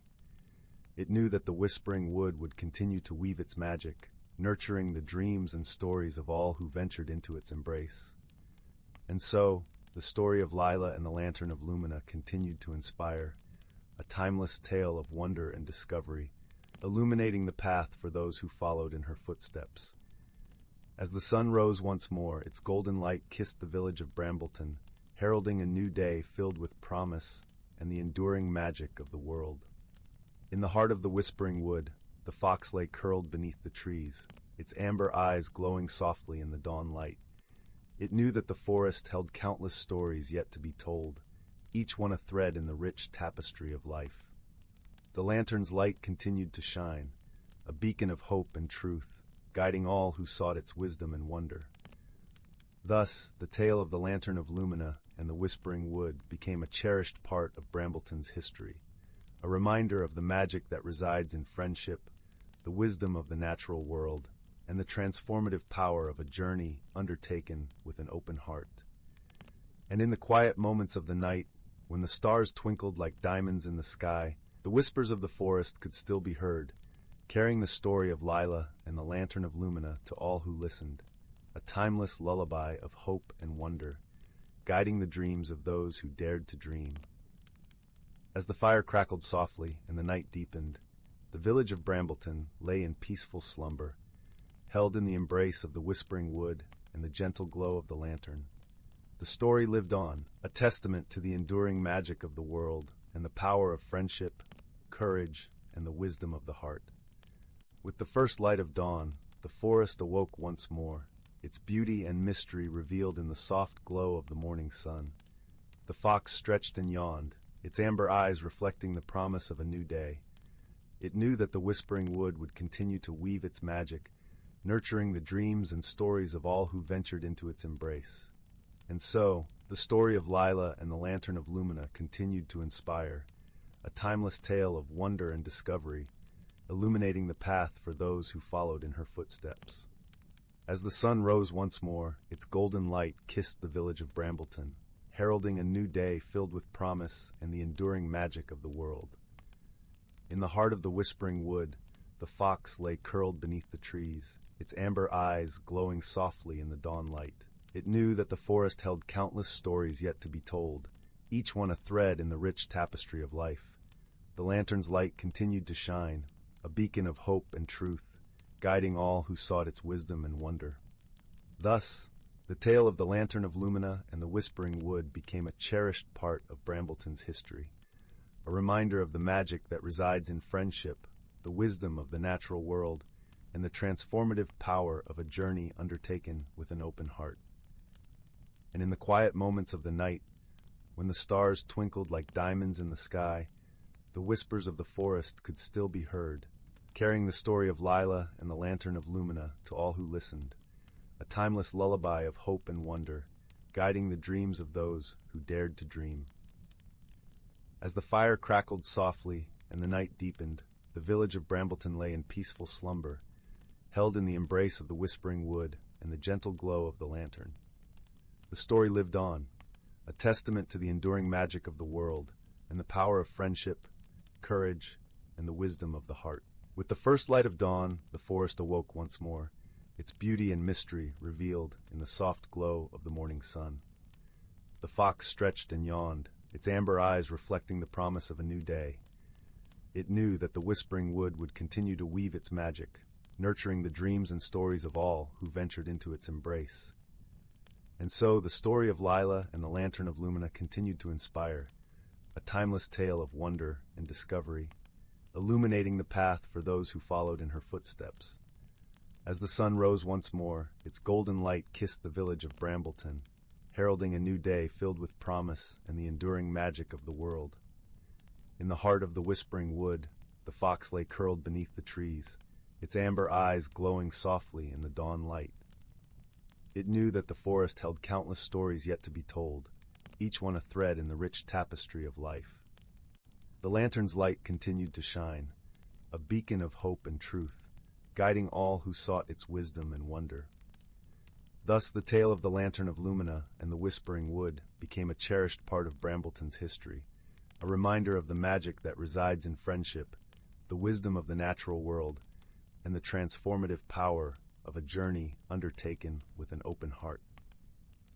And in the quiet moments of the night, when the stars twinkled like diamonds in the sky, the whispers of the forest could still be heard, carrying the story of Lila and the Lantern of Lumina to all who listened, a timeless lullaby of hope and wonder, guiding the dreams of those who dared to dream. As the fire crackled softly and the night deepened, the village of Brambleton lay in peaceful slumber, held in the embrace of the whispering wood and the gentle glow of the lantern. The story lived on, a testament to the enduring magic of the world and the power of friendship, courage, and the wisdom of the heart. With the first light of dawn, the forest awoke once more, its beauty and mystery revealed in the soft glow of the morning sun. The fox stretched and yawned, its amber eyes reflecting the promise of a new day. It knew that the whispering wood would continue to weave its magic, nurturing the dreams and stories of all who ventured into its embrace. And so, the story of Lila and the Lantern of Lumina continued to inspire, a timeless tale of wonder and discovery, illuminating the path for those who followed in her footsteps. As the sun rose once more, its golden light kissed the village of Brambleton, heralding a new day filled with promise and the enduring magic of the world. In the heart of the whispering wood, the fox lay curled beneath the trees, its amber eyes glowing softly in the dawn light. It knew that the forest held countless stories yet to be told, each one a thread in the rich tapestry of life. The lantern's light continued to shine, a beacon of hope and truth, guiding all who sought its wisdom and wonder. Thus, the tale of the Lantern of Lumina and the Whispering Wood became a cherished part of Brambleton's history, a reminder of the magic that resides in friendship, the wisdom of the natural world, and the transformative power of a journey undertaken with an open heart.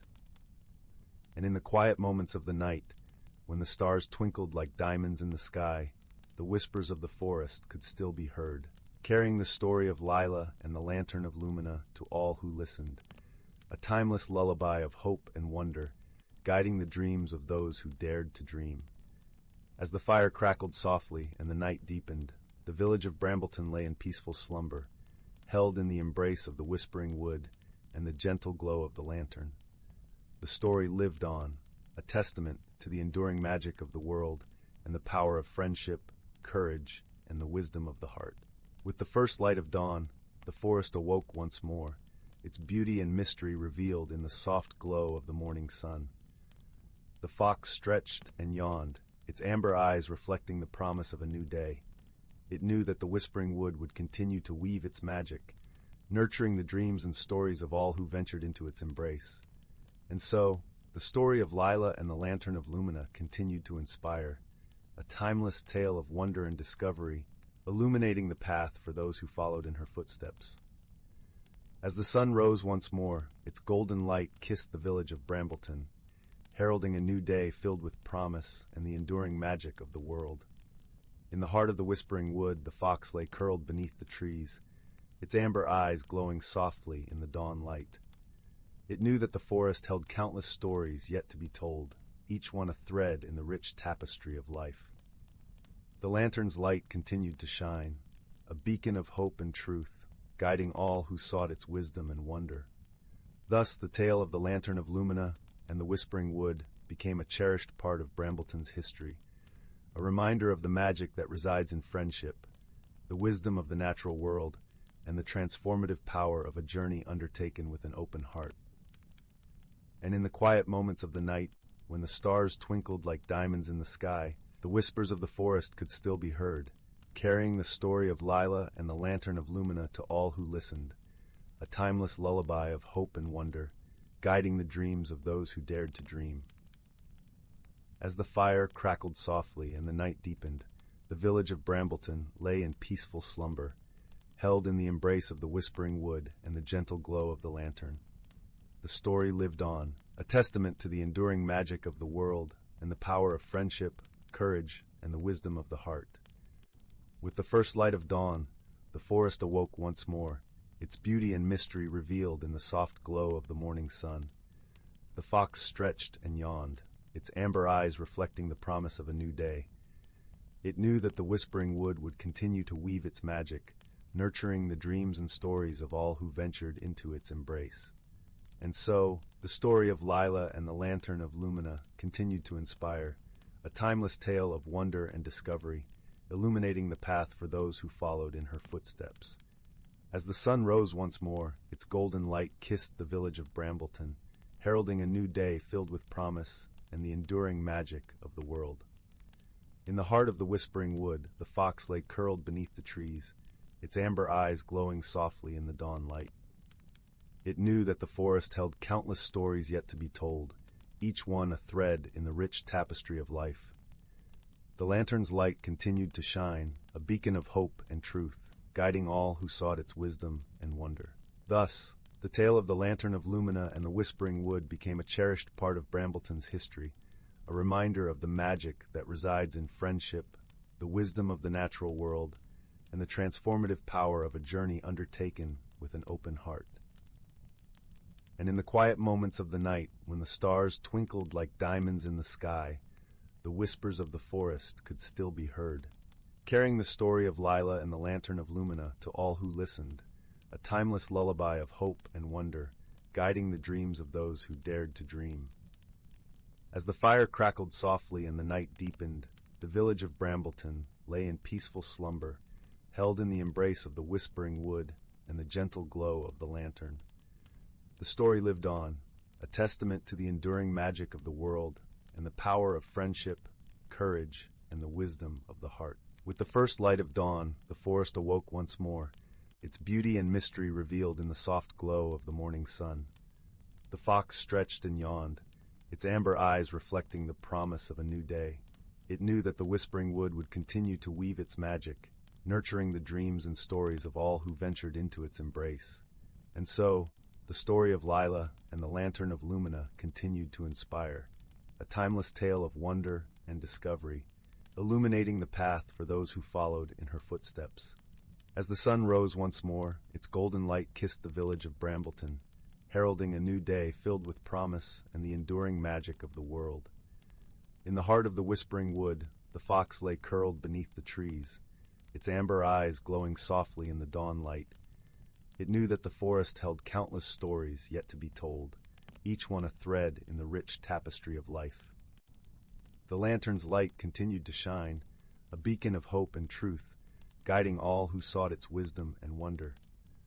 Thus, the tale of the Lantern of Lumina and the Whispering Wood became a cherished part of Brambleton's history, a reminder of the magic that resides in friendship, the wisdom of the natural world, and the transformative power of a journey undertaken with an open heart. And in the quiet moments of the night, when the stars twinkled like diamonds in the sky, the whispers of the forest could still be heard, carrying the story of Lila and the Lantern of Lumina to all who listened, a timeless lullaby of hope and wonder, guiding the dreams of those who dared to dream. As the fire crackled softly and the night deepened, the village of Brambleton lay in peaceful slumber, held in the embrace of the whispering wood and the gentle glow of the lantern. The story lived on, a testament to the enduring magic of the world and the power of friendship, courage, and the wisdom of the heart. With the first light of dawn, the forest awoke once more, its beauty and mystery revealed in the soft glow of the morning sun.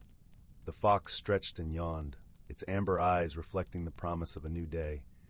It knew that the whispering wood would continue to weave its magic, nurturing the dreams and stories of all who ventured into its embrace.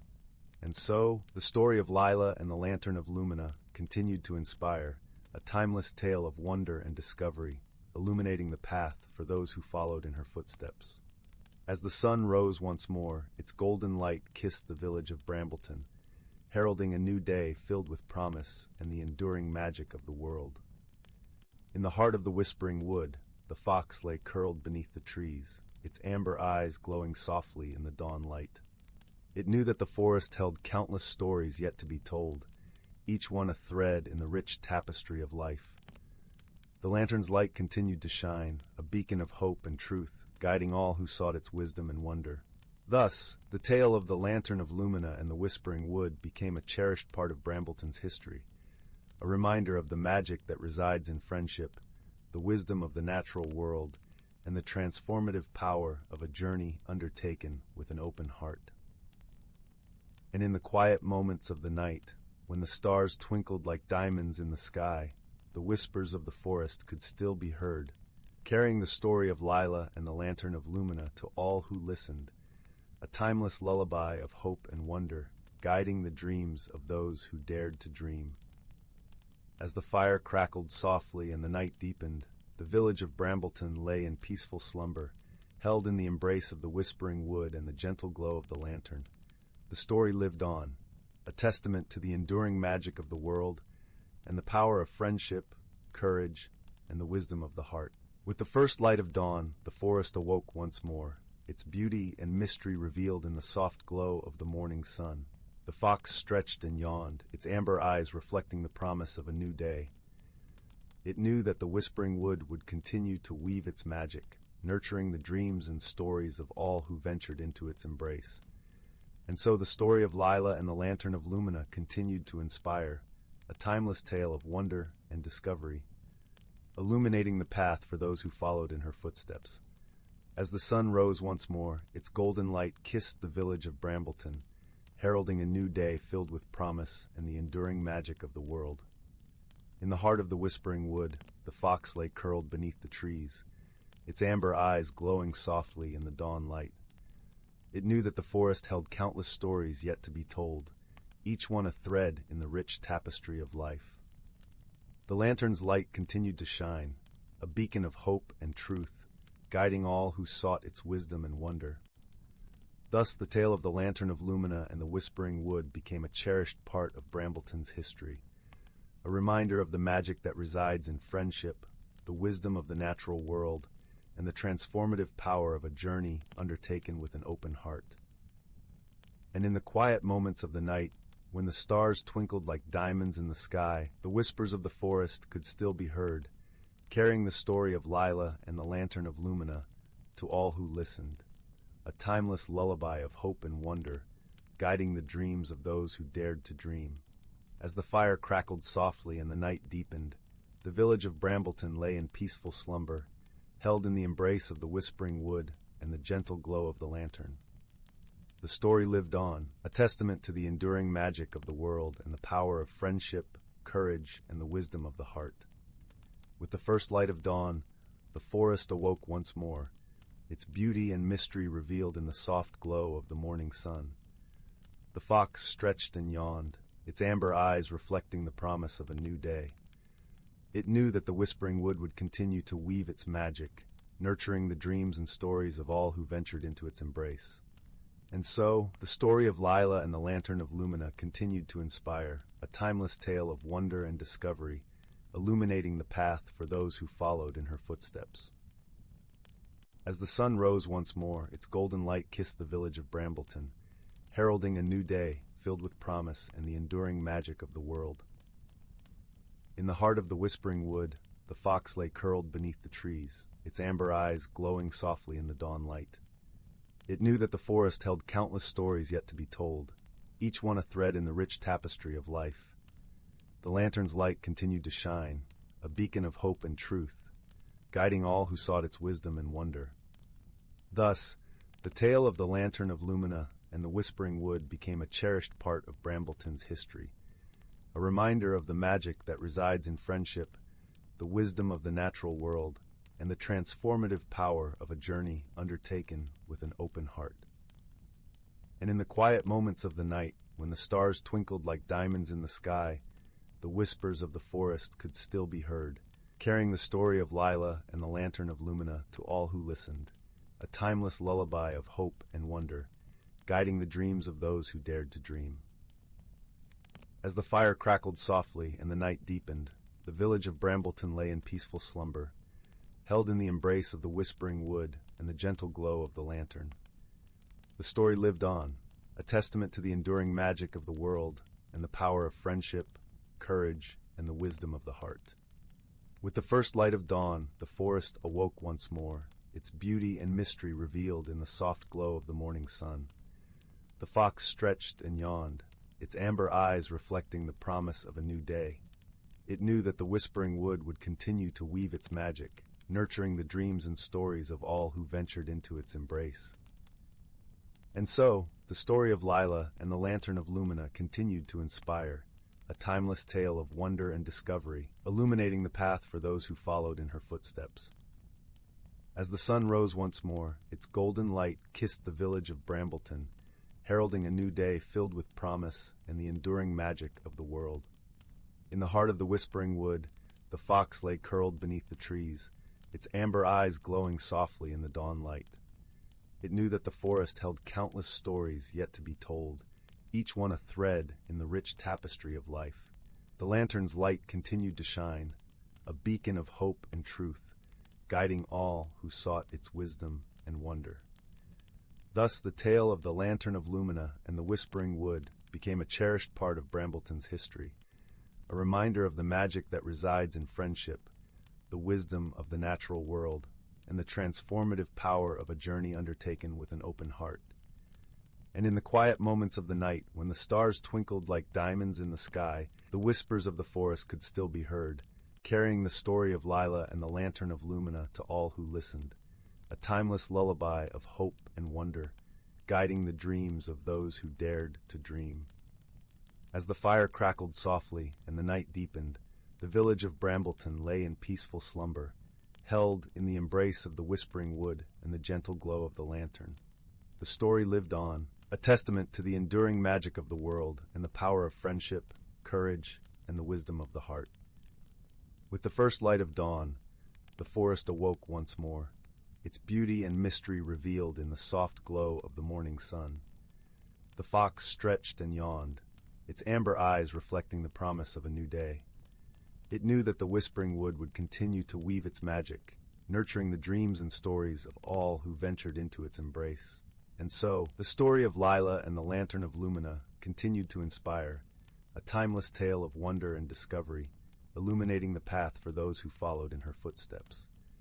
As the sun rose once more, its golden light kissed the village of Brambleton, heralding a new day filled with promise and the enduring magic of the world.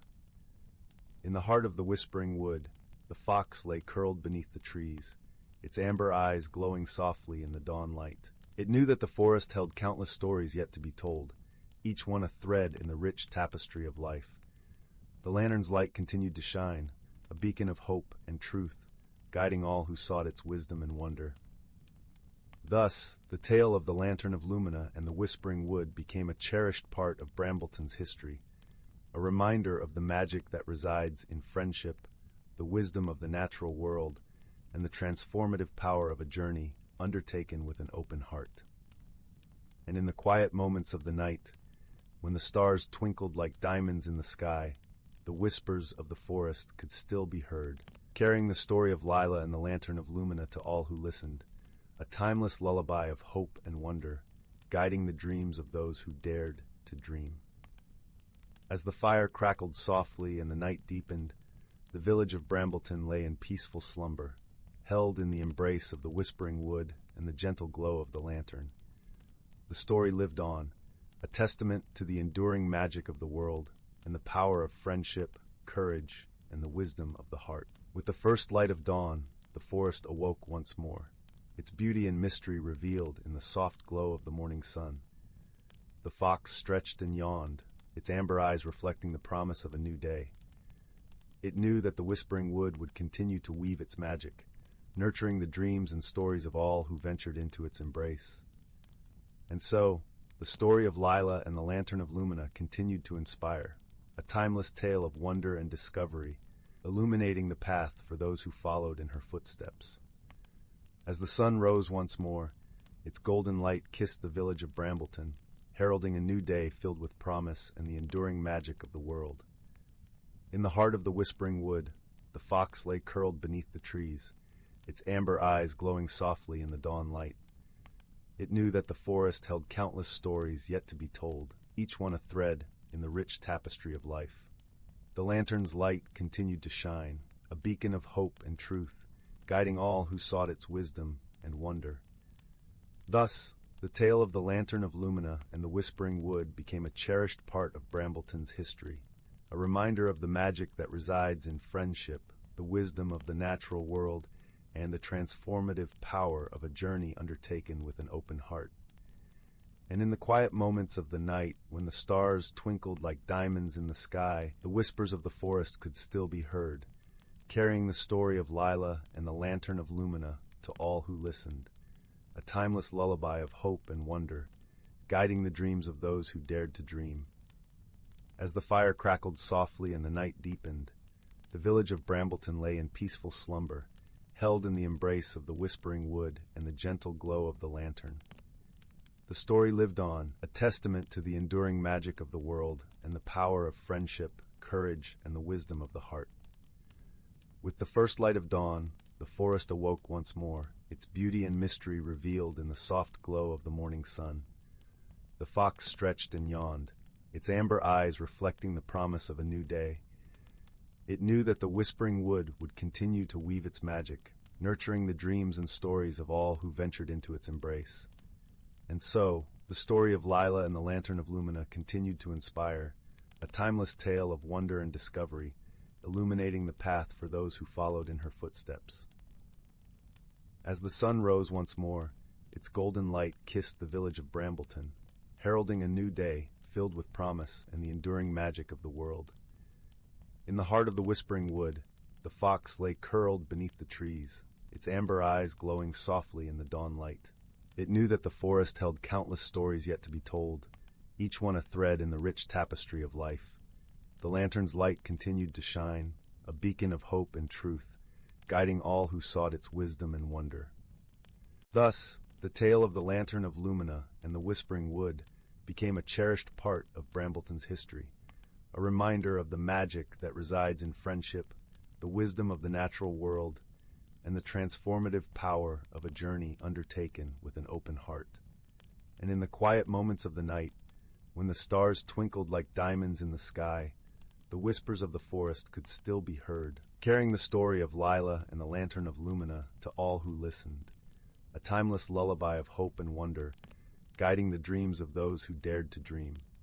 As the fire crackled softly and the night deepened, the village of Brambleton lay in peaceful slumber, held in the embrace of the whispering wood and the gentle glow of the lantern.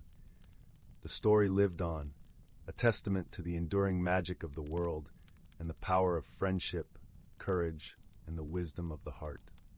With the first light of dawn, the forest awoke once more, its beauty and mystery revealed in the soft glow of the morning sun. The fox stretched and yawned, its amber eyes reflecting the promise of a new day. It knew that the whispering wood would continue to weave its magic, nurturing the dreams and stories of all who ventured into its embrace. And so, the story of Lila and the Lantern of Lumina continued to inspire, a timeless tale of wonder and discovery, illuminating the path for those who followed in her footsteps. As the sun rose once more, its golden light kissed the village of Brambleton, heralding a new day filled with promise and the enduring magic of the world.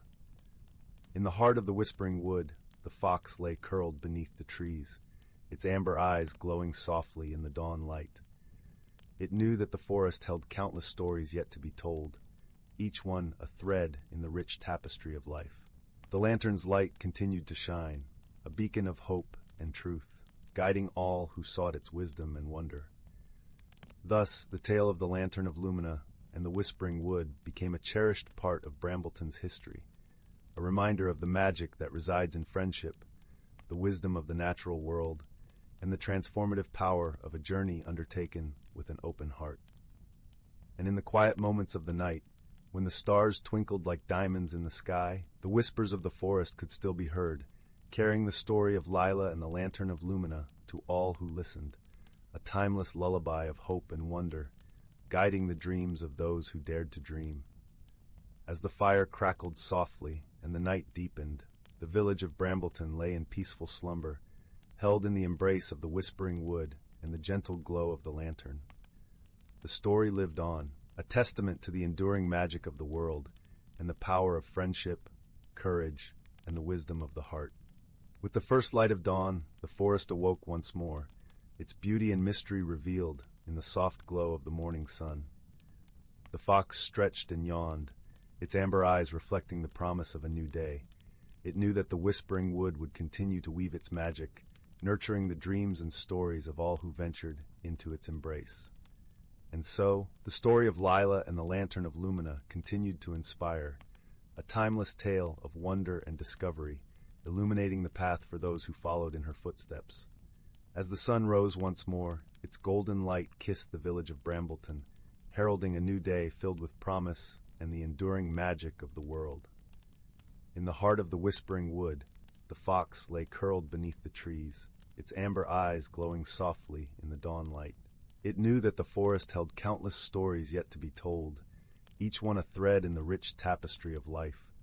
The lantern's light continued to shine, a beacon of hope and truth, guiding all who sought its wisdom and wonder. Thus, the tale of the Lantern of Lumina and the Whispering Wood became a cherished part of Brambleton's history, a reminder of the magic that resides in friendship, the wisdom of the natural world, and the transformative power of a journey undertaken with an open heart. And in the quiet moments of the night, when the stars twinkled like diamonds in the sky, the whispers of the forest could still be heard, carrying the story of Lila and the Lantern of Lumina to all who listened, a timeless lullaby of hope and wonder, guiding the dreams of those who dared to dream. As the fire crackled softly and the night deepened, the village of Brambleton lay in peaceful slumber, held in the embrace of the whispering wood and the gentle glow of the lantern. The story lived on, a testament to the enduring magic of the world and the power of friendship, courage, and the wisdom of the heart. With the first light of dawn, the forest awoke once more, its beauty and mystery revealed in the soft glow of the morning sun. The fox stretched and yawned, its amber eyes reflecting the promise of a new day. It knew that the whispering wood would continue to weave its magic, nurturing the dreams and stories of all who ventured into its embrace. And so, the story of Lila and the Lantern of Lumina continued to inspire, a timeless tale of wonder and discovery, illuminating the path for those who followed in her footsteps. As the sun rose once more, its golden light kissed the village of Brambleton, heralding a new day filled with promise and the enduring magic of the world. In the heart of the whispering wood, the fox lay curled beneath the trees, its amber eyes glowing softly in the dawn light. It knew that the forest held countless stories yet to be told, each one a thread in the rich tapestry of life. The lantern's light continued to shine, a beacon of hope and truth, guiding all who sought its wisdom and wonder. Thus, the tale of the Lantern of Lumina and the Whispering Wood became a cherished part of Brambleton's history, a reminder of the magic that resides in friendship, the wisdom of the natural world, and the transformative power of a journey undertaken with an open heart. And in the quiet moments of the night, when the stars twinkled like diamonds in the sky, the whispers of the forest could still be heard, carrying the story of Lila and the Lantern of Lumina to all who listened, a timeless lullaby of hope and wonder, guiding the dreams of those who dared to dream. As the fire crackled softly and the night deepened, the village of Brambleton lay in peaceful slumber, held in the embrace of the whispering wood and the gentle glow of the lantern. The story lived on, a testament to the enduring magic of the world and the power of friendship, courage, and the wisdom of the heart. With the first light of dawn, the forest awoke once more, its beauty and mystery revealed in the soft glow of the morning sun. The fox stretched and yawned, its amber eyes reflecting the promise of a new day. It knew that the whispering wood would continue to weave its magic, nurturing the dreams and stories of all who ventured into its embrace. And so, the story of Lila and the Lantern of Lumina continued to inspire, a timeless tale of wonder and discovery, illuminating the path for those who followed in her footsteps.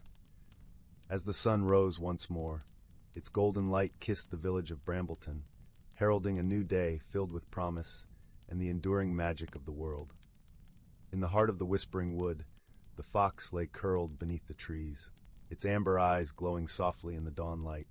It knew that the forest held countless stories yet to be told, each one a thread in the rich tapestry of life. The lantern's light continued to shine, a beacon of hope and truth, guiding all who sought its wisdom and wonder. Thus, the tale of the Lantern of Lumina and the Whispering Wood became a cherished part of Brambleton's history, a reminder of the magic that resides in friendship, the wisdom of the natural world, and the transformative power of a journey undertaken with an open heart. And in the quiet moments of the night, when the stars twinkled like diamonds in the sky, the whispers of the forest could still be heard, carrying the story of Lila and the Lantern of Lumina to all who listened, a timeless lullaby of hope and wonder, guiding the dreams of those who dared to dream. As the fire crackled softly and the night deepened, the village of Brambleton lay in peaceful slumber, held in the embrace of the whispering wood and the gentle glow of the lantern. The story lived on, a testament to the enduring magic of the world and the power of friendship, courage, and the wisdom of the heart. With the first light of dawn, the forest awoke once more, its beauty and mystery revealed in the soft glow of the morning sun. The fox stretched and yawned, its amber eyes reflecting the promise of a new day. It knew that the whispering wood would continue to weave its magic, nurturing the dreams and stories of all who ventured into its embrace. And so the story of Lila and the Lantern of Lumina continued to inspire, a timeless tale of wonder and discovery, illuminating the path for those who followed in her footsteps. As the sun rose once more, its golden light kissed the village of Brambleton, heralding a new day filled with promise and the enduring magic of the world. In the heart of the whispering wood, the fox lay curled beneath the trees, its amber eyes glowing softly in the dawn light. It knew that the forest held countless stories yet to be told, each one a thread in the rich tapestry of life. The lantern's light continued to shine, a beacon of hope and truth, guiding all who sought its wisdom and wonder. Thus, the tale of the Lantern of Lumina and the Whispering Wood became a cherished part of Brambleton's history, a reminder of the magic that resides in friendship, the wisdom of the natural world, and the transformative power of a journey undertaken with an open heart. And in the quiet moments of the night, when the stars twinkled like diamonds in the sky, the whispers of the forest could still be heard, carrying the story of Leela and the Lantern of Lumina to all who listened, a timeless lullaby of hope and wonder, guiding the dreams of those who dared to dream. As the fire crackled softly and the night deepened, the village of Brambleton lay in peaceful slumber, held in the embrace of the whispering wood and the gentle glow of the lantern. The story lived on, a testament to the enduring magic of the world and the power of friendship, courage, and the wisdom of the heart. With the first light of dawn, the forest awoke once more, its beauty and mystery revealed in the soft glow of the morning sun. The fox stretched and yawned, its amber eyes reflecting the promise of a new day. It knew that the whispering wood would continue to weave its magic, nurturing the dreams and stories of all who ventured into its embrace. And so, the story of Lila and the Lantern of Lumina continued to inspire, a timeless tale of wonder and discovery, illuminating the path for those who followed in her footsteps. As the sun rose once more, its golden light kissed the village of Brambleton, heralding a new day filled with promise and the enduring magic of the world. In the heart of the whispering wood, the fox lay curled beneath the trees, its amber eyes glowing softly in the dawn light. It knew that the forest held countless stories yet to be told, each one a thread in the rich tapestry of life. The lantern's light continued to shine, a beacon of hope and truth, guiding all who sought its wisdom and wonder. Thus, the tale of the Lantern of Lumina and the Whispering Wood became a cherished part of Brambleton's history, a reminder of the magic that resides in friendship, the wisdom of the natural world, and the transformative power of a journey undertaken with an open heart. And in the quiet moments of the night, when the stars twinkled like diamonds in the sky, the whispers of the forest could still be heard, carrying the story of Lila and the Lantern of Lumina to all who listened, a timeless lullaby of hope and wonder, guiding the dreams of those who dared to dream. As the fire crackled softly and the night deepened, the village of Brambleton lay in peaceful slumber, held in the embrace of the whispering wood and the gentle glow of the lantern. The story lived on, a testament to the enduring magic of the world and the power of friendship, courage, and the wisdom of the heart. With the first light of dawn, the forest awoke once more, its beauty and mystery revealed in the soft glow of the morning sun. The fox stretched and yawned, its amber eyes reflecting the promise of a new day. It knew that the whispering wood would continue to weave its magic, nurturing the dreams and stories of all who ventured into its embrace. And so, the story of Lila and the Lantern of Lumina continued to inspire, a timeless tale of wonder and discovery, illuminating the path for those who followed in her footsteps. As the sun rose once more, its golden light kissed the village of Brambleton, heralding a new day filled with promise and the enduring magic of the world. In the heart of the whispering wood, the fox lay curled beneath the trees, its amber eyes glowing softly in the dawn light. It knew that the forest held countless stories yet to be told, each one a thread in the rich tapestry of life. The lantern's light continued to shine, a beacon of hope and truth, guiding all who sought its wisdom and wonder. Thus, the tale of the Lantern of Lumina and the Whispering Wood became a cherished part of Brambleton's history, a reminder of the magic that resides in friendship, the wisdom of the natural world, and the transformative power of a journey undertaken with an open heart. And in the quiet moments of the night, when the stars twinkled like diamonds in the sky, the whispers of the forest could still be heard, carrying the story of Lila and the Lantern of Lumina to all who listened, a timeless lullaby of hope and wonder, guiding the dreams of those who dared to dream. As the fire crackled softly and the night deepened, the village of Brambleton lay in peaceful slumber, held in the embrace of the whisper. In the quaint village of Willowbrook, where the cottages are thatched with golden straw and the cobbled streets are lined with the scent of blooming lavender, there lived a young girl named Lila. Her eyes sparkled with the curiosity of 1,000 questions, and her heart was as warm as the hearth that crackled in her home each evening. Lila lived with her grandmother, a wise woman whose stories of the world beyond their village were as captivating as the stars that blanketed the night sky. One crisp autumn morning, Lila set out to explore the edges of the great willow forest, a place where whispers of magic were said to dance among the trees. The forest was alive with the colors of fall, leaves of amber and scarlet twirling gently to the earth, creating a soft carpet beneath her feet. The air was crisp and carried the earthy aroma of pine and moss, mingling with the distant hint of wood smoke. As Lila wandered deeper into the forest, she stumbled upon a peculiar object half buried in the leaves. It was a delicate, intricately carved wooden box, adorned with symbols that seemed to shimmer in the dappled sunlight. Curiosity piqued, she gently brushed away the leaves and lifted the box, feeling a gentle warmth emanating from it. Upon opening the box, Lila discovered a small, radiant stone resting inside. It pulsed with a soft, steady glow, casting a gentle light that felt like a hug from the sun itself. She held it carefully, and as she did, a whisper of a voice seemed to float through her mind, gentle and kind. With wisdom and heart, your path will be clear. Intrigued and a little bewildered, Lila returned home, the mysterious stone tucked safely in her pocket. That evening, as the fireplace crackled and her grandmother's knitting needles clicked rhythmically, Lila recounted her discovery. Her grandmother listened with a thoughtful smile, her eyes twinkling in the firelight. "This stone," her grandmother said softly, "is said to be a guide, a friend to those who seek with an open heart. It will show you wonders, but only if you listen closely to its secrets."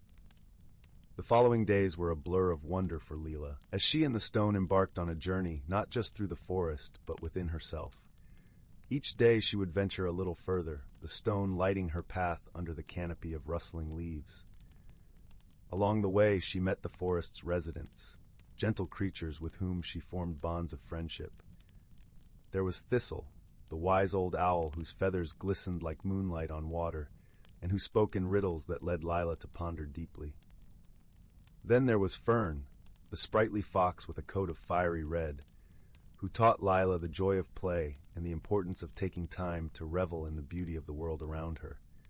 Together, they discovered hidden glades and sparkling streams, places where the air felt thick with magic and time seemed to pause, allowing moments to stretch into infinity. Each location whispered secrets to Lila, gentle nudges that encouraged her to look at the world with new eyes. Yet, as their exploration continued, Lila sensed a growing challenge. In the heart of the forest lay the ancient Tree of Whispers, a colossal oak said to be as old as time itself. The tree was shrouded in mystery, and it was said that those who could hear its whispers would gain insights beyond their years. However, the path to the Tree of Whispers was fraught with illusions, trickster trails that led wanderers astray. Many had tried to reach it, but only those with clarity of heart and mind could succeed. Lila, with the stone's light and her newfound friends, felt a pull to attempt the journey. Resolved, Lila set off with Thistle and Fern by her side. As they ventured deeper, the forest grew denser, the trees towering like ancient sentinels. The air felt different here, charged with an energy that tingled on the skin. The path twisted and turned, often doubling back on itself, confounding even the sharp-eyed Thistle. It was in one such moment of confusion that Lila remembered the stone's whisper. "With wisdom and heart, your path will be clear." She closed her eyes, letting go of doubt and fear, and listened, not just with her ears, but with her heart. The gentle hum of the stone began to resonate, and she felt a shift, a subtle realignment of her senses.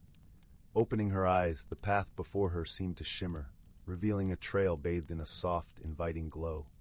Trusting in the stone and the guidance of her friends, Lila led the way, each step taken with mindful purpose. As they neared the Tree of Whispers, the air grew still, the forest holding its breath in anticipation. The tree stood majestic and vast, its bark a tapestry of time, its branches stretching wide like welcoming arms. Lila approached, placing her hand gently on the trunk, feeling the life thrumming beneath her fingertips. For a moment there was silence, and then a gentle breeze stirred, carrying with it the softest of whispers. Words not spoken but felt, wrapping around her like a comforting embrace. The whispers spoke of balance, of the harmony between listening and speaking, of the wisdom found in stillness. In that moment, Lila understood. The journey had not been to conquer or claim, but to learn and grow, to find the strength within herself and to appreciate the bonds of friendship that had guided her.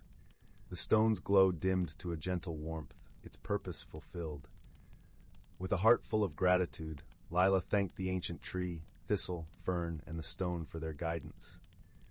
As they made their way back through the forest, she felt a deep sense of peace, a quiet joy in knowing that she carried the lessons of the journey within her. Upon returning to Willowbrook, Lila shared her tales with her grandmother, who listened with pride and love. The stone was placed on the mantelpiece above the hearth, a reminder of the journey and the wonders of the world, both seen and unseen. And so, as the seasons turned and the fires burned bright in the hearth, Lila lived her days with an open heart, forever guided by the wisdom of the forest and the gentle glow of the magical stone. And every night, as she drifted to sleep beneath the watchful gaze of the stars, she knew that the world was filled with magic, just waiting to be discovered. Once upon a time, in the heart of the whispering woods, where the trees hummed gentle lullabies and the streams giggled with joy, there was a quaint little village called Chuckleborough. The village was known far and wide for its peculiar inhabitants and their delightful quirks, each more charming than the last. In a cozy cottage with a roof made entirely of sunflower petals lived a sprightly gnome named Gimble. Gimble was known for his sparkling blue spectacles, which he wore even during moonlit nights, claiming they helped him see dreams better. He was a tinker of sorts, creating odd gadgets that made the villagers chuckle. His latest invention was a teapot that played a merry tune whenever it poured a cup of tea. Next door, in a house shaped like a giant mushroom, lived a plump, cheerful squirrel named Nibble. Nibble was no ordinary squirrel.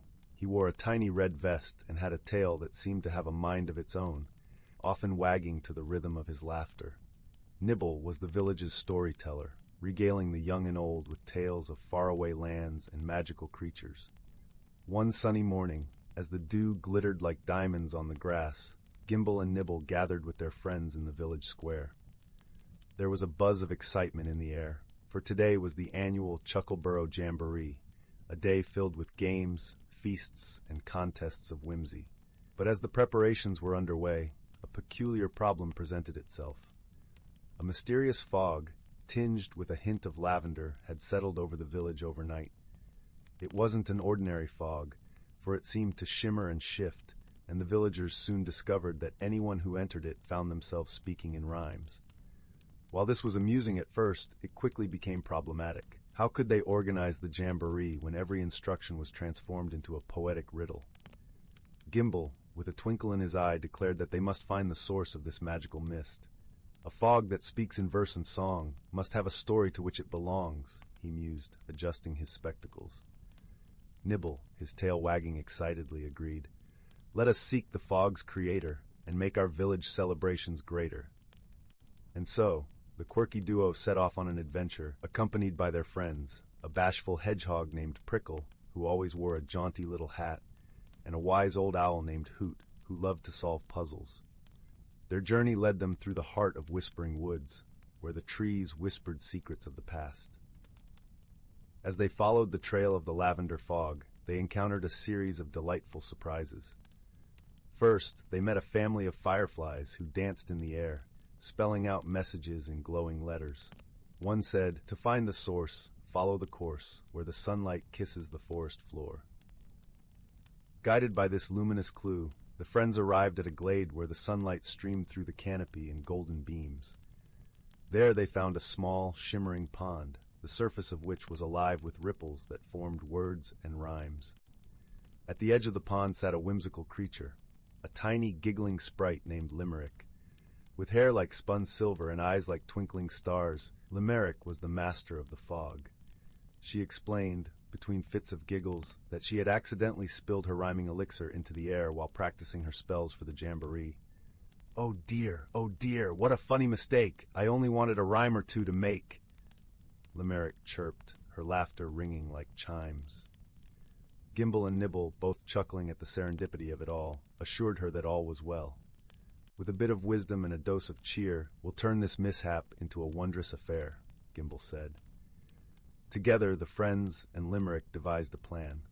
Using Gimble's clever tinkering skills, they crafted a series of rhyming games and contests for the jamboree, turning the fog into a feature rather than a flaw. The villagers embraced the challenge with laughter and song, weaving verses into their daily chatter with ease. As the day of the jamboree dawned, the village square was alive with color and sound. The lavender fog, no longer a puzzle, danced around the villagers, carrying their rhymes on the breeze. Gimble's musical teapot played a merry tune, while Nibble spun tales that rhymed and delighted all. The highlight of the day was the grand rhyme-off, where villagers competed to create the most whimsical verses. Even Prickle, usually shy, joined in the fun, his rhymes earning him a hatful of applause. And Hoot, delighted by the linguistic creativity, judged the contest with wise and humorous comments. As the sun dipped below the horizon, casting a warm glow over Chuckleborough, the villagers gathered around the fire for the closing ceremony. Limerick, grateful for the friends who had turned her mistake into magic, gifted each of them a vial of her rhyming elixir, with a wink and a promise of future fun. And so, with hearts full of joy and laughter, the villagers of Chuckleborough drifted into dreams, cradled by the gentle rhymes of the whispering woods. Gimble adjusted his blue spectacles one last time, content with the day's adventures, while Nibble's tail wagged happily in his sleep. For in Chuckleborough, even the quirkiest of problems could be solved with friendship, creativity, and a touch of whimsical magic. And they all lived happily ever after, in a world where rhymes danced on the breeze, and joy was found in the most unexpected places. Once upon a starry night, in a cozy woodland village, there lived a young hedgehog named Willow. Though small in stature, Willow's heart was vast, filled with dreams of adventure and self-discovery. However, like the tightly furled leaves that protected her, Willow found herself resistant to change, preferring the comfort of her familiar burrow. One crisp autumn morning, Willow awoke to find her world transformed. The once vibrant forest now slumbered under a blanket of golden leaves, and a chill wind whispered of winter's approach. Willow shivered, her quills prickling with apprehension. How could she embrace this new season when every fiber of her being longed for the warmth of summer? As Willow ventured forth in search of sustenance, she encountered her dear friend, Oakley, a wise old oak tree whose branches had weathered countless seasons. "Greetings, little one," Oakley rumbled, his deep voice like the creaking of ancient wood. "I sense your unease with the changing tides." Willow nodded, her eyes downcast. "Everything feels so different, so unfamiliar. I fear I am ill-equipped to handle such upheaval." Oakley chuckled, a sound like rustling leaves. "My dear Willow, change is the natural order of life. Just as the forest sheds its vibrant cloak each autumn, only to be reborn in spring's verdant embrace, so too must we embrace the cycles of growth and renewal." Sensing Willow's skepticism, Oakley gestured towards a nearby clearing with a gnarled branch. "Behold the beauty of transformation," he whispered. In the heart of the clearing stood a magnificent weeping willow tree, its slender branches adorned with delicate, crystal-like leaves that shimmered in the morning light. As Willow drew nearer, she gasped in wonder, for the leaves seemed to emanate a soft, ethereal glow, casting prismatic patterns upon the forest floor. "This is no ordinary tree," Oakley explained. "It is a manifestation of the magic that courses through our woodland realm, a living embodiment of the cycle of renewal. Each autumn, as the leaves turn to crystal, they capture the essence of the changing season, only to melt away come spring, replenishing the earth with their life-giving energy." Willow's eyes widened with childlike wonder as she beheld the crystalline splendor. In that moment, she felt a profound connection to the weeping willow, as if its roots had entwined with her very soul. Over the following weeks, Willow found herself drawn to the willow's enchanting presence, marveling at the ever-changing patterns cast by its luminous leaves. As winter's icy grip tightened upon the forest, Willow's once prickly nature softened, and she began to embrace the beauty of each season's unique gifts. One frosty night, as Willow huddled beneath the willow's crystalline canopy, she was joined by her friends, Oakley, the wise old oak, Flutter, a kind-hearted butterfly, and Burrow, a loyal rabbit with a penchant for cozy nooks. Together they shared stories and laughter, their bonds strengthened by the willow's nurturing embrace. As the first blush of spring crept over the horizon, Willow witnessed a miraculous transformation. The once crystalline leaves began to melt, their radiant droplets seeping into the earth, nourishing the slumbering seeds that would soon burst forth in a riot of new life. In that moment, Willow understood the profound truth Oakley had imparted, that change, though often daunting, was an essential part of growth and renewal. Just as the willow shed its crystalline cloak to nurture new beginnings, so too must Willow embrace the cycles of her own life, shedding her fears and insecurities to make way for the boundless potential within. From that day forth, Willow greeted each season with open arms, her heart filled with gratitude for the enduring magic of the woodland realm. And though the weeping willow's crystalline leaves would return with the autumn chill, Willow knew that within her burned an eternal flame, the inextinguishable light of hope, resilience, and the courage to embrace life's ever-changing tapestry. In the heart of an ancient forest, where sunlight danced through the canopy in delicate patterns, there lay a quaint village known as Mistwood Hollow. This village was unlike any other, nestled snugly between towering oaks and whispering pines. The air was perpetually sweet with the scent of wildflowers, and the gentle murmur of a nearby brook provided a constant, soothing lullaby. Mistwood Hollow was home to a small, tight-knit community of kind-hearted souls. Among them was a young boy named Finn.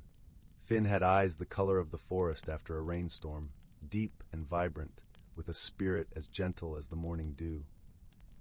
He was a curious child, always eager to explore the hidden nooks and crannies of the forest that surrounded his home. One crisp, golden morning, Finn set out for an adventure, his heart brimming with the promise of discovery. The forest was alive with the chirping of crickets and the rustling of leaves underfoot. Finn loved these sounds. They were like the voice of an old friend, comforting and familiar. As he wandered deeper into the woods, Finn stumbled upon a clearing he had never seen before. In the center of this clearing stood a magnificent tree, its trunk wide and gnarled, with branches that stretched towards the sky like welcoming arms. It was unlike any tree Finn had ever seen, its bark shimmering with an otherworldly glow. Intrigued, Finn approached the tree, his footsteps light and respectful. As he drew nearer, he noticed something peculiar nestled among the roots, a small, intricately carved box. It was made of polished wood, with delicate engravings that seemed to shift and change in the dappled sunlight. Finn's heart raced with excitement and a hint of trepidation. He knelt beside the box and gently lifted the lid. Inside, he found a beautiful iridescent stone that pulsed with a soft, warm light. As Finn held the stone in his hands, a gentle breeze swirled around him, carrying with it a whisper that seemed to speak directly to his heart. "Guardianship," the voice murmured. "With this stone you shall unlock the secrets of the forest. It will guide you, reveal the unseen, and teach you the true meaning of friendship and courage." Finn's eyes widened with wonder and a sense of responsibility. He slipped the stone into his pocket, feeling its comforting warmth against his skin. Little did he know that this discovery would set him on a journey that would change him forever. As days turned into weeks, Finn found himself returning to the ancient tree and its clearing. With the stone in his possession, the forest seemed to come alive in new and wondrous ways. He could hear the whispered conversations of the trees, feel the heartbeat of the earth beneath his feet, and see the hidden world that thrived within the natural environment. One misty afternoon, as Finn sat beneath the old tree, he met a peculiar creature. It was a small, sprightly being with eyes that gleamed like polished amber and wings as delicate as a butterfly's. The creature introduced itself as Lyra, a guardian of the forest. Finn and Lyra quickly became friends, united by their shared love for the woods and its mysteries. Lyra was wise beyond her years, her knowledge of the forest's secrets vast and profound. She taught Finn about the delicate balance of nature and the importance of protecting it. Together, They embarked on countless adventures, exploring hidden groves and babbling brooks, uncovering the stories etched into the bark of ancient trees.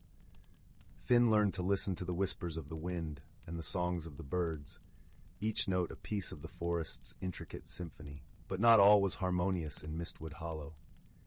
A shadow loomed over the village, a mysterious blight that threatened to wither the trees and silence the songs of the forest. The villagers grew worried, their once vibrant spirits dimmed by fear and uncertainty.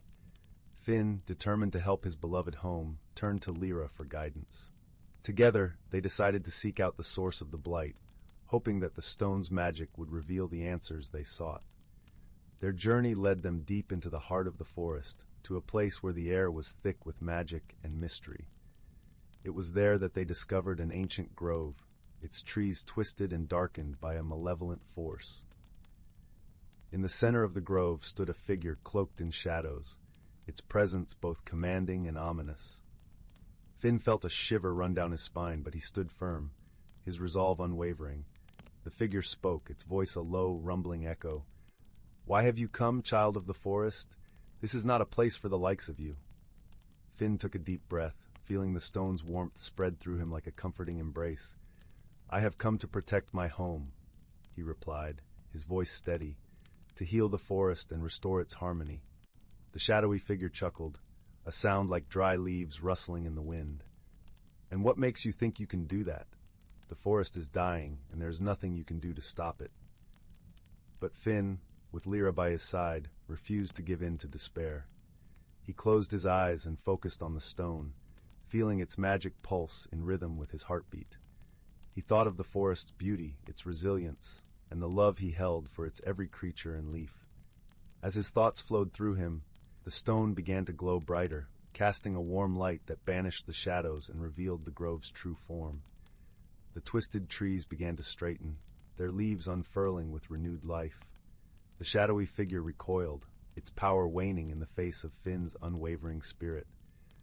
"You may have won this time," it hissed, "but remember, the forest's fate is ever in your hands."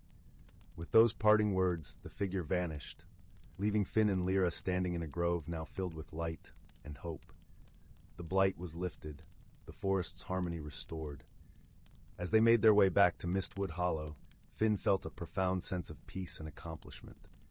He had learned that true strength came not from power or magic alone, but from love, friendship, and the courage to stand up for what he believed in. The villagers welcomed Finn and Lyra with open arms, their joy and gratitude boundless.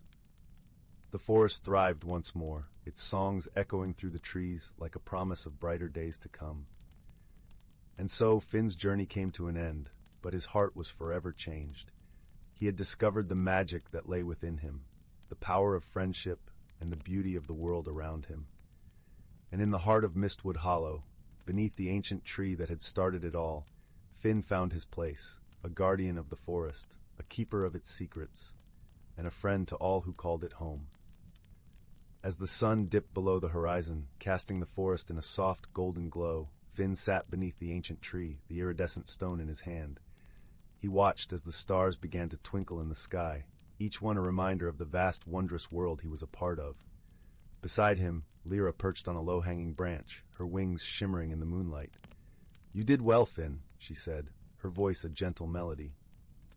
"The forest is alive and thriving because of you." Finn smiled, a warmth spreading through his heart. "I couldn't have done it without you, Lyra. Thank you for being my friend and guide." Lyra fluttered down to sit beside him, her eyes sparkling with affection. "We make a good team, don't we?" Finn nodded, feeling a deep sense of contentment. The forest was safe, its harmony restored, and he had found a friend in Lyra, someone who understood and shared his love for the natural world. As they sat together beneath the stars, Finn realized that his journey was far from over.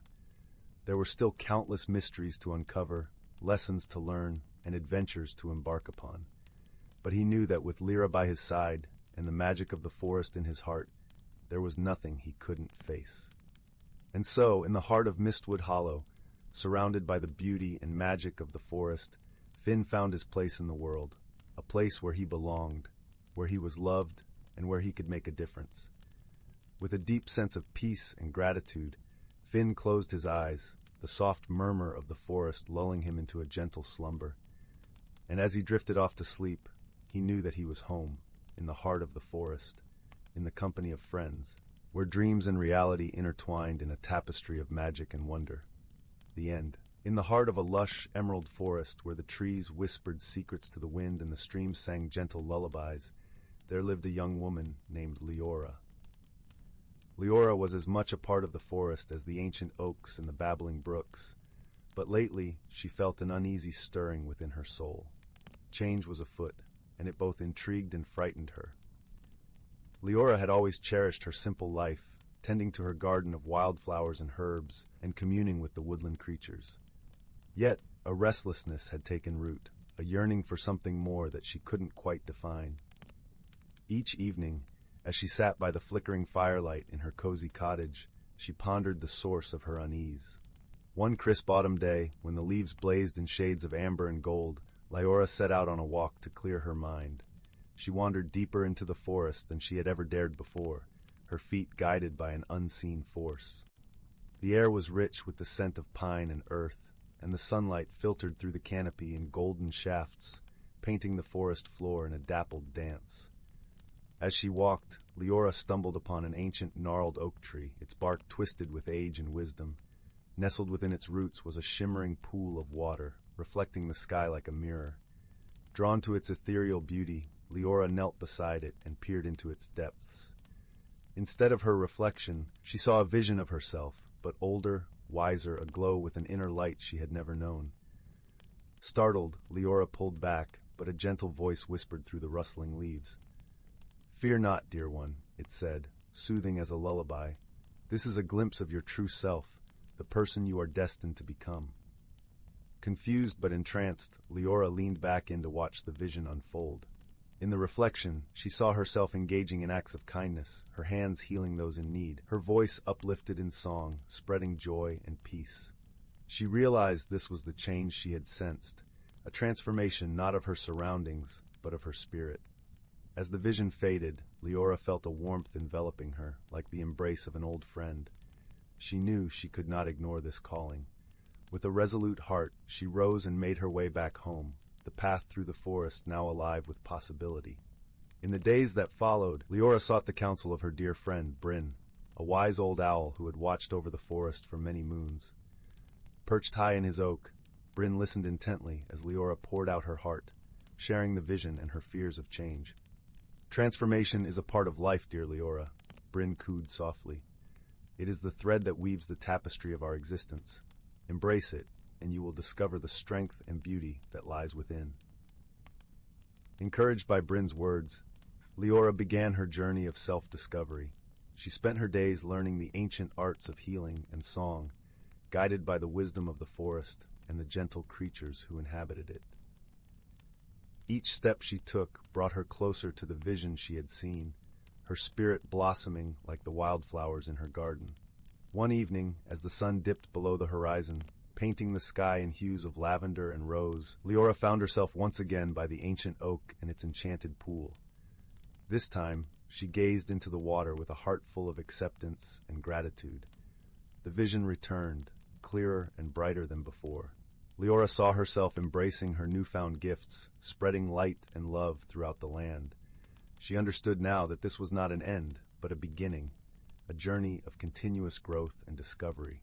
With a serene smile, Leora rose from the pool, her heart at peace. The forest around her seemed to hum with approval, the trees swaying gently in the evening breeze. She knew she was not alone on this path. The forest, her friends, and the magic within her would guide her steps. As she made her way back home, the glow of the firelight welcoming her from afar, Leora felt a profound sense of belonging. She had learned that true transformation comes from within, and that by embracing change, she had unlocked the limitless potential of her own soul.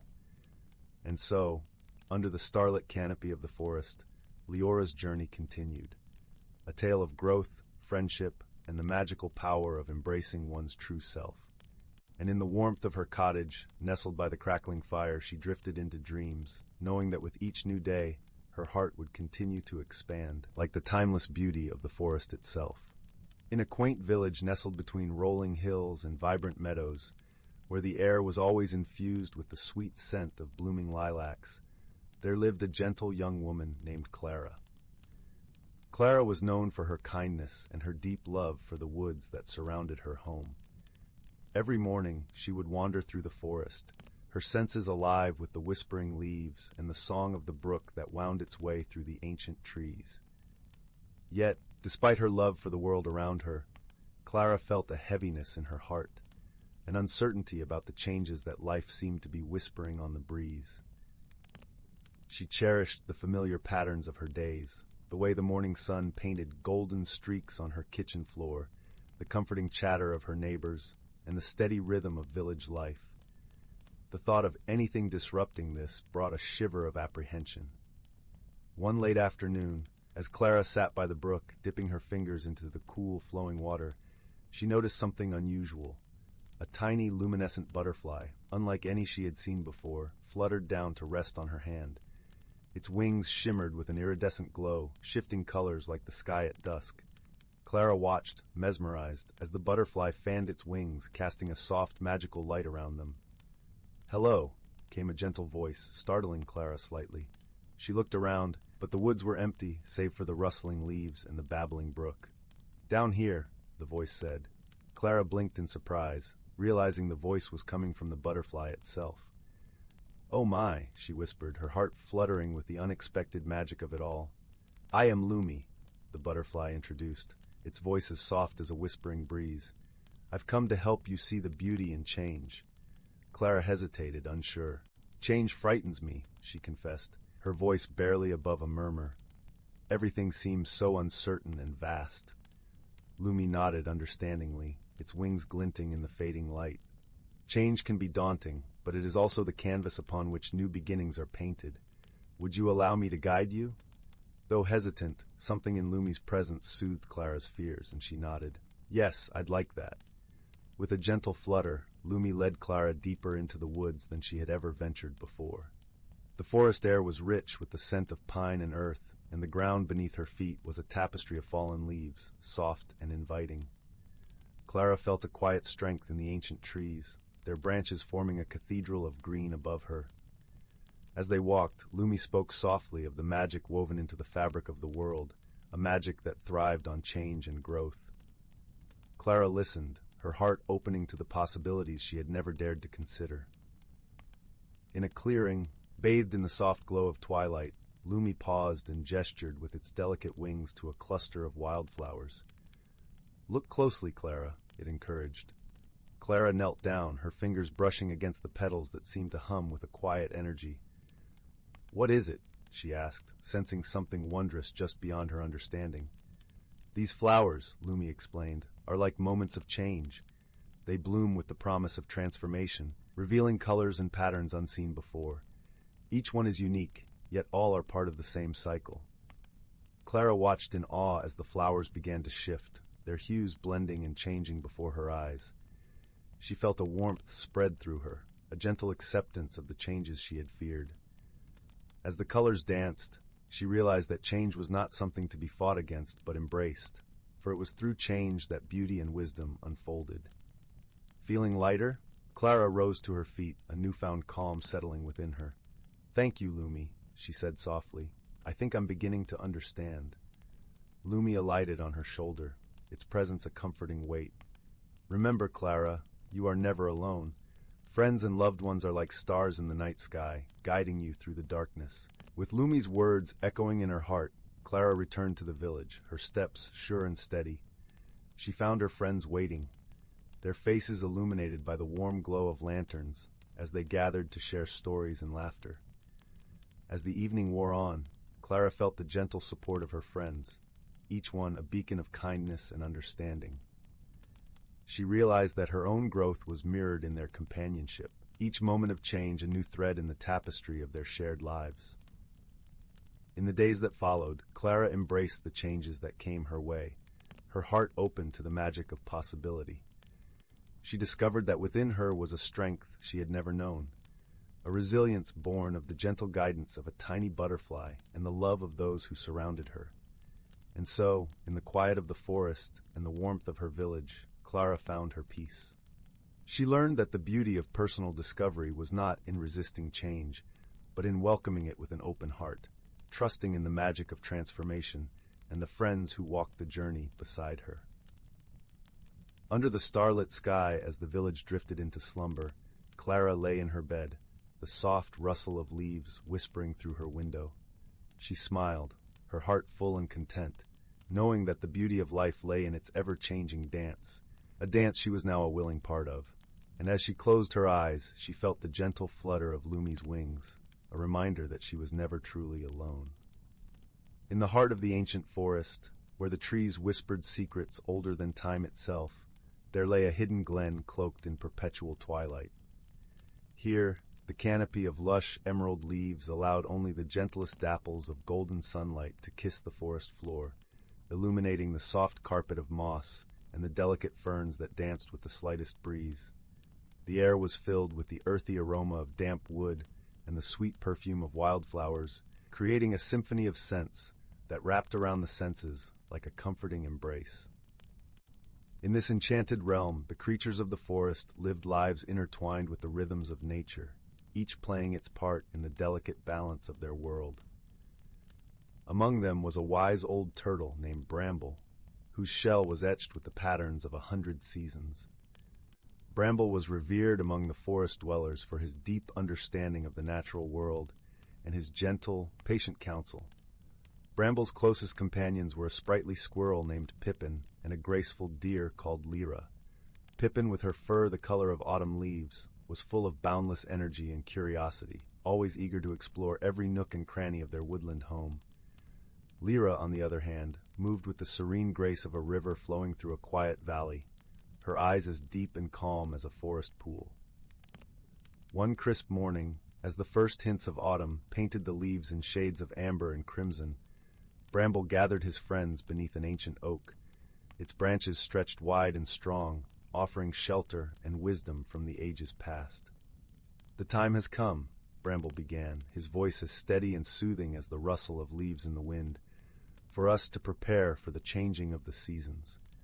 We must ensure that the balance of our forest is maintained." Pippin's eyes sparkled with anticipation. "What must we do, Bramble?" she chirped, her tail flicking with excitement.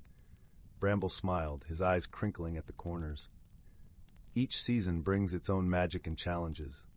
Autumn is a time of harvest and preparation. We must gather the bounty of the forest and ensure that all creatures have what they need to sustain them through the winter." Lyra nodded thoughtfully, her ears twitching as she listened to the gentle hum of the forest around them. "And how do we maintain the balance, Bramble?" The wise turtle looked out across the glen, where sunlight danced through the leaves, casting intricate patterns on the ground. "We must work together, each of us using our strengths to support one another. Pippin, your nimble paws can gather the acorns and berries that will feed many. Lyra, your keen senses will guide us to the hidden caches of food and safe havens for the colder months." With their roles clear, the friends set about their tasks, moving through the forest with a sense of purpose and unity. Pippin scampered up and down the trees, her cheeks full of acorns as she chattered happily to herself. Lyra glided silently through the underbrush, her hooves barely making a sound on the soft earth as she searched for hidden treasures among the leaves. As they worked, the forest seemed to come alive around them. Birds sang sweet melodies that echoed through the trees, and the gentle rustle of leaves created a peaceful harmony with the bubbling of a nearby brook. It was as if the forest itself was lending its magic to their endeavors, guiding them with unseen hands. Days passed in a blur of golden light and rustling leaves, each one bringing them closer to the heart of autumn. The forest glen transformed into a vibrant tapestry of color and life, a testament to the creatures' dedication and the power of harmony. Yet as they toiled, a gentle reminder of the forest's wisdom came to them through the subtle signs of nature. One evening, as the sun dipped below the horizon, painting the sky in shades of pink and lavender, Bramble called his friends to him once more. The air was cool and crisp, carrying the faint scent of wood smoke and fallen leaves. "There is something more we must consider," he said, his voice soft but firm. "The changing seasons are not just a time for gathering and preparing, but also for reflection and understanding. Pippin tilted her head, her eyes wide with curiosity. "What do you mean, Bramble?" The wise turtle gestured with a gentle nod toward the horizon, where the first stars began to twinkle in the fading light. "Nature teaches us in whispers and signs. We must learn to listen, to understand the lessons she offers. Balance is not just about physical preparation, but also about harmony within ourselves and with each other." Lyra pondered this, her gaze thoughtful. "How do we learn to listen, Bramble?" With a knowing smile, Bramble replied, "By being present, by observing the world around us with our hearts as well as our eyes. The forest speaks to those who are willing to hear its song." And so, as the seasons continued their dance, the companions embraced this new wisdom. They spent their days not only gathering and preparing, but also pausing to appreciate the beauty and magic of their forest home.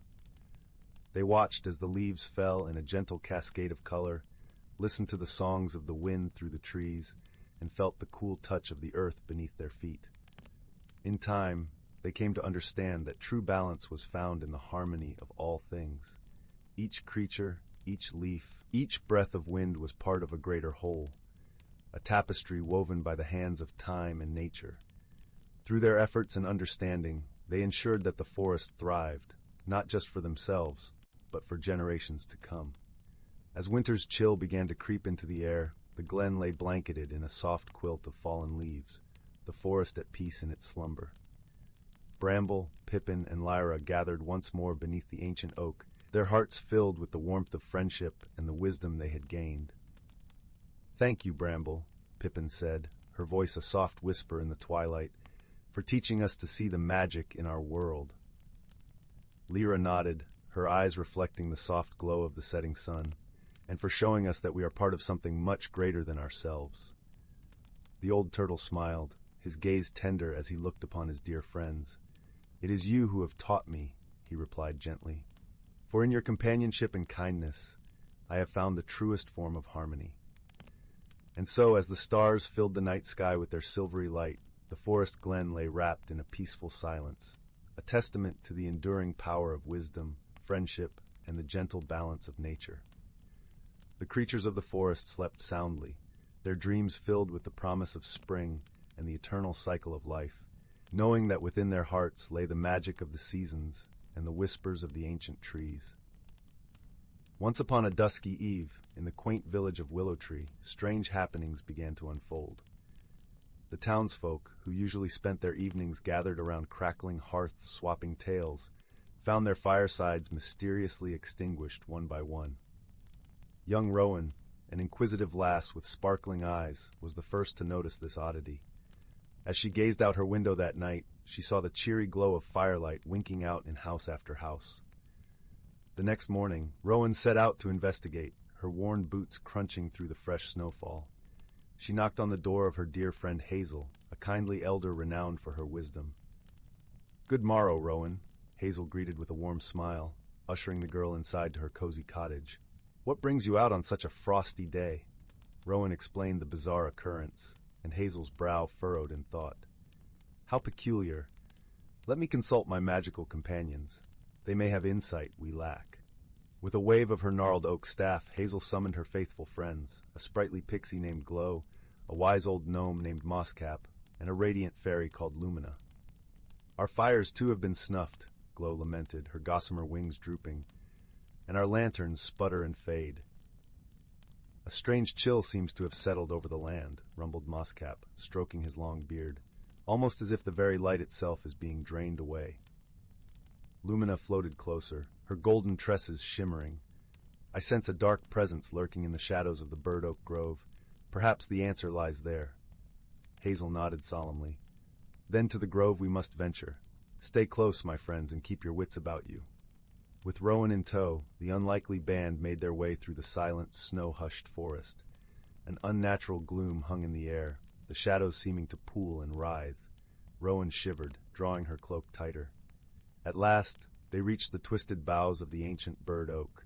A faint, sickly miasma seeped from a crevice in the trunk. Mosscap inspected it closely, his wise eyes narrowing. "Aha! I've found the source of the darkness," he proclaimed.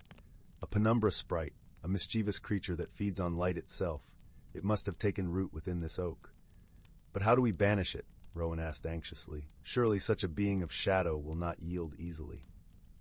Lumina's radiant form brightened with determination. Leave that to me, young one. We fairies may be delicate, but our light burns ever brilliant and true. With those words, she drifted forward and hovered before the crevice. Drawing a deep breath, Lumina began to glow with a warm, golden aura. The radiance intensified until it shone like a tiny sun, banishing every wisp of darkness from the ancient oak's hollows. A piercing shriek rent the air as the penumbra sprite was driven out, recoiling from the purifying light. It writhed and contorted, finally dissipating like a puff of oily smoke on the winter breeze. As the last of the shadows melted away, Rowan felt warmth and cheer return to the forest. In windows all across Willow Tree, flickering firelight began to glow once more. That night, the village square bustled with joyous celebration. Townsfolk gathered around great bonfires, singing songs of gratitude for the return of light, and sharing tales of Rowan's bravery long into the wee hours. And whenever the embers danced and shadows stretched long across the snowy ground, Rowan would smile and remember the wise friends who had helped banish the darkness from their cherished home. Once upon a time, in a galaxy teeming with countless stars and planets, there existed a quaint little world known as Luminara, where the skies were forever brushed with hues of lavender and the rivers shimmered like liquid silver under the twin moons. Luminara was a planet of peace, where its inhabitants, the gentle lumens, lived in harmony with the lush landscapes, tending to the bioluminescent flora that glowed softly through the night. In a small village nestled between the rolling hills of Luminara, there lived a lumen named Taro. Taro was known for his kind heart and gentle spirit, always finding joy in the simple act of nurturing the glowing gardens that illuminated his village. His silvery skin glistened like the dewdrops that adorned the leaves each morning, and his eyes sparkled with the warmth of 1,000 suns. One starry evening, as Taro tended to the radiant flowers in his garden, a strange, metallic sound echoed through the skies. Looking up, Taro saw a small spaceship, unlike any he had seen before, descending through the lavender clouds. It landed with a soft thud in the clearing just beyond the village. Curiosity twinkling in his eyes, Taro made his way to the clearing, where he found a peculiar being emerging from the spaceship. This newcomer was unlike any creature of Luminara. With scales that shimmered like the night sky and eyes that glowed with a soft, ethereal light, the being looked around with a mixture of confusion and awe. It was a traveler from a distant planet called Etheria, where the skies were perpetually dark and the stars themselves were said to be alive. The Etherian introduced itself as Nira, its voice a gentle melody that resonated deep within Taro's heart. But where Taro saw an opportunity for friendship, the villagers saw an intruder, and their usual warmth was replaced by caution and misunderstanding. They whispered among themselves, wary of the newcomer who seemed so different from them. Sensing the unease, Nira felt a pang of loneliness, a feeling that was all too familiar. Back on Etheria, Nira had often felt out of place among its own kind, who were more interested in the mysteries of the cosmos than in forming bonds of friendship. Here on Luminara, it seemed that the stars had played a cruel trick, bringing it to a world where it was once again an outsider. But Taro, with his heart full of compassion, approached Nira with a gentle smile. "Welcome to Luminara," he said warmly, his voice as soothing as the whispering wind. "I am Taro, and I would be honored to show you our world." Nira nodded, grateful for the kindness in Taro's eyes, and together they walked through the village, with Taro pointing out the wonders of Luminara, the glowing flora, the crystal-clear streams, and the vibrant creatures that roamed the land. As they wandered, Taro shared stories of the Lumens' traditions and the history of their peaceful planet. Despite the initial misunderstandings, Taro and Nira found themselves drawn to one another's company, discovering a shared love for the beauty of the universe. As days turned into weeks, they spent their time exploring the hidden corners of Luminara, each adventure bringing them closer together. One day, while venturing into the heart of the luminescent forest, Taro and Nira stumbled upon an ancient tree, its branches reaching high into the sky, adorned with blossoms that glowed with a gentle, golden light. It was said that this tree held the wisdom of the ages, and those who sat beneath its boughs could hear the whispers of time itself. Feeling a sense of reverence, Taro and Nira sat beneath the tree, and as they listened to the soft rustling of leaves, they shared their deepest hopes and fears. Taro spoke of his dream to one day plant a garden so magnificent that it would light up the entire village, while Nira shared its longing to find a place where it truly belonged. In that moment, beneath the ancient tree, they realized that despite their differences, they were kindred spirits, both searching for a place in the universe where they could be themselves. They understood that friendship was not about being the same, but about accepting and celebrating each other's uniqueness. Soon after, a challenge arose that would test the strength of their newfound friendship. A powerful storm swept across Luminara, threatening to destroy the village and the glowing gardens that Taro cherished. The villagers, caught in the storm's fury, struggled to protect their homes and livelihoods. Seeing the fear in the villagers' eyes, Nira knew it had to help. Drawing upon the celestial energy of its home planet, Nira conjured a protective barrier around the village, using its own strength to shield the lumens from the storm's wrath. But the effort was draining, and Nira's light began to flicker and fade. Without hesitation, Taro rushed to Nira's side, offering words of encouragement and support. "You are not alone, my friend," he whispered, taking Nira's hands in his own. "Together, we can weather any storm." With Taro's unwavering faith and the villagers' newfound trust, Nira found the strength to hold the barrier until the storm passed. When the skies finally cleared, the villagers emerged from their homes, grateful for Nira's selfless act of bravery. The storm had brought them closer, and the villagers, realizing their previous misunderstanding, welcomed Nira with open arms, embracing it as one of their own. Taro's garden, though battered by the storm, was saved, and as he replanted the glowing flowers, Nira was there by his side, their shared laughter echoing through the rolling hills. In the days that followed, Taro's dream came to life. Together with Nira and the villagers, they planted a garden so radiant that it lit up the entire village, a symbol of unity and friendship that shone brightly under the twin moons of Luminara.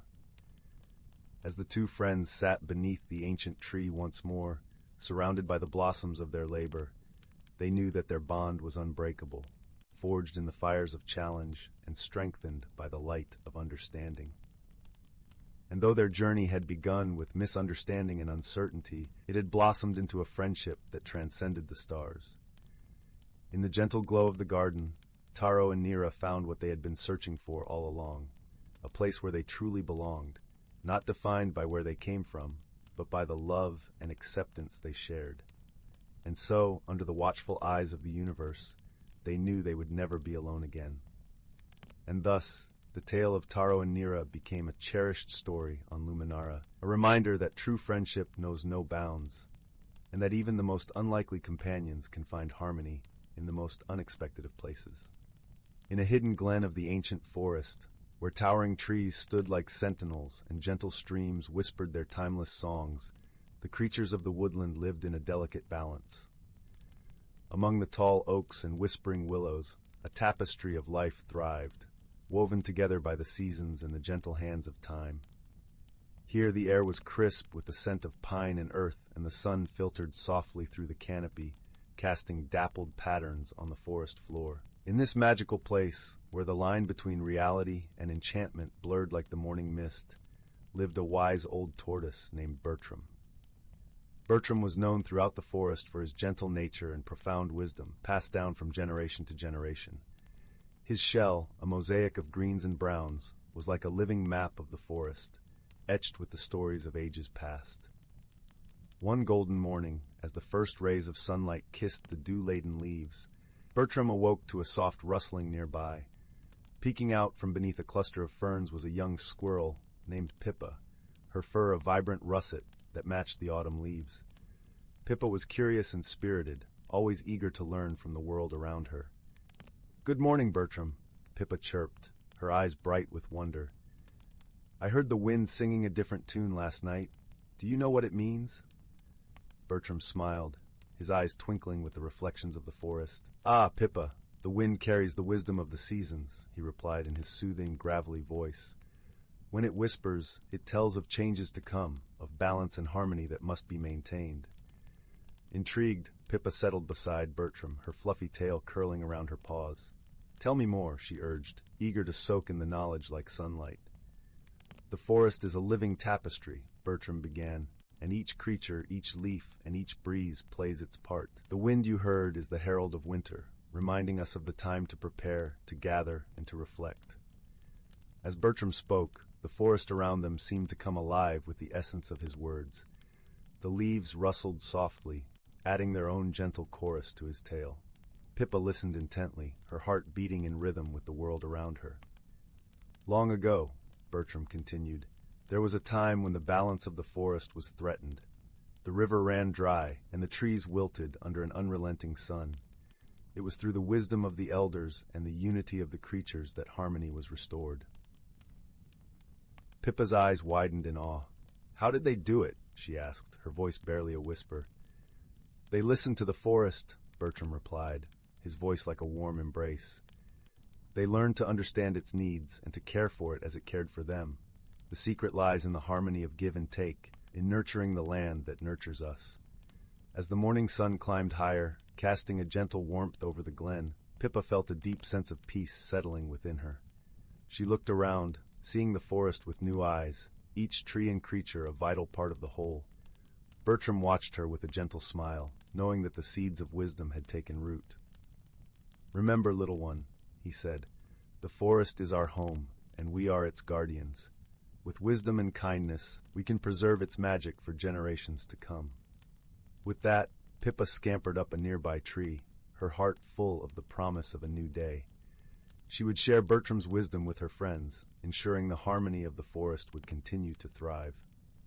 As the sun dipped below the horizon, painting the sky in hues of pink and gold, the forest settled into a tranquil hush. The creatures nestled into their homes, wrapped in the comfort of Bertram's timeless tales.